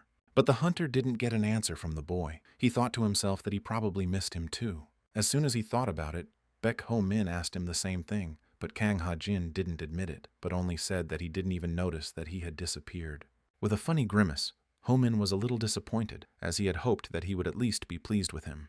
The hunter offered to discuss it later and stated as a fact that our hero was sending the forgotten to the other world. Kang Ha-jin concluded that Ho Min had not accepted the Dark Ghost's assignment, and not at all confused, but on the contrary. With a satisfied face, the young man replied that he had accepted the offer after all. This caused the hunter a storm of negative emotions. Scolding Ho Min, Kang Ha-jin said that even if Ho Min accepted the assignment, it was wrong to send his subordinates to the other side. To which our hero replied that he had already blown the head off one of his subordinates, and nothing happened. So he thought it was okay to do that. Through his teeth, Kang Ha-jin asked why he liked to take risks, and he added that if he broke his promise to the constellation might get angry. But Ho Min didn't realize the seriousness of it and replied that he shouldn't worry because the constellations usually liked him, and from such carelessness the hunter was even angrier. After a couple of seconds, Kang Ha-jin calmed down a bit and thought that since it was Baek Ho Min himself, it was possible that he already had Dynamite's blessing. Yu Ha-ul came from the side and announced that she and the others had taken care of all the evil. Kang Ha-jin then instructed her to identify all the wounded. Since the girl herself didn't notice Baek Ho Min standing next to her, he said hello to her. Geomuk's student was surprised by his presence, and after such an unexpected encounter, Yu Ha-ul walked up to Kang Ha-jin and whispered something in his ear. From what the girl told him, the hunter's gaze changed and became even more grim. He then turned to Baek Ho Min and suggested that they talk elsewhere, because Lord Geomuk sent them a message and asked the guys to hurry up. And Ho Min agreed. He thought that he would have a chance to find out what was going on with the advance party. On the way, Kang Ha-jin remarked that our hero looked too good for someone who had been kicked out of the castle. He replied that a lot of things had happened to him in the meantime, and Ho Min offered to discuss everything that was going on. He also asked if he really couldn't touch Dark Ghost's subordinates if he accepted his offer. That was actually true, and if you don't respect the terms, things can get complicated. That's why the hunter told our hero not to negotiate with the parasites. But since the deal had already been made, Ho Min wondered what to do now. Kang Ha-jin replied that he had no choice but to fulfill the ghost's conditions. Ha-jin also said that the guy should avoid doing stupid things like destroying hearts and advised him to call a wizard to break the spell. That threw Ho Min out of whack. The hunter immediately thought that he had already done something stupid and destroyed one heart. Baek Ho Min only laughed in response. At this moment, Kang Ha-jin realized that it was in the aftermath of the destruction that the number of undead seemed to have increased. But Ho Min was more concerned that the hunter had said that they had to call a wizard to destroy him. It was unclear why the Dark Ghost would make such a big deal out of it. Despite the circumstances, Kang Ha-jin was sure that all the constellations that had risen were not happy about it, because the flow between the constellations had been disrupted because the tower had almost collapsed. Perhaps the Dark Ghost thought he should take matters into his own hands, and since Ho Min had destroyed one heart, there were 9 of them left, so we had to make sure the others were safe. However, the fiend that was with Ho Min told him that there were 11 hearts left. Then the guy remembered that 2 more had passed the test in that manner, and Kang Ha-jin said that he also passed it like Geomuk. Hearing that, our hero was very surprised, because he could still believe that Geomuk had passed it, but he could hardly believe that the hunter had passed. Then Kang Ha-jin confessed that he had gone to the manor before. He doubted that Ho Min could pass such a test by himself, so he asked him if the constellations had helped him. And since there was no point in hiding anything from the hunter, especially since he mentioned dynamite, he said yes. And that confirmed Kang Ha-jin's hunch. He said that apparently dynamite was more impressive than he thought. Bowing his head, the hunter wondered if dynamite had helped the boy despite what the other constellations might think of him. And the fact that he wasn't as well known as the others could only mean one thing. Dynamite helped the people in the tower without fearing for his reputation. According to Kang Ha-jin, he was most likely a silent hunter who really made a difference. And Dynamite himself, listening to the flattery in his direction, was madly happy and said that he always thought Kang Ha-jin was a good guy. Because of this constellation reaction, Ho Min's notifications started popping up everywhere, and he said that it was likely that Dynamite wasn't as quiet as the hunter thought. Kang Ha-jin continued to praise Dynamite and said that even though he was not known among the people, the constellation in the sky spoke of his accomplishments. And since he was helping Ho Min, He probably saw something worthwhile in him, and our hero replied to the hunter that it was unlikely that Dynamite would like him because of his sweet talk. Such a phrase caused Kang Ha-jin to question Ho-min about whether the constellation didn't like him, but Baek Ho-min couldn't even think that the hunter cared that much, so he asked if he was interested in Dynamite too much. However, the boy could not understand such interest, since he could communicate with the constellations. Most hunters could only dream of such a thing. Kang Ha-jin said that the guy didn't even realize how meaningful it was that the constellations were actively helping him, instead of just giving him signs and blessings. It was probably at this moment that Baek Ho-min realized this and thought that he was still grateful to the constellations for the help they were giving. He couldn't even count the number of likes that had once saved his life, so he even thought of sending some likes to the constellations in return. Then Kang Ha-jin shared with our hero that he is still jealous of his communication with the constellations, and more specifically his communication with Dynamite. And the young man wanted to tell the hunter even more about communicating with the constellations, but he didn't realize if it would cause more trouble. So Baek Ho-min told the guy that he wasn't really talking to them, but just receiving one single message, so it was hard to call it a full-fledged communication. Kang Ha-jin was surprised by this statement and asked if he was really receiving only one message. He answered yes, and said that he still had to recognize its meaning. Under the same impression, the hunter asked if Ho-min knew what a Ouija board was. But by the reaction to this question, it was clear that the guy heard such a word combination for the first time. Then the hunter asked the young man to wait here, saying that they had already arrived in the corridor on the 19th floor. The hunter asked the young man to wait here, saying that they had already arrived in the corridor to the 19th floor. Kang Ha-jin said that the Ouija board is a shaman's tool for summoning and communicating with spirits. Ho-min asked if it was similar to the items used by tamers. The boy thought that this board was a hint to communicate with the constellations, but it wasn't. Although the Ouija board was called a tool, it was actually a toy, because in ancient times there were no real ghosts that were there now. Then Ho-min asked if there were no ghosts at that time, where people went after they died. Kang Ha-jin replied that they went wherever they wanted to go. But the most important thing was to know how the Ouija board worked. At this moment, Baek Ho-min noticed that there was something wrong with the hunter and assumed that his eye was hurting. He replied that he shouldn't worry because his eye was sore from using his skills too much, and the dark ghost's curse had slowed its recovery. Suddenly our hero asked Kang Ha-jin why he was hated by all the constellations he knew. The guy replied that it was probably because he was very nasty. Without broaching the subject, the hunter told Ho-min to put his finger on a board made for them to ask questions of the constellation. He said Baek Ho-min should only move his finger slowly on the board, and once the constellations are notified, they will notice which symbol the young man stopped at. This procedure could be repeated until the constellation sent a detailed message to the boys. This was the ideal way for Ho-min to communicate better with the constellations. But deep down, our hero doubted whether he really needed to do all this.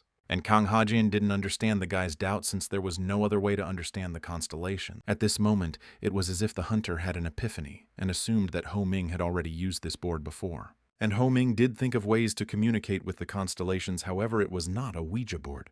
But even so, the young man did not pay proper attention to them. Even though they were constellations, they were just strangers to Ho-min. He thought it was better to trust his judgment only if it didn't involve some complicated situation. After all, he was the only one responsible for his life. However, in any case, the guy was pleased to receive notifications from the constellations as they were signs of support and kindness without any subtext. Even in those moments when Baek Ho-min was an orphan, such support was invaluable. Of course, he guessed that there was probably another reason why the constellations loved him so much, and the guy thought that when he found out the real purpose of their likes, he would lose all faith in himself that very second. And Kang Ha-jin knew exactly why he was hesitating right now. That was why it was scary to face the opinions of the constellations right now. Expressing support for Ho-min, the hunter said that he was not the only hunter who felt such emotions. He went on to say that the master plan is painted by the constellations in the heavens, and all of them are just cogs that continue the movements in their plans. And when all the people realize what the constellations want, they'll face a lot of pressure. Also, Kang Ha-jin said that he will never understand the feeling of a guy. However, the hunter also fought the Lord and the other constellations, all because there are many constellations that hate the Platinum Monarch. Kang Ha-jin also added that ignorance was not what protected him, but the cage he was sitting in. So he advised our hero to take a step even if he was scared. And if Ho-min was afraid that the constellations would then control him, Kang Ha-jin said to be sure to fight back. Baek Ho-min would never have thought that a hunter could speak so beautifully. And after thinking for a while, the guy thought that this was really a good way to handle it. With enthusiasm, Ho-min pulled his finger to the board and was ready to ask his first question to the constellations. At that time, the one and the others were happy that Kang Ha-jin had played an important role in their plans. Miori confirmed that thanks to the hunter, the situation would be accelerated. However, their joy was quickly replaced by excitement as they didn't know where best to start and what to say to the guy. One Miori was in a cheerful mood and jokingly told them to ask Homin to eat right and drink more water, but only one didn't appreciate that kind of humor. And as Dynamite and the magician thought long and hard about what to say to our hero, the chance that the guy would stop using the Ouija board was increasing. Gathering his forces, the only one knew that was what they all wanted to say. At that moment in the real world, Bak Ho-min received a message. But looking at the board, Kang Ha-jin and our hero didn't realize the significance of what the constellations had sent. It was written on the sheet that they were his past. Watching this, the boys wondered what the constellations were trying to say. At one point, they even thought it was a joke. Yi Ho-min suggested asking for something specific since they had no other choice. Kang Ha-jin supported the idea. Suddenly, at this second, the ground began to vibrate. Baek Ho-ming also noticed that his seal began to heat up, even though he didn't use his skill. However, in the subconscious world, the one and the others were also surprised by such a phenomenon. But the mage knew that meant the tower had noticed them. It was only a matter of time, and they all knew it would happen sooner or later. Though Dynamite still didn't understand why it all happened so suddenly. And all this was because they started using the Ouija board to communicate. The warrior king asked the magician if they could do anything about it. And the wizard already thought of a couple of things that could help them, but there was no guarantee. Then he said that in the imaginary world, he was just another ordinary person.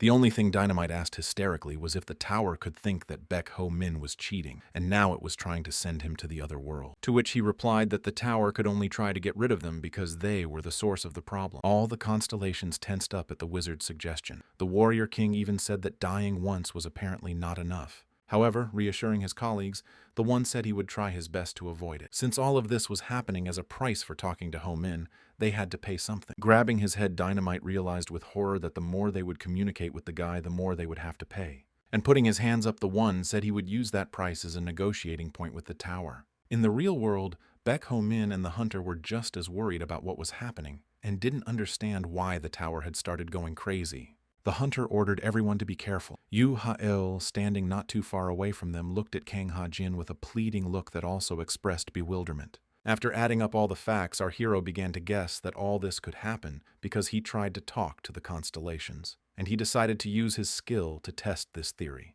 Then he activated the already hot seal and called upon the memory of the one to help.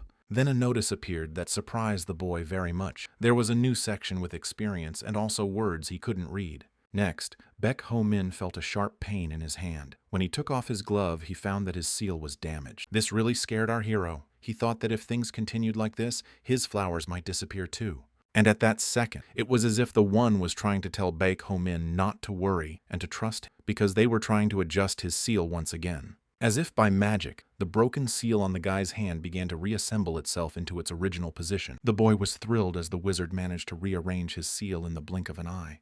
However, Baek Ho-min noticed that his seal had become a different shape from before, and right after the young man noticed it, all the vibrations that had just occurred stopped. All the hunters, and including Yu Ha-yul, still didn't realize what had just happened. Suddenly, a warning he had never seen before appeared before his eyes. It said that Miori was giving him a challenge to get rid of the fallen star taboo. The young man didn't understand what was happening to the tower, and what kind of challenge he had been given that came from no one else but the constellation of Miori. But to these questions, Baek Ho-min was sent likes in the form of a message by everyone but the girl herself. And lifting his head up, looking up into the sky, the guy decided to address Miori himself. In the subconscious world, the creatures noticed that their vibrations had stopped. The warrior king turned to the magician and asked if he could now give the boy orders.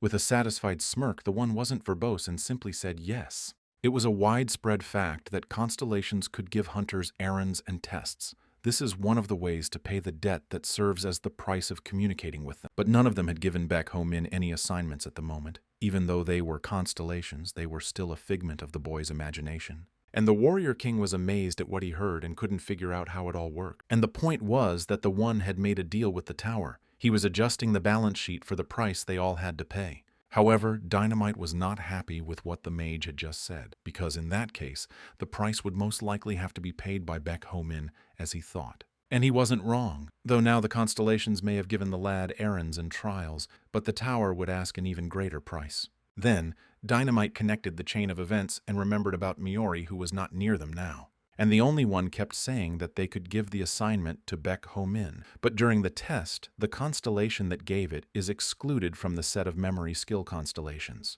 Then Dynamite asked why Miori had voluntarily given the boy an assignment. The wizard replied that it was not in the girl's competence. And he complimented that for Ho-min, the fallen star, is an important target for elimination since it meant the end of his world. He also said it would be hard for the guy because he was in constant pain and suffering. Shooting stars were those who once shone in the heavens but later lost their purity and descended to earth. They are monsters who have lost their starlight. They were like those who whisper their curses and unholy predictions. They also spend their lives destroying everything and everyone in sight. And since no one prays so earnestly for the destruction of the tower and the world, as these stars, those were often called doomsday monsters. After that, Dynamite decided to ask if it was a little early for the fallen taboo star to show up now. And the one replied that the tower never offers unimportant things. The mage also had a feeling that it was related to the trial of the night scarecrow. In the real world, a lot of lifeless things suddenly started appearing out of the ground. From such a sight, Baek Ho-min and the others were once again in a stupor and saw those getting even bigger. Kang Ha-jin then told the others to get ready to fight and also ordered everyone to run from the 18th floor as fast as they could. And Baek Ho-min offered Kang Ha-jin to clear the way for the hunters to get to the 19th floor. The boy rushed into battle, and the constellations watching him didn't realize if this was the price they had to pay now. Angry, the one turned to the tower and asked if this was all too much, so he assumed it was taking the opportunity to get rid of them. The hunters fought back as best they could. The tower leading to the 19th floor was already in front of them. Baek Ho-min himself realized that he and Kang Ha-jin might survive the fight, but the rest of their hunters would be wiped out.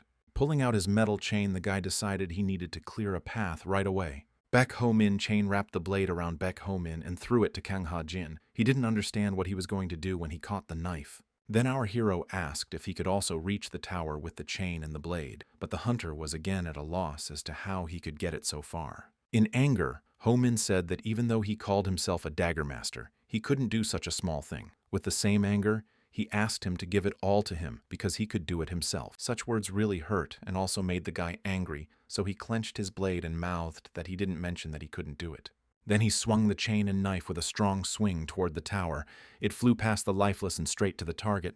Without believing it, Kang Ha-jin was surprised that the plan had worked. Baek Ho-min, who was standing a little behind him, rejoiced and thanked the hunter for his excellent work. And with a satisfied face pulling the metal chain, Baek Ho-min asked everyone to duck down. As soon as the guy pulled the chain to its maximum tension, it exploded. All the lifeless people in the epicenter started blowing to pieces. There was no one left from such a huge explosion on the way to the tower. The path for the hunters was open. Everyone rushed towards the exit at lightning speed, and Yu Ha-eul shouted that they should hurry to the tower and get there before they were surrounded again. However, Baek Ho-min didn't take into account, or rather forgot, that there was a fee for using the chain. He started to fall to the ground like a stone. But Kang Ha-jin reacted quickly and caught our hero. The hunter guessed that it was probably a skill fee. Meanwhile, the lifeless began to surround them again. Then Kang Ha-jin took the boy on his back and ran forward. Ho-min was flattered by this concern, and he didn't miss the opportunity to mock the hunter, or rather his sturdy back. In the imaginary world, Dynamite was glad he'd made this explosive in advance, and said that he had never expected anything else from a super constellation. Such praise of himself made the magician angry. However, the War King also said that the chain explosion was an ingenious solution, but the wizard insisted on his own, and said that originally on his initiative he had found everything for this trick. As the only one was on the verge of frenzy, Dynamite with a sly smile began to agree with him and asked him why he should not cool down, but that satisfied face was getting on his nerves even more. At that time, Kang Ha-jin and the others were already in the barracks on the 19th floor. In one of the tents was Ho-min, who was still unconscious. Although our hero was out of it, he thought to himself that the hunter had saved his life many times before, and realized that he was in his debt again. A man came into their tent and turned to Kang Ha-jin and said that all the members of the expedition team had already gathered, and complimenting the one said that Lord Jaeomuk wants the hunter to be there too. At the meeting, Jaeomuk said that the advanced troops were making their way to the 3rd level. The situation was not bad, and there were trails that made it look like one of the constellations wanted to help. At these words, Kang Ha-jin exhaled. He realized that if the hunters from the 20th floor fortress were defeated, then the city was probably in a terrible situation. Also, Constellation revealed that 4 hours ago, the heartbeats that were suppressing the tower were destroyed. There were originally 9, but there are 7 left. One of the expedition group crowd asked if there was any speculation as to what might have caused this. To which Geomuk bowed his head and as if with regret said only one thing, that the tower had decided to awaken after a long sleep. In other words, it meant that the tower itself could pull out the heartbeat when it wanted to. In any case, Geomuk said that only the heartbeats were destroyed, so immediately went countercurrent. Hearing this, Kang Ha-jin suddenly remembered that the Forgotten One had also mentioned the countercurrent.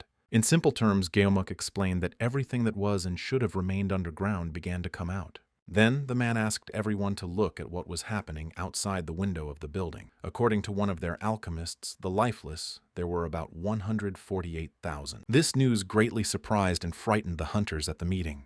And the number of hunters who survived on the 3rd level was about 130 people. That meant that there were only 1,000 opponents per fighter, as Geomuk had said. The staging of how the man said just 1,000 opponents on one shocked Kang Ha-jin. But Geomuk complimented and said that the number of lifeless was not the main problem, as something more serious awaited them. And he asked the member of the expedition group to look again at what was happening outside the window and pay attention to the fool who was fighting the enemies. Turns out that man was Tabu himself, who was a doomsday monster and was slowly following them. There was a murmur and discussion in the hall about what Geomuk had just said. Everyone guessed little by little that the man was talking about the fallen constellation. Kang Ha-jin realized that all the hunters were getting nervous. He couldn't blame them for it, though, since Tabu was a terrifying creature. However, it was the nature of the fallen constellations that had everyone truly excited. And what was most striking about this situation was that the constellation that had once faithfully led mankind from the heavens could in an instant fall to earth. Then Kang Ha-jin turned to Geomuk and decided to clarify that as he remembered the constellation, Tabu had been tamed 7 years ago. It was really true, because Geomuk himself had subdued him once, but still he didn't destroy it because it escaped underground. And before they had to move on, the man decided to share with the hunters what kind of man Tabu had been before the fall. After a while, Baek Ho-min had already regained consciousness in the tent, and Kang Ha-jin was already bringing our hero up to speed. At that moment, Ho-min remembered the test that Miori had recently given him. It was all about getting rid of the taboo. And the hunter idly decided to ask if the guy knew what a miracle day monster or a fallen constellation was. And the hunter idly decided to ask the guy if he knew what a miraculous day monster or a fallen constellation was. And the hunter said that during the blue-white conflict many constellations ascended, including Tabu from the Alchemists Guild, and he ascended thanks to the constellation Oracle. It would have been nice if he had led all those who wanted to follow him and stayed ascended, but unfortunately he was unable to let go of his amazing attraction to the earth. Less than a year after his death, Tabu lost his title and was demoted to the title of Fallen Constellation. This was a consequence of the obsession with his values as a man. And of course Ho-min wondered what kind of person Tabu was, so he asked Kang Ha-jin that question. Hunter replied that he had heard that he was rather eccentric. Tabu was more interested in the tower itself than in conquering it. The fallen constellation tried to find holes in the rules set by the tower and test the limits of her patience to see how much a man could deny her superiority. Then Baek Ho-min suggested that that was the reason why he was named Tabu. The hunter went on to say that he was interested in what was forbidden and obsessed with, and the boy even wondered why the tower had granted a title to someone like Tabu and given him such a name. After that, our hero began to reflect that even though Tabu was a fallen constellation, he didn't realize if he had the strength to defeat it. But the young man's thoughts were interrupted by Kang Ha-jin saying that he remembered that at that moment, Ho-min was doing the Night Scarecrow's errand. And the hunter said that fallen constellations come into disfavor with the towers, which meant that a guy could take a star away from one of them for nothing. That's how Doll got hers. Baek Ho-min was even encouraged by this and thought that if he completed both trials, he could even get 2 stars. All the while, Geomuk looked wistfully at what was happening outside the window. Kang Ha-jin came up from behind and added that they were lucky that the parasites despised the fallen constellations. The man asked if there was any news from the monarch without responding to the boy's words. And the hunter replied that she would not send a second expedition team for the reserve because now all the elevators are damaged. Geomuk was not happy about this news. Also, the Platinum Monarch had ordered them to advance to the 20th floor after overthrowing Tabu. They were basically expecting a ridiculous order from someone who had no idea what was going on. Kang Ha-jin said that if the fallen constellation disliked parasites so much, it should have reunited with humans. Tabu would be a strong ally like no other. But Geomuk replied that it was not the fact that the fallen creature hated parasites, it was the tower. He said that the fallen constellations have a great hatred for the tower, and they all want to destroy it, all because they no longer live without the values they had when they were alive. However, Kang Ha-jin still couldn't understand why exactly this was happening, to which Geomuk, smiling slyly, replied quite simply, "It's because love always goes almost hand in hand with hate. The hunters who climb the tower adore it, but such a strong feeling can easily be replaced by resentment if the tower allows them to reach the top." Then Kang Ha-jin decided to ask the man what he thought the outcome would be in the end. Although the guy dreamed of the ideal scenario of taboo and the parasites destroying each other. But that was definitely not going to happen, and Geomuk said that they would have to face taboo very soon, so they should have started preparing already. Suddenly their conversation was interrupted by a concerned hunter who said that something terrible had happened there. And then he said an even more shocking thing. He mentioned Baek Ho-min's name. This made the eyes of the hunter and constellation become wider than usual. Our hero was already standing practically in the epicenter of the battle and thought about the fact that he didn't really know how to fight the fallen creature. However, he realized that he didn't need to use his brain or any remnants of it to come up with a very workable strategy, since most likely Baek Ho-min would just not be able to observe it properly. Behind the guy, Kang Ha-jin had already caught up with him and was shouting with questions about what the guy was up to. But Baek Ho-min didn't seem to hear the hunter and thought that he was especially good at thinking on the fly, so he decided to act according to the situation. Turning to his constellations with a battle cry, our hero roared into action at the lifeless mob and the fallen constellation. He chopped down one by one, even bit into the necks of the lifeless and used the mini-lab. He knew it would be a long battle, so he didn't hurry to call the constellations until he met Taboo. Geomuk and Kang Ha-jin watched the boy. The man assumed that he had lost his mind when he lost his title as the ruler's hunter, so he asked the hunter if he was going to help the boy. And the man replied that he may have been immensely indebted to Ho-min, but he didn't want to help him when there was a risk of losing his life and the lives of other hunters. After hearing Kang Ha-jin's answer, Geomuk said that in that case our hero would meet his end here. In the battle, Ho-min was already getting very hot. He thought that the back of his palm should already be burning. However, the heat from the seal spread throughout his body, and he noticed that the hotter she got, the stronger and faster his movements became. Then Baek Ho-min suddenly remembered training with Kang Ha-jin's mentor and thought that perhaps it was their fruit. He also remembered how he had said that he would teach him how to use those skills for himself, and Ho-min wondered if he had to warm up in order to work at full speed. Moreover, after the seal transformation, it was now easier for the young man to use the 10,000 Swords Master. He didn't fully realize what the one had done to his seal, but he was insanely grateful for it. And the wizard did say that he increased the conductivity of the guy's heat seal, but according to him, Baek Ho-min was the one who made it possible. The warrior king was amazed at how quickly our hero was growing in strength and ability. However, he was worried that because of such recklessness, the young man might now be killed. The mage replied that of course the safest thing to do would be to just run away, but that didn't make sense. If the boy ran away now, it was unlikely that he would be able to cope with what would be on the upper floors. After pondering these words, the warrior king agreed with the one. In any case, Baek Ho-min was doing well right now. However, the mage was more interested in what Kang Ha-jin would do now in this situation, and the warrior king suggested that the hunter, judging by the current circumstances, probably left the guy alone in the battle. Closing his eyes in regret, the one said that our hero was like a pebble that was thrown into the water. Only Kang Ha-jin could influence whether the pebble would make a wave or not.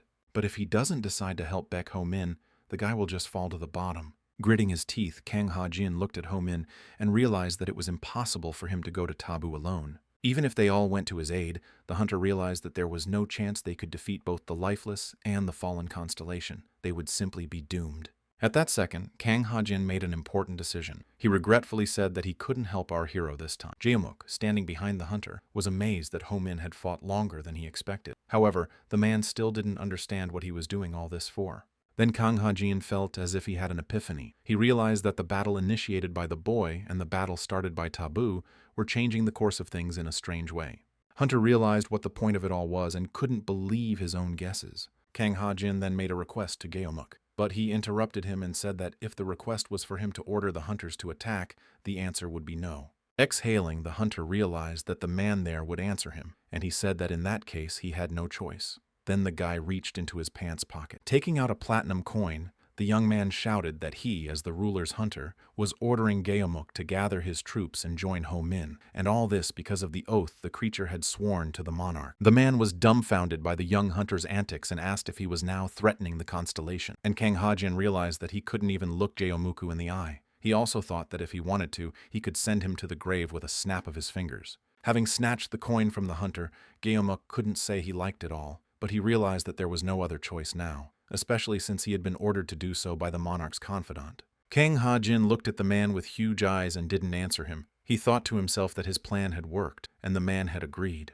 In a formidable and commanding voice, the constellation Geomuk turned to the other hunters and said that the fallen constellation had descended to Earth, and even though he decided to repeat his mistake, it was their duty to correct it and guide him to the right path. At the end of his speech, Geomuk shouted that their task now was the fallen constellation of Taboo. With a battle cry, he directed the hunters to attack. Inside himself, Kang Ha-jin was happy about it and realized that Baek Ho-min needed his help right now because he had deliberately risked his life for him to take action. Since the hunter didn't believe that our hero had deliberately attacked to kill himself, he dragged Geomuk into it, so Kang Ha-jin had to play roulette again because of the young man. Meanwhile, Baek Ho-min realized that because of the lifeless crowd, he couldn't approach Taboo.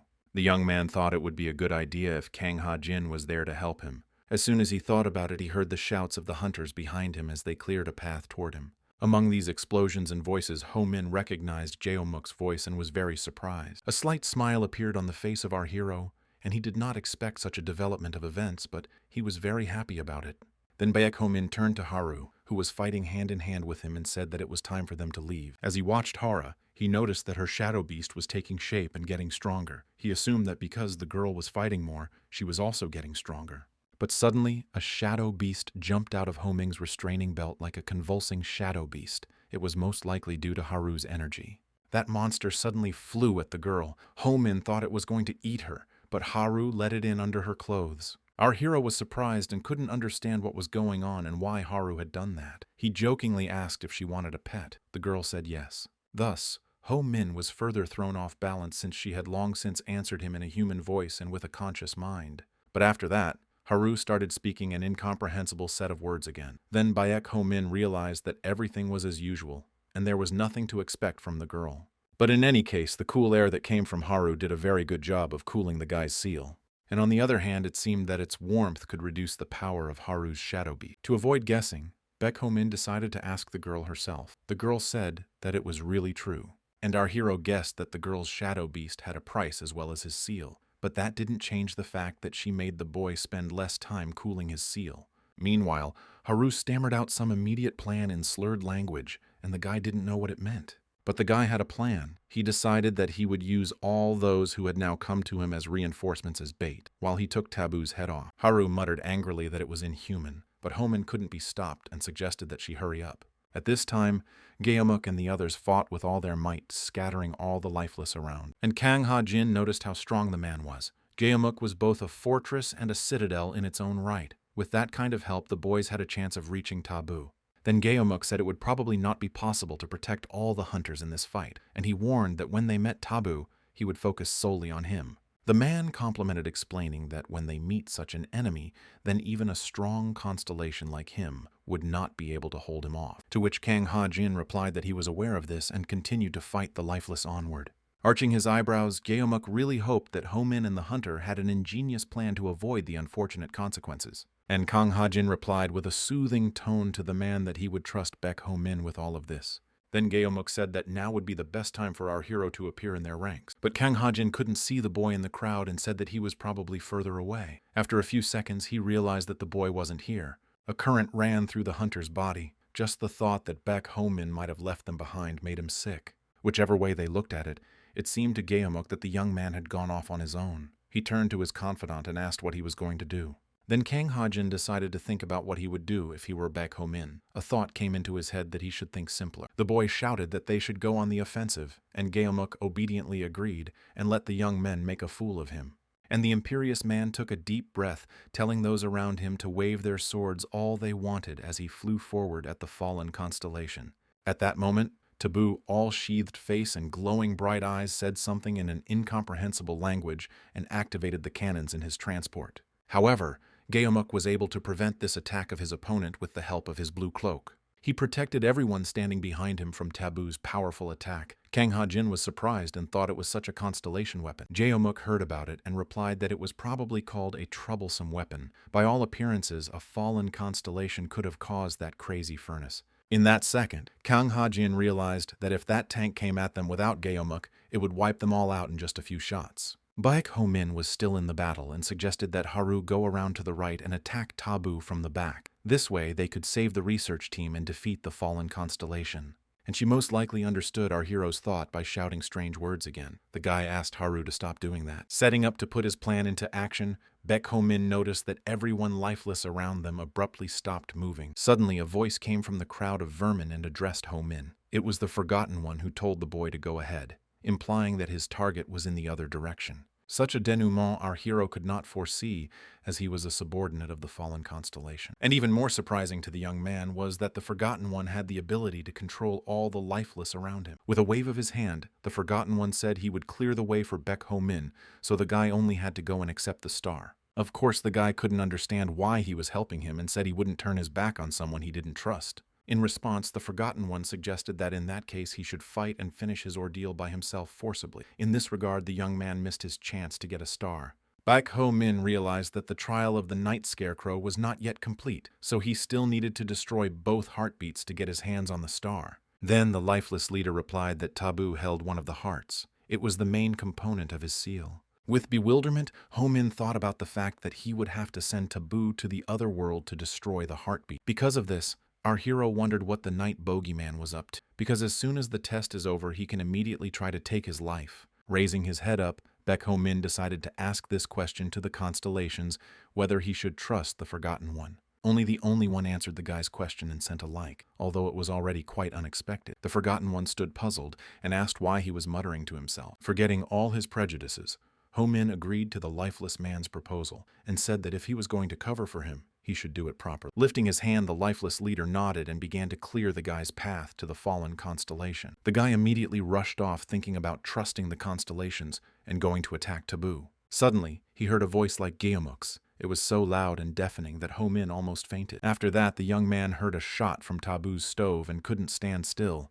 They were shooting at each other like crazy. At that moment, our hero began to realize how the battle between the constellations was going on. However, the fact that all of the fallen constellation's attention was directed at Geomuk played into Baek Ho-min's hands. Our hero now realized that this was his chance and ran from the back of the stove, attacking Taboo. With deft movements, Baek Ho-min found himself inside the fallen constellation tank in a few seconds. Taking out his knife, the young man realized that now all he had to do was attack his opponent from behind, and it would all be over. But that would be too easy. At that moment, Taboo noticed movements behind his back and turned around. From beneath the cloak of his hands were the projectiles he was aiming at Ho-min.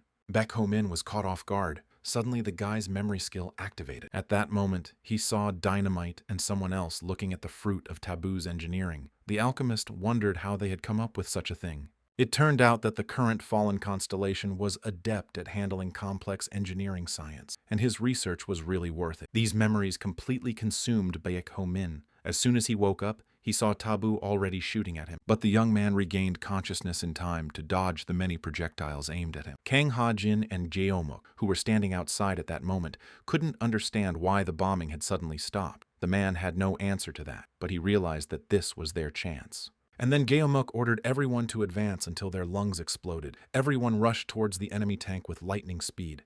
While dodging Taboo Baek Ho-min's attacks, he thought that the memories were shown to him for a reason, and Dynamite knows how his enemy works. At the right moment, Ho-min used his metal chain and threw it at the fallen constellation. In doing so, he wrapped the chain around his opponent's neck. With a satisfied face, our hero asked with a sneer for Taboo to freeze in place, as now was the end for that one. He didn't answer anything, but stood still. But suddenly, Ho-min was pierced by a sharp pain.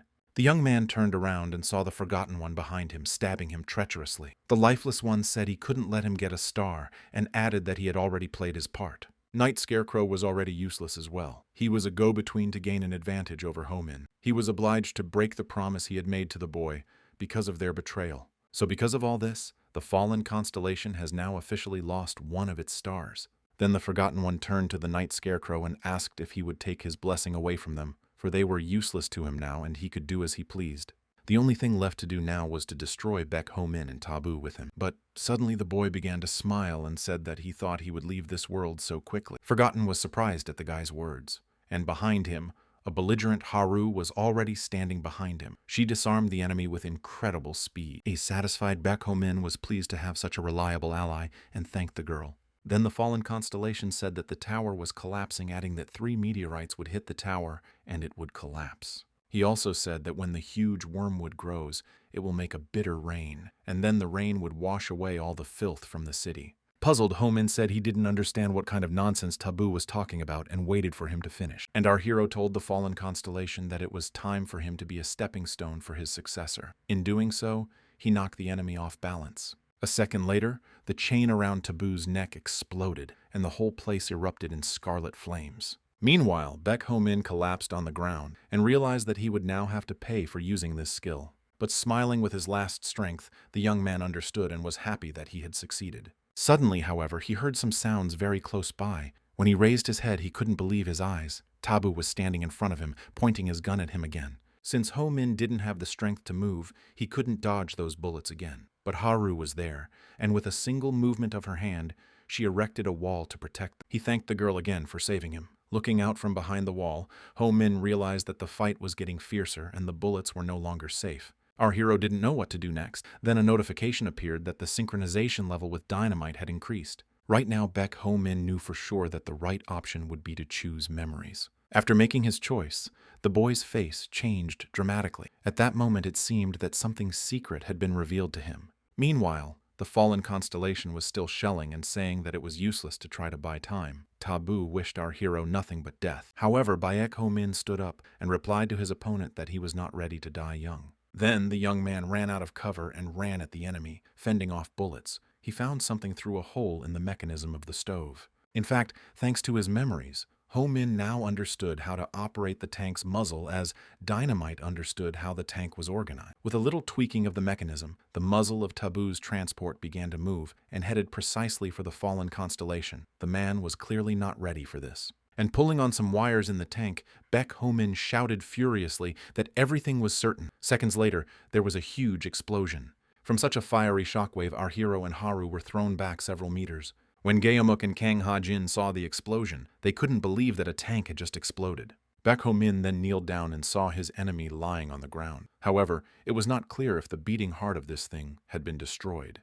At this moment, it appeared that both the creepy carriage and the fallen constellation had lost their powers. Dynamite was strong because of his memories, unlike Taboo, who relied on a beating heart. Also, the fallen stars had lost their light and couldn't use as much power as before. However, Taboo was still strong enough to distort the turret. After getting the heart, he finally got control of the tank and his body. And still, Baek Ho-min wondered what he should do next, although it was clear that it was time to end it. He wished that such a sacrifice of a fallen constellation would be priceless for future generations. The guy walked up to Taboo and swung his weapon at him, causing him to lose his life. While fighting off the lifeless Baek Ho-min noticed what was happening at Baek Ho-min's place and was dumbfounded. After what he saw, the hunter shouted to all members of the expedition that Taboo had lost his powers and needed to defend the neighborhood. Then Gaeomuk turned to our hero and said with indignation that he had used them as bait and attacked Taboo himself. He replied that he always does that. However, after the outrage, the man thanked the guy and said that he had finished a job that was beyond them.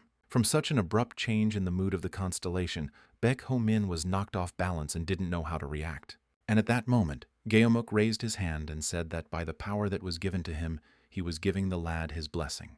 Baek Ho-min's hand glowed, and the blessing of the constellation gave the young man a strong will. It meant that as long as his will was strong, the weapon would never slip out of his hands. The young man was certainly glad that the man had given him a blessing, though it was unexpected. With some hatred, Kang Ha-jin thought that, although he didn't like our hero's plan, he had done it again. Gaeomuk went on to say that Taboo is a fallen star, and finally, thanks to Baek Ho-min, he got his long-awaited funeral. On that note, the constellation said goodbye to the man. From such a peaceful moment, they were distracted by other hunters who were already surrounded on all sides by the lifeless. Because Taboo was destroyed, Kang Ha-jin said that all the parasites' attention has now turned to them. Suddenly, there was an incomprehensible thud from which all the lifeless froze in place. And a girl appeared in front of them. She said that the elder had sent her because he was disappointed in the parasites and their ability to cope with the task at hand. All present looked at the stranger with bewilderment and did not fully realize what was happening. With an inexpressive smile, the girl continued and said that she didn't come here to fight them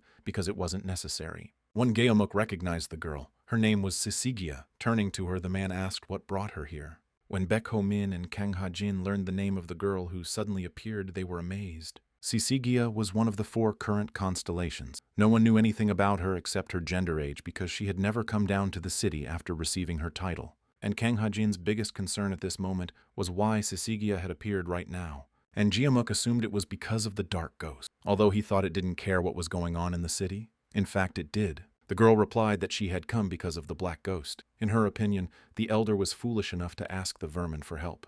But eventually the starlight was taken from him, which was too much. The girl thought he was being used and couldn't handle the consequences. So smiling Sisigia told him that parasites were not to be trusted. With a serious yet emotionless look, Geomuk asked her what exactly the black ghost wanted. And she said that he wanted a better fate for mankind, which is to let people live as they have in the past. The girl began to explain that it meant to return to a time when the tower stood firm and impregnable and when mankind existed in harmony. And also to go back to the time when constellations rose and fell like stars. The dark ghost just wanted to return to that boring, outdated way of life. Geomuk wondered if he really believed that this was the right path for mankind. Kang Ha-jin thought it was all the work of a cult from the past. The hunter also added that those who oppose the tower will not be able to enjoy a peaceful life as they simply leave the world forgotten. The girl asked to at least let those who want to climb the tower do it, because the people who can do it will get a star and become constellations. But Sisigia added that surely there were those who wished to wait quietly for their end, and she asked why they were so vehemently opposed to it. Geomuk asked if she had come here to make sure that people couldn't climb the tower. But Sisigia wasn't going to do anything else. She had only come to deliver the Black Ghost's message and nothing more. She turned to the man and said that he must have already known that after ascension, the constellations could only shine to communicate something to those still on Earth. Unlike her elders, Sisigia valued human life, so she wasn't going to destroy anyone. Because of her different worldview, she could never understand those who sent others to the other side of the world. As suddenly at the girl's words, Baek Ho-min smilingly said that every word she said was a lie. Sisigia thought such a gesture was rude on the guy's part, and replied that she was not a liar. Then Baek Ho-min suggested that she swear by the constellations. He thought he had already destroyed the taboo and completed Miori's task. It was from then on that Constellation wouldn't stop sending our hero likes, and her notifications said that Sisigia was lying. After that, Sisigia's face changed and realized that Ho-ming was that rising star. But the man insisted and asked the girl not to change the subject and to swear by the stars. In this way, Sisigia could prove that she was telling the truth. From such pressure, the girl hesitated and replied that she was happy to do it, but now was not the right time and place for a conversation. At this moment, Sisigia tapped her staff and Baek Ho-min's mouth felt as if it was glued shut. And the girl went on and said that anyway she and the others were always happy to welcome new constellations. Tapping her staff again, Sisigia congratulated Ho-min on receiving his first star and said she hoped they would meet a little higher next time. Then the girl disappeared suddenly and unexpectedly just as she had appeared. Everyone began to wonder how she had disappeared so abruptly, and there were so many other questions in the crowd about Sisigia's sudden visit. Baek Ho-min's mouth was also hanging open again because the girl had gone back to where she came from. He thought it was very cowardly of her to run away like that. Also, all the lifeless ones started moving again. Kang Ha-jin gave the command to the others to prepare for battle. Looking at the number of parasites, the hunter realized that there were still a lot of them left. At this point, Baek Ho-min was already unable to fight, and the hunters were also at their limit. Geomuk himself was no longer able to protect the others. And the hunter turned to the man and said that at this rate they would not get out of the battle alive. He suggested retreating. Geomuk, however, did not think so. A second later, there was another incomprehensible explosion in the distance. It was seen as a crowd of lifeless flew upwards. All the members of the expedition were perplexed. A little later, Kang Ha-jin and the others saw Doll Executioner and the rest of the godless paladins running towards them. What surprised Kang Ha-jin the most now was that the ruler was saying that they were unlikely to get reinforcements, but it turned out to be the opposite. And Geomuk wondered since when did the Executioner puppet obey the orders of the monarch? Because she never obeyed anyone completely, because she just always did what she thought was right. Such unexpected reinforcements, Baek Ho-min was overjoyed, and he had basically expected this from Executioner Puppet. Running up, the girl turned to Geomuku and asked why he was not in the fortress, and moreover went to attack when the situation was not in their favor. With a sly and satisfied face, the man replied that he had no intention of going anywhere, so he advised him to demand information from the ruler's confidant. At this point, Kang Ha-jin started pouting and replied that it was all because of stupid Baek Ho-min. That answer made the Executioner doll think that our hero was involved again. She said that Kang Ha-jin would have to account for his actions. Suddenly, all the lifeless that were attacking the hunters began to vaporize. The paladins noticed that the terrain began to change on its own. And Baek Ho-min noticed another strange thing. The stars in the sky also began to rearrange themselves. Kang Ha-jin didn't seem to be very surprised by what was happening. Deep down, he knew what was going on. After the terrain reorganized, Geomuk said it was a platinum monarch. It must have destroyed the last pulsating heart. Because of that, the second level became the same. Once again, something strange happened. A walking shadow from the dark ghost began to appear next to our hero. And what happened next? Ho Min couldn't believe it. The monarch and her magistrates emerged from it. She asked Geomuk why he had not stayed in the fortress, but the man was not happy that they were asking him again and said to go to the hunter. After such a long time, Baek Ho Min couldn't believe that he had met the Platinum Monarch again. And Kang Ha Jin said that he just thought she would join the fight later. The monarch replied that she was doing other things related to the dark ghost and the hearts. The ruler said that if the hearts were not destroyed, it was useless to send a second team. That was why the girl assumed they could join later. But that was before the monarch realized that all but one beating heart had been destroyed. As soon as she dismantled the last of them, they were all in the battlefield. Looking around, the Platinum Monarch concluded that they had arrived on time. And Kang Ha-jin asked the ruler if she destroyed the last beating heart and got a star. After that, Baek Ho-min was furious and thought that he had gotten rid of the strongest beating heart. He didn't want to believe that the monarch got the star because she destroyed the last one. However, the monarch didn't understand what the hunter's question was about. She said that those who accept the Black Ghost's request receive a star as a reward. But the ruler replied that you'd have to be a fool to agree to that, because the tower could not grant a star just because someone destroyed the beating hearts. And she explained that most likely the dark ghost wanted to give up his star, so he did everything he could to prevent it. Baek Ho-min was furious at what he heard. He realized why he was trying to get rid of him when he was so close to success. Smirking, the monarch complimented that Black Ghost didn't even make an offer to those who could actually fulfill his task. That assumption really hurt Baek Ho-min and Kang Ha-jin, since they were the ones who were asked to take the test. Turning again to Geomuku, the Platinum Monarch asked if Tabu had made such a request of the man, but the man answered in the negative, to which the monarch said that she had not been asked about it either. Then she decided to ask which of the people present had fallen for the Black Ghost's lies. In incomprehensible emotions, Baek Ho-min thought about the fact that it had been so long since they had seen the Platinum Monarch. He only wondered why the girl was here now.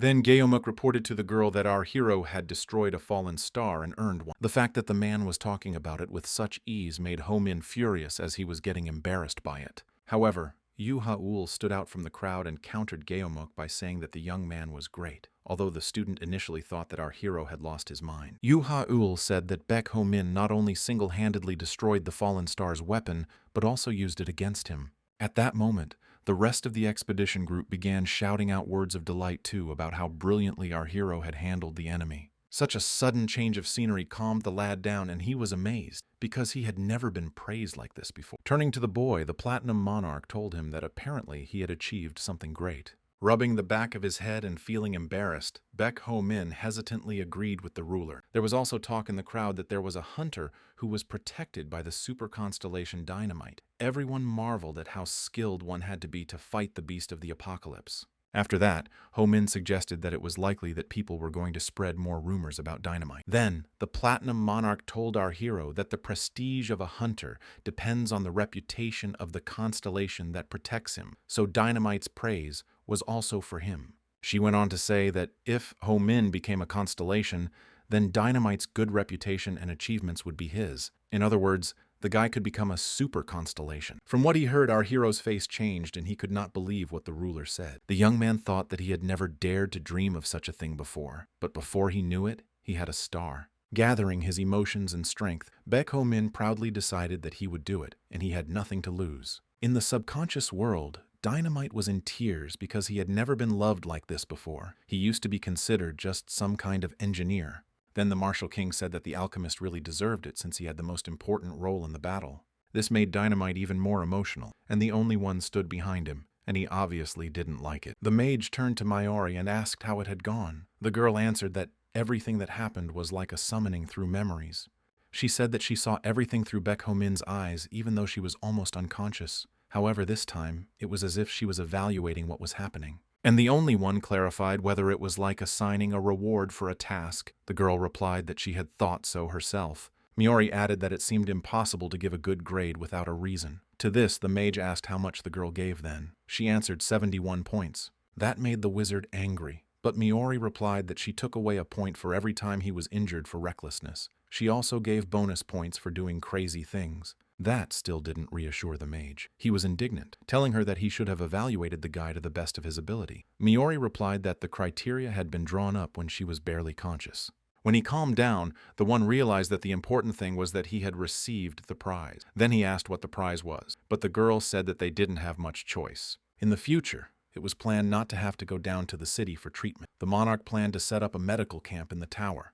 Baek Ho-min was also in the castle and didn't understand what my lady was doing here, unlike him. However, our hero got a star. The girl told us that the first time a hunter gets a star, the tower assigns him a name that depends on the hunter's specialty. The monarch added that the astronomical observatory was now scrutinizing the guy's biography, so all he had to do was wait. Settling down beside Ho-min with a book on a chair, the ruler advised him to rest properly, and the young man still looked at the platinum monarch and couldn't believe they had met again. Thinking about it, Baek Ho-min realized at this moment that he was really happy to see the girl. Afterward, the guy remembered that the reward for Miori's trial was already available, and he wondered what was in it.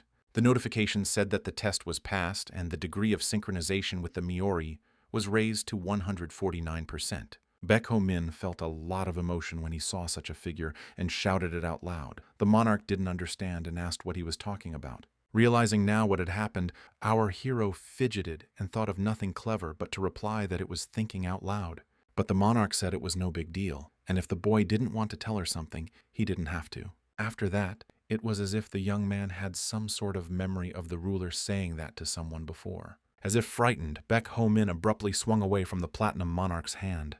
This reaction of the young man, the girl definitely could not have foreseen, and was greatly surprised and confused. The guy himself probably didn't expect it either, so he immediately started apologizing, as he did not want to do that.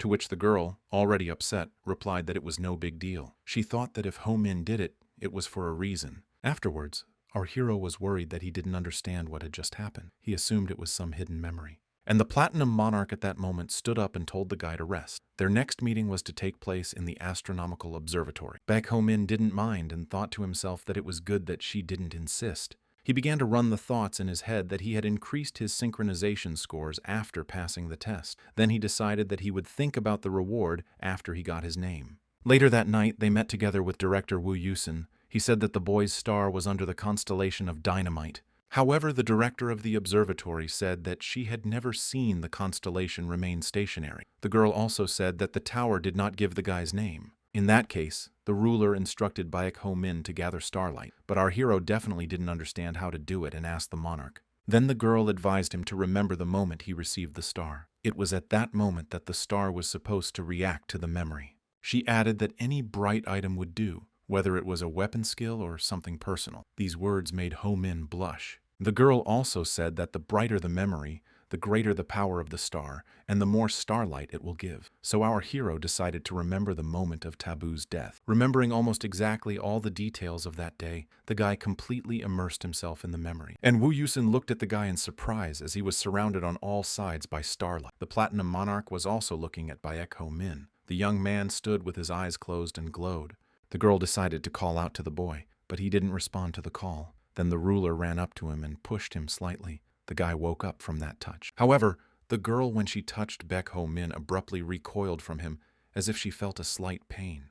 Because of this, our hero decided to ask if the platinum monarch was all right. The ruler said nothing to him. Looking at her hand, which she touched and glowed, she realized something. After some silence, she spoke up and said it was amazing. Apparently, Ho-min had a good star. The young man didn't understand the wording and asked again. The monarch said she wasn't sure, but it seemed that the boy's star could steal other people's starlight. And the ruler speculated that it could be because Ho-min defeated the fallen star, or because the dark ghost lost his star. But it was all for them to find out. The girl said that if used properly, the young man could gain great strength. She wanted to add something else, but changed her mind. Baek Ho-min stood there in shock. The ruler said it would be even better if he could deal with his star himself. In addition, the platinum monarch said the guy's name hasn't been decided yet. That happens sometimes, especially with new stars, so she suggested that the young man go somewhere while there was time. Going to their destination, they came to the farthest corner of Banpo Bridge. Baek Ho-min thought that this place never changes. However, the girl said that was not the case.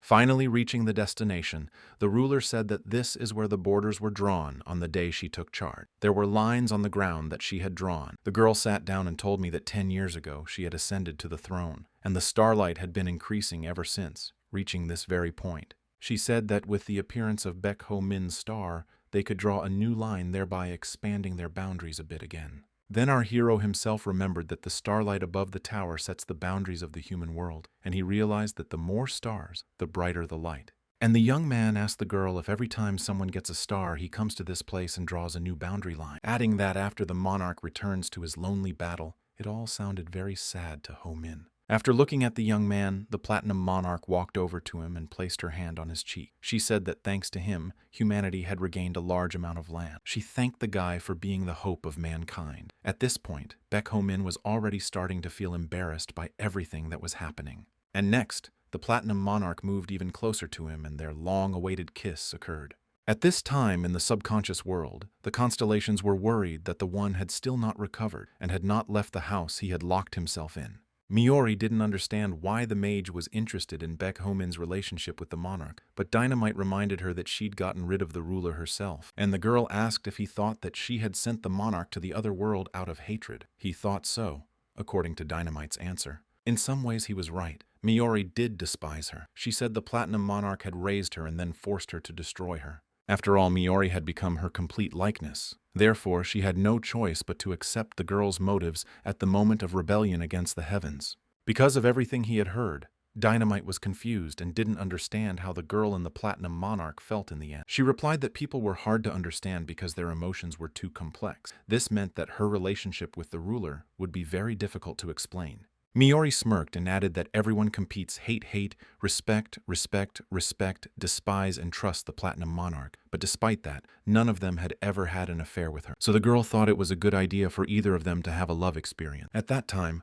Ho Min was already in the abandoned building with Ha Yonghwa. He was surprised that he had recovered so quickly and brought him what he had asked for. He stood over the body of the disheveled taboo and extended his hand over it. In doing so, our hero used Dynamite's memories. Just as Baek Ho Min Constellation expected, Baek Ho Min Constellation knew perfectly how the body of a fallen constellation was arranged. He took the knife and started working. Ha Yonghwa watched the young man's work and was surprised. It was as if he had been doing it all his life. After digging into taboo, our hero found an implant that allowed the constellation to lift a great deal of weight. It was the price of his soul. Baek Ho Min threw the relic to the girl and asked her if she knew how to use it. The girl replied that she only knew that it was painful and nothing else. The young man also found a parasitic gear that grew from the nutrients of the host's body. It could replace any part of the body, even the head. The guy handing it to Ha Yonghwa said that the implant would come in handy if she wanted to install the gear. It was all taboos, and she didn't understand why Chloe Min was trusting it to her now. And after Ho Min was told about the third-level structure, he decided that the girl would be a good ally, and since she still needed money, he asked her to join him. Then Ha Yonghwa asked if he was talking about the cursed castle and how he knew about the third level. Ho Min replied that the Platinum Monarch had told him about it. The girl frowned and wondered if they were cooperating again. She wondered if they were cooperating again, since the last she'd heard was that the ruler had kicked the guy out. However, Ho Min denied cooperation and said they only have a competitive, friendly relationship. The young man did not tell the girl about anything in more detail, or rather about the kiss. He himself could not yet think of such friendly relations as they had had with the monarch. The girl didn't think long about her answer and agreed to Baek Ho Min's proposal. Ha Yonghwa said that getting such rare relics for free was a victory for her, and she asked what she was going to do. However, he replied that the task would definitely not disappoint. They went together with Haru to the entrance of the 20th floor. Judging from the abandoned tents at that place, the reconnaissance team had gotten there before them. However, the fact that they left their belongings behind and disappeared gave Ho Min a bad feeling. Turning to Ha Yonghwa, our hero told her to go first. This made the girl nervous and didn't understand why she had to do that. The answer from the guy was that it was payment for the gifts. Waving her new hand, the girl indignantly replied that he himself had destroyed her real hand.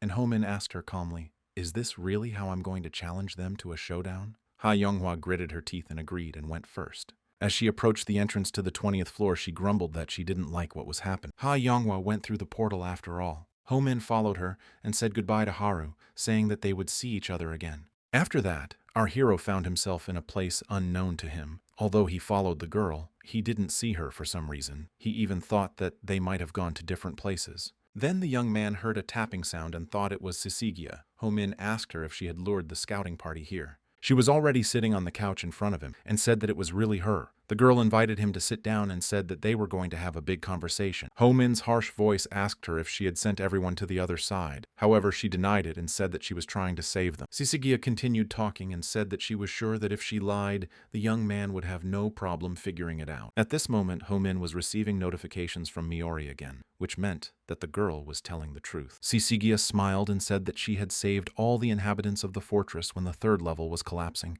and she wondered if the other constellations had told him about it. The boy remembered something about it, but very faintly. Syzygia told him that her role wasn't very big. She only had to mix up the rooms of the castle to reduce the number of victims. She also did it to move everyone to different places, and Ho Min listened to her and offered to get right down to business. He asked what was required of him.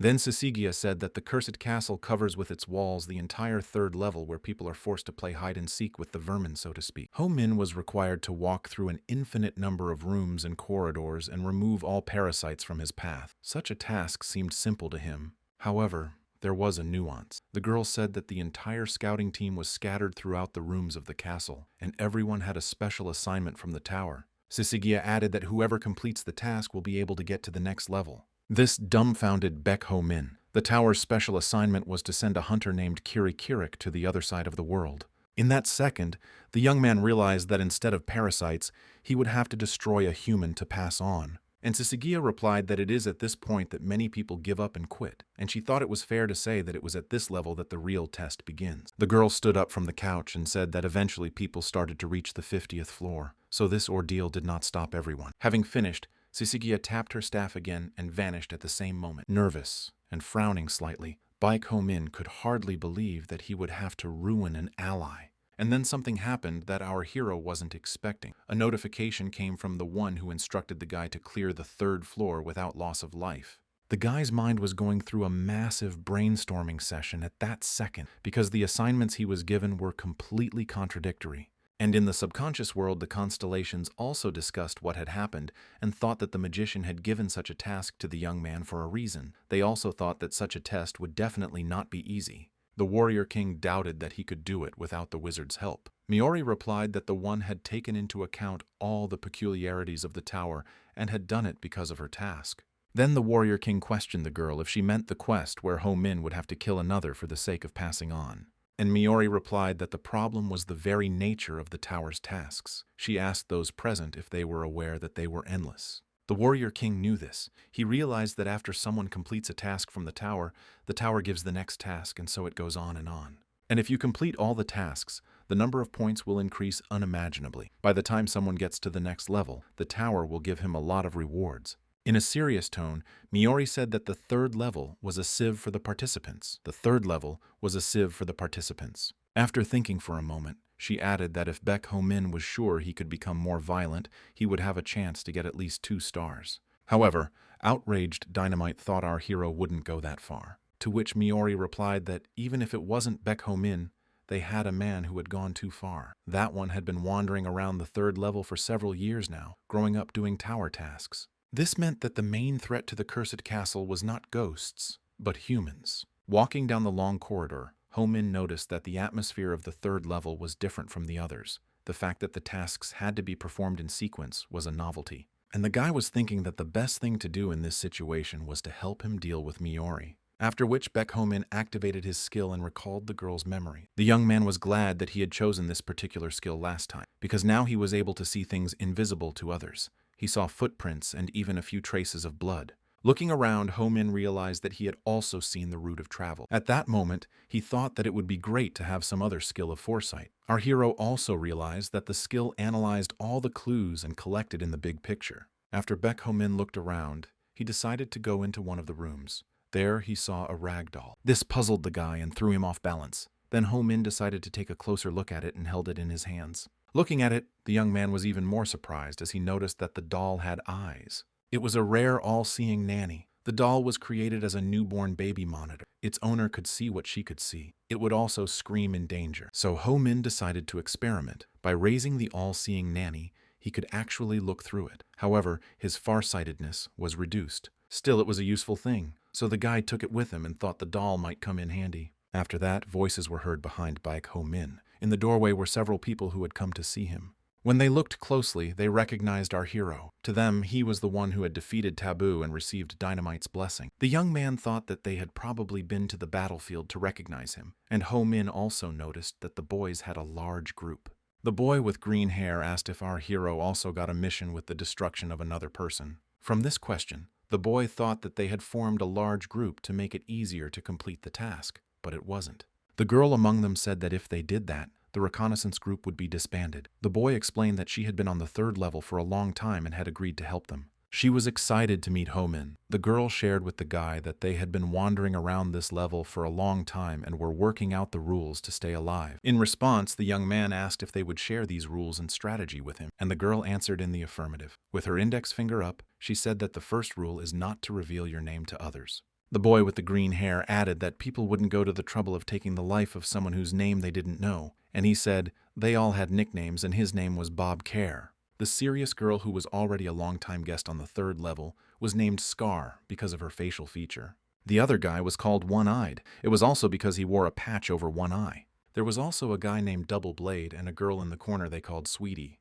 Looking at the girl in the cap, Ho Min thought that, at first glance, she couldn't be called cute at all. Then he asked about the next rule. The second rule was that you couldn't travel alone. Scar said it would put herself at risk, and it was always better to have a witness on hand. And Bob Care added that it was all pretty obvious. Among all, the 3rd rule was the most important. The 3rd rule was that those who took lives would be dealt with by the hunters, not the law. Listening to this, Baek Ho Min noticed that the last rule was the cruelest. Shram confirmed this and said that it didn't negate its importance. She then asked the young man how he thought the constellations and hunters had gotten through this floor. But it was a question with no expectation of an answer. She said that they simply exterminated anyone who had the will to destroy others. It also helped to reduce the number of names for tower assignments. Shram also added that the monarch did similar things, turning prisoners into gold to support the city's economy. Ho Min understood their logic, but something still bothered him. Since after analyzing this group with his skill, the young man discovered that recently those had destroyed at least one person. Moreover, Ho Min knew that one of them had sent so many people to the other world that it was hard to count. At that moment, the boy realized why it was here that the tower really opened up. From this second on, Baek Ho Min was officially going to have to fight people who were gripped by the lust to advance further.